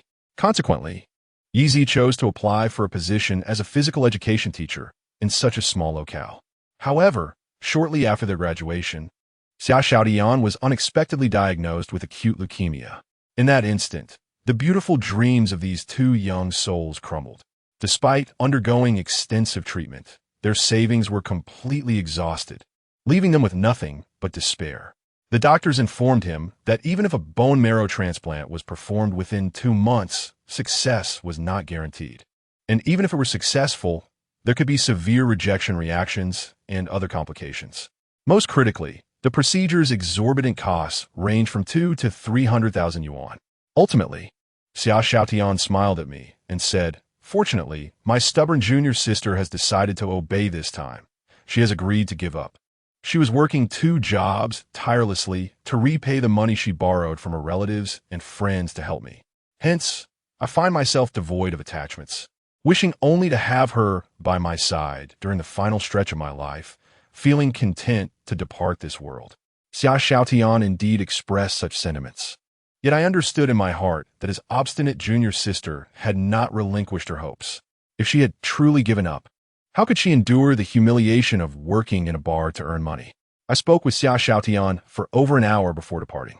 Before I left, I asked him to keep my visit a secret and not to inform Yi Zi, to which he readily agreed without question. As I stepped out of the hospital, a wave of oppression engulfed me, and I found myself inexplicably on the verge of tears. At that moment, my admiration for Yi Zi could no longer be simply defined by her former title as the most beautiful goddess of our school. To describe her now would require terms like saint or angel, both of which would suffice. In any case, even if she continued to work in the bar every night, enduring the lascivious advances of repugnant men, I would still perceive her as noble, pure, and flawless. By the time I returned home, it was already 2 in the afternoon. I had initially planned to sleep for 3 or 4 hours before heading to work. However, shortly after 5, Yi Zi unexpectedly knocked on my door. Groggy, I opened the door, and upon seeing me, she pouted, lazy pig, still sleeping. I'm gonna look for a job. Want to join? Huh? Look for a job? I was taken aback. Yes. Yi Zi nodded. After meeting Boss One last night, I must have upset him. He's likely to come to the bar tonight to confront me. Since you were with me when Brother Yang saw us, if they don't find me, they will surely trouble you. Since you've only been there for 2 days, we might as well look for work elsewhere together. That way, we can commute home together after work. Her words reminded me of the incident where she had inadvertently injured Boss Wan, causing him to lose his sight. It was no wonder she had acted so fiercely. I could only assume she was driven to such extremes by his relentless pursuit. This thought made my heart ache, and I quickly nodded in agreement. Afterward, we scoured several bars in the city, but found no employment. The main issue was that they did not see potential in me, while with her beauty, she was met with open arms. Yet, she seemed quite loyal, insisting that since it was her fault I got involved, she would accompany me until we found new jobs. Ultimately, we secured positions at a KTV, fulfilling our desire to work together again. She continued her role while I took on the responsibilities of a waiter. Over the following week, although we did not travel to work together each day, we ensured to wait for one another after our shifts, whether one finished first or last, commuting home on a motorcycle or taxi together. Through this time spent together, our relationship deepened significantly. I had long admired her loyalty, yet she remained somewhat guarded. When we were together, she spoke little, and during our shared rides home, only exchanged a few words. She never inquired about my background or family, displaying no interest in my life, while my questions about her personal matters were met with silence. I continued to wash her clothes daily, as she spent her days teaching classes and hardly found time to rest, while I could catch some sleep during lectures. One Saturday night, after a week, the KTV was bustling with customers. Yeezy sat at 4 different tables that night, accompanying 4 groups of patrons for drinks. I had finished my shift early, but waited until past 5 in the morning for her to finish. She, who rarely drank to excess, had consumed too much that evening and was utterly intoxicated, unable to walk steadily. Fortunately, she did not become unruly, but merely whimpered the name Xiao Tian Shige over and over. I finally managed to carry her back home and lay her on her bed. However, just as I was about to turn off the light and leave, Yeezy suddenly tugged me on her bed and, in a drunken haze, climbed atop me. Then, in a state of inebriation, she uttered words I never anticipated. Xiao Tian Shige, I promise to bear your children. Let us do it tonight. After saying this, she grasped the hem of her sportswear and swiftly removed it, tossing it aside. Although I had turned off the light and the room was dark, I could still envision her graceful figure, having seen her share yoga practice photos in the teacher's WeChat group. Even if I could see, I wouldn't have the opportunity to admire her closely, for once she discarded her clothing, she immediately leaned over, wrapping her arms around my neck and kissing my face. Faced with such a scenario, I was utterly taken aback. When I regained my senses, Yeezy had already kissed my face multiple times, her grip around my neck firm. I understood she was intoxicated and mistook me for her boyfriend. Teacher Yi, it's me. I attempted to push her away, but her strength was overwhelming, and I could not break free from her embrace. I struggled, trying to shift from beneath her, but she wrapped her legs around mine, securing me in place. At that moment, in a daze, Yeezy triumphantly exclaimed, Shige, you've never been able to defeat me. Do you think you can escape tonight? Oh no. This is going to lead to serious trouble. Chapter 46. The arrogant Su Yuhan when Yeezy lay atop me. Treating me as her boyfriend Xia Xiaotian and kissing me fervently, I was genuinely bewildered. I could hardly believe that the once icy goddess of our school was now in such a compromising position with me. Truthfully, my mind was a chaotic mess, and a surge of desire coursed through my body. After all, I had never been this close to a woman, especially with Yeezy clad only in her undergarments. I believed most men in my situation would struggle to maintain their composure. It was even more challenging since she was the one making advances, even without her initiative. Many men would seize the opportunity to take advantage of her inebriated state. I, too, found myself grappling with such thoughts. As my desire for Yeezy had already been ignited, I felt an urge to surrender to her whims, allowing her to do as she pleased. However, the images of Su Yuhan and Xia Xiaotian lying in the hospital flooded my mind, bringing sudden clarity. First and foremost, I could not betray Su Yuhan. If I were to engage in such a relationship with Yeezy, I would never be able to face Su Yuhan again. Furthermore, whenever I envision Xia Xiaotian's pallid visage, devoid of any hue, I cannot bear to commit an act that would betray her. Coupled with Yeezy's profound affection for her, should I engage in such a relationship at this juncture, upon her awakening, she would only have 2 courses of action, either to take my life or to resort to self-destruction. Contemplating this, I summoned every ounce of strength and began to struggle vehemently. I was acutely aware that if I did not extricate myself from Yi Zi's grasp soon, I risked losing my sanity and succumbing to temptation at any moment. Unfortunately, Yi Zi possessed formidable strength. She ensnared my legs with hers, rendering me utterly immobile. Although she merely clung to my neck, my arms remained free, yet no matter how forcefully I pushed against her, I could not dislodge her. At that moment, she appeared as if consumed by an overwhelming impulse. Clearly, this situation was untenable. Should she continue to cling to me, a grave incident would surely ensue. As I found myself on the verge of succumbing to the urge to kiss her, with this thought in mind, I steeled myself and delivered a punch to Yi Zi's face. The sound of impact resonated as she fell unconscious from my blow. After catching my breath, I pushed her off me, covered her with a blanket, and hurried to the bathroom to take a shower, hoping to regain my composure. Upon finishing my shower, dawn had broken. Observing the time, it was already past 6 o'clock. There was no need for further rest. So I made my way to school to sleep at my desk. During this past week, Su Yuhan had been aware of my struggles. Even when I occasionally dozed off during her class, she refrained from reprimanding me. However, on this particular morning during self-study, as soon as Su Yuhan entered the classroom, she seized my ear and dragged me into the corridor. Still groggy, I was bewildered and managed to murmur, "Teacher Su, what's the matter?" Releasing my ear, Su Yuhan shook her head and commanded, "Come with me. I need to discuss something with you." "What? What is it?" I queried, still in a daze, and then quietly leaned closer to her, whispering, "Sister Han, I got off work very late last night. I'm so tired and want to sleep."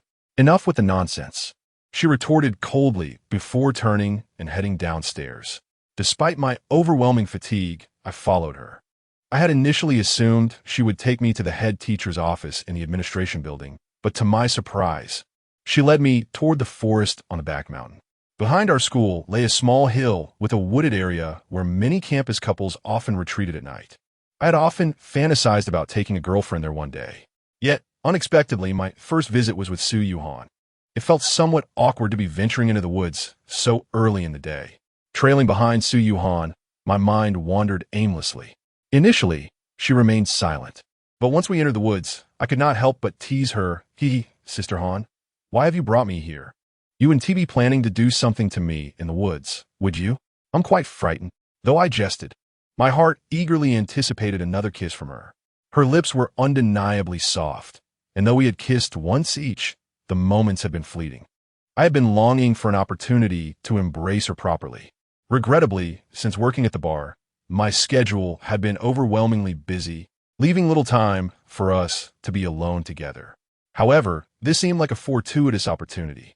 The thought of couples sneaking into the woods together was exhilarating, especially as I was doing so with my own homeroom teacher. Sadly, upon hearing my playful remark, Su Yuhan swiftly turned and slapped my forehead, rolling her eyes at me. "Pig-headed Chong, could you possibly be any more lewd?" Yet after saying this, her gaze softened with concern as she pulled a bank card from her pocket and handed it to me. "This card contains 500,000.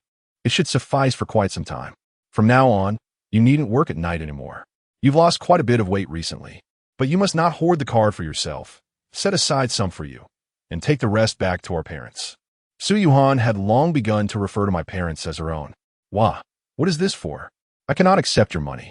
Although 500,000 is a considerable sum for most, I was resolute in my refusal. I understood her intentions stemmed from concern, wishing to alleviate my burdens. But I did not want to be looked down upon or to rely on her family's wealth. Upon witnessing my refusal, Su Yuhan's eyes widened, and she began to raise her voice. "Pig-headed Chong, do you truly need to be so adamant about this? Do not forget that we are already engaged. I told you in the shipping container that day when we were kidnapped. You are the one I have chosen. This is our destiny. I cannot escape, and neither can you. Although we are of different ages and currently in such an absurd situation, one being a teacher and the other a student, our relationship is unlike that of any other student-teacher dynamic. We are fiancé and fiancée. In the future, we shall become a married couple, building a life together. Why must you insist on drawing such distinctions? Are you still harboring resentment over past misunderstandings? If you're clinging to old grievances, I would find that quite disappointing. A true man should be able to move on and possess a broad-minded perspective, not be petty like a woman. After delivering this speech, Su Yuhan thrust the card into my hand and continued, "Moreover, this money is not merely for you to squander. I requested it from my father last night. Consider it a portion of my dowry for your family. I have inquired, and constructing a house in your village only costs about 2 to 300,000. Your family home is so small, lacking even a guest room. We must build a new house. If we were to build a new house, it must be the best and most beautiful in your area. I've already discussed this with my father. He agreed to give me 1 million. However, due to insufficient cash flow in the company, he mentioned that the remaining 500,000 would be provided next month. My plan is to allocate 6 to 700,000 for the construction and furnishing of the house, while the remaining 2 to 300,000 can be used for our parents to start a small business. This way, my father would no longer need to toil away as a laborer. He deserves to rest at his age, don't you think?" Hearing Su Yuhan's words, I felt a surge of emotion. Yet, despite her lengthy explanation, her intent was merely to persuade me to accept the money, which I genuinely did not wish to do. "Sister Han, we are not even married yet. How can I accept your family's dowry in advance?" Why must you be so stubborn?" I attempted to finish my sentence, but Su Yuhan interrupted, "If you refuse to take this money, I will never visit your home again. Furthermore, if you dare to sleep in class again, I will call the principal to contact your father and have him come and take you home. Are you here to study or to sleep? Do you even want to attend university? Do you wish to marry me? If you do not study diligently, how will you manage our family business in the future? Do you truly aspire to graduate with just a high school diploma and become a lowly worker for the rest of your life? Can you not muster any ambition?" As she reached this point, Su Yuhan gave my ear another sharp tug. "You, a pampered young lady, are making sacrifices for you, and you seem ungrateful. Do you truly believe I, Su Yuhan, am unworthy of your affections?" I found myself amused by Su Yuhan's words. Our conversation was rather casual, and I deliberately cast a glance at her chest, saying, "Sister Han, truth be told, both your appearance and figure are exceptional, but it seems your bosom could use a bit more. You, scoundrel," Su Yuhan exclaimed, turning away to search for a stick on the ground, and in an instant, she lunged at me. However, as she swung the stick my way, I deftly sidestepped and took a step closer, wrapping my arms around her slender waist. "Sister Han, I didn't get enough of a kiss that day in the provincial capital. I have another. Get away." Su Yuhan groled, "Pushchin me away." She quickly glanced around, her expression filled with concern. "You little rascal, if someone sees us, you're done for." Who could possibly be around at this early hour? Everyone is busy with morning self-study. I casually scanned the surrounding woods, only to notice a figure seemingly hiding behind a nearby thicket. "Who is there?" I called out. A derisive snort erupted from the bushes, and a handsome young man and a girl dressed in a manner reminiscent of a delinquent emerged. I recognized the young man. He was Hua Xiao, one of the notorious 4 young masters of Dongshan, and a genuine bully at our school, Tan Shihua. The girl accompanying him was not from our school. I often saw her with Tan Shihua outside the campus, yet I was unaware of her name. Upon standing up from the thicket, Tan Shihua smirked contemptuously at Su Yuhan. "Oh, if it isn't our esteemed teacher Su from class 3. TSK, teacher Su, your taste seems quite lacking. How could you possibly be interested in such a bumpkin? And today, what an eye-opener. It's early morning, and here you are, taking your student into the woods. Surely, you aren't planning anything inappropriate?" Tan Shihua's arrogance was unbearable. However, he had the backing to be so, as everyone at school knew his father was involved in the underworld. It was said that during his first year at our school, he had initiated the collection of protection fees. When upperclassmen found out, they banded together and gave him a beating. That same day, his father brought 100 men to the school, surrounding the administrative building. Ultimately, those who had participated in the assault were lined up and slapped by Tan Shihua in front of the principal. From that moment on, no one dared to cross him, and he began extorting protection fees from the upperclassmen. His reputation as one of the 4 young masters in Dongshan stemmed from this audacity, and no one dared to defy him. Teachers were wary of him due to his family's background, and naturally, he would not regard Su Yuhan highly. After delivering his taunts, he prepared to leave, draping his arm over the delinquent girl's shoulder. Just then, Su Yuhan called out Tan Shihua. "What is it, Teacher Su?" He replied, mockingly. "Oh, I see. Did you forget to bring protection? Here, I have one." He grinned as he pulled a condom from his pocket and approached us with his girlfriend. Deep down, I was fearless at school, yet Tan Shihua was the one person I dared not provoke. Nonetheless, he knew I was reckless and had deliberately skipped over me when collecting fees, recognizing that my family was poor and I had little to offer. However, his words towards Su Yuhan were too much. Her face turned pale from his insults. As I hesitated about confronting him, an intolerable scene unfolded. Tan Shihua, holding the condom, suddenly smashed it against Su Yuhan's face. "Enjoy it, Teacher Su," he sneered, turning to leave. "You're not any better than a socialite." His words ignited a fury within me. "How dare you, Tan Shihua? Repeat that if you have the guts." If he had merely insulted me, I might have been able to endure it, but to demean Su Yuhan in such a manner was unacceptable. I wouldn't stand for it, because she was destined to be my future wife. To my surprise, as I shouted, Su Yuhan slapped me on the forehead. "Why are you shouting? Do you want everyone to know our business?" She then turned to Tan Shihua, her expression serious. "Tan Shihua, let's be straightforward. What will it take for you to keep this secret? Although Wu Chang is my student, our relationship is not as you might think. We are betrothed.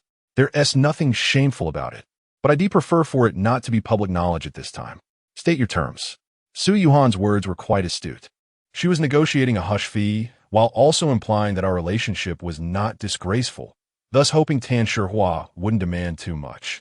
Tan Shihua first chuckled derisively at her before pointing a finger at me without even glancing my way. "You want me to keep quiet? First, let this little brat kneel and bow 3 times. He is the first person at this school to utter in my presence, and he should know the consequences. Teacher Su, I assure you, if he doesn't apologize properly today, you might want to consider parting ways with him, for he will likely spend the rest of his life in a wheelchair." I had encountered arrogance before, but this was on another level. Tan Shihua's audacity was not surprising. Given his history, the thought of bowing to him made me laugh uncontrollably, recalling a time when I was bullied by older students in my village school. They had tried to force me to kneel, but I refused, even after they beat me down. Just then, Su Yuhan slapped me on the back of the head. "Did you hear that? He wants you to kneel and apologize. Why are you still standing there?" I was taken aback by her demand. Was she truly asking me to kneel? If I did, she would lose face too. But even if Su Yuhan suggested it, I would never submit. However, beside me, Tan Shihua and his girlfriend were gleefully laughing. I caught Tan Shihua casting a disdainful glance in my direction, scoffing, "Look at this foolish country bumpkin, your teacher. Oh no, your promiscuous teacher's girlfriend is ordering you to kneel before me. Hurry up and kneel." Infuriated by his derogatory remarks towards Su Yuhan, I could no longer contain my anger. Just as I was about to unleash a torrent of insults, Su Yuhan slapped the back of my head, exclaiming, "Did you not hear him demanding you to kneel? Are you deaf? How can you be so cowardly? Everyone at school is afraid of him. Are you afraid too? Forget it. I'll deal with you later. I'm giving you 30 seconds. If he is still standing and talking to me after that, we're breaking up." I was taken aback. I finally understood that Su Yuhan's earlier words were not a command for me to kneel, but rather an encouragement to confront him. It wasn't just me who was astonished. Tan Shihua and his girlfriend were equally shocked. Clearly, they had not anticipated that Su Yuhan would speak so boldly. Nevertheless, Tan Shihua was not one to back down. Once he regained his composure, he shoved his girlfriend aside and declared, "Let us see who can't stand in 30 seconds. With that, he advanced towards me. As the captain of the school basketball team, he was tall and imposing, towering half a head above me, and he certainly did not regard me as a threat. Regrettably, while most at school knew of my prowess in fighting, few were aware that I had formal training. As for Tan Shihua, he might bully other students, but against someone like me, who could hold my own against a kidnapper, the outcome was predictable. Just as he was about to reach me, his girlfriend disdainfully remarked to Su Yuhan, "You're not afraid of getting your tongue bitten off, are you?" Before she could finish her sentence, Tan Shihua charged in front of me, and I leapt into the air, delivering a high kick that landed squarely on his face. The impact was immediate. He fell to the ground, unconscious. A sudden silence enveloped the small grove, the only sound being the distant chirping of birds. The girl stood agape, staring at the motionless Tan Shihua, her eyes nearly popping out of her head. It was no wonder. Tan Shihua was not just a school bully. He often took his entourage outside to fight and had never tasted defeat in a one-on-one match. The reason she idolized Tan Shihua was not only due to his looks, but also his fighting prowess. To see someone she regarded as a champion brought low by a single kick from me was nothing short of shocking. Ironically, despite my impressive display, Su Yuhan once again slapped the back of my head, saying, "Did I say to knock him out? How am I supposed to talk to him now?" In my haste to finish things quickly, I had forgotten that she wanted to negotiate with Tan Shihua. I realized the gravity of the situation. If the faculty and students at our school learned of my relationship with Su Yuhan, it would pose significant problems for her. Even if the principal chose not to intervene, she would likely feel embarrassed to continue teaching. Moreover, should this news reach the Education Bureau, the repercussions of a teacher being engaged to a student would be intolerable. I quickly crouched down and pinched Tan Shihua's acupoint to rouse him. Once he regained consciousness, Su Yuhan stepped forward, placing a foot upon his chest, and began her tirade. "Tan Shihua, I know you're a big shot at our school, and I'm aware of your connections. Many teachers fear you, but they are not me. I, Su Yuhan, am not afraid of you." With that, she extended her fingers in a stylish gesture and continued, "I am presenting you with two choices. First, you pretend this never happened, and your girlfriend keeps her mouth shut. By doing so, you will smoothly finish your last semester here. Second, you can expose my secret with Wu Chong to everyone. But let me warn you of the consequences. You will be immediately expelled, and your father, who thinks he is tough in Dongshan City, will end up in a wheelchair for the rest of his life." Su Yuhan spoke rapidly, her demeanor exuding an unprecedented confidence. It was frustrating that every time we got into a fight, I did the physical work while she took the credit. However, her words were not entirely boastful. They held weight. After delivering her ultimatum, she stomped on Tan Shihua's body and disdainfully huffed, "Humph. I've always been the one bullying others in Dongshan City. No one dares to bully me." After her grandstanding, she turned to leave, not even waiting for me. It was astonishing how she could flaunt her bravado and dismiss me so casually. As she strutted out of the grove, she resembled a victorious rooster. I glanced back at Tan Shihua, who was glaring at me with venomous eyes, and smirked before hastily following Su Yuhan.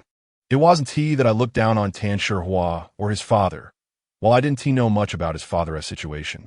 From Su Yuhan's comments about her own family, I believed Tan Shihua's father would not stand a chance against hers. However, I had no time to ponder these matters. My greatest concern was that Tan Shihua might still choose to reveal our relationship. That would spell disaster.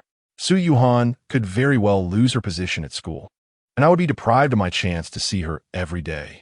In a panic, I hurried to catch up with Su Yuhan and asked Sister Han, "What if he does spill the beans about us?" Su Yuhan scoffed. "What can we do? We'll just confront his father. Then you'll have more problems." "My problems?" I was bewildered. "Are you suggesting I confront Tan Shihua as thugs?" She shot me a look of disdain. "You're not going to work tonight. You're going to the movies with me." "Ah, you still want to go to the movies?" I was incredulous. "What's wrong? Are you scared of running into them?" With you by my side, what do I have to fear?" Su Yuhan suddenly flashed a charming smile. "Hee, that kick you delivered was so satisfying." "Of course, he beamed a hip place. He thinks he is the king of the school, that everyone fears him. He hasn't met me yet. If he had, I'd have dealt with him long ago. Enough already, you fool." Su Yuhan shot me a piercing glance. "You think I didn't see how frightened you were? Just thinking about your terrified expression makes me angry. How dare you brag in front of me?" Listen here, if you want to be my man, you cannot be cowardly. From now on, no matter what happens, you must stand strong. Understand? And if anyone crosses me, you'll help me deal with them. If someone dares to insult me like Tan Shihua did, and you wait for me to speak before acting, that means you don't care about me at all. Just wait and see how I'll deal with you." As she concluded her admonition, she once again slapped the back of my head. However, her slaps now felt quite soft, lacking any real force. Rather than calling it a slap, it felt more like a gentle caress, or perhaps merely a small, intimate gesture between us. "Hee, as you wish," I replied with a cheerful smile. "All right, you should return to class." The password for that card is your date of birth. Su Yuhan remarked before heading towards the back door of the administrative building. I ambled towards the teaching building, my mind preoccupied with a matter of great importance. It was evident that I could not refuse the card given to me by Su Yuhan. If I did, she would undoubtedly be upset. What I was contemplating was this. I wished to take 250,000 yuan from the money Su Yuhan had given me to fund a bone marrow transplant for Xia Xiaotian. I cannot quite fathom why I felt this way. Perhaps it was simply a desire to ease Yizi's burdens. Each time I observed her in the KTV booth being embraced by clients and forced to drink, an indescribable feeling welled up within me. On numerous occasions, I had nearly lost my composure when witnessing clients taking advantage of her. Although Yizi maintained a smile while dodging their advances, it was evident that she was enduring profound torment. Were it not for her boyfriend's illness and the lack of alternatives, how could such a proud person allow those repugnant men to touch her? Given her true character, she would likely break the hands of any man who dared to lay a finger on her. I had seen her fierce nature firsthand. With these thoughts swirling in my mind, I ultimately made a decision. I sent Su Yuhan a message stating that I would be taking a half-day leave to return home, fabricating an excuse about delivering money to my parents and discussing plans for renovating their house. Initially, Su Yuhan expressed a desire to accompany me, offering to drive. But I declined. You have so much to do at school. I'll return and share the outcome with you. Indeed, she had many responsibilities, so she did not press the matter further. I quickly took a taxi toward the hospital, feeling extravagant with the 500,000 yuan card in my pocket. Instead of riding a motorcycle, I opted for a taxi, hoping to catch a brief nap during the ride. I had only managed to sleep for less than half an hour before morning self-study, and my eyes were heavy with fatigue. On the way to the hospital, I called my mother to inform her about the money Su Yuhan had given me for the house renovation. However, I did not mention that it was 500,000 yuan. I stated that she had only provided 250,000, with another 500,000 forthcoming next month, allowing us to construct the most beautiful and largest house in our locality. If it were my father, with his honest and straightforward nature, he would insist that I return the money to Su Yuhan. However, my mother had long considered Su Yuhan as her daughter-in-law. Upon hearing my words, she was overjoyed, immediately exclaiming that our family's ancestral grave would surely be blessed. She urged me to treat Su Yuhan well, to listen to her, to study diligently, and to cater to her needs, emphasizing that as a wealthy young lady, we were unworthy of her, and her deigning to be with me was a stroke of unimaginable fortune. I needed to cherish her and serve her as if she were a revered elder. My mother's incessant chatter on such topics became overwhelming, prompting me to steer the conversation towards when we might begin the renovations and hastily end the call. I intentionally told my mother that Su Yuhan had only given 250,000 yuan because I had already devised a plan. Should Su Yuhan inquire why I retained so much money, I could claim it was to avoid my parents losing it and to provide it to them in installments. This way, Su Yuhan would surely not be displeased. As for the renovation, I believe there was no need to be extravagant. In our rural area, spending 400,000 to 500,000 yuan would suffice for a large and beautiful house. Hence, my intention was to deduct 250,000 from the total. Even if the truth eventually surfaced, I was confident that once I explained the circumstances regarding Yizi and Xia Xiaotian to Su Yuhan, she would not object. After all, 250,000 yuan was not substantial for her. At that moment, I was unaware that Su Yuhan's family business had encountered a significant crisis after the new year. Several key clients had been poached by rival companies, plunging their family enterprise into peril. They were struggling with insufficient orders and were undergoing massive layoffs, while their liquidity was dwindling. If they could not secure funds to repay bank loans and interest soon, they would face bankruptcy. The Huang family, including Huang Zi, suddenly relocated to the provincial capital. While part of this move was indeed to separate Huang Zi from me, the primary reason was that her father needed to establish a presence at the branch office in search of bank loans and clients. In short, their family business was in disarray and teetering on the brink of collapse. Under such circumstances, How could Su Yuhan's father afford to contribute to our house renovation? It was only much later that I learned Su Yuhan had stayed at my home for one night, then the following evening sought money from her father for our renovation, only to be refused due to their company's lack of funds. Thus, Su Yuhan bore this burden for over a week. Eventually, upon witnessing my exhaustion and steady decline in health from my rigorous schedule of late-night work and daytime classes, she could no longer bear to watch me suffer. With a heavy heart, she resolved to sell her cherished red BMW, a car she had long desired, which her father had purchased for her just before the new year. The nearly 2 million yuan vehicle, having been driven for only 2 or 3 months, was sold at a significant loss. When she saw someone else driving away in her beloved car, tears streamed down her face as she walked home, heartbroken. In the end, she did not keep a single cent from the sale. She gave me 500,000 yuan and handed her father 1 million yuan to assist with the company's cash flow. However, she insisted that her father repay her 500,000 yuan next month, fearing that she would lose my trust. Of course, I was completely unaware of any of this at the time. Even if I had known, I might still have taken 250,000 yuan to save Xia Xiaotian's life. Upon arriving at the hospital, I did not immediately go to see Xia Xiaotian, but instead headed to the doctor's office to inquire about the cost of the bone marrow transplant. The doctor informed me that the initial surgery would require at least 200,000 yuan, and with post-operative care, it would be prudent to prepare around 300,000 yuan. Considering Yi Zi's frugality, I believe she might have some savings. If the funds fell short, I could always provide a bit more. After discussing various matters with the doctor for nearly half an hour, he instructed me to go downstairs to make the payment, assuring me that he would promptly arrange for the bone marrow matching and proceed with the surgery as soon as a suitable match was found.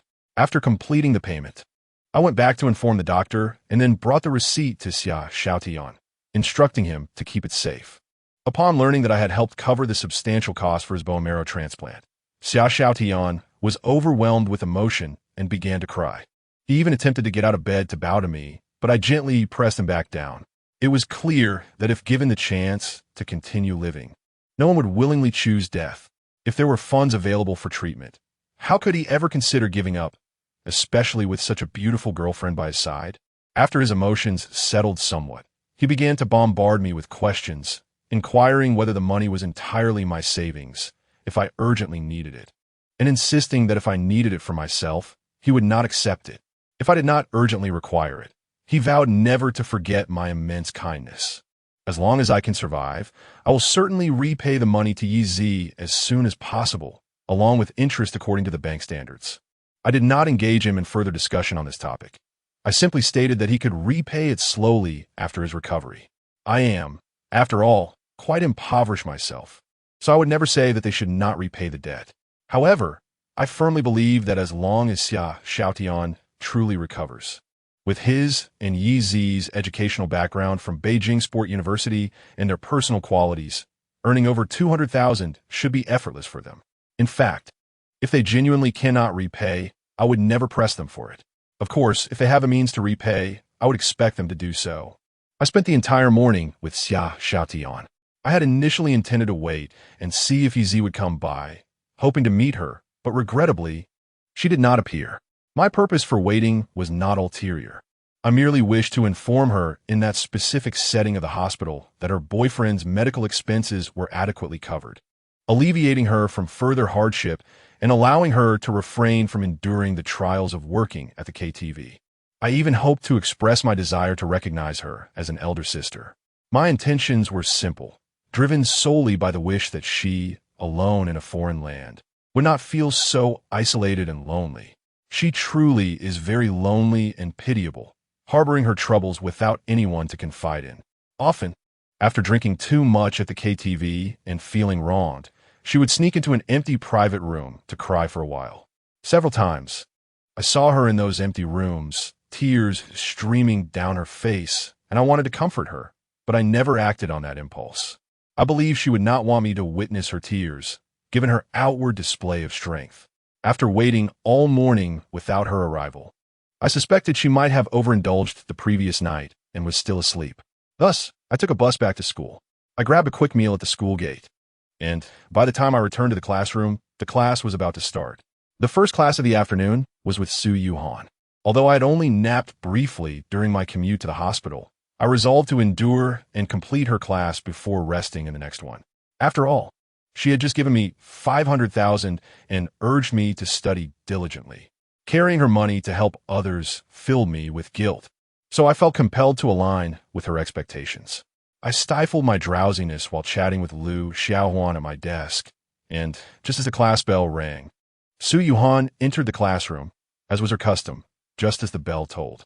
Unexpectedly, behind her, Yi Zi stormed into the classroom, clad in casual attire and wearing an expression of fury. "Teacher Yi, is something wrong?" Su Yuhan asked, bewildered. Yi Zi ignored her, scanning the classroom before her gaze landed directly on me. The instant she saw me, I could clearly sense two piercing glares emanating from her.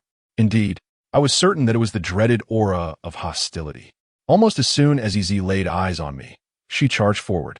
The situation felt increasingly precarious. What was happening? I had not wronged her last night. Could it be that she believed I had taken advantage of her while she was intoxicated? At that moment, there was no time for contemplation, as Yi Zi reached me and delivered a swift kick to my left side. Though I managed to shield myself with my hands, her foot struck my arm, causing my body to collide with Liu Xiaohuan, who was seated against the wall. The impact was loud, and while I was unharmed, Liu Xiaohuan's forehead was injured. After kicking me, Yi Zi unleashed a furious shout. "I will kill you." Her words were followed by a barrage of punches and kicks directed at me. The entire class was stunned, including Su Yuhan, who was equally astonished. For none of them knew about my living arrangement with Yi Zi, and they could not fathom any conflict between us. Once Su Yuhan regained her composure, she rushed forward to grab Yi Zi's arm. "Teacher Yi, what is the meaning of this? How can you barge into my class and assault my student?"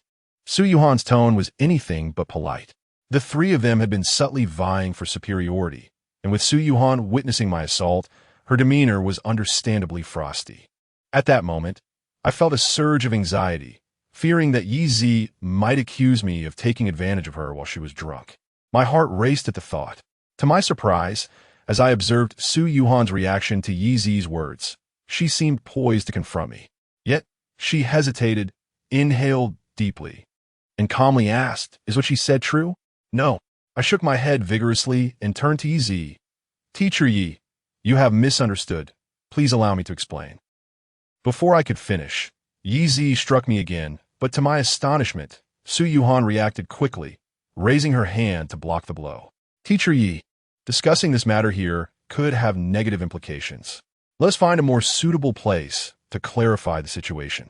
Yi Zi had intended to take me outside to reprimand me, so she did not refuse.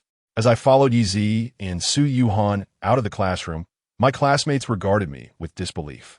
Some appeared utterly shocked, while others were filled with envy and jealousy. In their eyes, given that Yi Zi had come to confront me in class, her claims must have been largely accurate. They envied my audacity and the intimate interaction I shared with Yi Zi. It was a sensation too bitterly sweet to describe. Yi Zi is widely recognized as the goddess of the school, and many boys dream of exchanging a few words with her. However, she seldom responds to any greetings or advances from boys. Unless you happen to be one of her students, like some of the freshmen, you might have a slight chance to converse with her. At this moment, I feel a sense of accomplishment. I genuinely wish to inform them that their ice-cold goddess nearly assaulted me last night. Had my self-control been even slightly weaker, she would have undoubtedly become mine by now. These thoughts occupied my mind as I left the classroom. At times, I find myself admiring my own resilience. Perhaps Yi Zi is about to send me to meet the king of hell, yet I still have the audacity to ponder such trivial matters.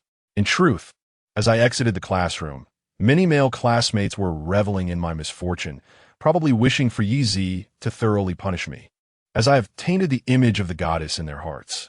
Thankfully, I didn't disclose to them that although Yi Zi appears somewhat slender, she possesses ample curves. When she forcefully kissed me last night while lying on top of me, I inadvertently pushed against her chest while trying to push her away. If I were to tell them this, even if Yi Zi spared me, they would surely converge upon me to exact their vengeance.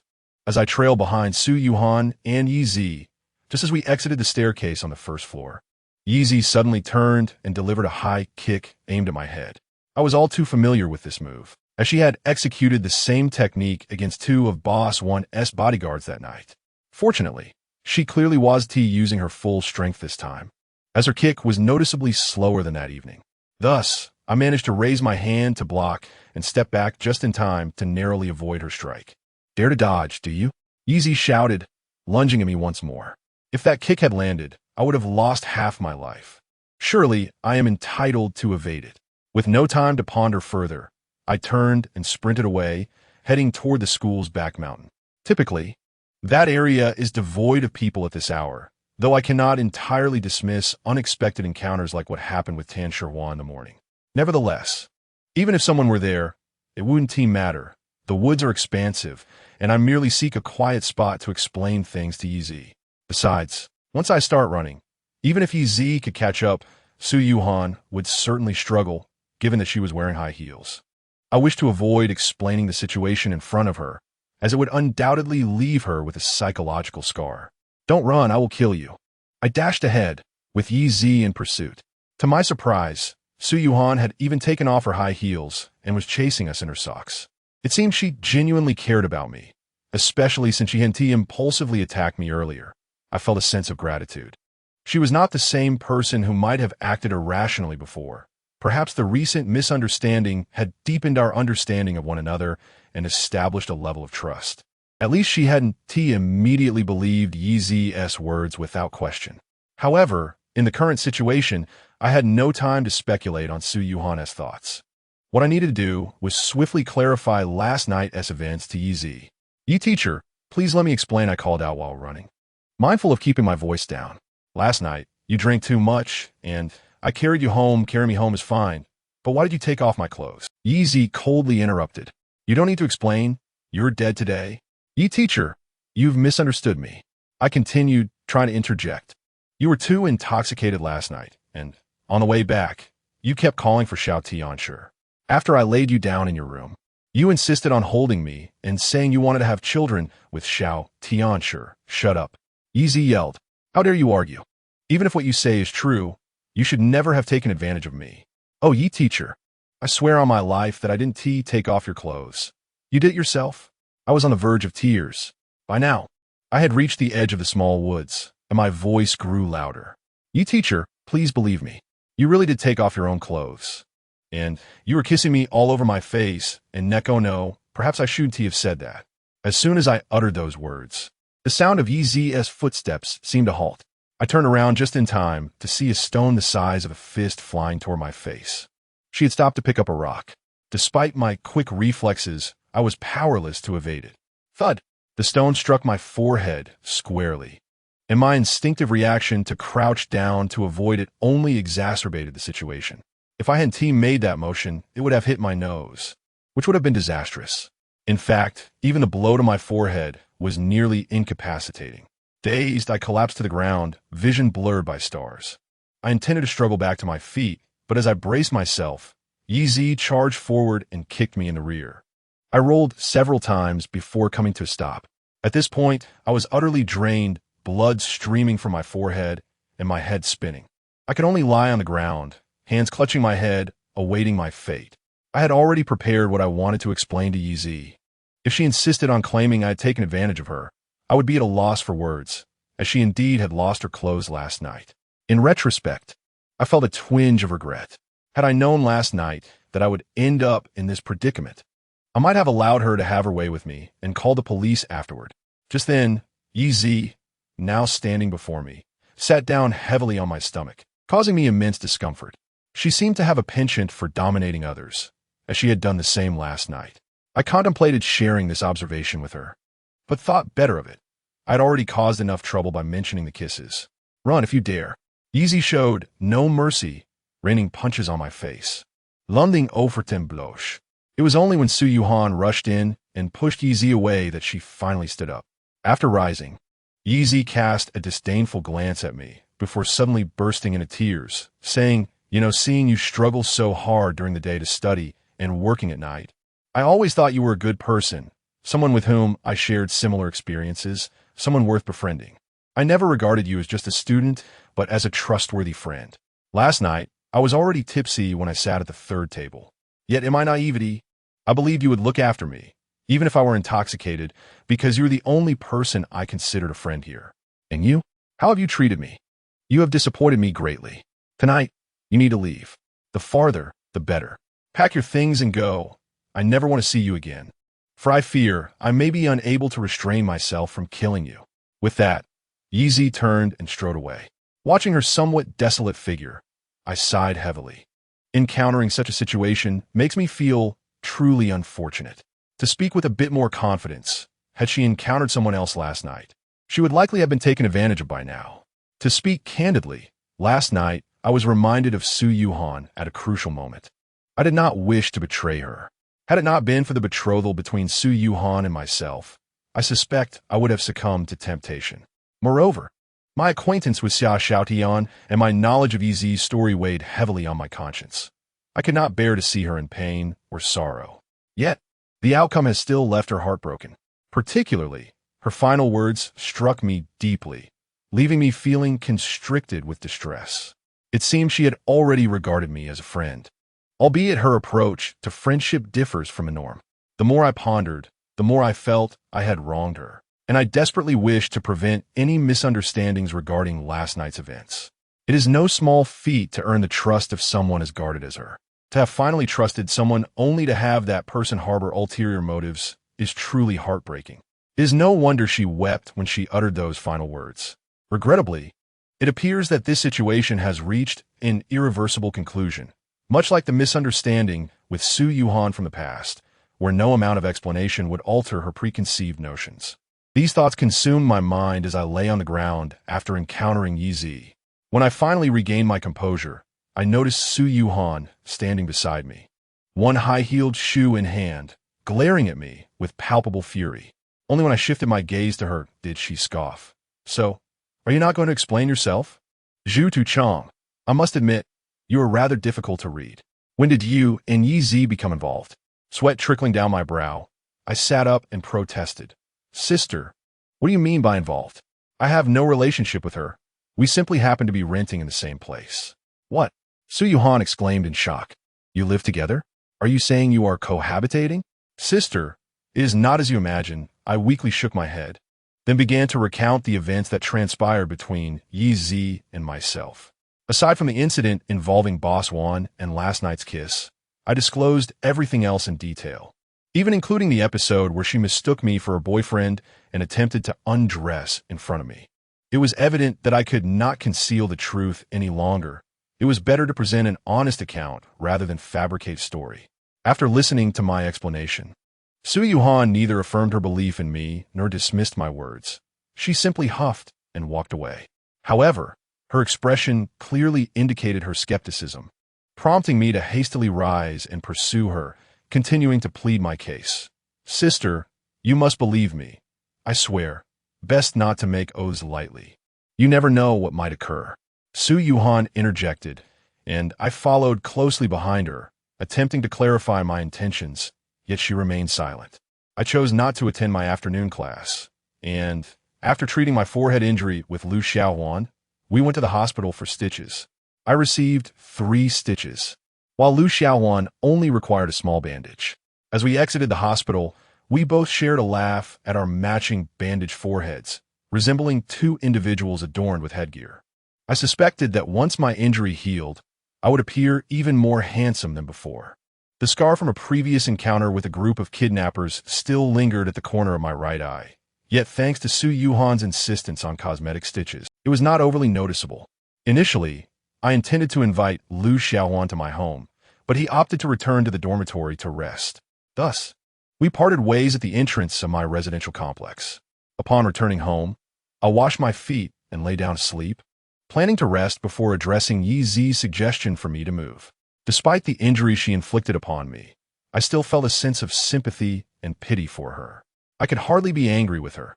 Any woman in her position might suspect me of wrongdoing. However, her demand for me to relocate irked me somewhat, as my father had already paid 3 months' rent, and I had no desire to forfeit that money. I soon drifted into slumber, but it felt as though I had barely closed my eyes when a phone call jolted me awake. Upon checking, I found it was Lu Xiaowan. Initially, I intended to scold him, but as soon as I answered, he exclaimed frantically, "Dude, have you heard? They say you were caught in the woods with our teacher, Sue, this morning." Upon hearing this, I shot up from my bed in shock. Damn it. Tan Shihua truly has no boundaries and has spread rumors about me and Su Yuhan. Although I was initially unfazed by Lu Xiaohuan's words, his next statement ignited my fury. "What is going on? The whole school is buzzing about it, claiming someone saw you and Su in the woods. Is it true? Surely not. How could Su Yuhan be involved with you in such a manner? Remember that day in class when you received a scandalous message? I always thought it was from her, but you refused to admit it. Now you must confess." Furious, I cursed loudly and dashed toward the school. After getting out of bed, I realized it was already 5:30, just as classes were letting out. I hurriedly headed toward the school, furious at the thought of my reputation being tarnished, but even more so at the idea of Su Yuhan being slandered. I resolved to confront Tan Shihua at the school gate for a showdown. Before I could reach the school, however, Lu Xiaohuan called again. "Dude, have you... Tan Shihua's father has brought a gang of people to block the school gates, demanding the school hand you and our teacher Sue over. No one can leave the campus right now. You must not come to school. If Tan Shihua sees you, you are finished." "I already see him," I muttered before hanging up as I spotted Tan Shihua and a dozen thugs rushing toward me. Damn it, don't let him escape. Chapter 49, The Battle for Fame, Part 2. As Tan Shihua and his entourage charged toward me, I realized that if I didn't flee, I would be a fool. The moment they spotted me, I turned and ran, prompting them to shout for me to stop. "You think I'll just stand still because you told me to?" I cursed inwardly, resolving to let it go this time due to their numerical advantage. Next time, when he is alone, I will show him how to handle things. As I sprinted, I continued to curse Tan Shihua in my mind. At that moment, my anger boiled over. He had crossed a line. If he had simply stated the truth, that I was in the woods with Su Yuhan, that would have been bearable. But to add fuel to the fire by claiming we were engaged in inappropriate behavior was unacceptable. I had no issue with the rumor itself, but it would undoubtedly tarnish Su Yuhan's reputation. Being a person who values her image greatly, I could only imagine how humiliated she must feel. Just as I was lost in these thoughts, Tan Shihua yelled from behind, "Damn it, Wu Chong, if you have the guts, don't run." Hearing his taunt, I turned back and retorted, "Damn it, Tan Shihua, if you have the guts, then come catch me." Tan Shihua was thoroughly infuriated. "Damn it. How dare you still be defiant? If I catch up to you today, you're finished." I turned back and shouted in response, "Fortunately, you can't catch up to me. If you did, you'd be doomed." I was utterly exasperated. I could only give myself a mere 3 points for this display of bravado. To be chased like a dog and still have the audacity to boast to others, it's likely no one else would dare to do so. Generally, I prefer physical confrontation over verbal sparring. I rarely engage in banter like this. However, with Tan Shihua surrounded by his gang, I couldn't overpower them, so I resorted to a war of words to provoke him. Damn it, I absolutely cannot let this scoundrel escape today. Tan Shihua's face turned a shade of green from my taunts. The unfortunate reality was that he and his 10 or so lackeys would never catch up to me. I wouldn't joke about this. When it comes to long distance and sprinting, very few can surpass me. Ever since I entered high school, Su Yuhan has made me run 30 to 40 laps on the track at least once a week. Even without that, I have spent my childhood wandering the village in the heavy stone shoes left by my grandfather. Those shoes weigh several dozen pounds. Many adults struggle to move in them. Yet I could run in them when I was 13 or 14. It was only in the past year since moving to the city for high school that I've had less opportunity to wear those shoes. Previously, every week when I returned home from school in the countryside, I would stroll around the village in those shoes. As Tan Shihua and his gang pursued me, we started off running down the street, but I quickly veered into a muddy path leading to a field. I was wary of them chasing me in a vehicle, so I dare not run along the main road for too long. Initially, Tan Shihua and his lackeys kept pace with him, but as time passed, their stamina waned, and the number of pursuers dwindled. After approximately 2 kilometers, only 3 remained with Tan Shihua, making a total of 4. Given the frantic pace of the chase, I too was becoming fatigued. Noticing their dwindling numbers, my pent-up frustration finally compelled me to stop. Damn it, why aren't you running anymore? Out of energy, are you? Tan Shihua approached me smugly. I always thought you were fast, but in a long race, you're nowhere near my level. Go ask around at school. At our annual sports meet, I've always come first in the 5-kilometer race. What a ridiculous boast. I didn't even want to burst his bubble. Though I had previously been unaware of the details, I did witness the 5-kilometer race at last year's sports meet. In the final lap, Tan Shihua was clearly trailing 2 or 3 runners by a considerable distance. But during the final sprint, those competitors were intimidated into letting him pass by his bravado. He had declared, "Who dares to run ahead of me? After this, you won't be able to walk again." As a result, those cowards slowed down, allowing Tan Shihua to overtake them, and they merely followed him for the second place. Everyone at school knew about this, and yet he had the audacity to flaunt it. But since he relished showing off so much, I let him do just that. I certainly wouldn't reveal that my earlier speed was due to the sheer number of them. Now, shortly after, Tan Shihua and his remaining 3 lackeys quickly approached me. I noticed a few more thugs jogging towards us from a distance, and I realized I had to settle this quickly. At that moment, Tan Shihua, oblivious to the danger, yelled at me, "Damn it, kneel and bow to me a few times, and maybe I'll spare your life." I disdainfully shook my head. "Tan Shihua, stop posturing. I'm in a hurry. Let us settle this quickly." My words were not merely for show. I genuinely felt pressed for time. On one hand, there were 3 or 4 more thugs coming this way, and on the other I was worried about Su Yuhan's safety, fearing that Tan Shihua's father might come to school to find her. Upon hearing my challenge, Tan Shihua and his 3 lackeys laughed derisively. "Ha Hua Xiao, is this kid an idiot?" I didn't think he was an idiot. He was just a fool with a knack for humor, calling for us to join him. "Hua Xiao, do you even need to lift a finger to handle this fool? Just say the word." One lanky thug stepped forward to show off. But as he reached for my shoulder, I jumped, kicking his outstretched hand away with my left foot, while my right foot landed a solid kick to his face. This move might sound like a 2-step kick in midair, but it was more accurately a single move executed with both feet almost simultaneously.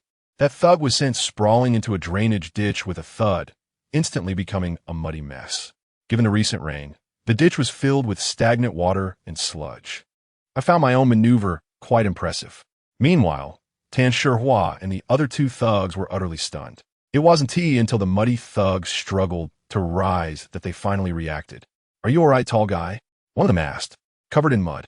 The lanky thug blinked in confusion. What just happened? How did I end up in the ditch?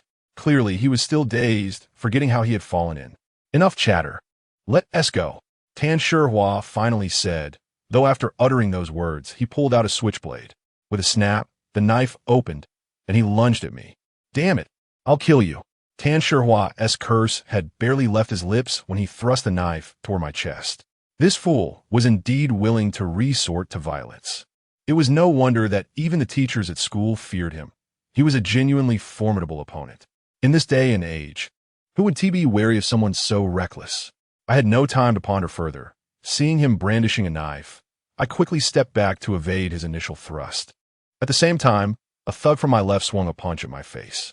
I caught his wrist with my left hand, but didn't rush to confront him. Instead, I seized his wrist while my right foot launched a kick toward Tan Shihua's groin.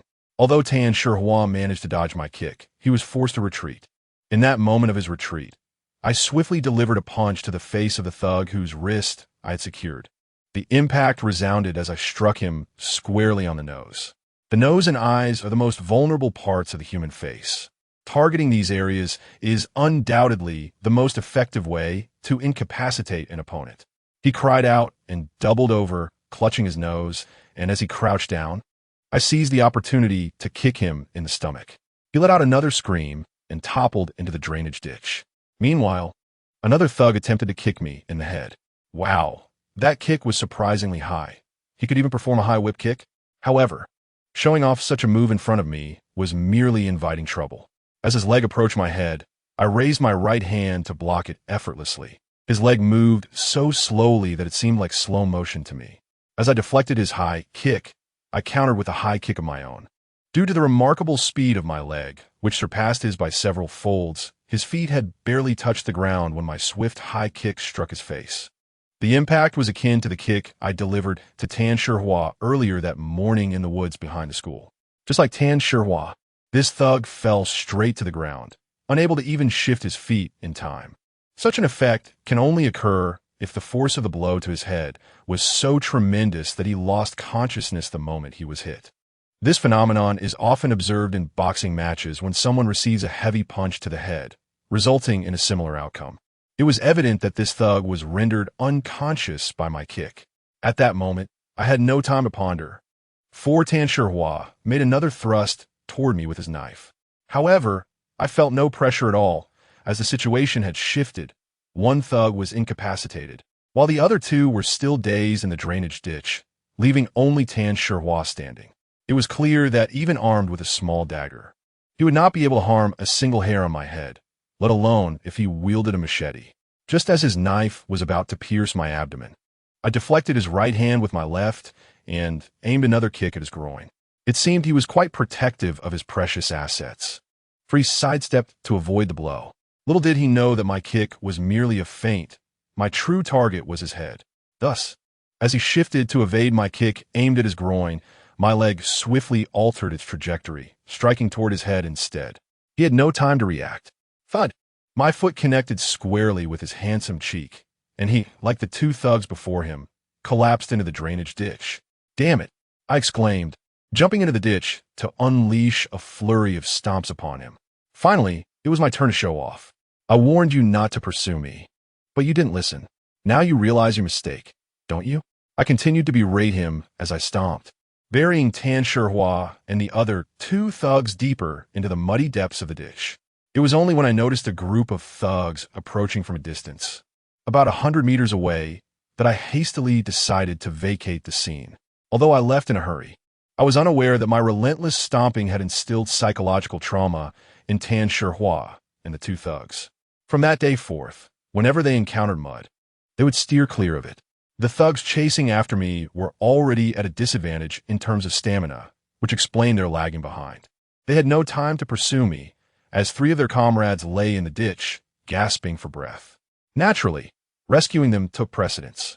Afterward, I meandered through a field adjacent to the school for over 10 minutes before finally returning to the entrance of the school. During this time, I made numerous attempts to call Su Yuhan, but she refused to answer, driving me to the brink of despair. I had spoken to Lu Xiaowan, who informed me that Su Yuhan was still on campus. I was genuinely concerned that Tan Shihua's father might force his way in to confront Su Yuhan. When I arrived at the entrance of the school, I was struck by the commotion. Countless vehicles, including cars and vans, were parked outside, and nearly 100 young men were vociferously demanding the release of Wu Chang and Su Yuhan. I certainly had no intention of entering through the main gate, so I quickly made my way to a wall where we often climbed to sneak out for internet access. The glass shards on that wall had long been smoothed out by previous generations, and it was the usual exit for those of us who slipped out of the school. To my surprise, as I scaled the wall and jumped back into the school, I caught sight of Su Yuhan approaching the entrance with a group of 30 to 40 individuals. I recognized all of them, including about 20 security guards from our school and several male teachers.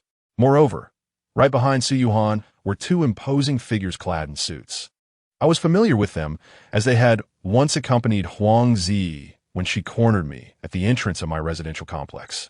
Oh no, is Su Yuhan about to show off again? Chapter 50, The Battle for Fame, Part 3. My suspicion that Su Yuhan was about to put on a display stemmed from my first encounter with those 2 formidable men, for which I could tell they were not ordinary individuals. I knew my strength was considerable, certainly greater than that of the average peer. Yet, that night when they captured me, I found myself nearly immobilized, which attests to the immense power they possessed. To date, they're the only practitioners I have encountered that instill a sense of trepidation within me. Although Yi Zi has considerable skill, she has yet to reach a level that warrants my concern.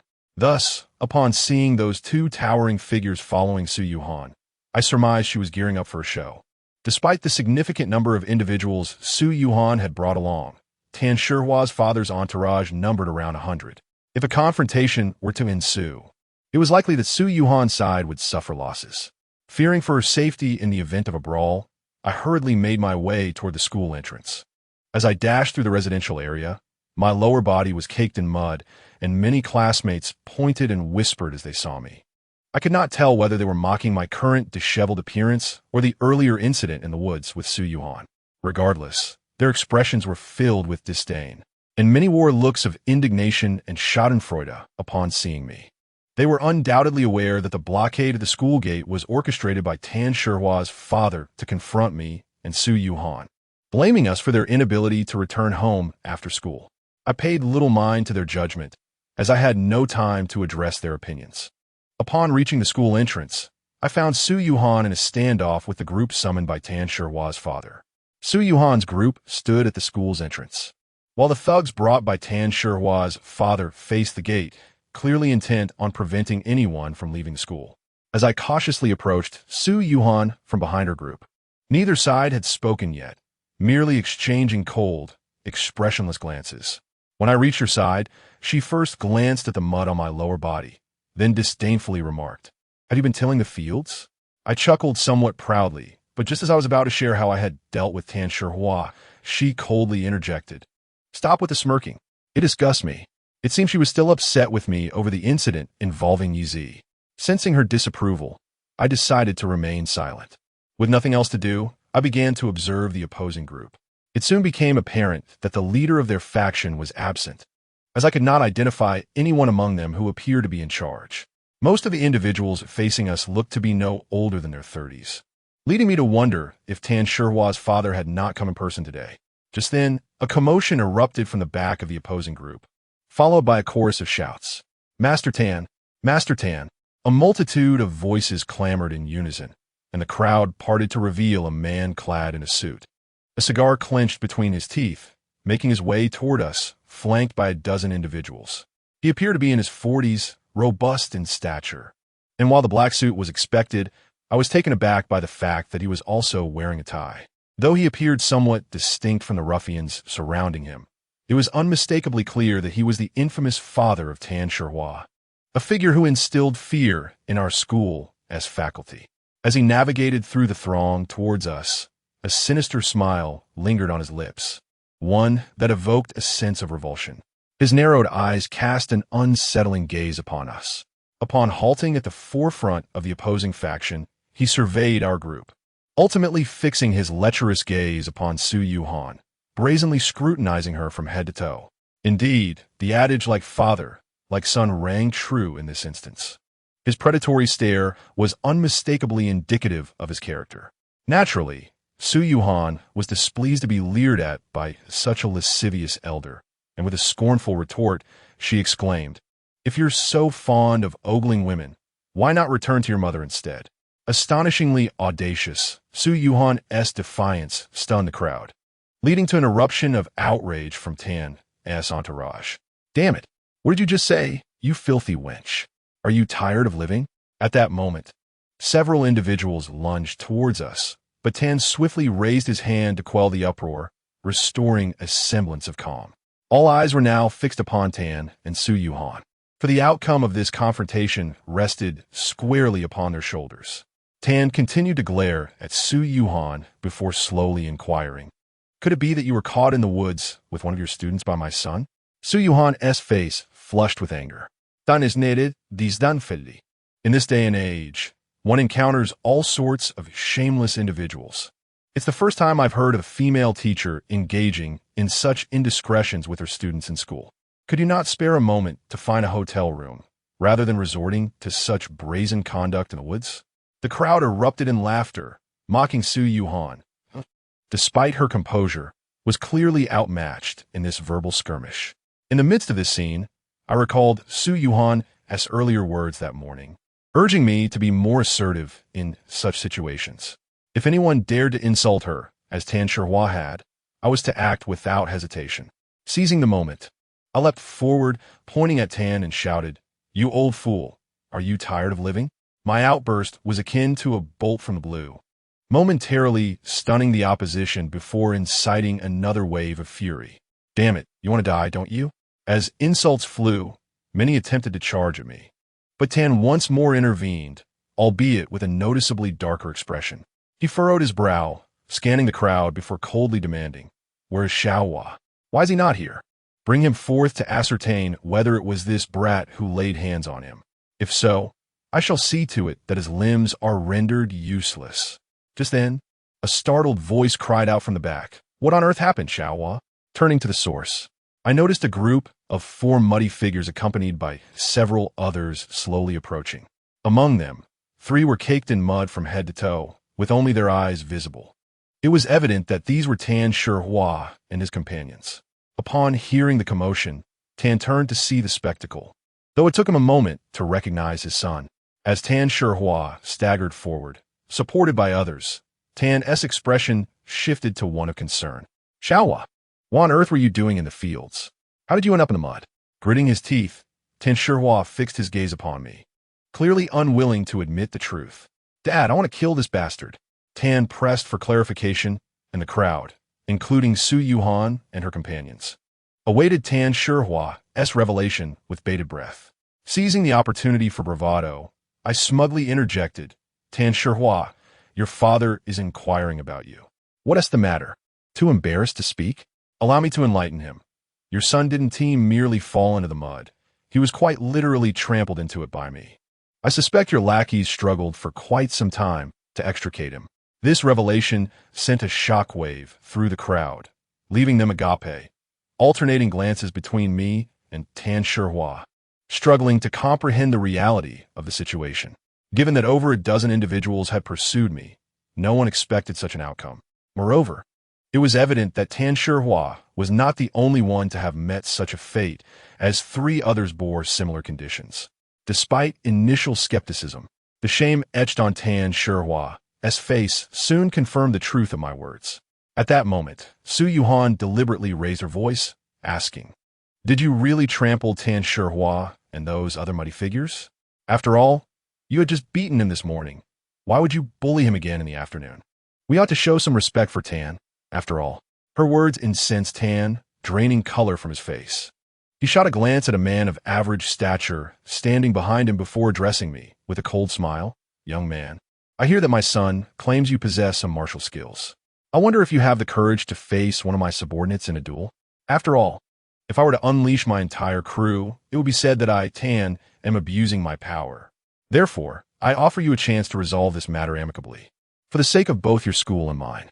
If you can best him, I shall let this incident pass and vow never to trouble you again. Furthermore, I swear that should you triumph today, I will never set foot within a kilometer of your school again. What say you? Do you possess the fortitude for this challenge? If not, you and your licentious teacher will kneel before my son and apologize, or else none of you shall leave this gate tonight." His final words rang out with an authoritative roar, leaving the crowd in stunned silence. Do not speak of them. Even I was taken aback, for I sensed that the individual behind Master Tan was an exceptionally skilled expert. The reason I could discern this was that I had noticed him even before Master Tan uttered those words. This man appeared to be in his late 20s, of average build, clad in a set of Adidas leisure wear, sporting a cropped haircut, and wearing a pair of flat-soled athletic shoes. His gaze was sharp, evoking a sense of trepidation at just a glance. This sensation, I had previously mentioned, was akin to the feeling I experienced when I observed the 2 individuals behind Su Yuhan. Perhaps it was merely my 6th sense. The moment I encountered someone more formidable than myself, this instinct would awaken. Alternatively, it could be that my training enabled me to identify certain traits in individuals with considerable prowess based on their physique and demeanor. Furthermore, since Master Tan had dispatched him, it was evident that he intended for him to overpower me rather than vice versa. Hence, he could not possibly be an ordinary person. At this moment, the more than 10 male teachers behind me were all pale with fear. Upon glancing back, I noticed that many of the onlooking students and faculty within the school gates were equally terrified. Simultaneously, numerous individuals shot me furious glares, clearly blaming me for provoking such a formidable character as Master Tan. At this juncture, I could spare no time for further contemplation. I resumed scrutinizing the young man in Adidas attire standing behind Master Tan. When I directed my gaze at him, he returned a derisive smile, clearly dismissing me as inconsequential. He seemed to harbor disdain for me as an opponent, as if Master Tan's order to face me had somehow diminished his standing. How arrogant! If he finds me contemptible, I too look down upon him.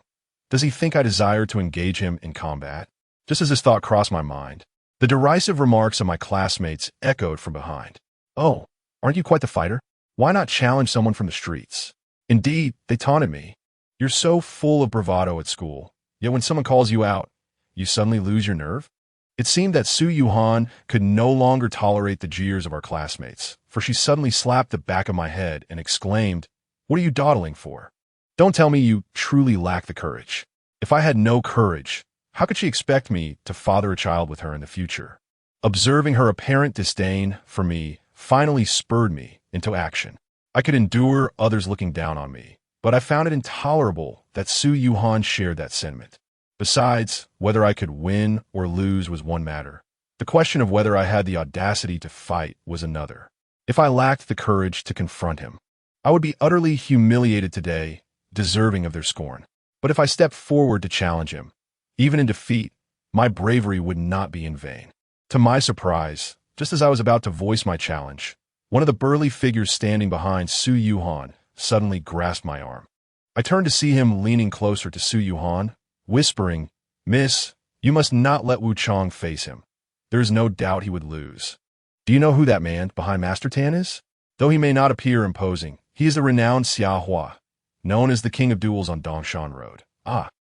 Upon hearing this, both Su Yuhan and I were left speechless. However, the burly fellow continued in a hushed tone, delivering a revelation that nearly caused me to lose control of my bladder. Most importantly, this guy is notoriously ruthless. He practices Muay Thai, and his strikes are lethal. Those who have dueled him typically either leave with broken limbs or worse. To let Wu Chong fight him is akin to signing his death warrant. At this moment, I was utterly flabbergasted. Su Yuhan's face turned pale as well. Yet, once she regained her composure, she promptly tugged at my sleeve, saying, "Forget it. You shouldn't fight him. I will handle this." Her words touched me deeply. Though she had been clearly upset about the incident with Yi Zi earlier that morning, her concern for my safety shone through. But just then, a loud voice erupted from behind me. "Wu Chong, aren't you supposed to be tough? Don't you relish a good duel? Why not step up and challenge him now?" "Yes, hurry up. What is the matter? Are you afraid now?" shouted another. "You think just because you've picked up a few what a mere 20 seconds. You surely hold that fellow in far too high regard. I reckon he can barely last 10 seconds at best." Just as they were speaking, Xia Hua, emerging from behind Master Tan, disdainfully scoffed. "It won't exceed 5 seconds. No sooner had he uttered these words than he charged at me like an arrow. Goodness, this rascal's speed is astonishing. He had closed a 4 to 5 meters between us in the blink of an eye. As he approached within a meter of me, he leapt into the air, delivering a flying knee strike in my direction. How dare he treat me with such disregard? He clearly did not grasp the depths of my abilities, launching a flying knee at me without a second thought. I thought this way because I distinctly remembered my grandfather's repeated counsel from my childhood. When engaging with someone whose skills are unknown, one must never attempt to strike first. This is a grave mistake. Striking first in the presence of a master merely exposes one's vulnerabilities and weaknesses, which can prove fatal. Even if one wishes to take the initiative, it should be a tentative strike, ensuring no openings are left for the opponent to exploit.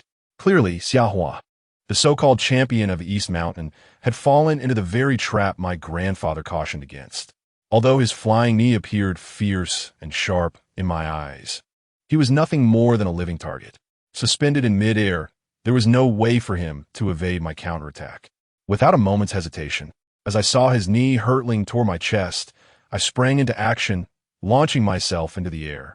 I spun around, channeling all my strength into a powerful back kick aimed at his waist. Given the height of his jump, targeting his head was futile. I had to settle for striking his midsection. This kick was the first time I exerted my full strength since growing up.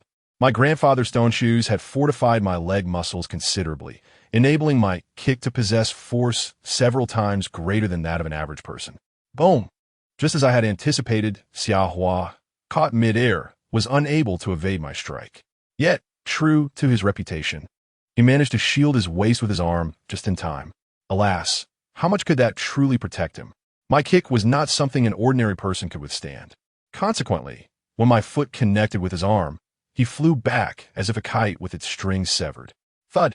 Xiaohua landed 5 meters away, and the scene fell into a stunned silence, everyone gaping at the fallen figure. The entire exchange, from Xiaohua's entrance to his flying knee and subsequent landing, had transpired in less than 5 seconds. He had been quite accurate. It indeed did not last longer than 5 seconds. I watched as Xiaohua struggled to rise, but as he half squatted on the ground, he coughed up a mouthful of blood. With a look of unwillingness, he shot me a glance before collapsing once more, unconscious. It was at that moment that a collective gasp echoed from the crowd, hissing. The next instant, their gazes turned to me with the all reserved for a monster. Not only them, but even Su Yuhan beside me, and the 2 large fellows who had previously doubted me now regarded me as if I were an alien. You actually won? Ah Chung, who had confidently proclaimed my demise, stared at me in disbelief. Yet, I had no time to converse with him. I was intent on basking in my glory. I turned to Master Tan, whose face now shifted from smugness to a kaleidoscope of colors, a sight to behold. Just as I was about to deliver a few cutting remarks, Su Yuhan suddenly yanked me behind her. I realized she was eager to seize the limelight herself. True to form, she crossed her arms and disdainfully addressed Master Tan. Master Tan, if memory serves, you just claimed that if Wu Chong were to win, you would never set foot within a kilometer of our school again. Shouldn't you be taking your leave? As soon as her words fell, Master Tan uttered something that took us all by surprise. Take that wretched girl and that little brat away. Yuhan, run. Chapter 52. An unintentional discovery of family portraits upon hearing Master Tan's enraged command to take Su Yuhan and me away. My instinct was to grab her and flee. However, I was not the first to make a run for it. I had no intention of being the cowardly one. The first to bolt were the security guards and teachers who had been trailing us. Ironically, those who usually strutted around with bravado turned into cowards at the first sign of trouble. I must admit, I was somewhat impressed by their swift reactions. Almost immediately after Master Tan's words left his lips, they all turned and sprinted toward the school in unison, as if directed by a single commander. This choice was, in fact, quite rational. With so many people on the other side, the prospect of engaging in a brawl was perilous, even for the most skilled fighters. What hope did they have? Their numbers were overwhelming, and should they swarm, even the mightiest would find themselves unable to defend. This was no cinematic spectacle where a lone hero fights off dozens. Such notions are absurd. Even if one possessed extraordinary skills, their stamina would ultimately wane under relentless assault, as the sheer weight of numbers would exhaust them. At this moment, I had no time to dwell on these thoughts. As I pulled Su Yuhan and turned toward the school, those 2 large men followed closely behind us. Unfortunately, just as we were about to slip through the small door beside the security room, someone caught up to us. The 2 men shouted for us to enter and shut the door, but as their words left their mouths, they turned to confront the first wave of thugs charging toward us. Both launched simultaneous kicks, sending the 2 thugs hurtling backward into their companions. Then, in a remarkably coordinated manner, they shed their jackets and tossed them aside before launching themselves into the fray. Although I had already dashed into the school, I hesitated at the entrance. The 2 large men blocked the small door, preventing anyone from entering. They were no ordinary individuals. Both stood around 185 meters tall, with robust builds and evident strength. Anyone who ventured too close to them would swiftly be knocked down. Initially, they fought side by side with their backs against the door. However, once Su Yuhan and I entered the school and the security guards rushed to close the door, they could focus on the battle ahead and charged into the crowd. Once in the throng of thugs, they transitioned from fighting side by side to back-to-back combat, standing amidst the sea of adversaries. They swiftly repelled and incapacitated any thug that dared to approach. Though they faced overwhelming odds, only a handful could close the gap, allowing them to hold their ground for over a minute. Yet, after that time, they began to show signs of fatigue. This was largely due to the fact that Master Tan's gang had not armed themselves. Otherwise, they likely would have faltered much sooner. Yuhan, I'm going to help them, I declared, reaching for the small door. But Su Yuhan seized my arm, exclaiming, "Are you insane? You still want to show off?" Su Yuhan siot me avilance, took out her phone, and dialed a number. Once the call connected, she coldly uttered, "Deputy Director Yang, you can send your men to apprehend them now." With that, she promptly hung up. I was momentarily taken aback by her words. Noticing my astonished expression, a smug smile crept across Su Yuhan's lips. "Just wait and see the spectacle unfold," she declared. "Who is Deputy Director Yang?" I inquired. Su Yuhan shot me another glare. "Haven't you wondered why, despite the ruckus outside, not a single police officer has shown up? Tan's good days are about to come to an end. He thought he could bribe the precinct chief and act with impunity. We'll see where he runs now." It dawned on me, upon hearing Su Yuhan's remark, that the multitude of thugs causing chaos outside our school had indeed not attracted any police presence. Within 3 minutes of her call, over 10 police cars approached from the distance, accompanied by more than 30 armed plainclothes officers who emerged from nearby fast food outlets and alleys. As the police arrived, chaos erupted. The thugs began to scatter in all directions.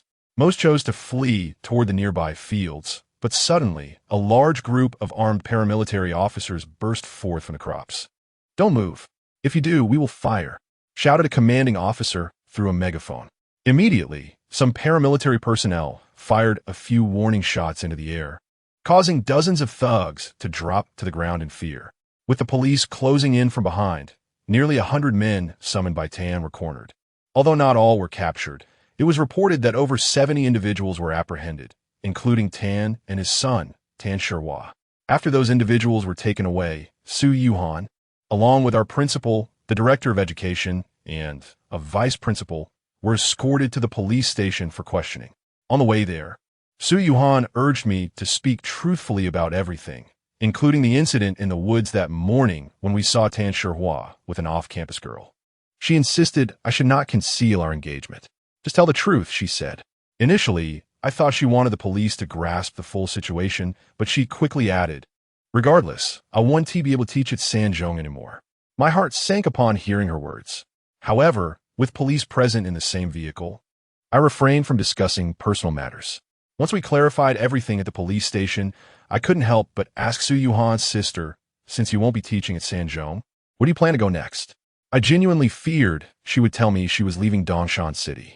After all, news of the incident involving Tan Shihua would undoubtedly spread among the schools and educational authorities in the city, making it difficult for her to face anyone, regardless of where she went. Although we had not engaged in any wrongdoing in the woods, our mere presence there was undeniable. With Tan Shihua's embellishments, it will be challenging to clear our names. "I suppose I won't be teaching anymore," Su Yuhan sighed, and I could sense her undeniable reluctance. "What do you plan to do if you're not teaching?" I asked, perplexed. "Our family business has encountered some issues, and I need to help my father and uncle," she replied, shaking her head. At that moment, I was unaware that her family business was on the brink of collapse, prompting me to inquire, "What kind of problems?" "It's nothing serious, just some minor issues," Su Yuhan smiled, not disclosing the full truth.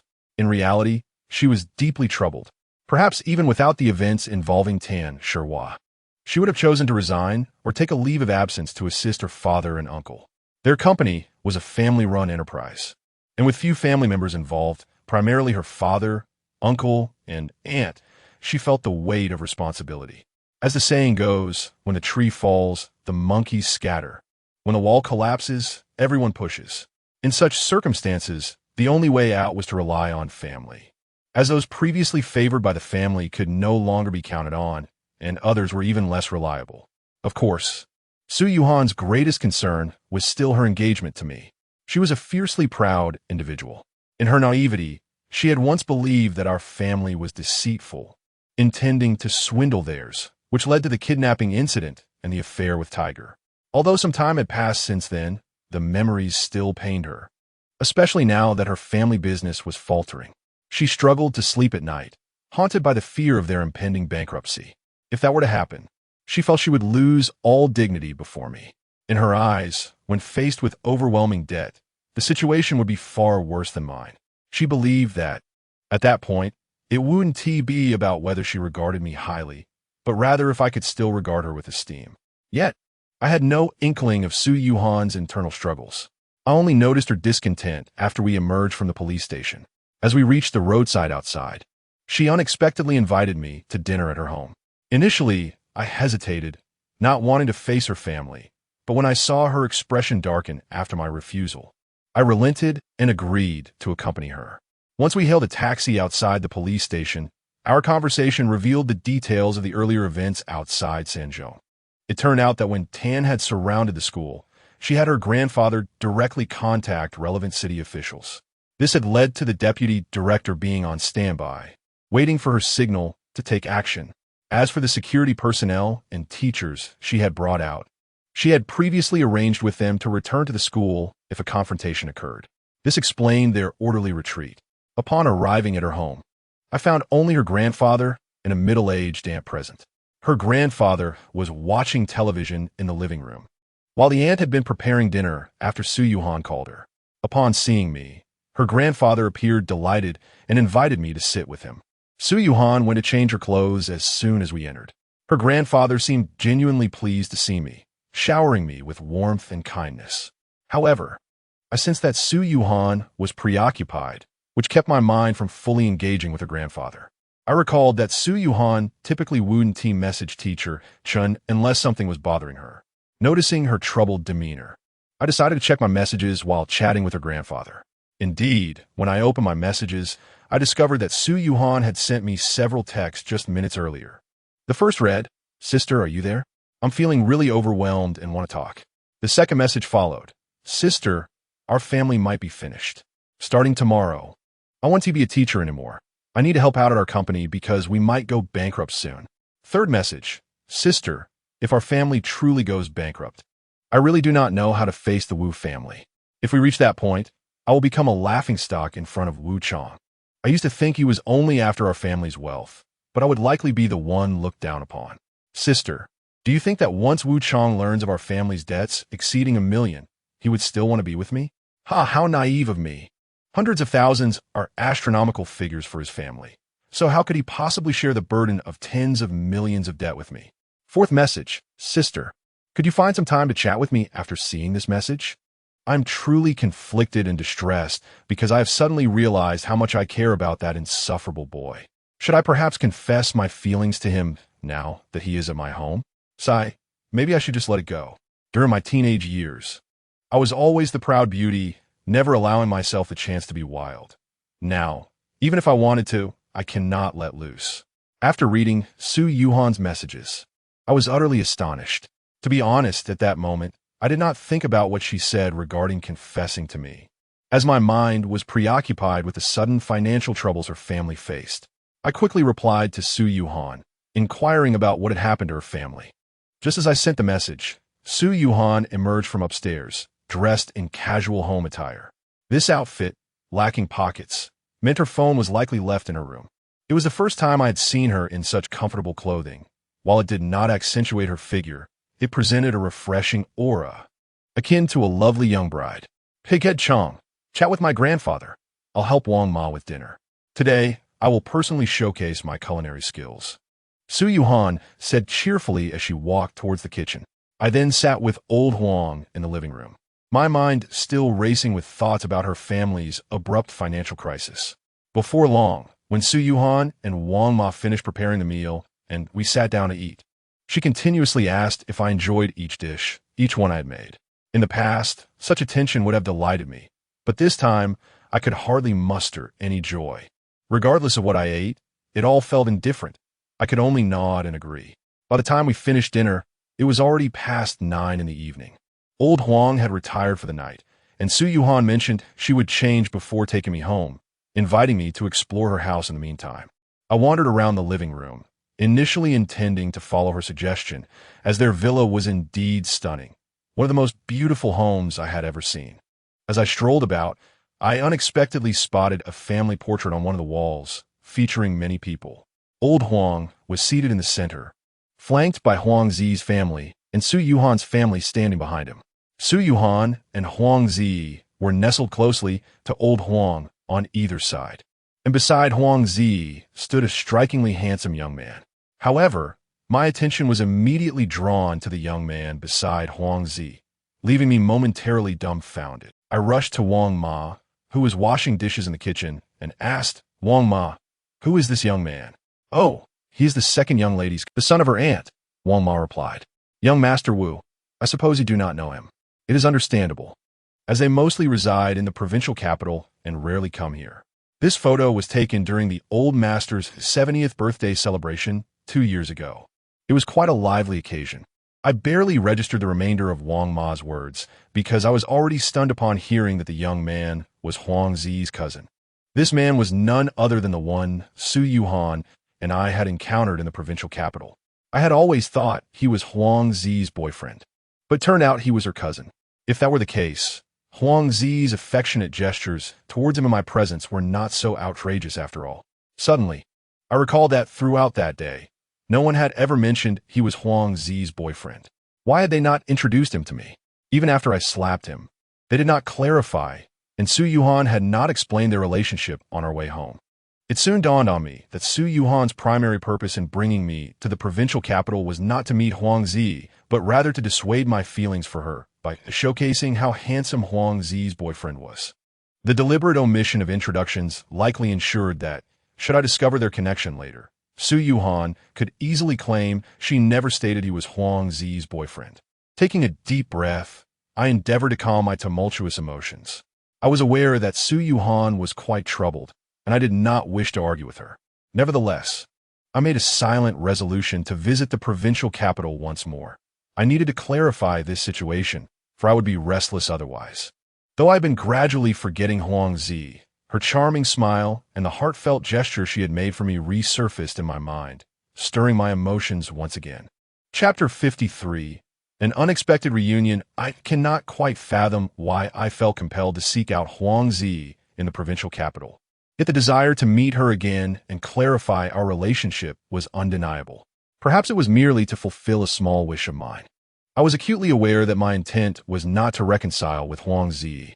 I harbored no such thoughts. After learning from Wang Ma that the young man was Huang Zi's cousin, I did not say much to her, quickly and discreetly returning the frame to its original place. I then pretended to continue wandering in the living room.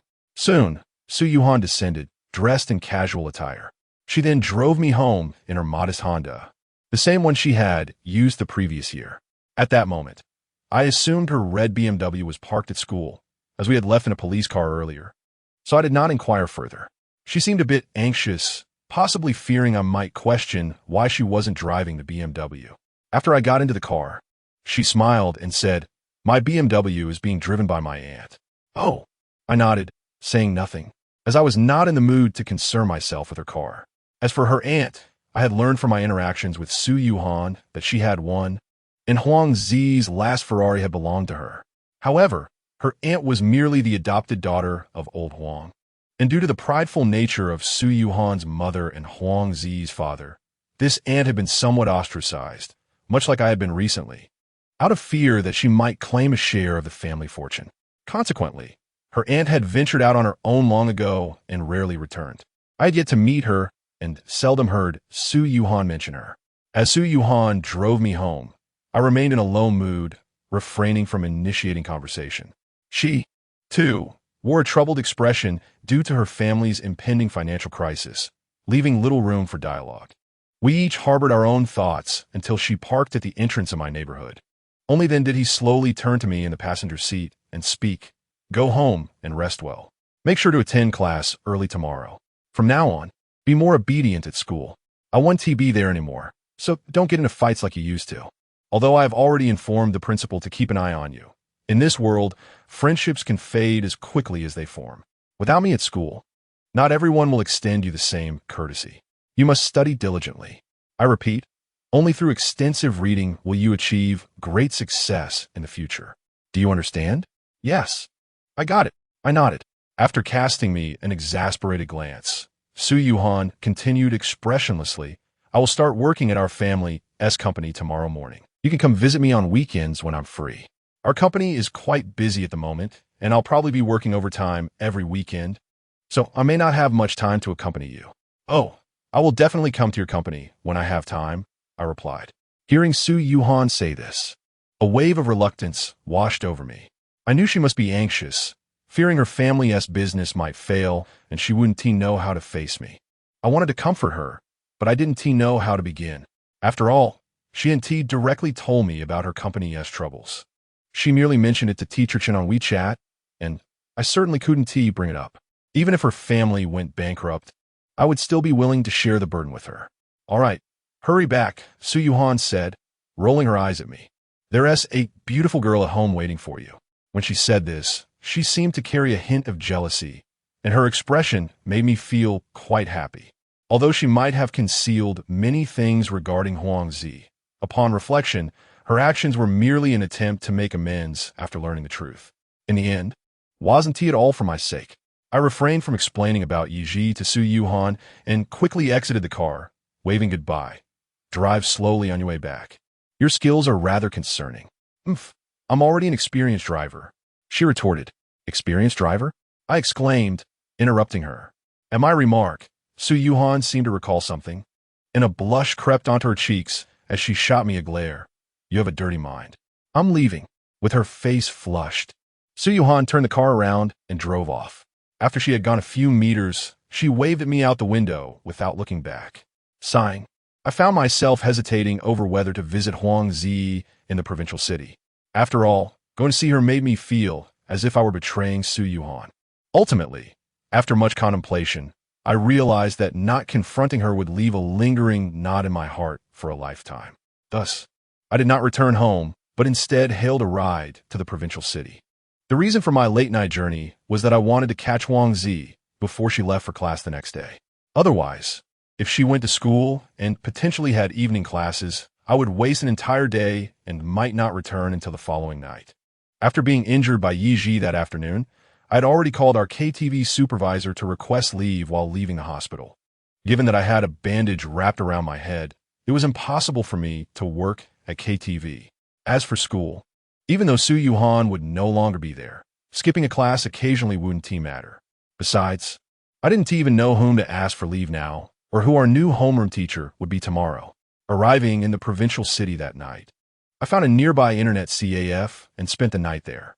After playing a few rounds of League of Legends, I fell asleep in the CAF. I woke up at 6 in the morning to my alarm and hurried to wait outside Huang Zi's apartment. Su Yuhan had brought me here once, but I had only waited in the car downstairs at that time, so I knew the exact location. After waiting for over 20 minutes at 6:40, Huang Zi finally emerged from the community dressed in casual attire. I stood across the street and immediately noticed that the usually lively and cheerful girl appeared burdened with worries. She seemed to have lost weight. Her once chubby face now appeared sharper. When she exited the community and caught sight of me standing across the road, she froze for a moment. Initially, I thought she would avoid me and not want to speak, but to my surprise, she quickly rushed over. It seemed as if she could hardly wait to embrace me, but when she reached me, she abruptly halted, standing before me. She gazed at my bandaged forehead with a pained expression and asked, "What happened to your head? Did you get into a fight? Tell me who did it. I know many people in Dongshan City. It's not from a fight." I chuckled awkwardly. I just accidentally scraped it against a wall. "Did you really hit it against the wall?" Huang Zi looked at me seriously. "Yes, I did," I nodded. "Why are you so foolish?" Huang Zi suddenly burst into tears, striking my chest with her small fists.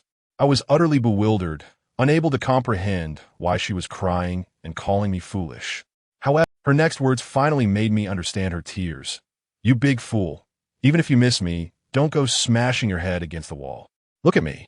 Even though I think of you every day, I don't go smashing my head against the wall. The most I do is give myself a couple of slaps to wake myself up and remind myself not to think of you anymore. Why do you treat yourself this way? Have you considered how much it hurts me to see you like this? Do you know how heartbroken I would be if you injured your head?" Huang Zi cried. "Wu Chang, promise me. Don't torture yourself like this anymore, okay? Seeing you like this, it truly breaks my heart." After pouring out her feelings, Huang Zi suddenly threw herself into my arms, holding me tightly, and continued to cry, saying heart-wrenching words. "Wu Chang, I can't hold it in anymore. I can't stand it like this any longer. I must tell you everything that's in my heart, because if I don't, I'll suffocate myself. Wu Chang, I like you just like before, even more than before. I think about you every day, longing for you so much. You know, when I could see you twice a day, I always wanted to be with you. But during this time, I haven't seen you at all. Can you imagine how I've endured this time? I can't eat anything. I can't sleep well. When I'm awake, all I think about is you, and when I close my eyes, I'm still thinking about you. I think of you when I walk. I think of you in class. In short, I think of you at every moment, every second. At this point, Huang Zi suddenly released me, wiped her tears, and looked at me seriously. Wu Chong, let us elope. Chapter 54. The Promise of Separation. Elope? I was taken aback by Huang Zi's words. Goodness, I couldn't believe she had thought of that. However, based on my understanding of her, it was surprising she would say something like this. At that moment, my mind was in turmoil. I initially intended only to visit the provincial capital to see her, to clarify a few matters, to ascertain whether she truly had a boyfriend, and to uncover who had made the decision for their family of 3 to come to the city. Was it Su Yuhan or the old man Huang? Ultimately, I merely sought to understand the role that Su Yuhan played in the situation concerning Huang Zi. However, I was taken aback when I encountered Huang Zi once more. She unexpectedly expressed a multitude of heartfelt sentiments that I had never anticipated. Faced with her expectant gaze, awaiting my response, my mind became a tumultuous haze. Had she shared these thoughts with me during my hospitalization, I would have immediately considered eloping with her without a second thought. But now, upon hearing her words, my thoughts were consumed by the changes Su Yuhan had undergone in recent times. Undoubtedly, she was no longer the same Su Yuhan I had known prior to her. Since that harrowing experience, she had shown me an abundance of kindness, to the point where it felt as though she genuinely regarded me as her fiancé, caring for me with an earnestness that was previously absent. How could I possibly elope with her sister now, knowing what I owed to Su Yuhan? As I pondered this, Huang Zi, visibly disappointed, inquired, "What is wrong? Are you unwilling?" Xiao Zi, this matter is not to be taken lightly. We cannot act impulsively. We must contemplate it thoroughly. I urged. My mind was in disarray, and I struggled to find the right words to counsel her. On one side was the charming Huang Zi, and on the other, the intellectually alluring Su Yuhan. My heart was torn as I grappled with the choice between the two sisters. It was evident that the time had come for a decision, and I needed to determine which path was more suitable for me. Regrettably, the choice was excruciatingly difficult. On one hand, there was the enchanting Huang Zi, who had moved me countless times, and on the other, the aloof goddess I had long admired. Most importantly, it was clear that this goddess's heart was gradually thawing towards me. Just as I found myself at a loss, Huang Zi calmly spoke. "Wu Qiang, there's no need to deliberate any further. I understand now." She stepped closer and gently linked her arm with mine, saying, "I may have been overly excited earlier, or perhaps I simply missed you too much after such a long absence. Now, however, that feeling has diminished. Therefore, Wu Qiang, let's part ways today. But before we do, shall we go on one last date? Come, I'll show you around the provincial capital for a day. You rarely visit, after all. From today onward, we shall be mere friends. No more thoughts of each other, all right?" Upon hearing Huang Zi's words, despite the reluctance in my heart, I nodded in agreement. The day unfolded with Huang Zi taking me to the largest park in the provincial capital for a morning of enjoyment, followed by an afternoon at the biggest amusement park after lunch. Throughout the day, we shared genuine joy and happiness, untainted by pretense. However, as we approached 5 o'clock and she delivered me to the bus station, our expressions turned somber. We both understood that this was the moment of true separation. Although I felt a lingering attachment to her, my reflections throughout the day had tipped the scales in favor of Su Yuhan. At that moment, we held each other's hands tightly, as if neither wished to let go. I lost track of how long we stood in silence at the bus station entrance, until Huang Zi finally broke the stillness. "Wu Qiang, there are only 10 minutes left until the last bus departs. Let's part ways here. Thank you for spending the day with me. It has been the happiest day of my life, and I shall cherish it forever." "I too. This has been the happiest day for me as well," I replied. "Hee, hearing you say that brings me joy," Huang Zi beamed. "In light of your sweet words, perhaps I shall reward you with a kiss?" Before I could respond, she planted a gentle kiss on my cheek, then smiled sweetly. "Do you remember that you owe me 2 kisses?" "Yes." I nodded solemnly. After the incident with the money and the lottery, I had impulsively kissed her, and when she asked why, I explained that it was a repayment for a previous kiss she had given me. She had then insisted on interest, stating that for every kiss borrowed, 3 must be returned. However, the remaining 2 kisses had since been forgotten. Now, as she brought it up, I sensed she wished for me to repay her. I agreed, feeling it was indeed time to settle the debt, allowing us both to move on unencumbered. To my surprise, just as I leaned in to kiss her, she suddenly covered my mouth with her hand and, with a dismissive tone, declared, "Pervert. I didn't say you had to repay me those kisses. I merely wanted to convey that I no longer desire them." "Wuqiang, do you know why?" "Why?" I asked, intrigued. "Because, while I would love for you to kiss me again, I cannot bear to see the boy I once liked turn into a fickle rogue. I can kiss you, but you cannot kiss me, for you belong to my sister. If you kiss me, it would signify betrayal, and you must not wrong her." What sort of logic was this? Did her kiss not count as betrayal? Did it mean that if a woman were to offer herself, it would be permissible, as long as he did not initiate? Though I thought this in my heart, I kept silent, merely nodding in response. We fell into silence once more as the clock in the bus station ticked down to 5 minutes before 6. Huang Zi slowly raised our intertwined hands and said, "Wuqiang, it's time to let go. The last bus is about to leave." "You let go first," I replied reluctantly. "No, gentlemen first," she pouted. "That is not right. It should be ladies first." "I've never heard of gentlemen being prioritized," I retorted. "Gentlemen first means gentlemen first." No arguments, she insisted, her demeanor commanding. "Very well. I do not wish to bicker any longer, as the bus is about to depart." I gradually loosened my grip, yet her hand remained firmly clasped around mine, showing no intention of releasing it. When I looked at her, she suddenly covered her mouth with her other hand, tears streaming down her face. "Wuqiang, what should I do? I cannot bear to let go of your hand." Her words nearly brought me to tears. Just as I was about to say something, she abruptly released my hand and climbed into a taxi parked nearby. I watched as she told the driver her address. Then she buried her face in her arms and wept sorrowfully. The sound of her cries tugged at my heartstrings. As I gazed at the departing taxi and envisioned Huang Zi's anguished form, tears began to fall from my own eyes. Although the conclusion of our encounter filled me with sorrow, I felt that my purpose for this visit had been fulfilled. At the very least, I had come to understand her feelings and the true nature of our ending, unlike the previous time, which had been shrouded in confusion. Upon returning to Dongshan City, I went straight home to rest.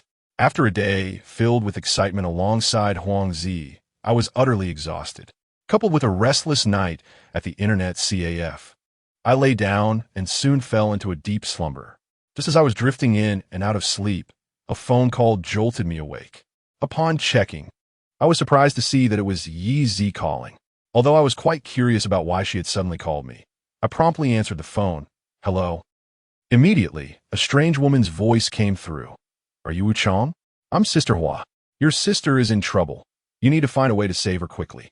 She was just forcibly taken to a hotel room by several men. They seem to say something about her offending Boss Wan. In any case, she was already quite drunk tonight, and if you don't hurry, something terrible will happen." "What?" I was momentarily stunned. This Sister Hua was the public relations manager for Yi Zi's group, and was quite nice, taking good care of Yi Zi.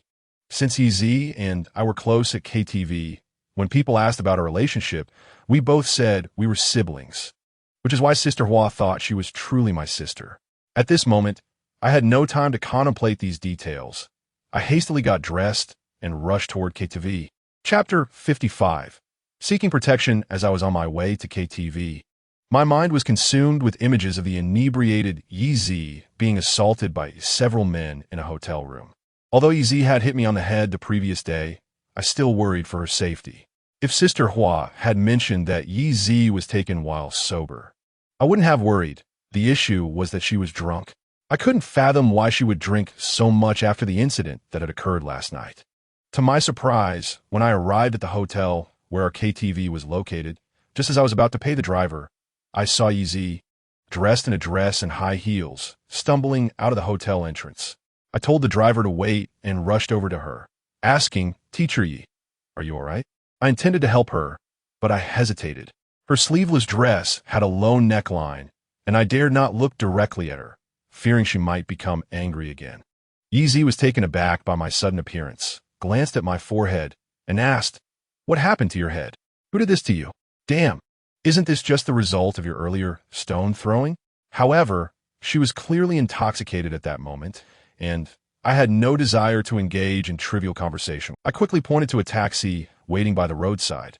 "Teacher Yi, let's hurry back." Sister Hua had told me that Yi was taken to a hotel room by some boss Wan's men, so it was reasonable to assume she had just escaped from there. Yi only wore such revealing clothing while at work. Usually, she donned casual sportswear and always changed out of her work attire in the restroom after hours. This was indeed the first time I had seen her in such attire outside a bar or KTV. Upon hearing my suggestion to return, Yi did not reply, but staggered toward the taxi. She appeared to be quite drunk again, and with her high heels, I was anxious she might fall. Though I wanted to support her, I refrained, fearing she might think I was trying to take advantage of her and slap me again. I could only walk beside her, ready to catch her should she stumble. Fortunately, she made it to the taxi without falling. I quickly opened the back door for her to get in. I dared not sit next to her in the back. After she got in, I closed the door and took a seat in the front. Unlike the previous night, Yi did not call for her boyfriend incessantly. After getting into the car, she quickly fell asleep. However, when we reached the entrance of our residential community, I found myself in a predicament. I called her name repeatedly, but she remained deeply asleep, completely unresponsive. Eventually, seeing that the taxi driver was growing impatient, I had no choice but to drag her out of the car and, just like last night, carry her on my back to her home. This time, I did not dare to use her keys to open the door and tuck her into bed as I had done before. Instead, I laid her down on the sofa and then returned to my room to fetch my blanket to cover her. After completing these tasks, I went back to my room to prepare for sleep. However, I realized I only had one blanket, which I had given to Yi, leaving me without one. Since it was still late March, the nights were chilly, and if I attempted to sleep without a blanket, I would surely catch a cold.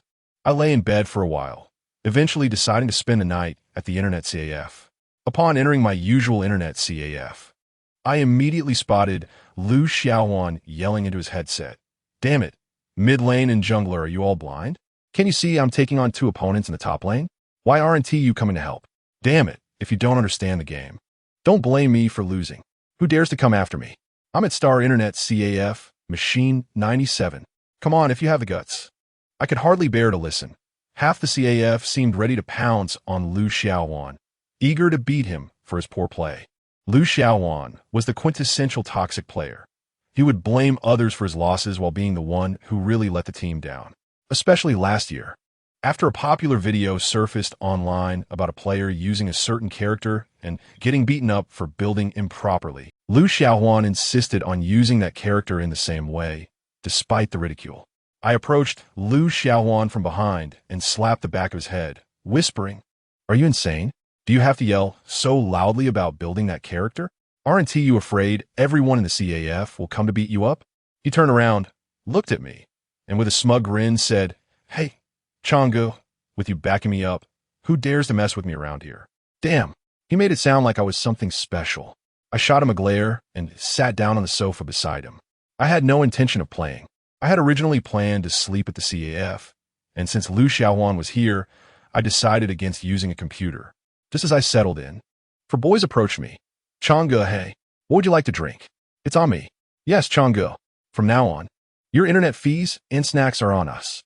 The 4 boys stood before me, their expressions filled with reverence, as if they were starstruck fans encountering their idol. I was utterly bewildered. "What is going on here?" "Hey, Changgu, I'm Renji from class 83, year 2. I've heard of your great name for a long time, but never had the chance to meet you. These 3 are from class 95, year 1. They admire you and wanted me to introduce them." One of the tallest boys looked at me eagerly. "Changgu, will you look out for us?" "Yeah, Qiang Yi. We pay a hefty protection fee each month, but the guy we pay is too arrogant and doesn't treat us like people. I'd rather pay you." "Me too. I would too." The 3 boys all voiced their agreement. I was utterly confused by their enthusiasm. At that moment, Lu Xiaowan leaned in and whispered, "Changgu, you might not know, but you became famous yesterday afternoon at the school gate. It's not just our school.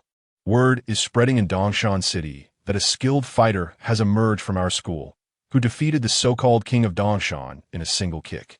Changge, our time has come. You should agree to their request.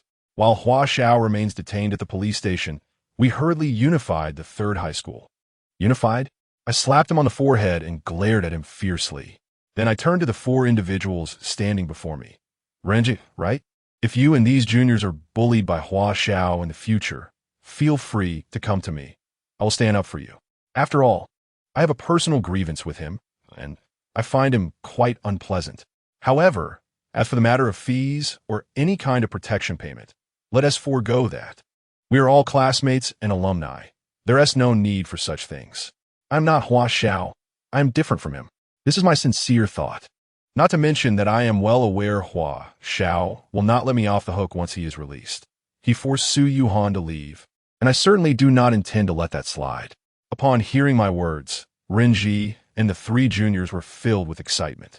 They quickly nodded their heads in gratitude. Thank you, Changge. Thank you, Changge. After expressing their thanks, Renji suddenly kicked the student next to him.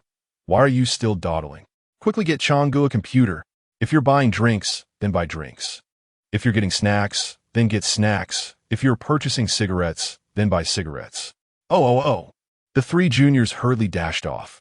However, Renji remained beside me, smiling as he handed me a pack of Furong Wang cigarettes. Changge, are you truly not going to collect their protection fees? What is the matter? I furrow my brows. He chuckled, saying, I mean no offense. I just think it's a bit of pity.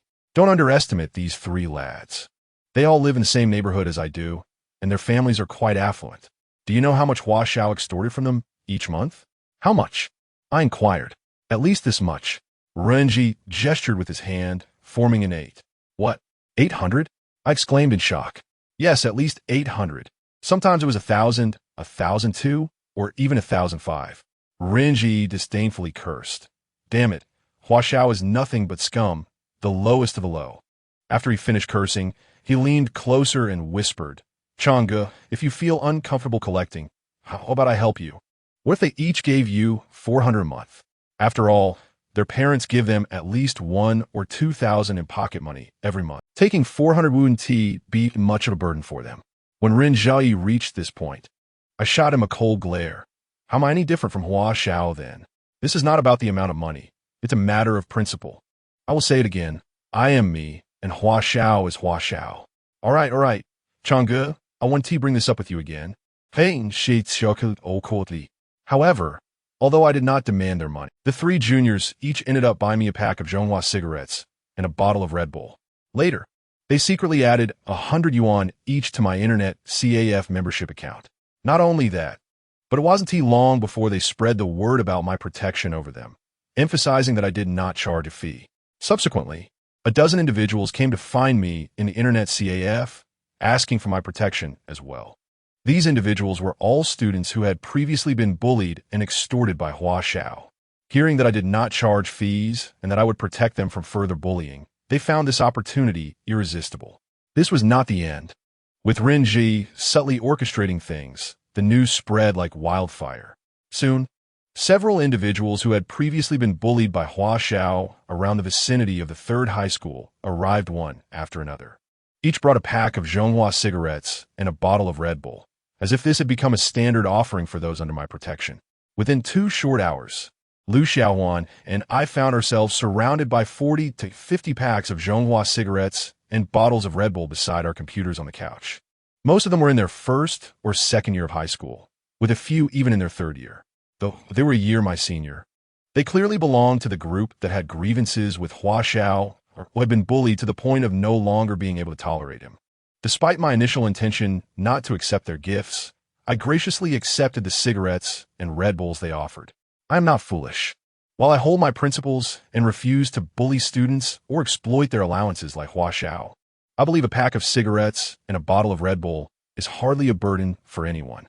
Moreover, since they had already purchased them, if I didn't accept, they would simply consume them themselves. To be honest, the feeling of being admired by others is rather pleasant. Most importantly, after tallying up the cigarettes and Red Bulls I received that night, Lu Xiaohuan and I calculated that if we returned everything at a discounted price the next day, We could easily sell them for over 2,000 yuan. This is equivalent to more than a month's salary at KTV. Although I was initially taken aback, I soon adapted. When the subsequent individuals approached me, I began to act a bit cocky. As soon as they placed the cigarettes and Red Bulls on the table, I would confidently tell them before they even spoke, "If Hua Xiao give you trouble, just mention my name and say you're under my protection. With that, go ahead and enjoy your internet session." Initially, I thought this would be a one-night affair, but after 2 hours, another 7 or 8 young men entered the internet CAF. They looked quite youthful, similar in age to us high school students. I initially assumed they were there to seek my protection as well. But as they approached Lu Xiaohuan and me, the leader glared at Lu Xiaohuan's computer screen, then pointed at him and shouted, "You think you're so tough, huh? You're calling us here to bite you? I'm here now. If you don't kneel and apologize to us today and reimburse our travel expenses, you can forget about leaving this internet CAF. You'll be leaving on a stretcher." As he spoke, he grabbed Lu Xiaohuan by the collar and yanked him up from the couch. Normally, Lu Xiaohuan would have tried to appease him with some words, but this time he did not hesitate. Instead, he landed a fierce punch right in the young man's face. "Damn it. I've been waiting for you for quite some time. Afraid you wouldn't dare show up." Just as Lu Xiaohuan finished speaking, Renji, sitting not far, although this matter may seem trivial on the surface, its ramifications for my future are quite significant. It marks the first instance where I faced trouble alongside Lu Xiaohuan, and I was heartened by the many who stood up for us. This support is evidently a result of my unexpected victory against Wang Xiaohua in a duel the previous afternoon. In truth, my swift defeat of Xiaohua was entirely due to fortune. Had he not underestimated me and launched a flying knee strike, I would have never triumphed. At that moment, he was airborne, and with the force of my kick, he had no way to evade me. Otherwise, how could I have concluded the confrontation so swiftly? As the saying goes, amateurs watch the spectacle, while professionals discern the subtleties. Most people fail to recognize the intricacies involved, and only a handful, including myself, understood why Xiaohua lost that day. To the rest, I appear to be an unstoppable force, effortlessly dispatching the dual king of Dongshan. Although I have become a legend in the eyes of my peers at Sanzhong, I remain deeply apprehensive about the situation. The saying fame brings trouble holds a kernel of truth. I am particularly concerned that Xiaohua may seek retribution once he is free. Just the night before, while dining at Su Yuhan's home, she cautioned me to be vigilant. She mentioned that although all of Tan Ye's associates had been apprehended, as long as Tan Ye managed to shoulder the blame, his cohorts would escape unscathed, facing little more than administrative detention for a few weeks. Upon their release, they would undoubtedly seek revenge on me, urging me to be cautious wherever I went. After the 8 departed, fearing they might enlist outside help for retaliation, I instructed Lu Xiaohuan to procure a bag to collect and remove all the Zhonghua cigarettes and Red Bulls. This was not out of fear, but rather a desire to avoid unnecessary conflict over a trivial matter. If a fight were to ensue, our numbers at the Internet CAF would keep us safe. However, such violence is ultimately devoid of purpose, as it could lead to severe injuries for others or ourselves, rendering it not worth the risk. Once outside the CAF, Lu Xiaohuan and I ventured to a nearby 24-hour convenience store, where we sold the Red Bulls and Zhonghua cigarettes at a discount. Most of the cigarettes had been purchased from this very vendor, and I had previously arranged with Lu Xiaohuan to negotiate the buyback. After tallying the inventory, we had a total of 52 packs of Zhonghua cigarettes and over 40 bottles of Red Bull, given that we had consumed a few bottles earlier. The count of Red Bulls was slightly lower. In the end, we each kept 1 pack of cigarettes and returned the rest of the Red Bulls, receiving a total of 2,100 yuan from the owner. As I held the cash in my hands, I felt a surge of joy. Remarkably, this was achieved without collecting any protection money. I had managed to earn over 2,000 in a single night. If I were to charge those dozens of individuals monthly, I would certainly be on the path to prosperity by the end of the semester. Handing Lu Xiaohuan 1,000 yuan, he hesitated at first, saying, "Changge, why are you giving me this? It's all yours." I chuckled, hee, back when we struggled in school. We shared a plate of fried noodles. Now that times are better, shouldn't I share with you? I'm just taking a little extra. No way. You need the money more than I do, he insisted. Stop being so modest. Just take it. I pressed 1,000 yuan into his hands. Ultimately, Lu Xiaohuan returned 500 to me, claiming he would only take 500 since he thought I was still in need, vowing to split any future earnings evenly. Though Lu Xiaohuan sometimes indulges in foolish bravado, he is genuinely loyal, especially towards me. If he had 50 yuan and I asked for 30, he would hand it over without a second thought. It was still before 4 in the morning, and with nowhere to sleep, I decided to scale the wall back to school with Lu Xiaohuan, intending to share a dorm room with him. However, after walking a short distance, I suddenly heard a familiar voice calling out, "Wu Chong, stop right there." Turning around, I found Yi Zi, clad in casual athletic attire. Wasn't she supposed to be intoxicated? What was she doing here? "Teacher Yi," Lu Xiaohuan exclaimed, excitement evident in his voice. Yet, Yi Zi ignored him and strode directly towards me. Noticing her displeased expression, I quickly stammered, "Teacher Yi, I didn't do anything tonight. I was too afraid to even walk you back to your room." "Shut up," Yi Zi interrupted sharply. "What are you two planning to do?" "Teacher Yi, we were just heading back to the dorm to sleep," Lu Xiaohuan chimed in. "Then hurry up and go." Yi Zi shot him a cold glare. Oh. Lu Xiaohuan turned and pulled me along. "Let us go." "You go back first," I suggested, having heard Yi Zi address Lu Xiaohuan as you, not you two. Besides, she was now awake, so I saw no reason to crowd into his dorm room. Upon Lu Xiaohuan's departure, he glanced back at Yi Zi with a hint of apprehension before hastily walking away. Once he had walked a good 20 to 30 meters, Yi Zi turned to me, her expression devoid of warmth. "What are you doing out at this hour?" I stuttered, unsure of what to say. "Are you hiding something?" Yi Zi's icy gaze bore into me. "No," I quickly replied. "Teacher Yi, I was just covering you with a blanket. I didn't have one myself, and was planning to sleep at the internet CAF. However, something happened there, and I feared retaliation, which is why I intended to sleep in the dorm with Lu Xiaohuan." I felt compelled to clarify, fearing she might misunderstand. Little did I know that Yi Zi was not actually drunk tonight. The call from Sister Hua was orchestrated by her to deceive me. Yi Zi had feigned intoxication to test my intentions and ascertain whether I would attempt to take advantage of the situation, seeking to determine if she had misjudged me the previous night. It was evident that I dared not overstep my bounds, so how could she miss that? The reason for Yi Zi's test stemmed from her realization that she had not visited the hospital all day and only discovered the following morning that I had covered her boyfriend as surgical expenses of 250,000 yuan. Although her boyfriend did not know my name, she recognized me from the descriptions provided by him and the doctor. Upon hearing my explanation, Yi Zi smirked slightly. "Fortunately, you behaved yourself tonight. Otherwise, you would be in serious trouble." With that, she shook her head and added, "Let us go home." "Oh," I responded, trailing behind her as we made our way home in silence.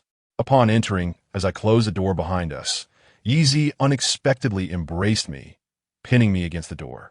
Her face was mere inches from mine, fierce determination filling her gaze as she held me in silence.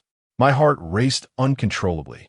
I turned my head to the side, attempting to distance myself from her face, and managed to ask, "Teacher Yi, what do you want? Did I kiss you the other night?" Yi Zi questioned, her tone demanding honesty. "If you dare lie to me, you will regret it." To be truthful, I was hesitant to deceive her, so I nodded. "You knew I was drunk and mistook you for my boyfriend. Why didn't you push me away?" Yi Zi inwired coldly. "I'm afraid this is still my fault. With such strength, you held me tightly, and my legs were ensnared by yours. I could hardly push you away." I honestly described the situation at that moment. Eventually, in sheer desperation, I had to knock you unconscious with a punch. "What? You knocked me out with one punch?" Yi Zi exclaimed, her eyes wide in disbelief. Just as I was at a loss for words, she suddenly released me and touched her own face. No wonder I felt so much pain after waking up. "I apologize, Teacher Yi. I truly had no other choice," I said. Initially, I merely intended to explain why I struck her, but unexpectedly, she turned around, seized my collar, and shoved me against the wall, her chest pressed against me. "Why did you knock me out? Do you think I'm unattractive?" If such a delightful opportunity existed, other men would have willingly closed their eyes and savored the moment. Yet you chose to knock me out. What do you mean? Do you disdain me? I was utterly bewildered by Yi Zi's words. "So, She implied that rather than knocking her out, I should have simply enjoyed the experience. Faced with her barrage of inquiries, I found myself at a loss for an appropriate response. At that moment, Yeezy calmly uttered a statement I could hardly have anticipated. I know you paid for my boyfriend's surgery at the hospital. I cannot repay that money, so I can only offer my body in return. After saying this, Yeezy nestled into my embrace, tilting her head back and slowly closing her eyes, clearly waiting for me to kiss her. In the face of such a scene, even a fool could discern her intentions. Chapter 57. Call me sister. The allure of Yeezy nestled in my arms was undeniable. Her title as the first goddess of our school was not without merit. Her exquisitely flawless oval face, paired with her long, straight hair, was captivating. Normally, even from a distance, my heart would race uncontrollably, especially now, with her so close. Her enchanting scent enveloping me. To be honest, I felt an overwhelming urge to embrace her and shower her with kisses. But if my self-control were that weak, she would have already been mine the night before, and I wouldn't still be in this position. Thus, after a moment of hesitation, I calmly pushed her away. I never said you had to repay me. I had expected that my words would earn Yeezy's respect, but instead, she scoffed disdainfully. At least you were somewhat honest. After saying this, Yeezy turned and walked towards the sofa. Her comment made me realize she had merely been testing me. Women are truly inscrutable. I stood at the door for a while, trying to regain my composure. Since Yeezy hadn't turned on the lights after we entered, I hesitated to do so myself. She remained seated on the sofa, clearly lost in thought, and I didn't want to disturb her. So I quietly made my way to my room. Once inside, I lay down on the bed without turning on the light. Just as I settled in, my door was suddenly pushed open by Yeezy. In the soft light of the moon filtering through the window, I could see she was carrying a blanket. She tossed the blanket over me and suddenly cried out, "Wu Chong, I'm sorry. I misunderstood you the other day. Thank you for paying so much money for my boyfriend. I promise to repay you as soon as possible." I could tell from her tone that she was genuinely sincere, especially since she was crying. I had previously mentioned that I never intended for her to repay me. If she insisted on repaying, she needn't rush. I wasn't in a hurry either. Once she had treated Tianji's illness and she and her boyfriend earned some money, she could repay me gradually. If it turned out she truly couldn't repay, then so be it. I replied. Seeing Yeezy take the initiative to apologize brought me joy, as it indicated she had realized her misunderstanding. What? You say it's fine if I can't repay? Yeezy suddenly grasped my collar. You little rascal, do you have some ulterior motive towards me? You hope that one day I'll be able to repay this debt, and you can claim my body as payment, right? Let me tell you, not a chance. Don't even think about it. Yeezy's words finally ignited my anger, and I pushed her hand away, responding with disdain. Why are all you beautiful women so self-important? Do you think all men are as sordid and filthy as you imagine? Let me assure you, at least I, Wu Chong, am not that kind of person. If I were, I would have slept with you the night before. I wouldn't have used my family's money for repairs to pay for your boyfriend's treatment. Do you think my family is wealthy? To be honest, my family is so poor that our house is about to collapse, with no money for repairs. The funds for my schooling this year were obtained from my father selling cattle. Initially, my father intended to borrow money for my tuition from my uncle. However, that night, my cousin set a trap for me, accusing me of peeping at her while she bathed, and on the 7th day of the new year, they kicked our entire family out. At this point, my emotions were running high, and I stood up from the bed, shouting at Yeezy. Do you know how heartbroken I felt when my family was turned out by my uncle that night? They were the only relatives we could rely on in this world. My cousin, simply because she looked down on my poverty and my poor academic performance, devised a scheme to prevent me from staying with them after school started. Money, money, money. It is really not a good thing. I despise money, especially those wealthy individuals who look down upon us poor folk simply because they have a little cash. Do you think the $250,000 I gave your boyfriend just appeared out of thin air? That was the $500,000 Su Yuhan gave me, meant for repairing our house in the countryside. Do you think I felt good about taking that money? Recently, she even thought I was a scoundrel and believed I approached her solely for her family's wealth. After venting my pent-up frustration, I felt a sense of relief. I had long held these feelings inside, unable to find someone appropriate to confide in. At that moment, I inexplicably shared everything. In truth, I had no one else to turn to. Discussing it with Lu Xiaohuan would be futile. He lacks the intelligence to comprehend. I certainly wouldn't share it with Su Yuhan, nor would I burden my parents with my troubles. It seemed that only Yi Zi could truly understand, as she had experienced similar hardships. Once I had released all my thoughts, I quickly regained my composure. I am sorry, Teacher Yi. I shouldn't have spoken to you in such a tone. I said calmly. Teacher Yi, just as you mentioned that day when you misunderstood me at the school, I have never truly seen you as just my teacher, nor have I considered you my student. In fact, I have always regarded you as a friend, as if you're my sister. After we left the bar that day and encountered Yang Ge, I didn't return home immediately. I was concerned that you might be in trouble, so I secretly followed you to the bar on Yangjiang Road. I only returned home after witnessing you escape safely after blinding Boss Wan. However, when I returned home, I found you crouched beside the bushes in our community, weeping for over half an hour. I sensed that you must be harboring deep sorrow, and I could feel your heartache mirrored in my own. Thus, the following day, I chose not to attend school and followed you to the hospital, where I encountered your boyfriend, Xia Xiaotian. Through his words, I learned of your story, which moved me profoundly, and I yearned to offer you assistance. I perceived your solitude and loneliness in this place where you had no relatives or friends. I thought to myself that if you would not mind my humble background, it would be wonderful if you could be my elder sister. Although my circumstances at that time limited my ability to help, at the very least, you would not have to face such loneliness and solitude anymore. You would have someone to confide in, someone to share your burdens with, rather than hiding away and weeping in silence. That morning, after receiving 500,000 from Su Yuhan, my immediate thought was to help you. I wish for you to no longer work at the KTV, to lead a more relaxed life. Therefore, I allocated 250,000 to Tiange, hoping to expedite his recovery. Once his health improved, you would no longer need to endure the indignities of the KTV or suffer the advances of those unsavory men. In truth, I had witnessed you retreating to empty KTV rooms to cry on several occasions, and I longed to enter and comfort you. Yet, I feared you might ignore me or feel embarrassed. Teacher Yi, I am sincere. If you and Tiange are unable to repay the 250,000 in the future, please do not feel obligated. I genuinely wish to alleviate your burdens, not to see you return to the KTV. Regarding your earlier insinuation that I harbor feelings for you, I must apologize. Before I could finish my words, Yizi suddenly rushed towards me, enveloping me in a tight embrace, sobbing, I'm sorry, please stop talking, just stop. It was all my fault. I had misunderstood your good intentions. Please forgive me. I did not mean to say those hurtful words, nor did I anticipate they would cause you such pain. I am to blame for misinterpreting your kindness. Yizi clung to me, weeping uncontrollably.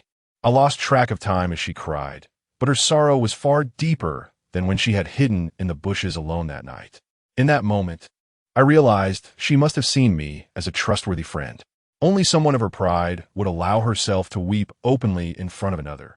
Typically, others only witnessed her resilient facade. It is worth noting that my earlier words were born from a similar sentiment.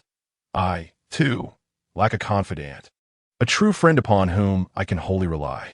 While I can trust Lu Xiaohuan and Su Yuhan, they cannot fulfill the role of an intimate friend, someone with whom I can unreservedly share my trials and tribulations. I surmised that Yi Zi felt similarly, or she would not be weeping so openly in my embrace. I wished for her to release her pent-up grievances, so I refrained from offering any words of comfort, allowing her to cry freely on my shoulder. Tears and snot stained my clothing, a testament to her emotional outpouring. She cried for what felt like over 10 minutes, only ceasing when someone upstairs shouted, questioning whether there was a funeral taking place. Once she quieted, I smiled and asked, Teacher Yi, do you feel a bit better now? Yi Zi shot me a glance. You little rascal, you have no understanding of tender feelings. I cried for so long, and you didn't even comfort me. I replied, Teacher, I wanted you to let it all out, to express your grievances. I thought that would ease your heart. And stop calling me teacher, Yi Zi retorted, glaring at me. From now on, call me sister. After Hu Ge finished speaking, he paid no further attention to Ling Shuai and hurriedly approached me, saying, Young brother, Where are you headed? Allow me to accompany you. Shall we indulge in a couple of drinks together? I would be delighted to treat you to a late-night snack. As for the money we just obtained, let us split it evenly. No need for that. I hailed a taxi to depart. I wish to maintain my distance from individuals like brother who, as I feared being unwittingly drawn into their world. Although he would undoubtedly be no match for me in a physical confrontation, I knew that when it came to mental games, even 10 of me would not suffice against someone as seasoned as he.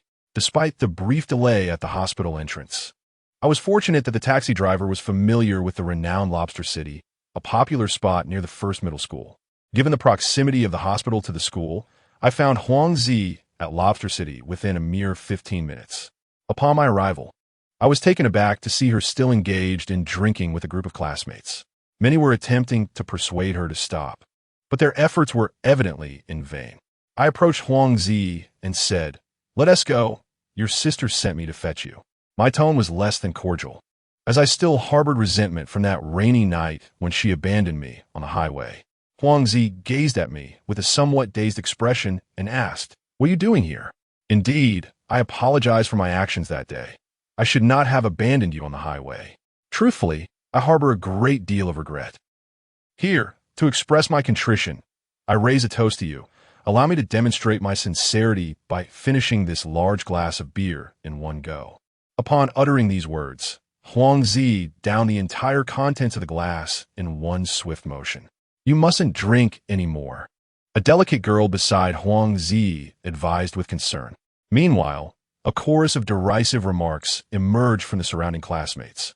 "Ah, Zi, is this the simpleton you left stranded on the highway during the torrential rain a few days ago? I see. So, it was this fool all along? Fool, did you enjoy the rain that night? Was it not utterly delightful? You, a mere country bumpkin, dare to offend the enchanting purple-clad fairy of our esteemed institution? It seems you are courting danger." A group of individuals surrounded me, exchanging words with a mix of mockery and amusement. There were 8 of them in total, mostly paired off, with the exception of Huang Zi and a rather elegant girl who sat beside her. I surmised that the latter must be enchanting, as she appeared to be the most concerned for Huang Zi's well-being. The remaining 3 couples were all fashionably attired, and including Huang Zi and enchanting, their table was adorned with the latest models of Apple phones. It was evident that these individuals hailed from affluent families, which explained their disdain towards me. However, I had encountered such contemptuous behavior numerous times at school and had long since grown accustomed to it. Generally, as long as their actions were not excessively egregious, I chose to remain indifferent. The sheer number of such individuals made it impractical for me to confront each one. At that moment, their gazes were filled with derision and disdain, akin to how one might regard a beggar on the street, or even more contemptuously. The only exception was a strikingly handsome boy with bangs, who continued to squint at me. Despite his star-like appearance reminiscent of Yang Yang, his gaze was unsettling, exuding an air of insidiousness. I am well acquainted with this sensation. It resembles the way Wu Chunlei observes others. Thus, I surmise that this individual must share similar traits with Wu Chunlei. Curiously, a stunning girl beside her appeared rather pleased by the expressions exchanged between Huang Zi and myself, though I could not discern the source of her satisfaction. At that moment, Huang Zi abruptly stood up and slammed her hand on the table, exclaiming, "No, you shall not look down upon my boyfriend." Huang Zi, having finished her words, grasped my hand and swayed slightly as she said, "Come, let me introduce everyone. This is my boyfriend." Ah! The surrounding classmates were utterly taken aback. However, almost immediately, all eyes shifted towards the boy who bore a striking resemblance to Yang Yang. Simultaneously, the girl beside him deliberately leaned her shoulder against him, a triumphant smile dancing on her lips once more. I was not oblivious. I'd already discerned the reason behind Huang Zi's inebriation that evening.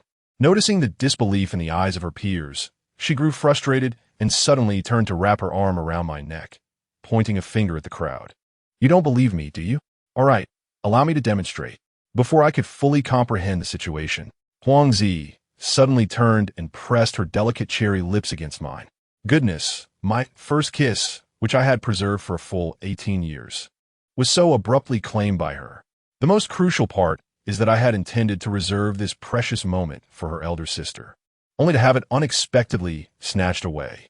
I am well aware of Huang Zi's audacious personality, and at this moment, a rather unsettling premonition began to take hold of me. Chapter 24. Wounded before love. The kiss from Huang Zi not only left me utterly astonished, but her 7 classmates were equally taken aback. It is likely that they could never have anticipated this haughty and capricious little princess would publicly kiss someone as unsophisticated as myself. Naturally, I too was blindsided by her sudden act of affection. To be candid, I had envisioned countless scenarios of losing my first kiss to Xiaoling, Su Yuhan, Yi Zi, and even Su Mingqi. Yet, I never could have imagined that my inaugural kiss would be forcibly claimed by Huang Zi. Furthermore, isn't it said that the first kiss is supposed to be enchanting? At that moment, Huang Zi reeked of alcohol. I felt no sense of beauty, only a hint of disgust. After kissing me, she wiped her mouth and, with an air of pride, proclaimed to those around her, "Now you must believe me. She seems utterly indifferent to my feelings, having taken away my first kiss. At the very least, she ought to offer me some form of restitution, perhaps by compensating for my emotional distress. Indeed, how could Huang Zi possibly care about my feelings? Her true concern lies with that boy who bears a striking resemblance to Yang Yang. It is evident to even the most naive observer that her kiss was merely a deliberate provocation aimed at him. Thus, following Huang Zi's words, the surrounding classmates all turned their attention towards the young man. He is undeniably handsome, with a fair complexion and an air of delicate charm. Dressed in a stylish Korean-inspired fitted suit and adorned with a silver earring in his left ear. Until that moment, he had remained silent, avoiding any direct gaze upon me. Yet he suddenly cast a cold glare my way. Get lost. The farther you are from me before I lose my temper, the better. I do not wish to see you again. Upon hearing his words, the other pairs of classmates erupted in a chorus. Hey, did you hear that? Our Yu Xiao is telling you to scram. I advise you to depart swiftly before our esteemed Yu becomes enraged. Truly, when he loses his temper, the repercussions can be quite severe, and you may find yourself with no opportunity to leave. Indeed, our dear brother Yu possesses a rather volatile temperament. What on earth is happening tonight? I merely ventured out with the sole desire of receiving an embrace from Su Yuhan.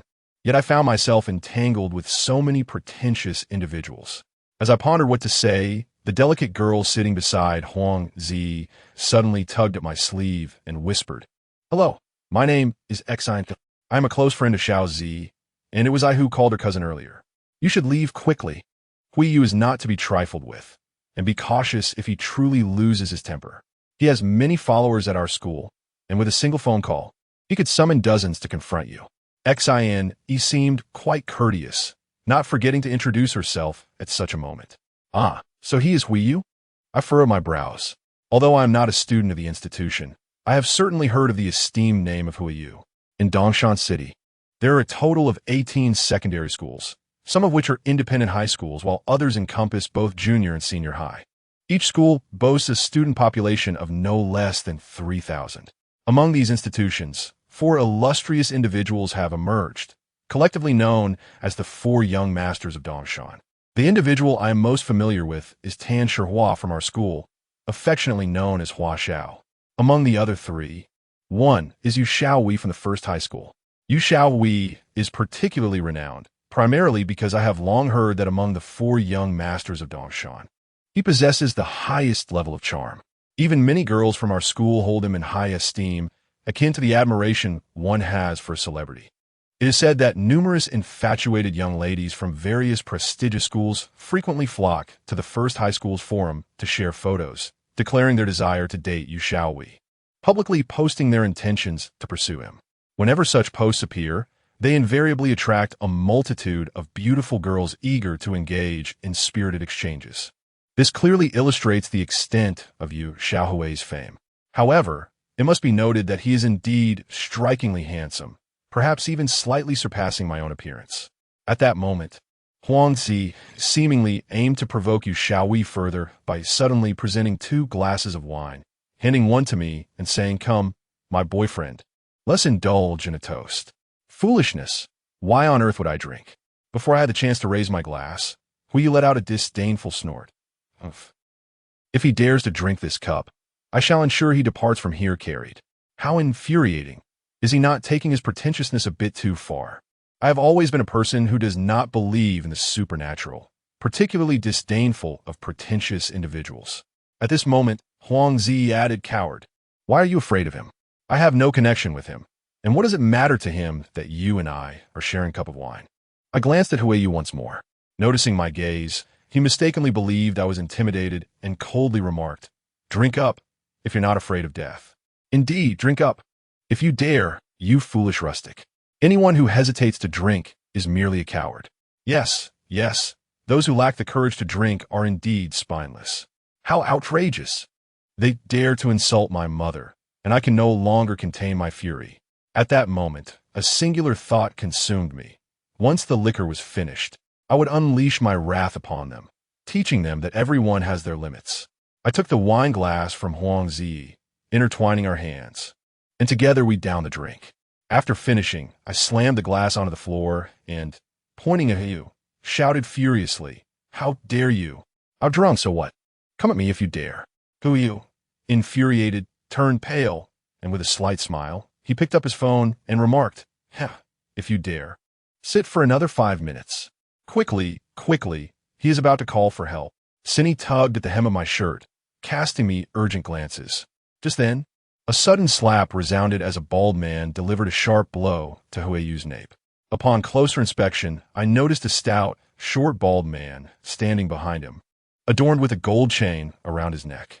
Behind the bald man loitered 4 or 5 rough-looking thugs, casually draping their arms over one another's shoulders.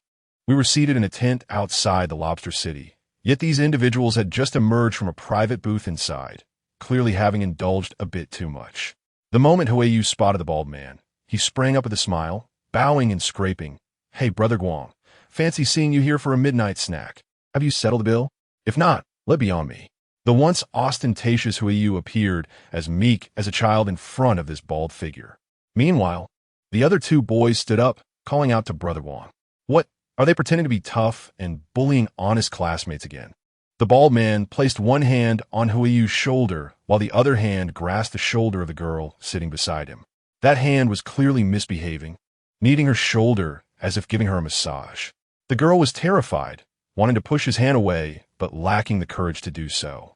She looked at Huiyu in fear. Her pleading eyes made my heart ache. Yet Huiyu pretended not to notice, grinning awkwardly at Brother Guang. "Hee, Brother Guang. My girlfriend and I came out for a late-night snack with a few classmates. This is my girlfriend." Huiyu dared not go further, not mentioning that Brother Guang should release his girlfriend. How infuriating. They become so cowardly, yet still dare to show off in front of me. Meanwhile, the 2 thugs accompanying the bald man were also harassing the girlfriends of the other boys. "Little sister, you are so beautiful. Have you been with someone before? Hey girl, what's your name?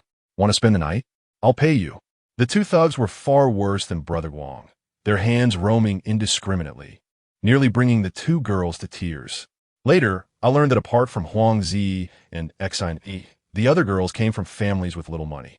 Their iPhones were gift from those boys. Because of this, Huiyu and the other 2 boys felt it wasn't worth offending Brother Guang for the sake of their girlfriends. Thus, like Huiyu, they stood by, watching their girlfriends being harassed, their faces filled with anger, yet not daring to speak. They could bear it, but I absolutely could not. I picked up an empty bottle and pointed it at Brother Guang and his 2 thugs. "Damn it, you better stop right now." My shout stunned them all, including Huiyu and the girls. Previously, Huiyu's girlfriend and the other girls had joined the boys in mocking me, but now their gazes towards me were filled with gratitude. Upon seeing this, Brother Guang immediately walked over to me, disdain written all over his face. "Oomph. Little brat, do you know who I am? What? Do you want to fight me?" He leaned his shiny bald head closer, inviting me to strike it. "Come on, hit here, put some strength into it. If you don't hit hard today, you're my grandson." Huiyu and the other boys laughed, displaying expressions of schadenfreude. How pitiful these fools were. I was at least trying to help their girlfriends, and instead of gratitude, they wanted to see me humiliated. However, looking at Brother Guang's shiny head, it was undeniably a target begging to be struck. I had never encountered someone who invited me to hit their head, and he even urged me to use strength. Damn it, had he trained in head-hardening techniques? It seemed I really needed to put some force into it. As I arrived at this juncture, the disdainful glances cast upon me by Huiyu and his companions were palpable. In their eyes, they presumed I had been rendered incapable of action by the imposing figure of the bald man. Simultaneously, the bald man grew increasingly emboldened, taunting me with, "You little bastard. Afraid to strike? If you lack the courage, then kneel and pay your respects," calling me grandfather a few times.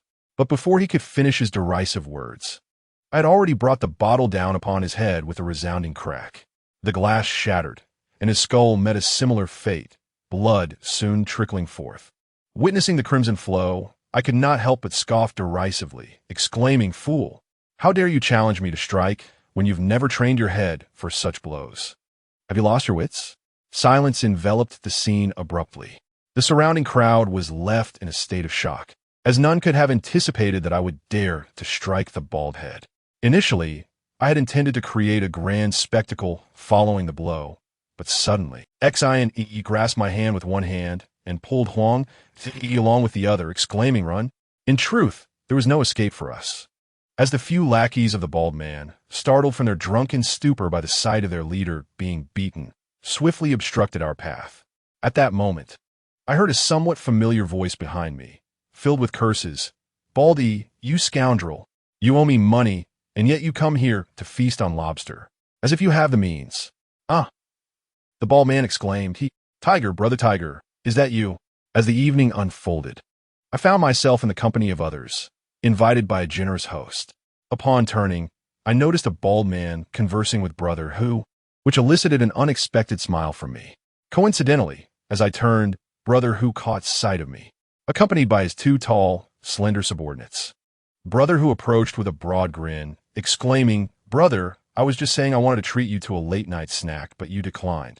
What a stroke of fate that we meet here again. You must do me the honor of allowing me to buy you a couple of drinks." His words sparked a ripple of astonishment throughout the room.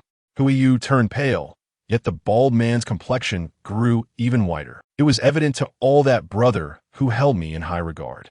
However, I maintained a stoic expression as I replied, "Perhaps another time. I am quite occupied this evening." While brother Hu requested a favor, I chose not to comply, not out of a desire to appear aloof, but rather from a genuine reluctance to become entangled with individuals of his ilk. Engaging with such societal ruffians instilled a sense of trepidation within me. Yet, my response bewildered those present, as brother Hu's reputation in this area was formidable, and few dared to disregard him so openly. Nevertheless, brother Hu remained unfazed. "Ah, very well. Brother, I shall not hinder you further. But what transpired just now?"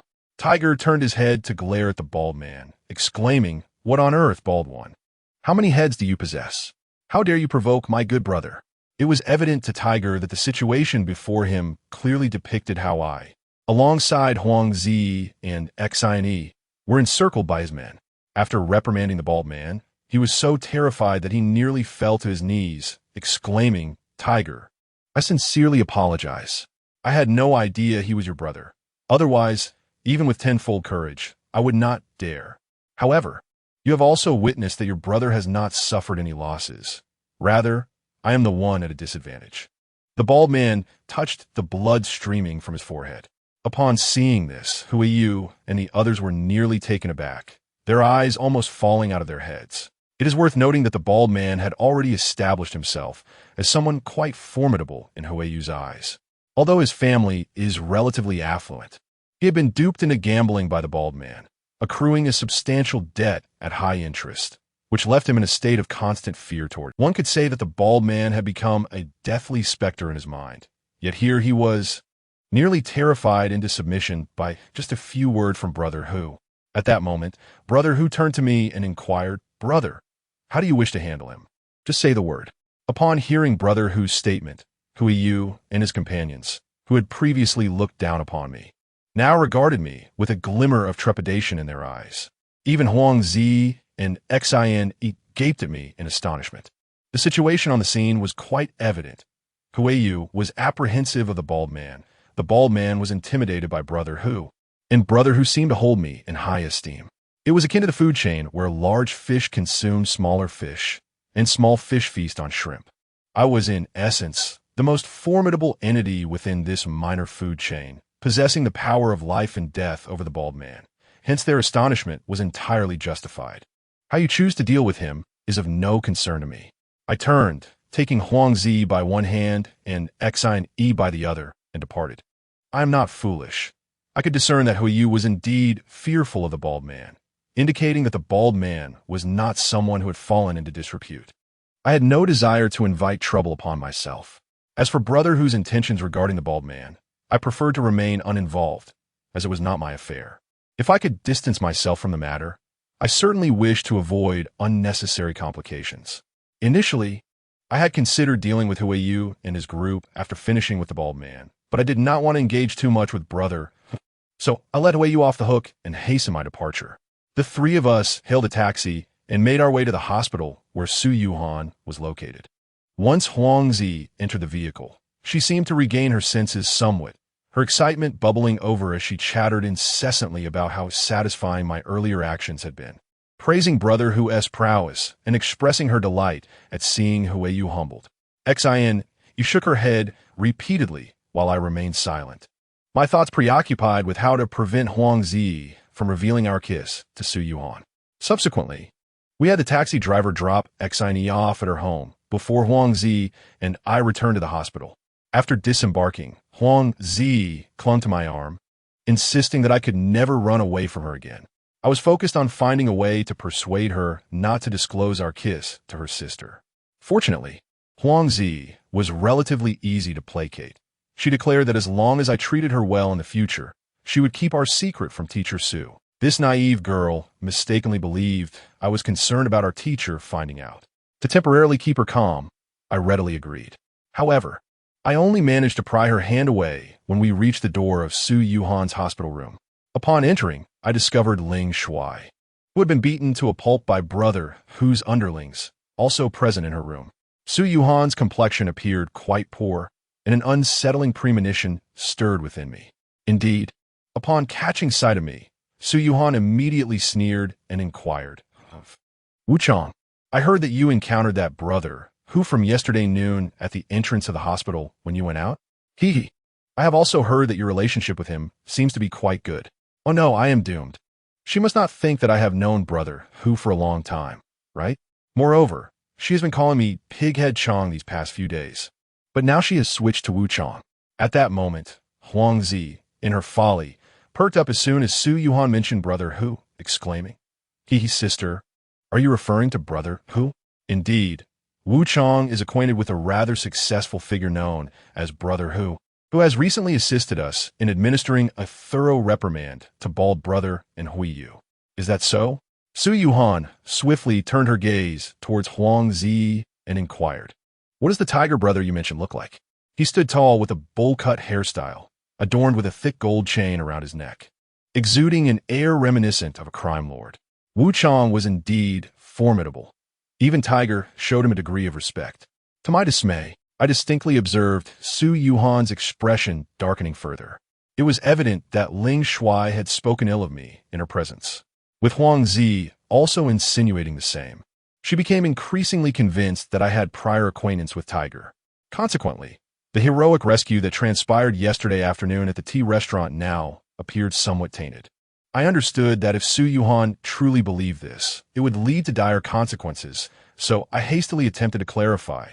Sister Han, I did not know Tiger before. Please let me explain, but before I could complete my sentence, Su Yuhan slapped my face with a resounding crack. With a bitter smile, she remarked, Wu Chang, I underestimated you. I never anticipated you to be such a skilled actor. Indeed, your performance in yesterday's heroic rescue was commendable. I give you a 10. It was disastrous. She had unequivocally formed that opinion. Sister Han, I truly did not know Tiger before, but her hand met my face once more, and she spat, Get lost. Leave at once. Furthermore, do not refer to me as Han Jie in the future. Kindly address me as Teacher Su.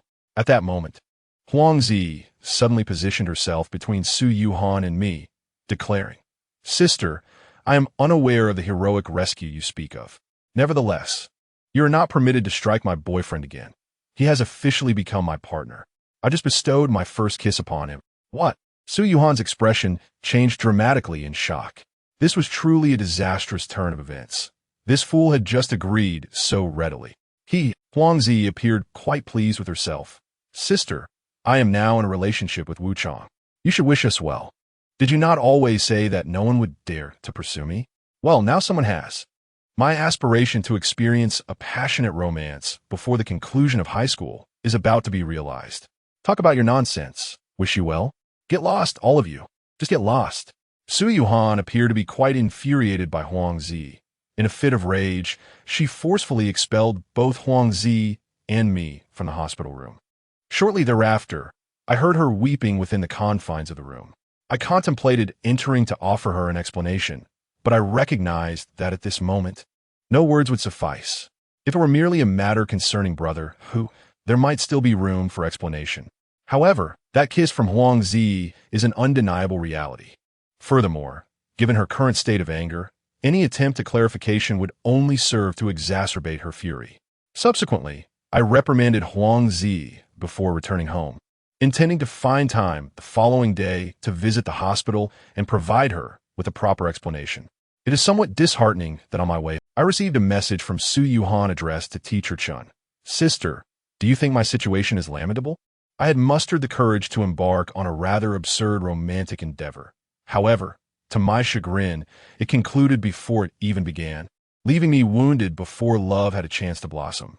Chapter 25. A surprise upon receiving a message from Su Yuhan.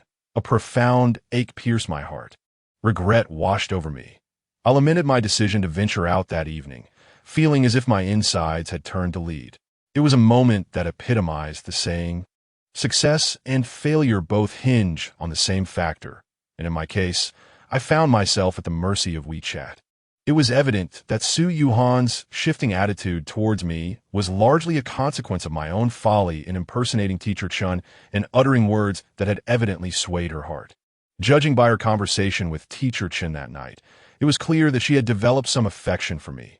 Otherwise, she would not have been unable to sleep, lost in thoughts of me, had I not been so eager for immediate gratification, yearning for a comforting embrace at the hospital.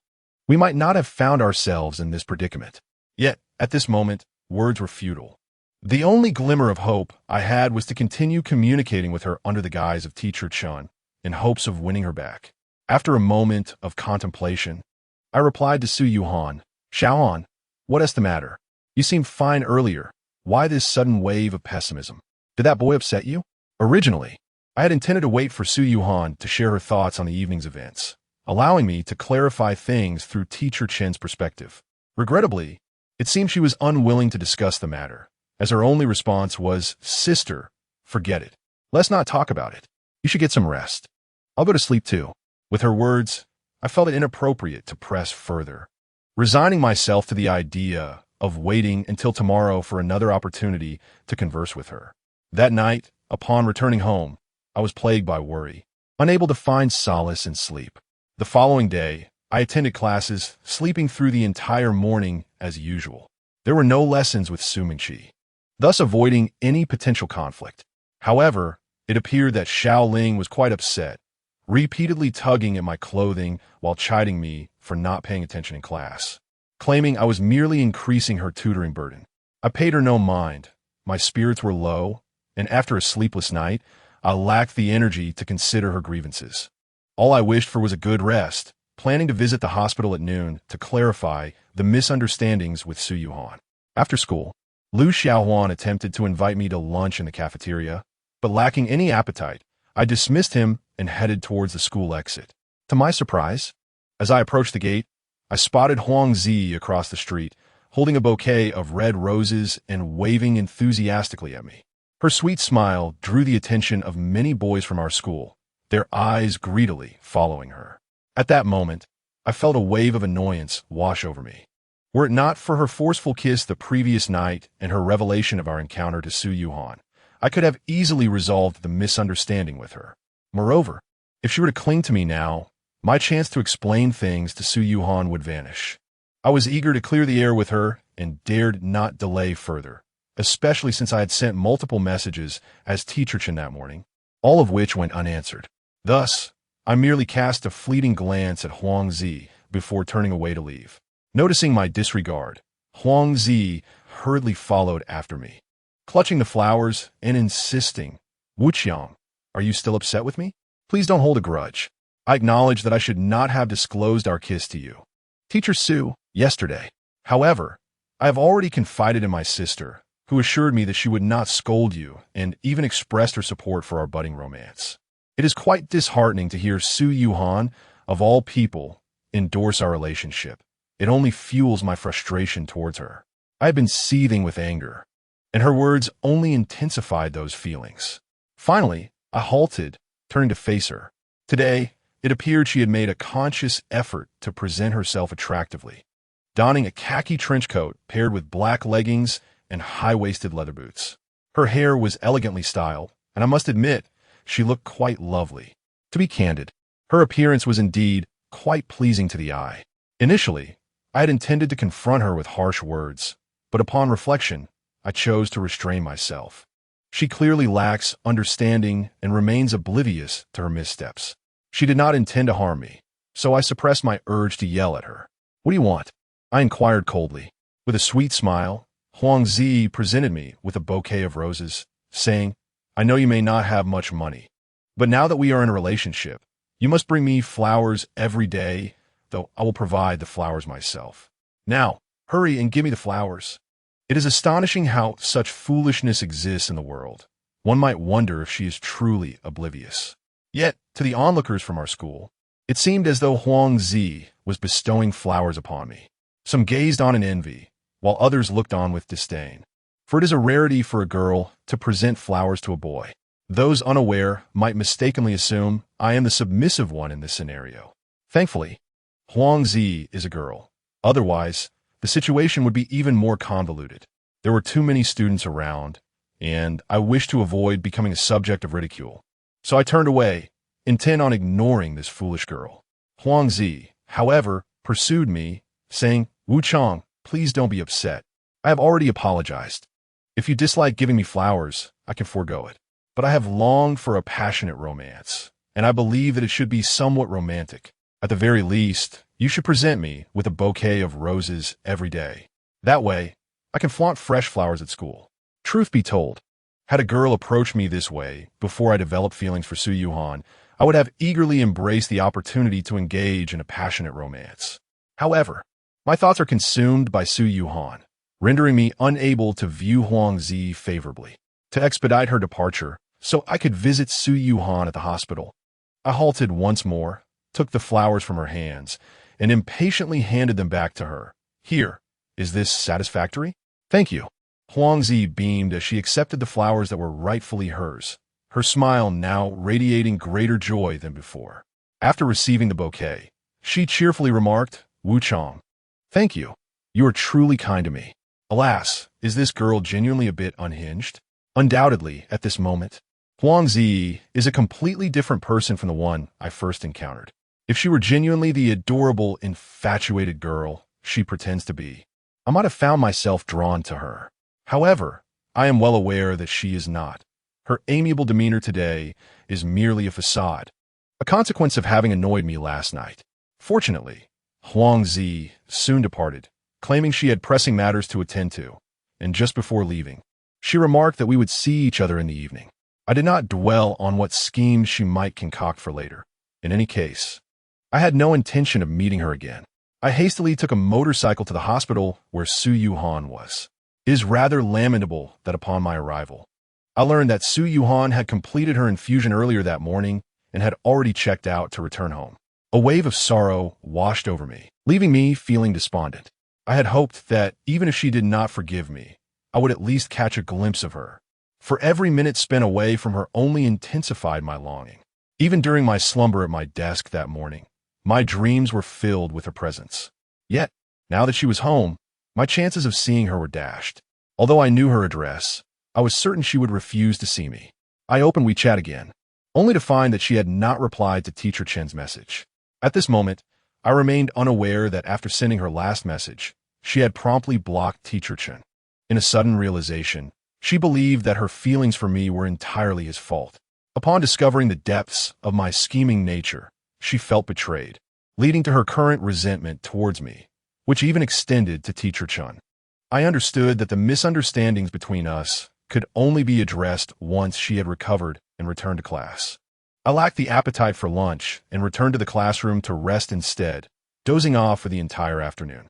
During evening study hours, I noticed many girls receiving bouquets of flowers, which made me realize that today was February 14th, Valentine's Day.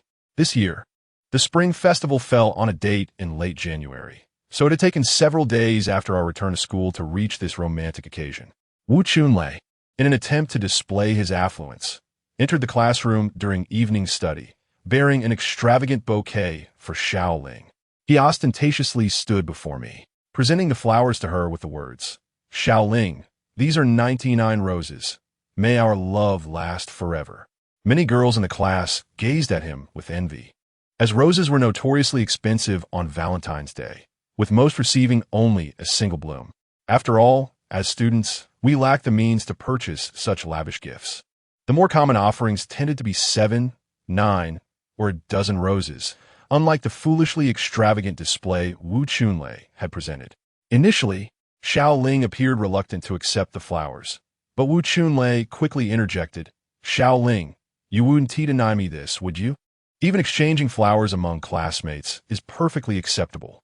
These roses are especially costly this year, at 30 each. I spent 2 or 3,000 on this bouquet.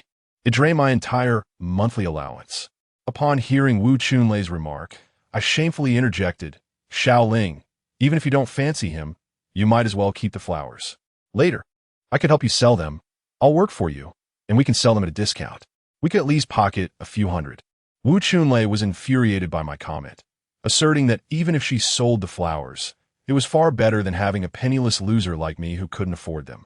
Xiao Ling shot me a glance, perhaps out of concern for Wu Chunlei's pride, and reluctantly accepted the flowers.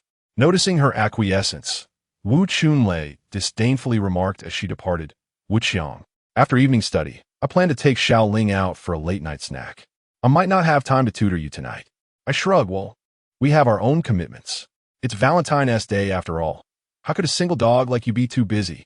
That day, I genuinely believed that the so-called campus belle, the purple fairy, from our school was Wu Chunlei's girlfriend. However, I later heard from a friend that she had picked him up in a sports car only to abandon him halfway down the highway, which elicited a hearty laugh from me. Wu Chunlei left, chuckling, and soon the entire class joined in the mockery. Once Wu Chunlei had exited, Xiao Ling quietly said, "Excuse me, I need to set these flowers down." As I stood to let her pass, I couldn't help but mutter, "What a fool, buying so many flowers. Must have something wrong with her head." Little did I realize that there were countless individuals in this world far more foolish than Wu Chunlei. As the final bell rang for the last period of evening study, I was startled by a chorus of gasps emanating from the adjacent classroom, followed by similar exclamations from students in our class who had exited first. Within moments, the wave of astonishment surged, echoing throughout the school. I observed many students leaning over the railing, peering down below. By the time I stepped outside, there was no space left to see. I was unable to catch a glimpse of what was unfolding. At that moment, my thoughts were consumed entirely by Su Yuhan. However, just as I was about to descend the stairs, Lu Xiaohuan excitedly grabbed my arm, exclaiming, "Changge, when did you get such a beautiful girlfriend? And it seems like she's really pursuing you." Confused, I asked, "What do you mean?" Simultaneously, I noticed that everyone in our class, standing in the hallway, had turned to look at me, including Wu Chunlei, whose expression mirrored that of someone encountering an extraterrestrial being. "See for yourself." Lu Xiaohuan pulled me into the crowd. As I glanced down at the large playground, I gasped in astonishment. In the center of the playground, there were numerous candles meticulously arranged in the shape of a heart, each accompanied by a vibrant red rose. Moreover, at the heart of this grand display, there was a substantial mound of heart-shaped red roses, which alone was nearly the size of half a basketball court. In the center of this heart-shaped arrangement of candles and rose bouquets stood a fairy clad in a white wedding gown, delicately cradling a bouquet of white roses. In the space before her, 5 large characters formed by candles proclaimed, "Wu Chang, I love you." It It is said that white roses and a white wedding dress symbolize a love that is pure and unblemished, and at this moment, she appeared exceptionally innocent and charming. However, it was at this very moment that I suddenly grasped why this year's roses were so exorbitantly priced. It is worth noting that our school's vast playground encompasses 8 standard basketball courts merged into one. Yet this fool had chosen to adorn nearly half of this expansive area with candles and flowers. Goodness, wealth should not be squandered in such a manner. It was then that I began to comprehend the true meaning behind her words of meeting again tonight. Gradually, I also started to understand how she intended to pursue that grand and passionate romance she had spoken of. Although Huang Zi had indeed orchestrated a spectacle of considerable magnitude, I found myself devoid of joy.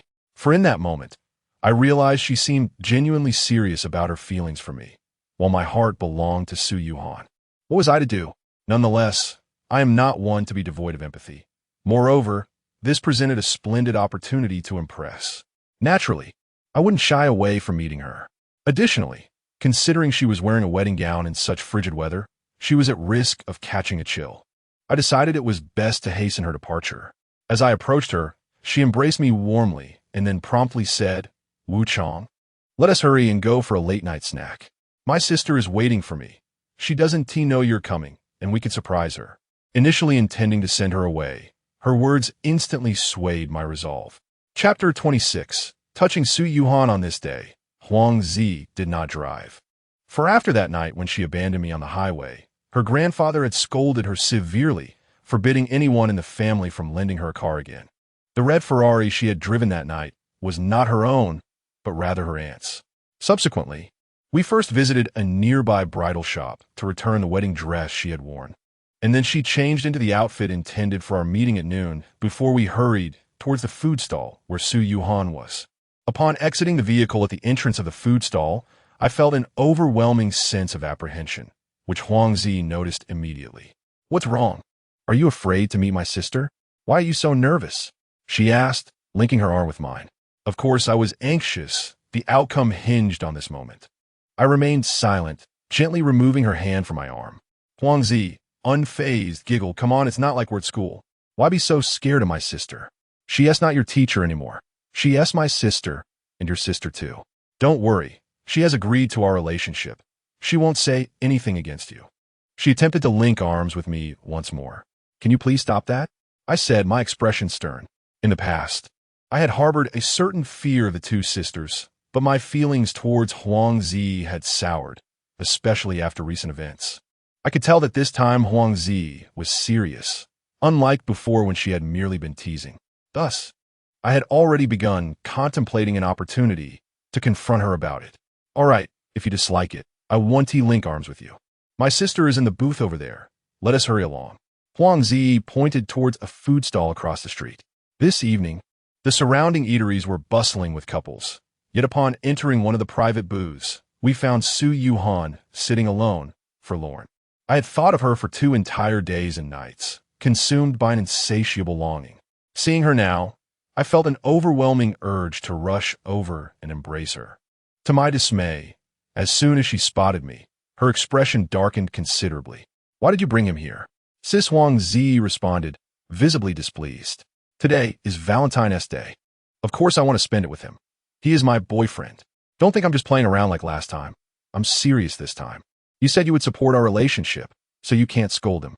It was clear that Huang Zi was indeed earnest this time. After hearing her words, Su Yuhan shot me a frigid glare before turning to Huang Zi with a neutral expression. "Fine, I'll give you face. Is that satisfactory? Go ahead and order. I've only ordered a lobster and nothing else." "All right, you two sit tight.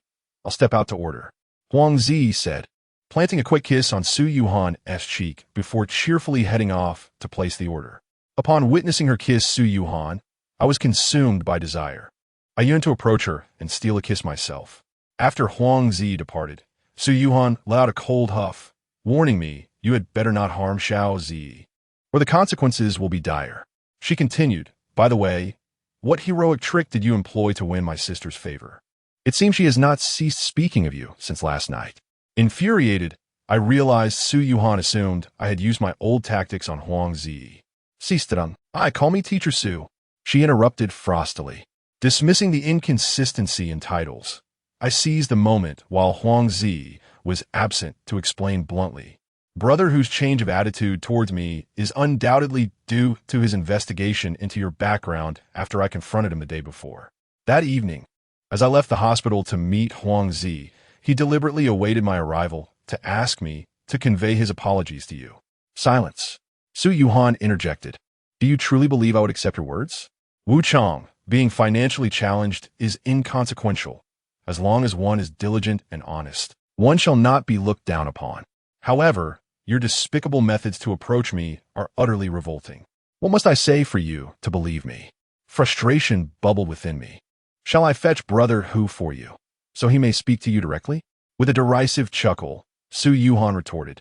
He is your acquaintance and will naturally speak in your favor. Do you think I, Su Yuhan, am like Huang Zi, easily manipulated and amused? Before I could respond, she rose and turned to leave. As she reached the door, she encountered Huang Zi entering. Xiao Zi, I have matters to attend to, so I shall take my leave. Enjoy your meal. Jia, what's the matter? Huang Zi pouted. Are you shy about being a third wheel?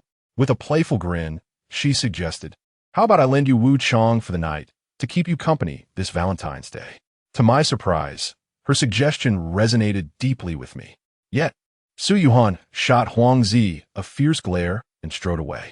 Unaware of the tension, Huang Zi settled beside me, confidently asserting, hee, my sister must be feeling down about being single and thus left early. Let's see if she dares to scold you at school after this. I only mentioned lending you to her to tease her. Later, Huang Zi chattered incessantly, though initially I absorbed none of it. However, one particular remark pierced my heart.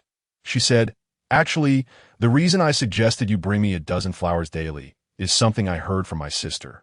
She used to have many handsome suitors, yet none captured her heart. When I asked why she dismissed them all, she replied that although they were not lacking in charm, none could truly penetrate her heart or move her. Later, I inquired how I might touch her heart, to which she replied that, at the very least, I should present her with a dozen flowers every day for 365 days. Perhaps, on a day when her spirits were lifted, she might be moved. Furthermore, the flowers should preferably be white roses, as they are her favorite. She explained that white roses symbolize pure, unblemished love and also signify that any affection she receives is not merely due to our family's wealth. I found her sentiment quite romantic, which is why I insisted on having a dozen flowers delivered to me daily. This evening, I held white roses in my hands, inspired by her words.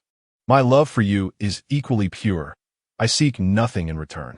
Huang Zi's remarks inadvertently led me to discover a way to win Su Yuhan's affection. From the following day onward, I began purchasing a dozen flowers from a florist, who kindly delivered them to Su Yuhan's residence. Each bouquet consisted of 11 roses, symbolizing my unwavering devotion, and I wished to demonstrate that my love for her was genuine, devoid of any ulterior motives.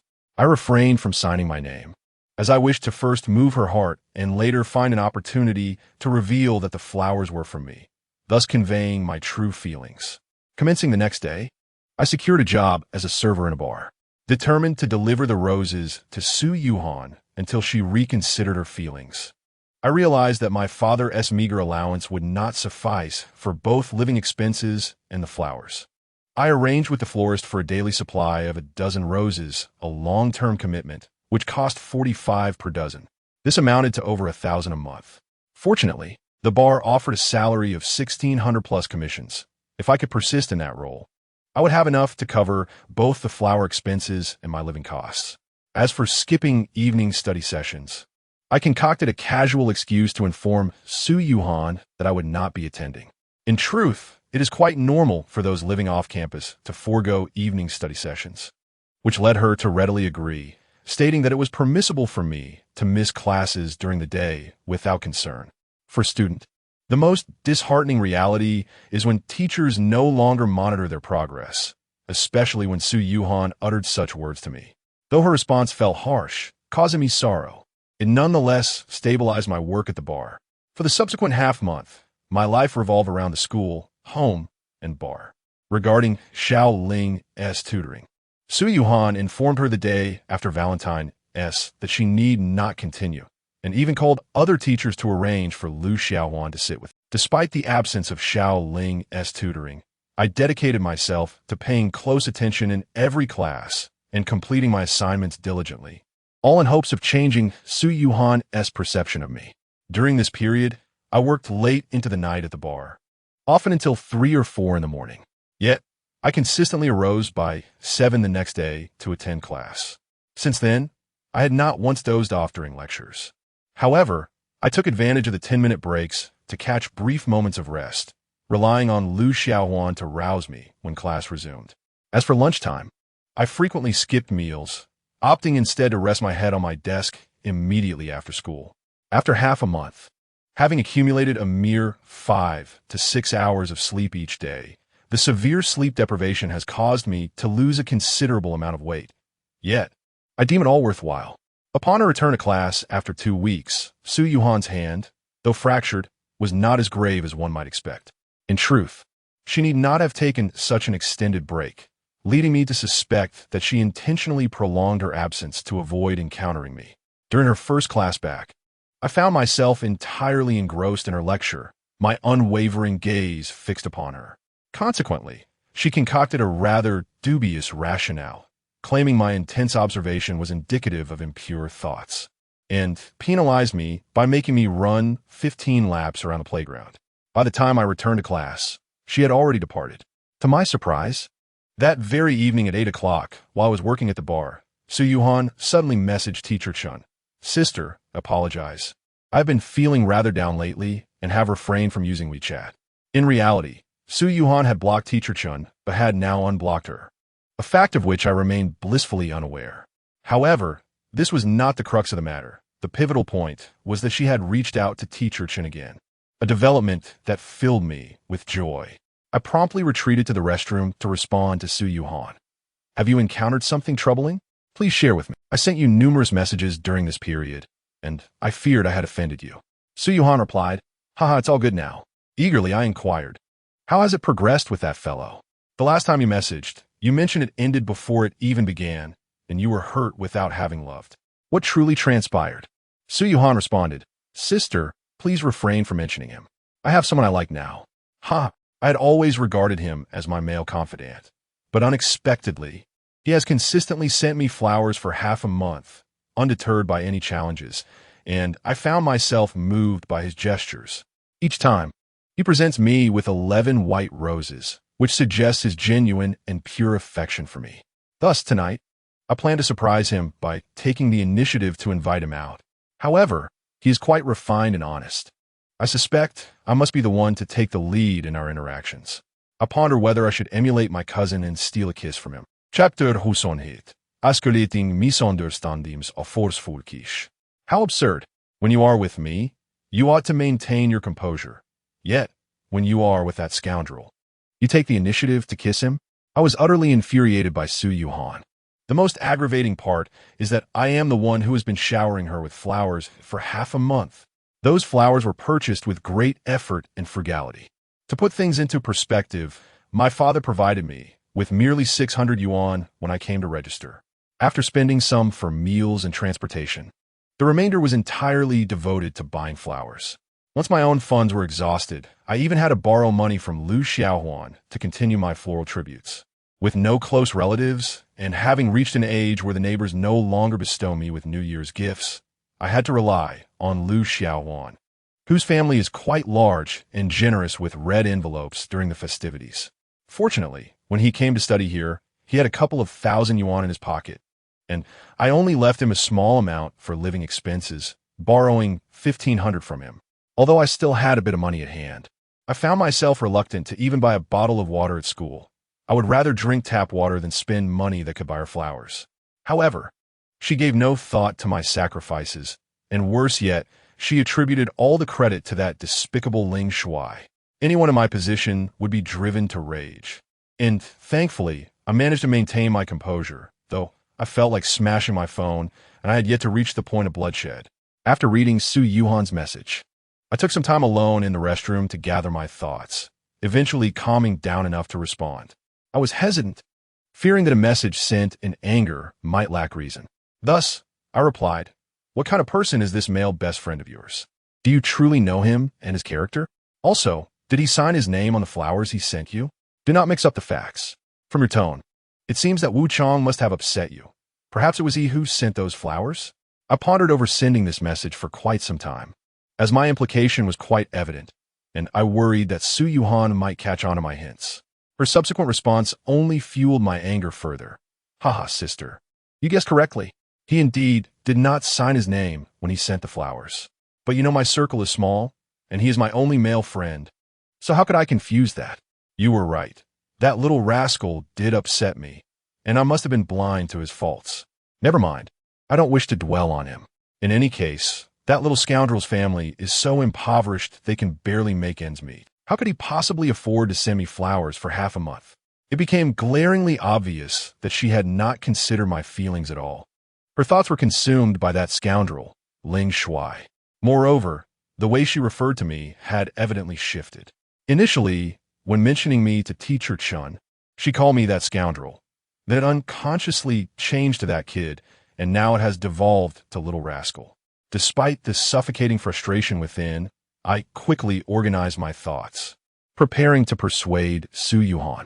During this period, I have been balancing work and studies, managing to sleep no more than 5 or 6 hours each day. All this toil is solely for the purpose of earning money to present her with flowers. Consequently, I find myself in the absurd situation of having inadvertently become a mere facilitator for that scoundrel Ling Shuai. This outcome is utterly unacceptable to me. Thus, I must swiftly devise a strategy to persuade Su Yuhan. After pondering for a moment, I hastily sent her a message. "Xiaohan, please do not act impulsively. You must think this through.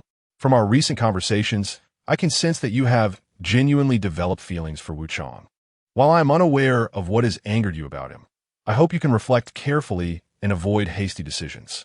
At the very least, before you go on a date with your male friend, you should contemplate whether you have truly forgotten Wu Chong entirely. Moreover, did you not mention that you and he had signed a marriage agreement? Is that agreement now rendered completely meaningless? Did you not assert that if either party were to back out, both families would bear the consequences? I am not advocating for Wu Chong, for I am not acquainted with him. I merely believe that he is still quite young and perhaps more deserving of your trust. After all, your family background is prominent, and it is inevitable that some may be drawn to you solely for that reason. Initially, I intended to use this reasoning to win Su Yuhan back, but backfired, as she subsequently sent several lengthy voice messages. "Sister, I understand that you have my best interests at heart, but you can rest assured about this matter. Ling Shuai and I have essentially known each other since childhood. My grandfather has known his for many years. Ling Shuai's family is quite affluent, with their chain of restaurants already extending into several neighboring provinces. Their next step is to expand nationwide across major cities. His interest in me is certainly not motivated by our family's wealth. As for that marriage agreement, Sister, you underestimate Wu Chong. You have no idea how many performances he has put on in front of me. I have already informed my grandfather about the charade that scoundrel orchestrated before me. I even suspect that my kidnapping incident was part of his deliberate ploy, designed to make me feel indebted to his family and create an illusion of fate between us. No wonder my grandfather was rejected when he sought to propose on behalf of my cousin. It turns out they had their own premeditated scheme. I have meticulously analyzed the entire situation. The truth is that their entire family are consummate deceivers, as they have been acting from the very beginning. That little rascal conspired with his cousin to deceive me. First, Su Mingqi feigned an accusation against Wu Chong, claiming he had done something wrong. Wu Chong then claimed Su Mingqi was his cousin and stated that there were private grievances between them, asserting that she was seeking revenge. The day I was kidnapped was precisely when I intended to clarify the matter between Wu Chong and Su Mingqi. Initially, I had taken Wu Chong out to confront Su Mingqi directly, but the moment my car left the city, those kidnappers appeared. Sister, do you think such coincidences truly exist in this world? In truth, I harbored doubts from the very beginning.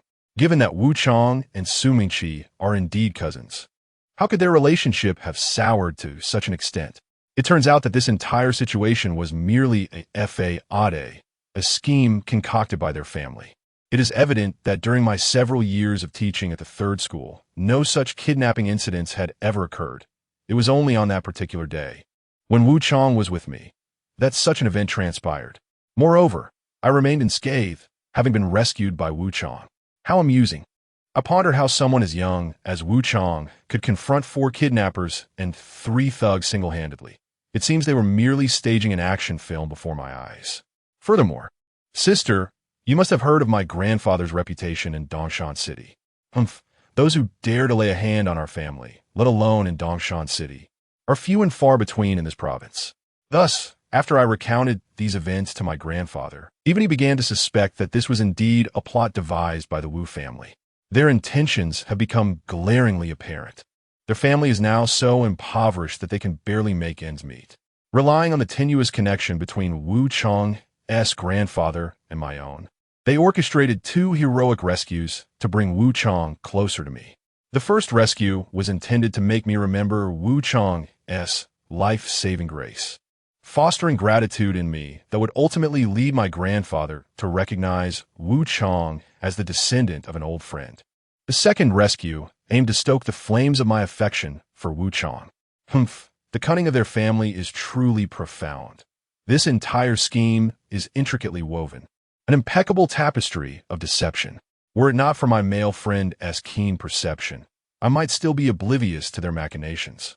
However, while they are undeniably clever, our family is not composed entirely of Na'vi girls like my cousin. My grandfather has already stated that, although the police have yet to apprehend the kidnappers, once they do, he will swiftly uncover the puppet masters behind this plot. Currently, we lack solid evidence, which is why we have refrained from confronting their family. Once the kidnappers reveal the Wu family's involvement, my grandfather has vowed to ensure that the entire clan is imprisoned. After listening to Su Yuhan's voice message, I was left both amused and infuriated. I never imagined that the misunderstandings between us had escalated to such an extent. Simultaneously, every word from Su Yuhan felt like a sharp blade piercing my heart. I found myself genuinely chuckling in disbelief. If our family were truly coveting their wealth, would my parents have rejected the marriage proposal when her grandfather first approached them on Huang Zi's behalf? What a grand absurdity. Yet, to be honest, even I found Su Yuhan's analysis to possess a semblance of logic. If she genuinely believes that Hu Gu and I are in cahoots, then her thoughts on that kidnapping incident do indeed seem to coalesce into a coherent narrative. However, I am utterly wronged. This injustice surpasses even that of Do Yi. While I was indeed furious, I restrained my indignation and sent her a message. This matter is quite intricate. Perhaps you should wait for the truth to surface before forming a judgment. Su Yuhan promptly replied, I understand. For the time being, our family will feign ignorance. Everything will be addressed once those kidnappers are apprehended. At that time, their entire family will be prepared to face the consequences. All right, sister, I shall not trouble you further, for I have a date to attend. Good night. Upon reading Su Yuhan's final message, my heart plummeted to an icy abyss. I refrained from replying and promptly exited WeChat. Emerging from the restroom, I approached our supervisor to request a 2-hour leave. I then immediately dialed Huang Zi's number. I am certain that Huang Zi is entirely unaware of what Su Yuhan mentioned, as she is incapable of concealing anything within her heart. It is noteworthy that she seems to have genuinely transformed. For the past half-month, she has been exceedingly gentle towards me, acquiescing to my every word. The once willful and headstrong princess has seemingly metamorphosed into a tender and considerate lamb. Over the past month, she has frequently invited me to outings. Yet I have declined every invitation due to my work commitments in the evenings. Subsequently, she has taken to waiting for me at the entrance of the third middle school nearly every day before and after classes, exchanging a few words with me before heading to school or returning home. The reason I have yet to propose a breakup is that I wish to maintain a semblance of our relationship to occasionally encounter Su Yuhan. Regrettably, despite Huang Zi's attempts to arrange meetings with Su Yuhan over the weekends, she has consistently refused to appear. When Huang Zi received my call, she was overjoyed, as this was the first time in half a month that I had taken the initiative to contact her. Upon answering, she first inquired if I had missed her. I deceived her, claiming I had somewhat, and then she asked if I wished to meet. I confirmed that I did. After a moment of hesitation, she asked where we should meet. I suggested People's Park, given that my workplace is nearby. Upon hearing this, Huangzi hesitated for quite some time before gently uttering, "Oh," and hanging up. My intention in meeting her was merely to have her call Su Yuhan to inquire about her whereabouts, after which I would confront Ling Shuai and demand an explanation for his actions against me. Damn it. While I find myself at a loss with Su Yuhan, I should be able to deal with him. Primarily, I have come to realize that this matter cannot be delayed any longer. Prolonging it could lead to significant trouble, and the misunderstandings between Su Yuhan and me must be resolved promptly. However, I did not anticipate that when Huang Zi arrived at People's Park, looking lovely, she would immediately slip a stack of money into my pocket. Upon inspecting the money, I inquired about her intentions, and she bashfully lowered her head, stating, "You can do whatever you wish." What on earth? Has this fool lost her mind? I was utterly perplexed by her meaning, especially since she is not typically this shy. Yet, when I spread the stack of money before me, I was taken aback. It became clear why this fool had suddenly become so bashful. To my astonishment, the stack contained roughly 1,000 or 2,000, and nestled within it was a pack of Durex. I was truly flabbergasted. At that moment, I felt an overwhelming urge to kneel before her in submission. At that moment, Huang Zi shyly lowered her head and said, "Wu Qiang, I understand that you may not have much money, but for our first time, I would like to stay in a nicer, more romantic and cozy hotel. After all, this is a momentous occasion, and I do not wish to be in a park. If that is all right." To my surprise, she seemed to think I intended something inappropriate in the People's Park. Goodness, her imagination knows no bounds. I felt an overwhelming urge to kneel before her. Nevertheless, gazing at Huang Zi, who looked exceptionally beautiful and charming today, I was suddenly struck by a wild decision. Chapter 28. The drugging my so-called reckless plan is, in essence, quite straightforward. Should Su Yuhan truly embrace Ling Shuai, and I find myself bereft of any means to reclaim her affections, then I shall resort to seducing her cousin. From Huang Zi's demeanor this evening, it is abundantly clear that should I desire to be with her, it would be a trivial matter, so effortless that I wouldn't even need to bear the cost of a hotel room. Despite my genuine affection for Su Yuhan, I cannot bring myself to entertain feelings for a woman who has been touched by another man. The mere thought is repugnant to me.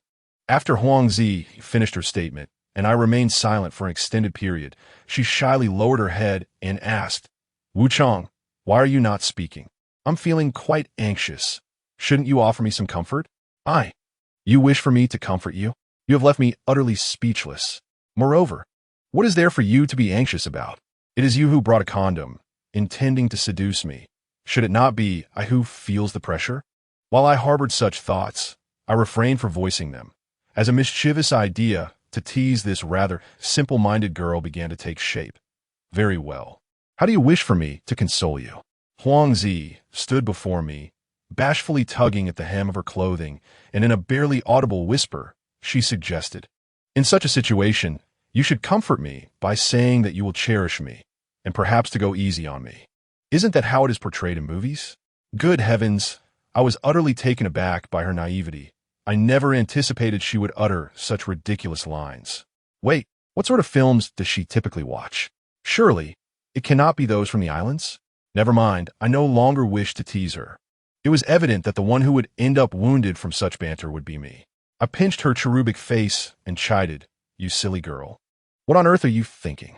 Huang Zi looked up at me, her expression one of confusion. I shot her a sideways glance and discreetly tucked the condom, still wrapped in a stack of cash, into her pocket. "What's wrong? Did you not call me out here to do that?" She stammered. "Who told you that calling you out means we must engage in such activities? You have rendered me rather embarrassed. I heard that there are many people in the People's Park at night, and I thought you brought me here." She faltered, her cheeks flushed with embarrassment. Seeing her in such an endearing state made it difficult for me to suppress a laugh. "Do not laugh." Huang Zi suddenly adopted a more commanding tone, but after that single outburst, she quickly lowered her head and gently added, "It's so embarrassing. How can you still laugh at me?" Indeed, she displays the potential of an Oscar-winning actress. The rapidity of her emotional transitions was astonishingly natural, devoid of any stiffness. It was evident that, deep down, she remains the same spoiled princess, albeit presently grappling with her feelings for me, as she has been consciously suppressing her inner desires. I decided to take a brief 2-hour leave, leaving me little time for idle chatter with her. Thus, I resolved to attend to my pressing matters. I conjured an excuse, feigning a desire to accompany her to a place of amusement. When she inquired about her destination, I pretended to ask her what her sister was doing at that moment. I was already aware of the subtle inclination of Su Yuhan's father to become a son-in-law, which is why their family resided in the same villa as Huang Zi's family. Naturally, she was well informed about her sister's whereabouts. Huang Zi replied that her sister seemed to be preparing to go out. This was precisely the response I anticipated, so I promptly urged her to call Su Yuhan to inquire about her location, expressing that it would be rather inconvenient should we happen upon her. She had always believed that Su Yuhan was my homeroom teacher, and, fearing her sister, she obediently made the call. Soon enough, I learned where Su Yuhan was headed. To my surprise, she was en route to the very bar where I worked. This revelation brought me a modicum of delight, as I had been employed there for half a month and had diligently committed myself to the job. The bar's manager, head waiter, security personnel, and even the DJ princesses had developed a favorable rapport with me, all of whom appreciated my efforts. Had Su Yuhan been at another venue, I would have felt compelled to rush there to keep an eye on her, lest she fall prey to Ling Shuai's nefarious intentions. While Su Yuhan may have been oblivious to Ling Shuai's motives, the words he had spoken to me privately were unmistakably laden with determination. I was convinced that, given the opportunity, he would eagerly seek to seduce her. The mere thought of my beloved potentially sharing a bed with another man filled me with distress. Therefore, upon discovering that Su Yuhan was at our bar, I swiftly sent a message to a well-acquainted server, attaching a half-body photo of Su Yuhan featuring only her head.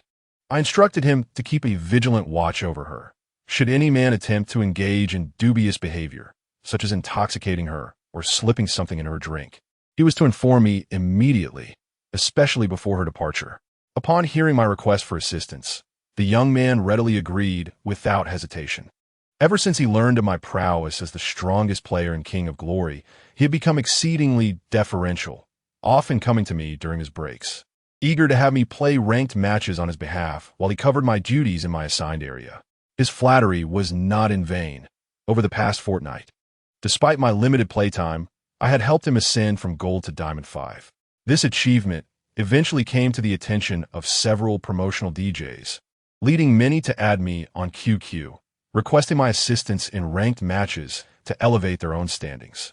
Although there are many players of Honor of Kings now, the number of the strongest players in a region is limited to just a few dozen or 100, making the likelihood of encountering one in real life quite low.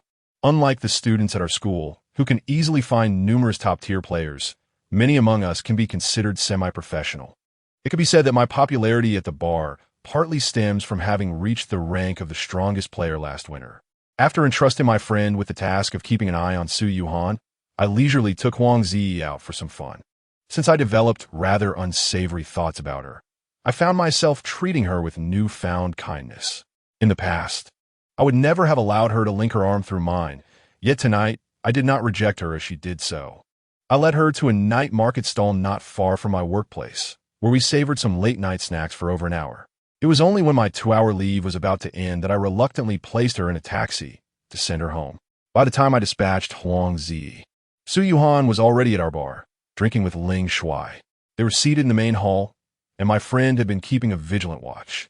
Just as I was hurrying back to the bar, my friend suddenly called, "Wu Qiang, hurry back. That guy's indeed up to no good. I just saw him pour something into your sister's drink while she went to the restroom, but I couldn't see what it was. Damn him." Previously, he had asked who that girl was, and I mentioned she was my sister, so he assumed she truly was. However, I had no time to dwell on this now. I urgently instructed my friend to find a way to prevent her from drinking that glass. He informed me that my sister was still in the restroom, and it would be best for me to return quickly to take her away, as he didn't know how to stop it. Given that the man seemed quite familiar with our bar's owner, I realized it was indeed a difficult situation for him. as Ling Shuai was wealthy and it was entirely normal for him to know the owner. My friend certainly wouldn't dare to ruin the good fortune of the owner's acquaintance. Clearly, this matter rested solely on my shoulders, so I dashed toward the bar. Initially, I had asked my friend to monitor whether Ling Shuai was trying to ply Su Yuhan with drinks. I had suspected he would attempt to do so. However, I had merely speculated about drugging her, never expecting that Ling Shuai would possess the audacity to actually do it. Unfortunately, just 5 minutes later, as I was nearing the bar, my friend called again. "Wu Qiang, I'm so sorry. I was called away by the manager. When I returned, I saw your sister had already drunk the beverage." Chapter 29. Pursuit. When I heard my friend mention that Su Yuhan had consumed the drug drink, an overwhelming sense of anxiety engulfed me. Fortunately, I was nearing the bar. As long as I returned before Su Yuhan was taken away by Ling Shuai, I would ensure she would not leave with him. I hurried back to the bar at the fastest pace possible, barely pausing to inform our supervisor of my return, and immediately sought out Su Yuhan in the main hall. After my friend pointed out her location, I noticed she appeared relatively alert, allowing me to exhale in relief. Initially, I contemplated approaching her directly to inform her, in front of Ling Shuai, that he had drugged her, but given her current demeanor, it seemed unlikely she would believe me, given the deep misunderstanding that had developed between us. Another troubling aspect was that our boss was seated at Ling Shuai's table. Confronting him would be quite inconvenient. After all, attacking a bar patron, especially one who was a friend of my employer, would not bode well for me. I had overheard my friend mention that Ling Shuai and our boss shared a good rapport, and it appeared to be true as I observed them enjoying drinks together, laughing and chatting amicably. While the two men engaged in their revelry, Su Yuhan seemed disinterested, merely seated beside them, engrossed in her phone. Noticing her distraction, I considered sending her a text as a warning. I had composed a message on my phone, but just as I was about to send it, I questioned whether a text would hold any weight compared to a verbal warning. Ultimately, regardless of how I conveyed the message, she might still doubt my words. At that moment, I witnessed Su Yuhan, who had been preoccupied with her phone, suddenly rest her elbows on the table and rub her temples. When she lifted her gaze to Ling Shuai again, her expression had turned icy. I surmised that the drug was taking effect, and she had begun to sense something was amiss. Ling Shuai, noticing her change in demeanor, quickly raised his glass to toast her. In a sudden burst of defiance, Su Yuhan knocked Ling Shuai's glass from his hand and stood up, preparing to leave. Yet, after only a few steps, she stumbled and fell towards the ground. Just before she hit the floor, Ling Shuai swiftly caught her from behind. At that moment, it dawned on me that the substance Ling Shuai had administered to Su Yuhan was likely not an aphrodisiac, but rather a sedative. Seeing Su Yuhan in a semi-unconscious state, cradled in Ling Shuai's arms, our bar owner stood up with a smile, patting Ling Shuai on the shoulder. They exchanged knowing glances, their unspoken understanding palpable. Following this, our boss assisted Ling Shuai in guiding the limp Su Yuhan out of the bar. Although her feet moved in rhythm with the two men, it was evident that she was being dragged rather than walking of her own accord. Upon witnessing such a scene, I felt an overwhelming urge to charge forward and confront both our boss and Ling Shuai. However, I was acutely aware that our bar employed around 20 to 30 security personnel who, while ostensibly serving as bouncers, were in reality our boss's underlings. Having worked here for half a month, I had encountered several instances of patrons causing disturbances, and I knew that at the slightest command from our boss, these security guards would spring into action. Despite my previous fearlessness and willingness to confront anyone, I was wary of crossing our boss.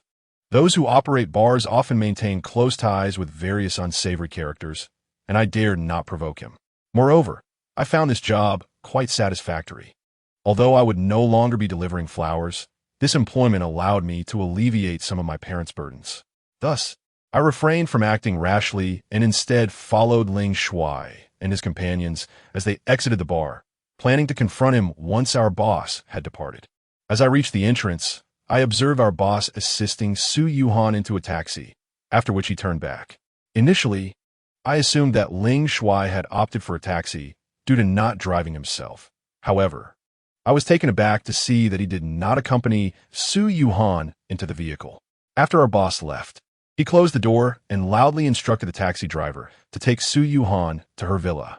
His voice was quite loud, and I could clearly hear him directing the driver to her residence from distance.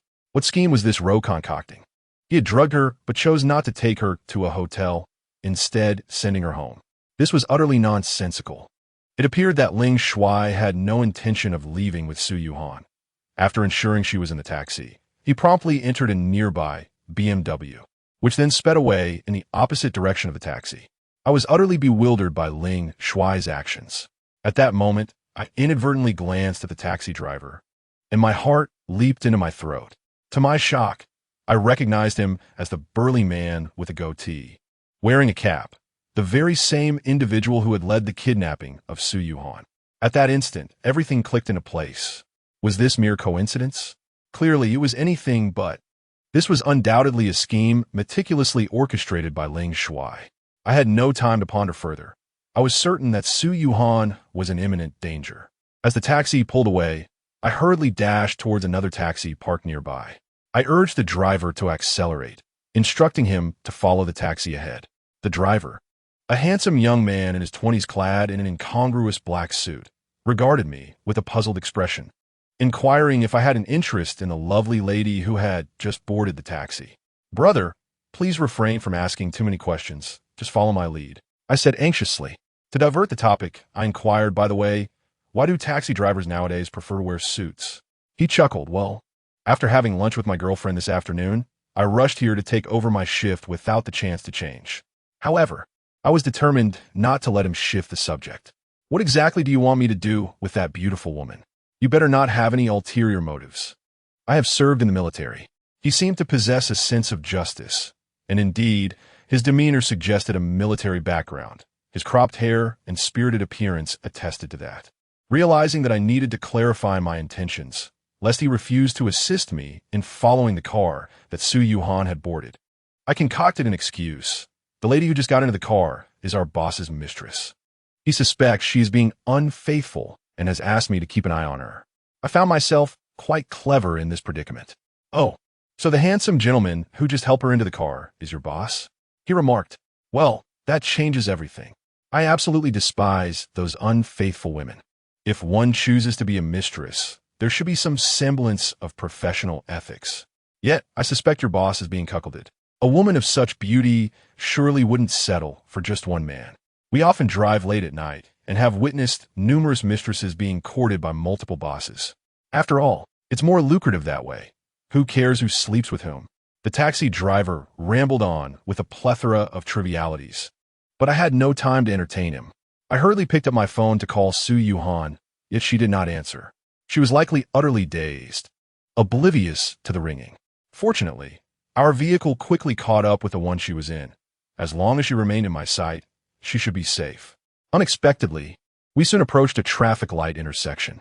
Su Yuhan's car sped through the red light, while ours came to a halt. I urged the driver to chase after her, but he stubbornly refused, stating, "Brother, that's not possible. Running a red light incurs a 6-point penalty." Chapter 30.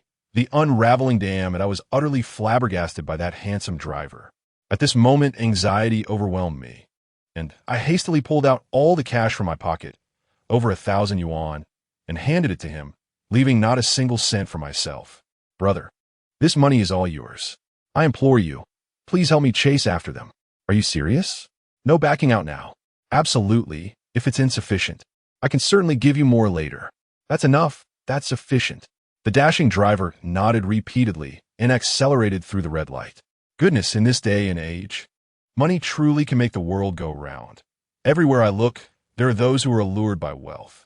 The vehicle ahead seemed to be picking up speed, but the handsome driver, having received such a substantial sum, was equally determined to keep pace. Little did I know at that moment that purchasing driving points from acquaintances cost merely 100 yuan per point. Thus, my generous payments spurred him on. Before long, the bearded man swiftly maneuvered the car into a dimly lit, secluded alley.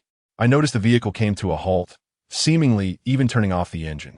I quickly instructed the handsome driver to stop a few dozen meters away and wait for me. He nodded in agreement, saying, "All right, you go ahead.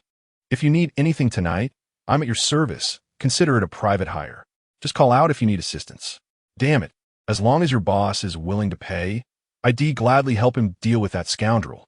Again, it came down to money. It was at that moment I truly grasped the advantages of wealth. However, I paid him no further mind, nodded in acknowledgement, and hurriedly approached the taxi parked in the alley.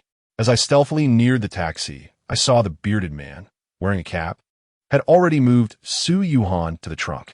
At this point, it was evident that she had lost consciousness. He was binding her hands and feet with rope, and beside him lay a burlap sack. It appeared he had merely paused here temporarily, intending to stuff Su Yuhan into the sack and take her away. Had I not arrived in time, who knows where he would have taken her? Damn it! I cursed loudly and kicked him with all my might, sending him sprawling across the ground. Originally, I intended to seize him and take him to the police station, thereby clearing Su Yuhan of the unjust accusations against me. However, that scoundrel got up and fled. Despite my normally swift running speed, I couldn't catch him even after pursuing him for over 100 meters. Concern for Su Yuhan's safety compelled me to rush back. Returning to the taxi, I hoisted the unconscious Su Yuhan and carried her back into the original taxi. I relayed her home address to the handsome driver, requesting his assistance in taking her back. On the way to Su Yuhan's residence, the handsome driver frequently glanced at her through the rearview mirror. Little brother, your boss's mistress is indeed quite stunning. TSK, not only is she beautiful, but she also possesses an alluring figure. By the way, how much has your boss paid to keep her for a year? Damn it. Once I earn enough money driving a taxi, I would consider keeping a beautiful mistress like that. Heh. After all, a man's life is primarily for the sake of women. Though he is quite handsome, his incessant chatter is rather unbearable. I did not respond to him at all, yet he spoke for over 10 minutes without pause. In truth, I was preoccupied with my own thoughts. Otherwise, I might have engaged him in conversation, as he can be amusing at times. Although Su Yuhan is now safe, I am acutely aware that she is entangled in a vast conspiracy. From her, I learned that Ling Shuai is certainly not short of money. So why does he persist in orchestrating her abduction? Initially, I considered reporting this to the police, but the bearded man has already fled, rendering any report futile, as I possess no evidence to substantiate my claims. Even if I were to inform the authorities that this scheme was devised by Ling Shuai, he could easily absolve himself. He could simply assert that he was at the bar with Su Yuhan as mere acquaintances, and after their drinks, he called a taxi to send her home, subsequently taking one himself. The plethora of surveillance cameras outside the bar would undoubtedly corroborate his story, and even our boss could vouch for him, ensuring he faces no repercussions. I also pondered that if Ling Shuai were to discover that I witnessed this incident, not only would I risk alerting him, but I might also become a target for his retaliation.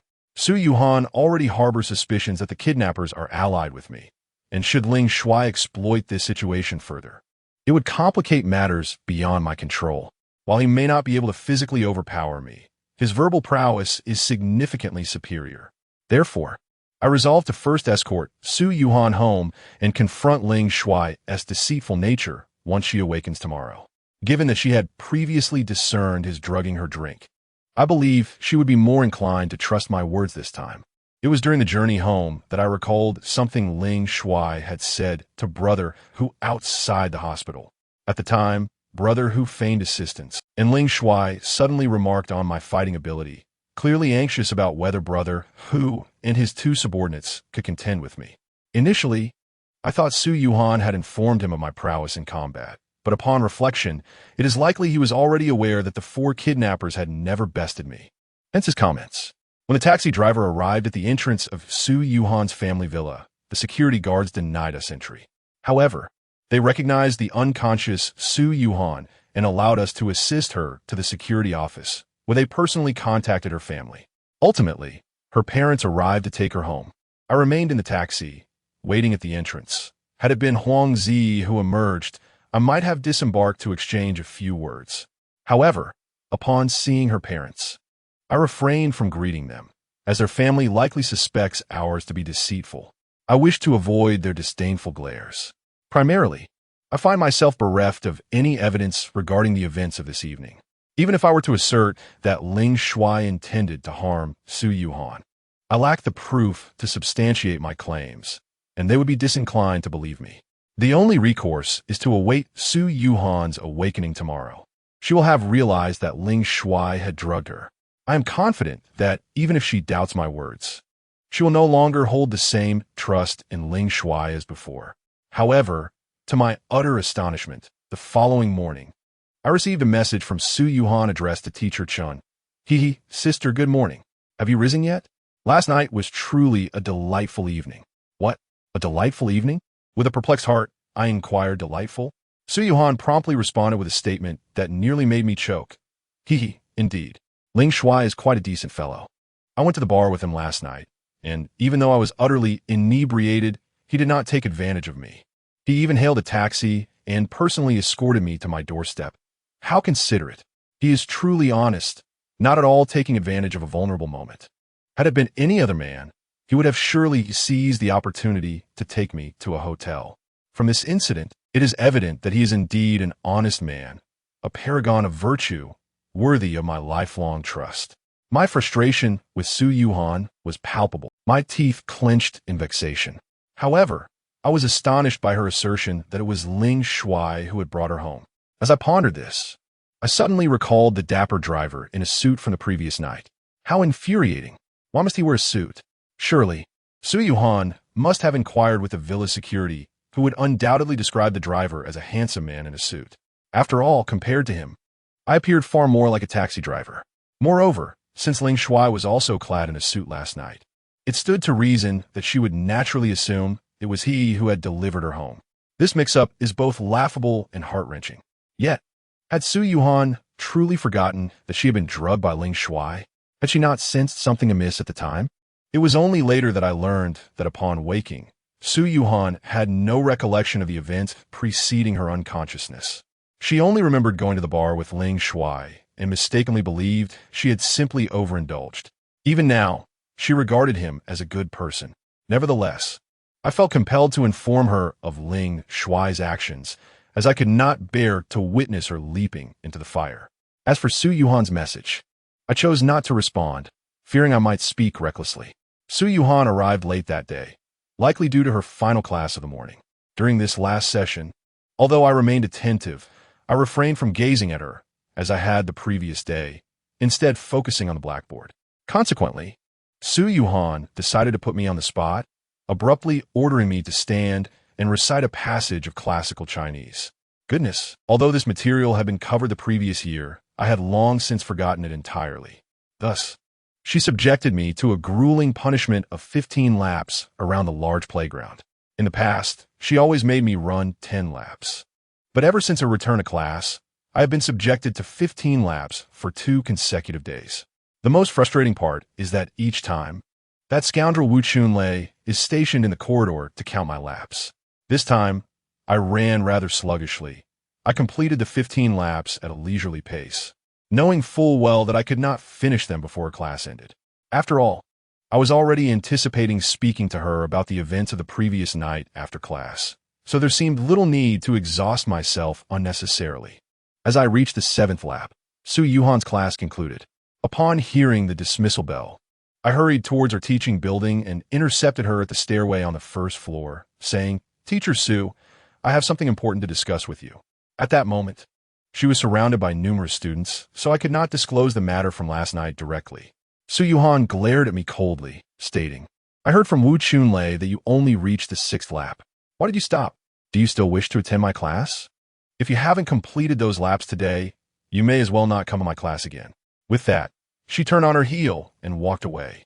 Teacher Su, I have indeed completed the 7th lap, and I genuinely have something important to tell you, I called after her. To my astonishment, she suddenly whirled around and slapped my face with considerable force. "Dare you lie? Wu Chunlei clearly said you only managed to run 6 laps. If you truly have something to discuss, at the very least, you should complete your laps before seeking me out." With that, she departed once more. At that moment, my face burned with humiliation. First, due to the stinging impact of her slap, which had left me seeing stars, and secondly, because many of my peers were watching with gleeful expressions, which was deeply embarrassing. I understood that without completing my laps, she would never grant me the opportunity to speak with her. observing her head towards her office. I presumed she wouldn't return immediately, prompting me to resume my running. However, as I continued, I suddenly spotted our history teacher, Mr. Chun, entering through the school gate. Oh no, Mr. Chun is back for class. This is disastrous. The situation with WeChat is bound to be revealed. Chapter 31. Unrequited love. The moment I saw teacher Chun walking through the school gate, my heart sank. I was acutely aware that the instant she engaged in conversation with Su Yuhan, the latter would undoubtedly realize that it was not teacher Chun who had been communicating with her during this period. As I watched teacher Chun head towards the administration building, my heart raced my throat. Although she was not the homeroom teacher and did not share an office with Su Yuhan, I still dreaded the possibility of their encounter, for her office was situated in another large office on the second floor. To my relief, when I noticed that she proceeded directly to the third floor of the administration building without pausing on the second floor, I felt a slight sense of reassurance. The third floor was entirely occupied by the offices of school leaders. I surmised she must be seeking the principal. Suddenly, a thought struck me. Could it be that teacher Chun had merely returned to extend her leave? If that were the case, it would indeed be fortuitous. With this thought in mind, I hastily called Lu Xiaohuan, imploring him to eavesdrop on the situation. Lu Xiaohuan had always been obedient to my requests. Within 2 minutes of my call, he had already entered the administration building while I remained in the cafeteria. At that moment, teacher Chun was stepping into the principal's office. I sent Lu Xiaohuan a text. She is in the principal's office. Please listen carefully to their conversation. He promptly replied, rest assured, I'll handle it. Before long, as I was jogging, I spotted teacher Chen exiting the principal's office, and Lu Xiaohuan had also managed to evacuate safely just moments before. Shortly thereafter, I saw teacher Chen, her face clouded with displeasure, leaving the administration building and heading directly towards the school gate. Throughout this ordeal, Su Yuhan had not encountered her, which eased my worries significantly.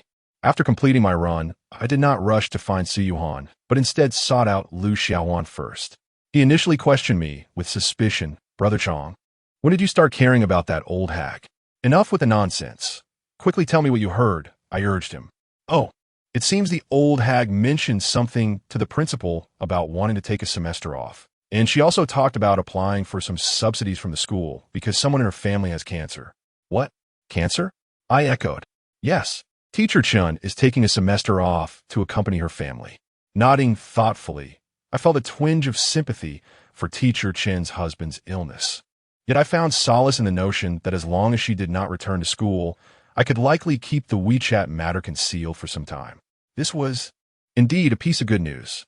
After dismissing Lu Xiaohuan, I hurried to Su Yuhan's office. I knew that, deep down, she had begun to harbor some affection for me. Her current cold demeanor was merely the result of a profound misunderstanding. I believed that these misconceptions would eventually be resolved. Once she realized her error, she would surely treat me with greater kindness. Thus, how could I bear to watch her leap into the fire pit of Ling Shuai?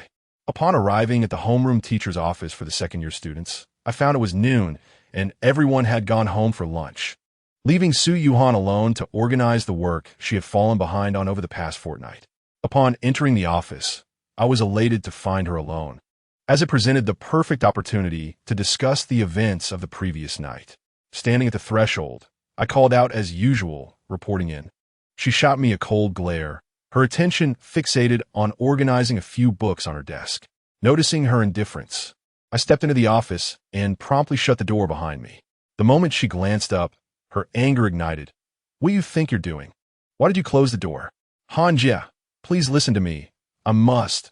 With a sharp clap, Su Yuhan struck the table. I warned you before. Do not call me Han Jie. You have no right. Taking a deep breath, I swallowed my rising frustration and addressed her softly as Teacher Su, then approached her and whispered, Ling Shuai is an absolute scoundrel. You mustn't trust him. Before I could finish, Su Yuhan abruptly stood, raising her hand to deliver another resounding slap. Smack.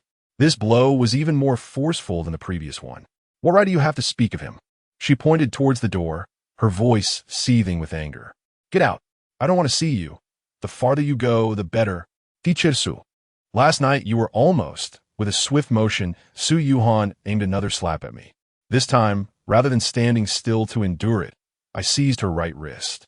My intention was to inform her that she had narrowly escaped being kidnapped again, but she provided no opportunity for that.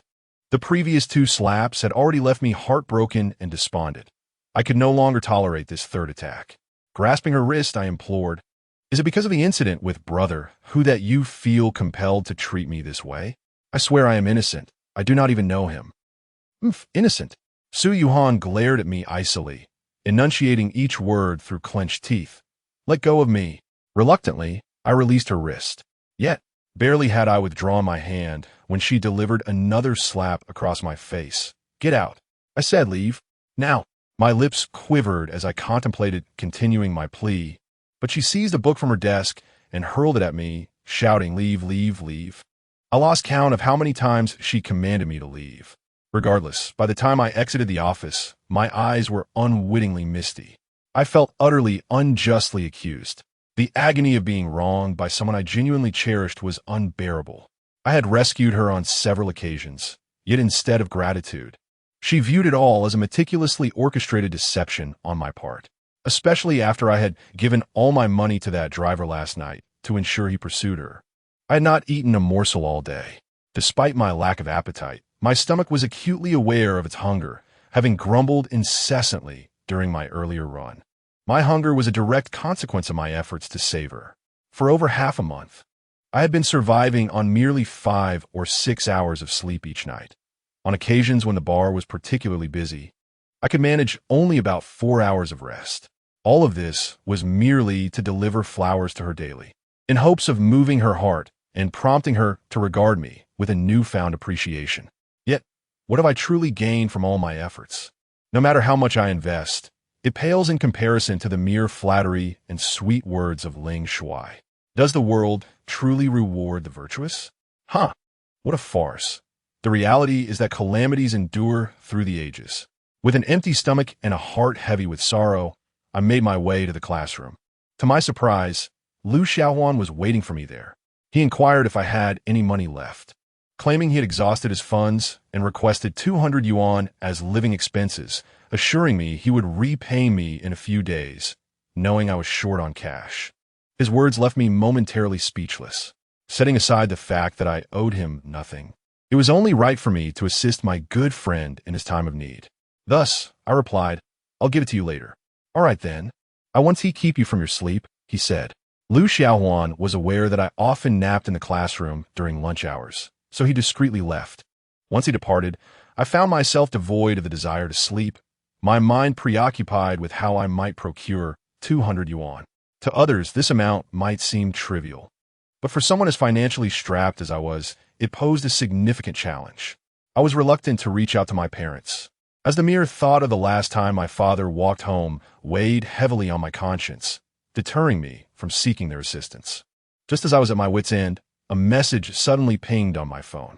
I suspected it was another of Huang Zi's incessant inquiries about whether I missed her, as she typically sent more than 10 such messages each day. Although I was disinclined to respond, I knew that ignoring her would only result in a barrage of messages, so I reluctantly checked my phone. Indeed, it was her, but this time with a slightly different message. "Wuqiang, what should I do? I miss you. Are you napping again? Could you spare 10 minutes to meet me at the school gate? I just want to see you for a moment. I really miss you today." I stood up and glanced towards the entrance of our school, spotting Huang Zi, clad in her uniform, peering inside with anticipation. I shook my head and replied, "What's there to see? Didn't we just meet this morning?" Each day, she waits for me at the entrance of the third high school to exchange a few words before heading off to class, and again after school, without fail, rain or shine. However, our encounters are always brief, as if she fears that lingering too long would annoy me. "Oh, you're not asleep. Hee. Hurry out so I can see you," she urged. "I truly miss you." Her earnest repetition of really tugged at my heartstrings. Given my current mood and the likelihood that sleep eluded me, I decided to meet her.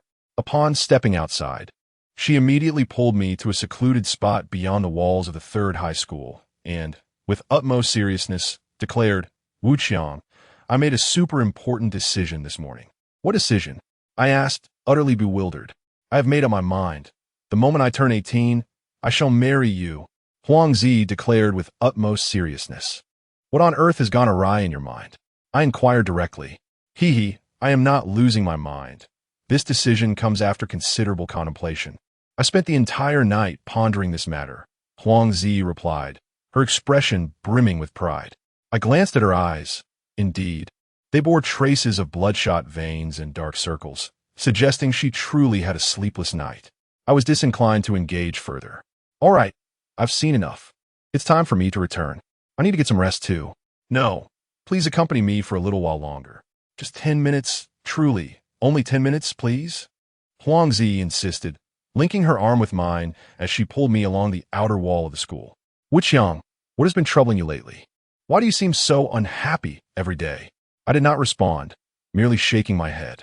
We had scarcely walked a few steps when Huangzi suddenly pointed at a drainage ditch and exclaimed, Oh, Wuqiang, look, there's a wallet in the ditch. It appears quite bulging. Do you think it might contain a fortune? Hurry, go pick it up and see. I glanced at the ditch and indeed noticed a wallet, though I paid her no heed. To me, given my recent streak of misfortune, it was improbable that I would find any money. You're such a fool for not picking it up, Huangzi remarked, bending down to retrieve the wallet herself. Just as I was about to tease her, I was taken aback when she opened it, revealing a substantial amount of cash inside. Wow, there's really a lot of money. Haha, Wuqiang, we struck it rich. Huangzi exclaimed, nearly jumping with joy. Rest assured, I shall share this fortune with you. I won't keep it all to myself. With that, she eagerly began counting the money. By the end, I saw that there were 2,600 yuan bills, 2 10 yuan notes, and several 1 yuan coins. Haha, Wuqiang, we're so lucky. In total, it amounts to over 2,600 yuan. Come, let's divide our spoils. Huangzi urged, pulling me to squat by the roadside to share the money. In that moment, her joy was infectious, and I felt exhilarated as well. She first counted out 1,300 yuan bills for me, then continued to divide the remaining change. 1 for you, 1 for me, 1 for you, 1 for me. Ultimately, we each received a 10 yuan note and 4 1 yuan coins, equating to a total of 1,314 yuan for each of us. It appeared that fortune had smiled upon me after all. Just when I felt cornered, it gifted me with such a windfall. The previous night, I had given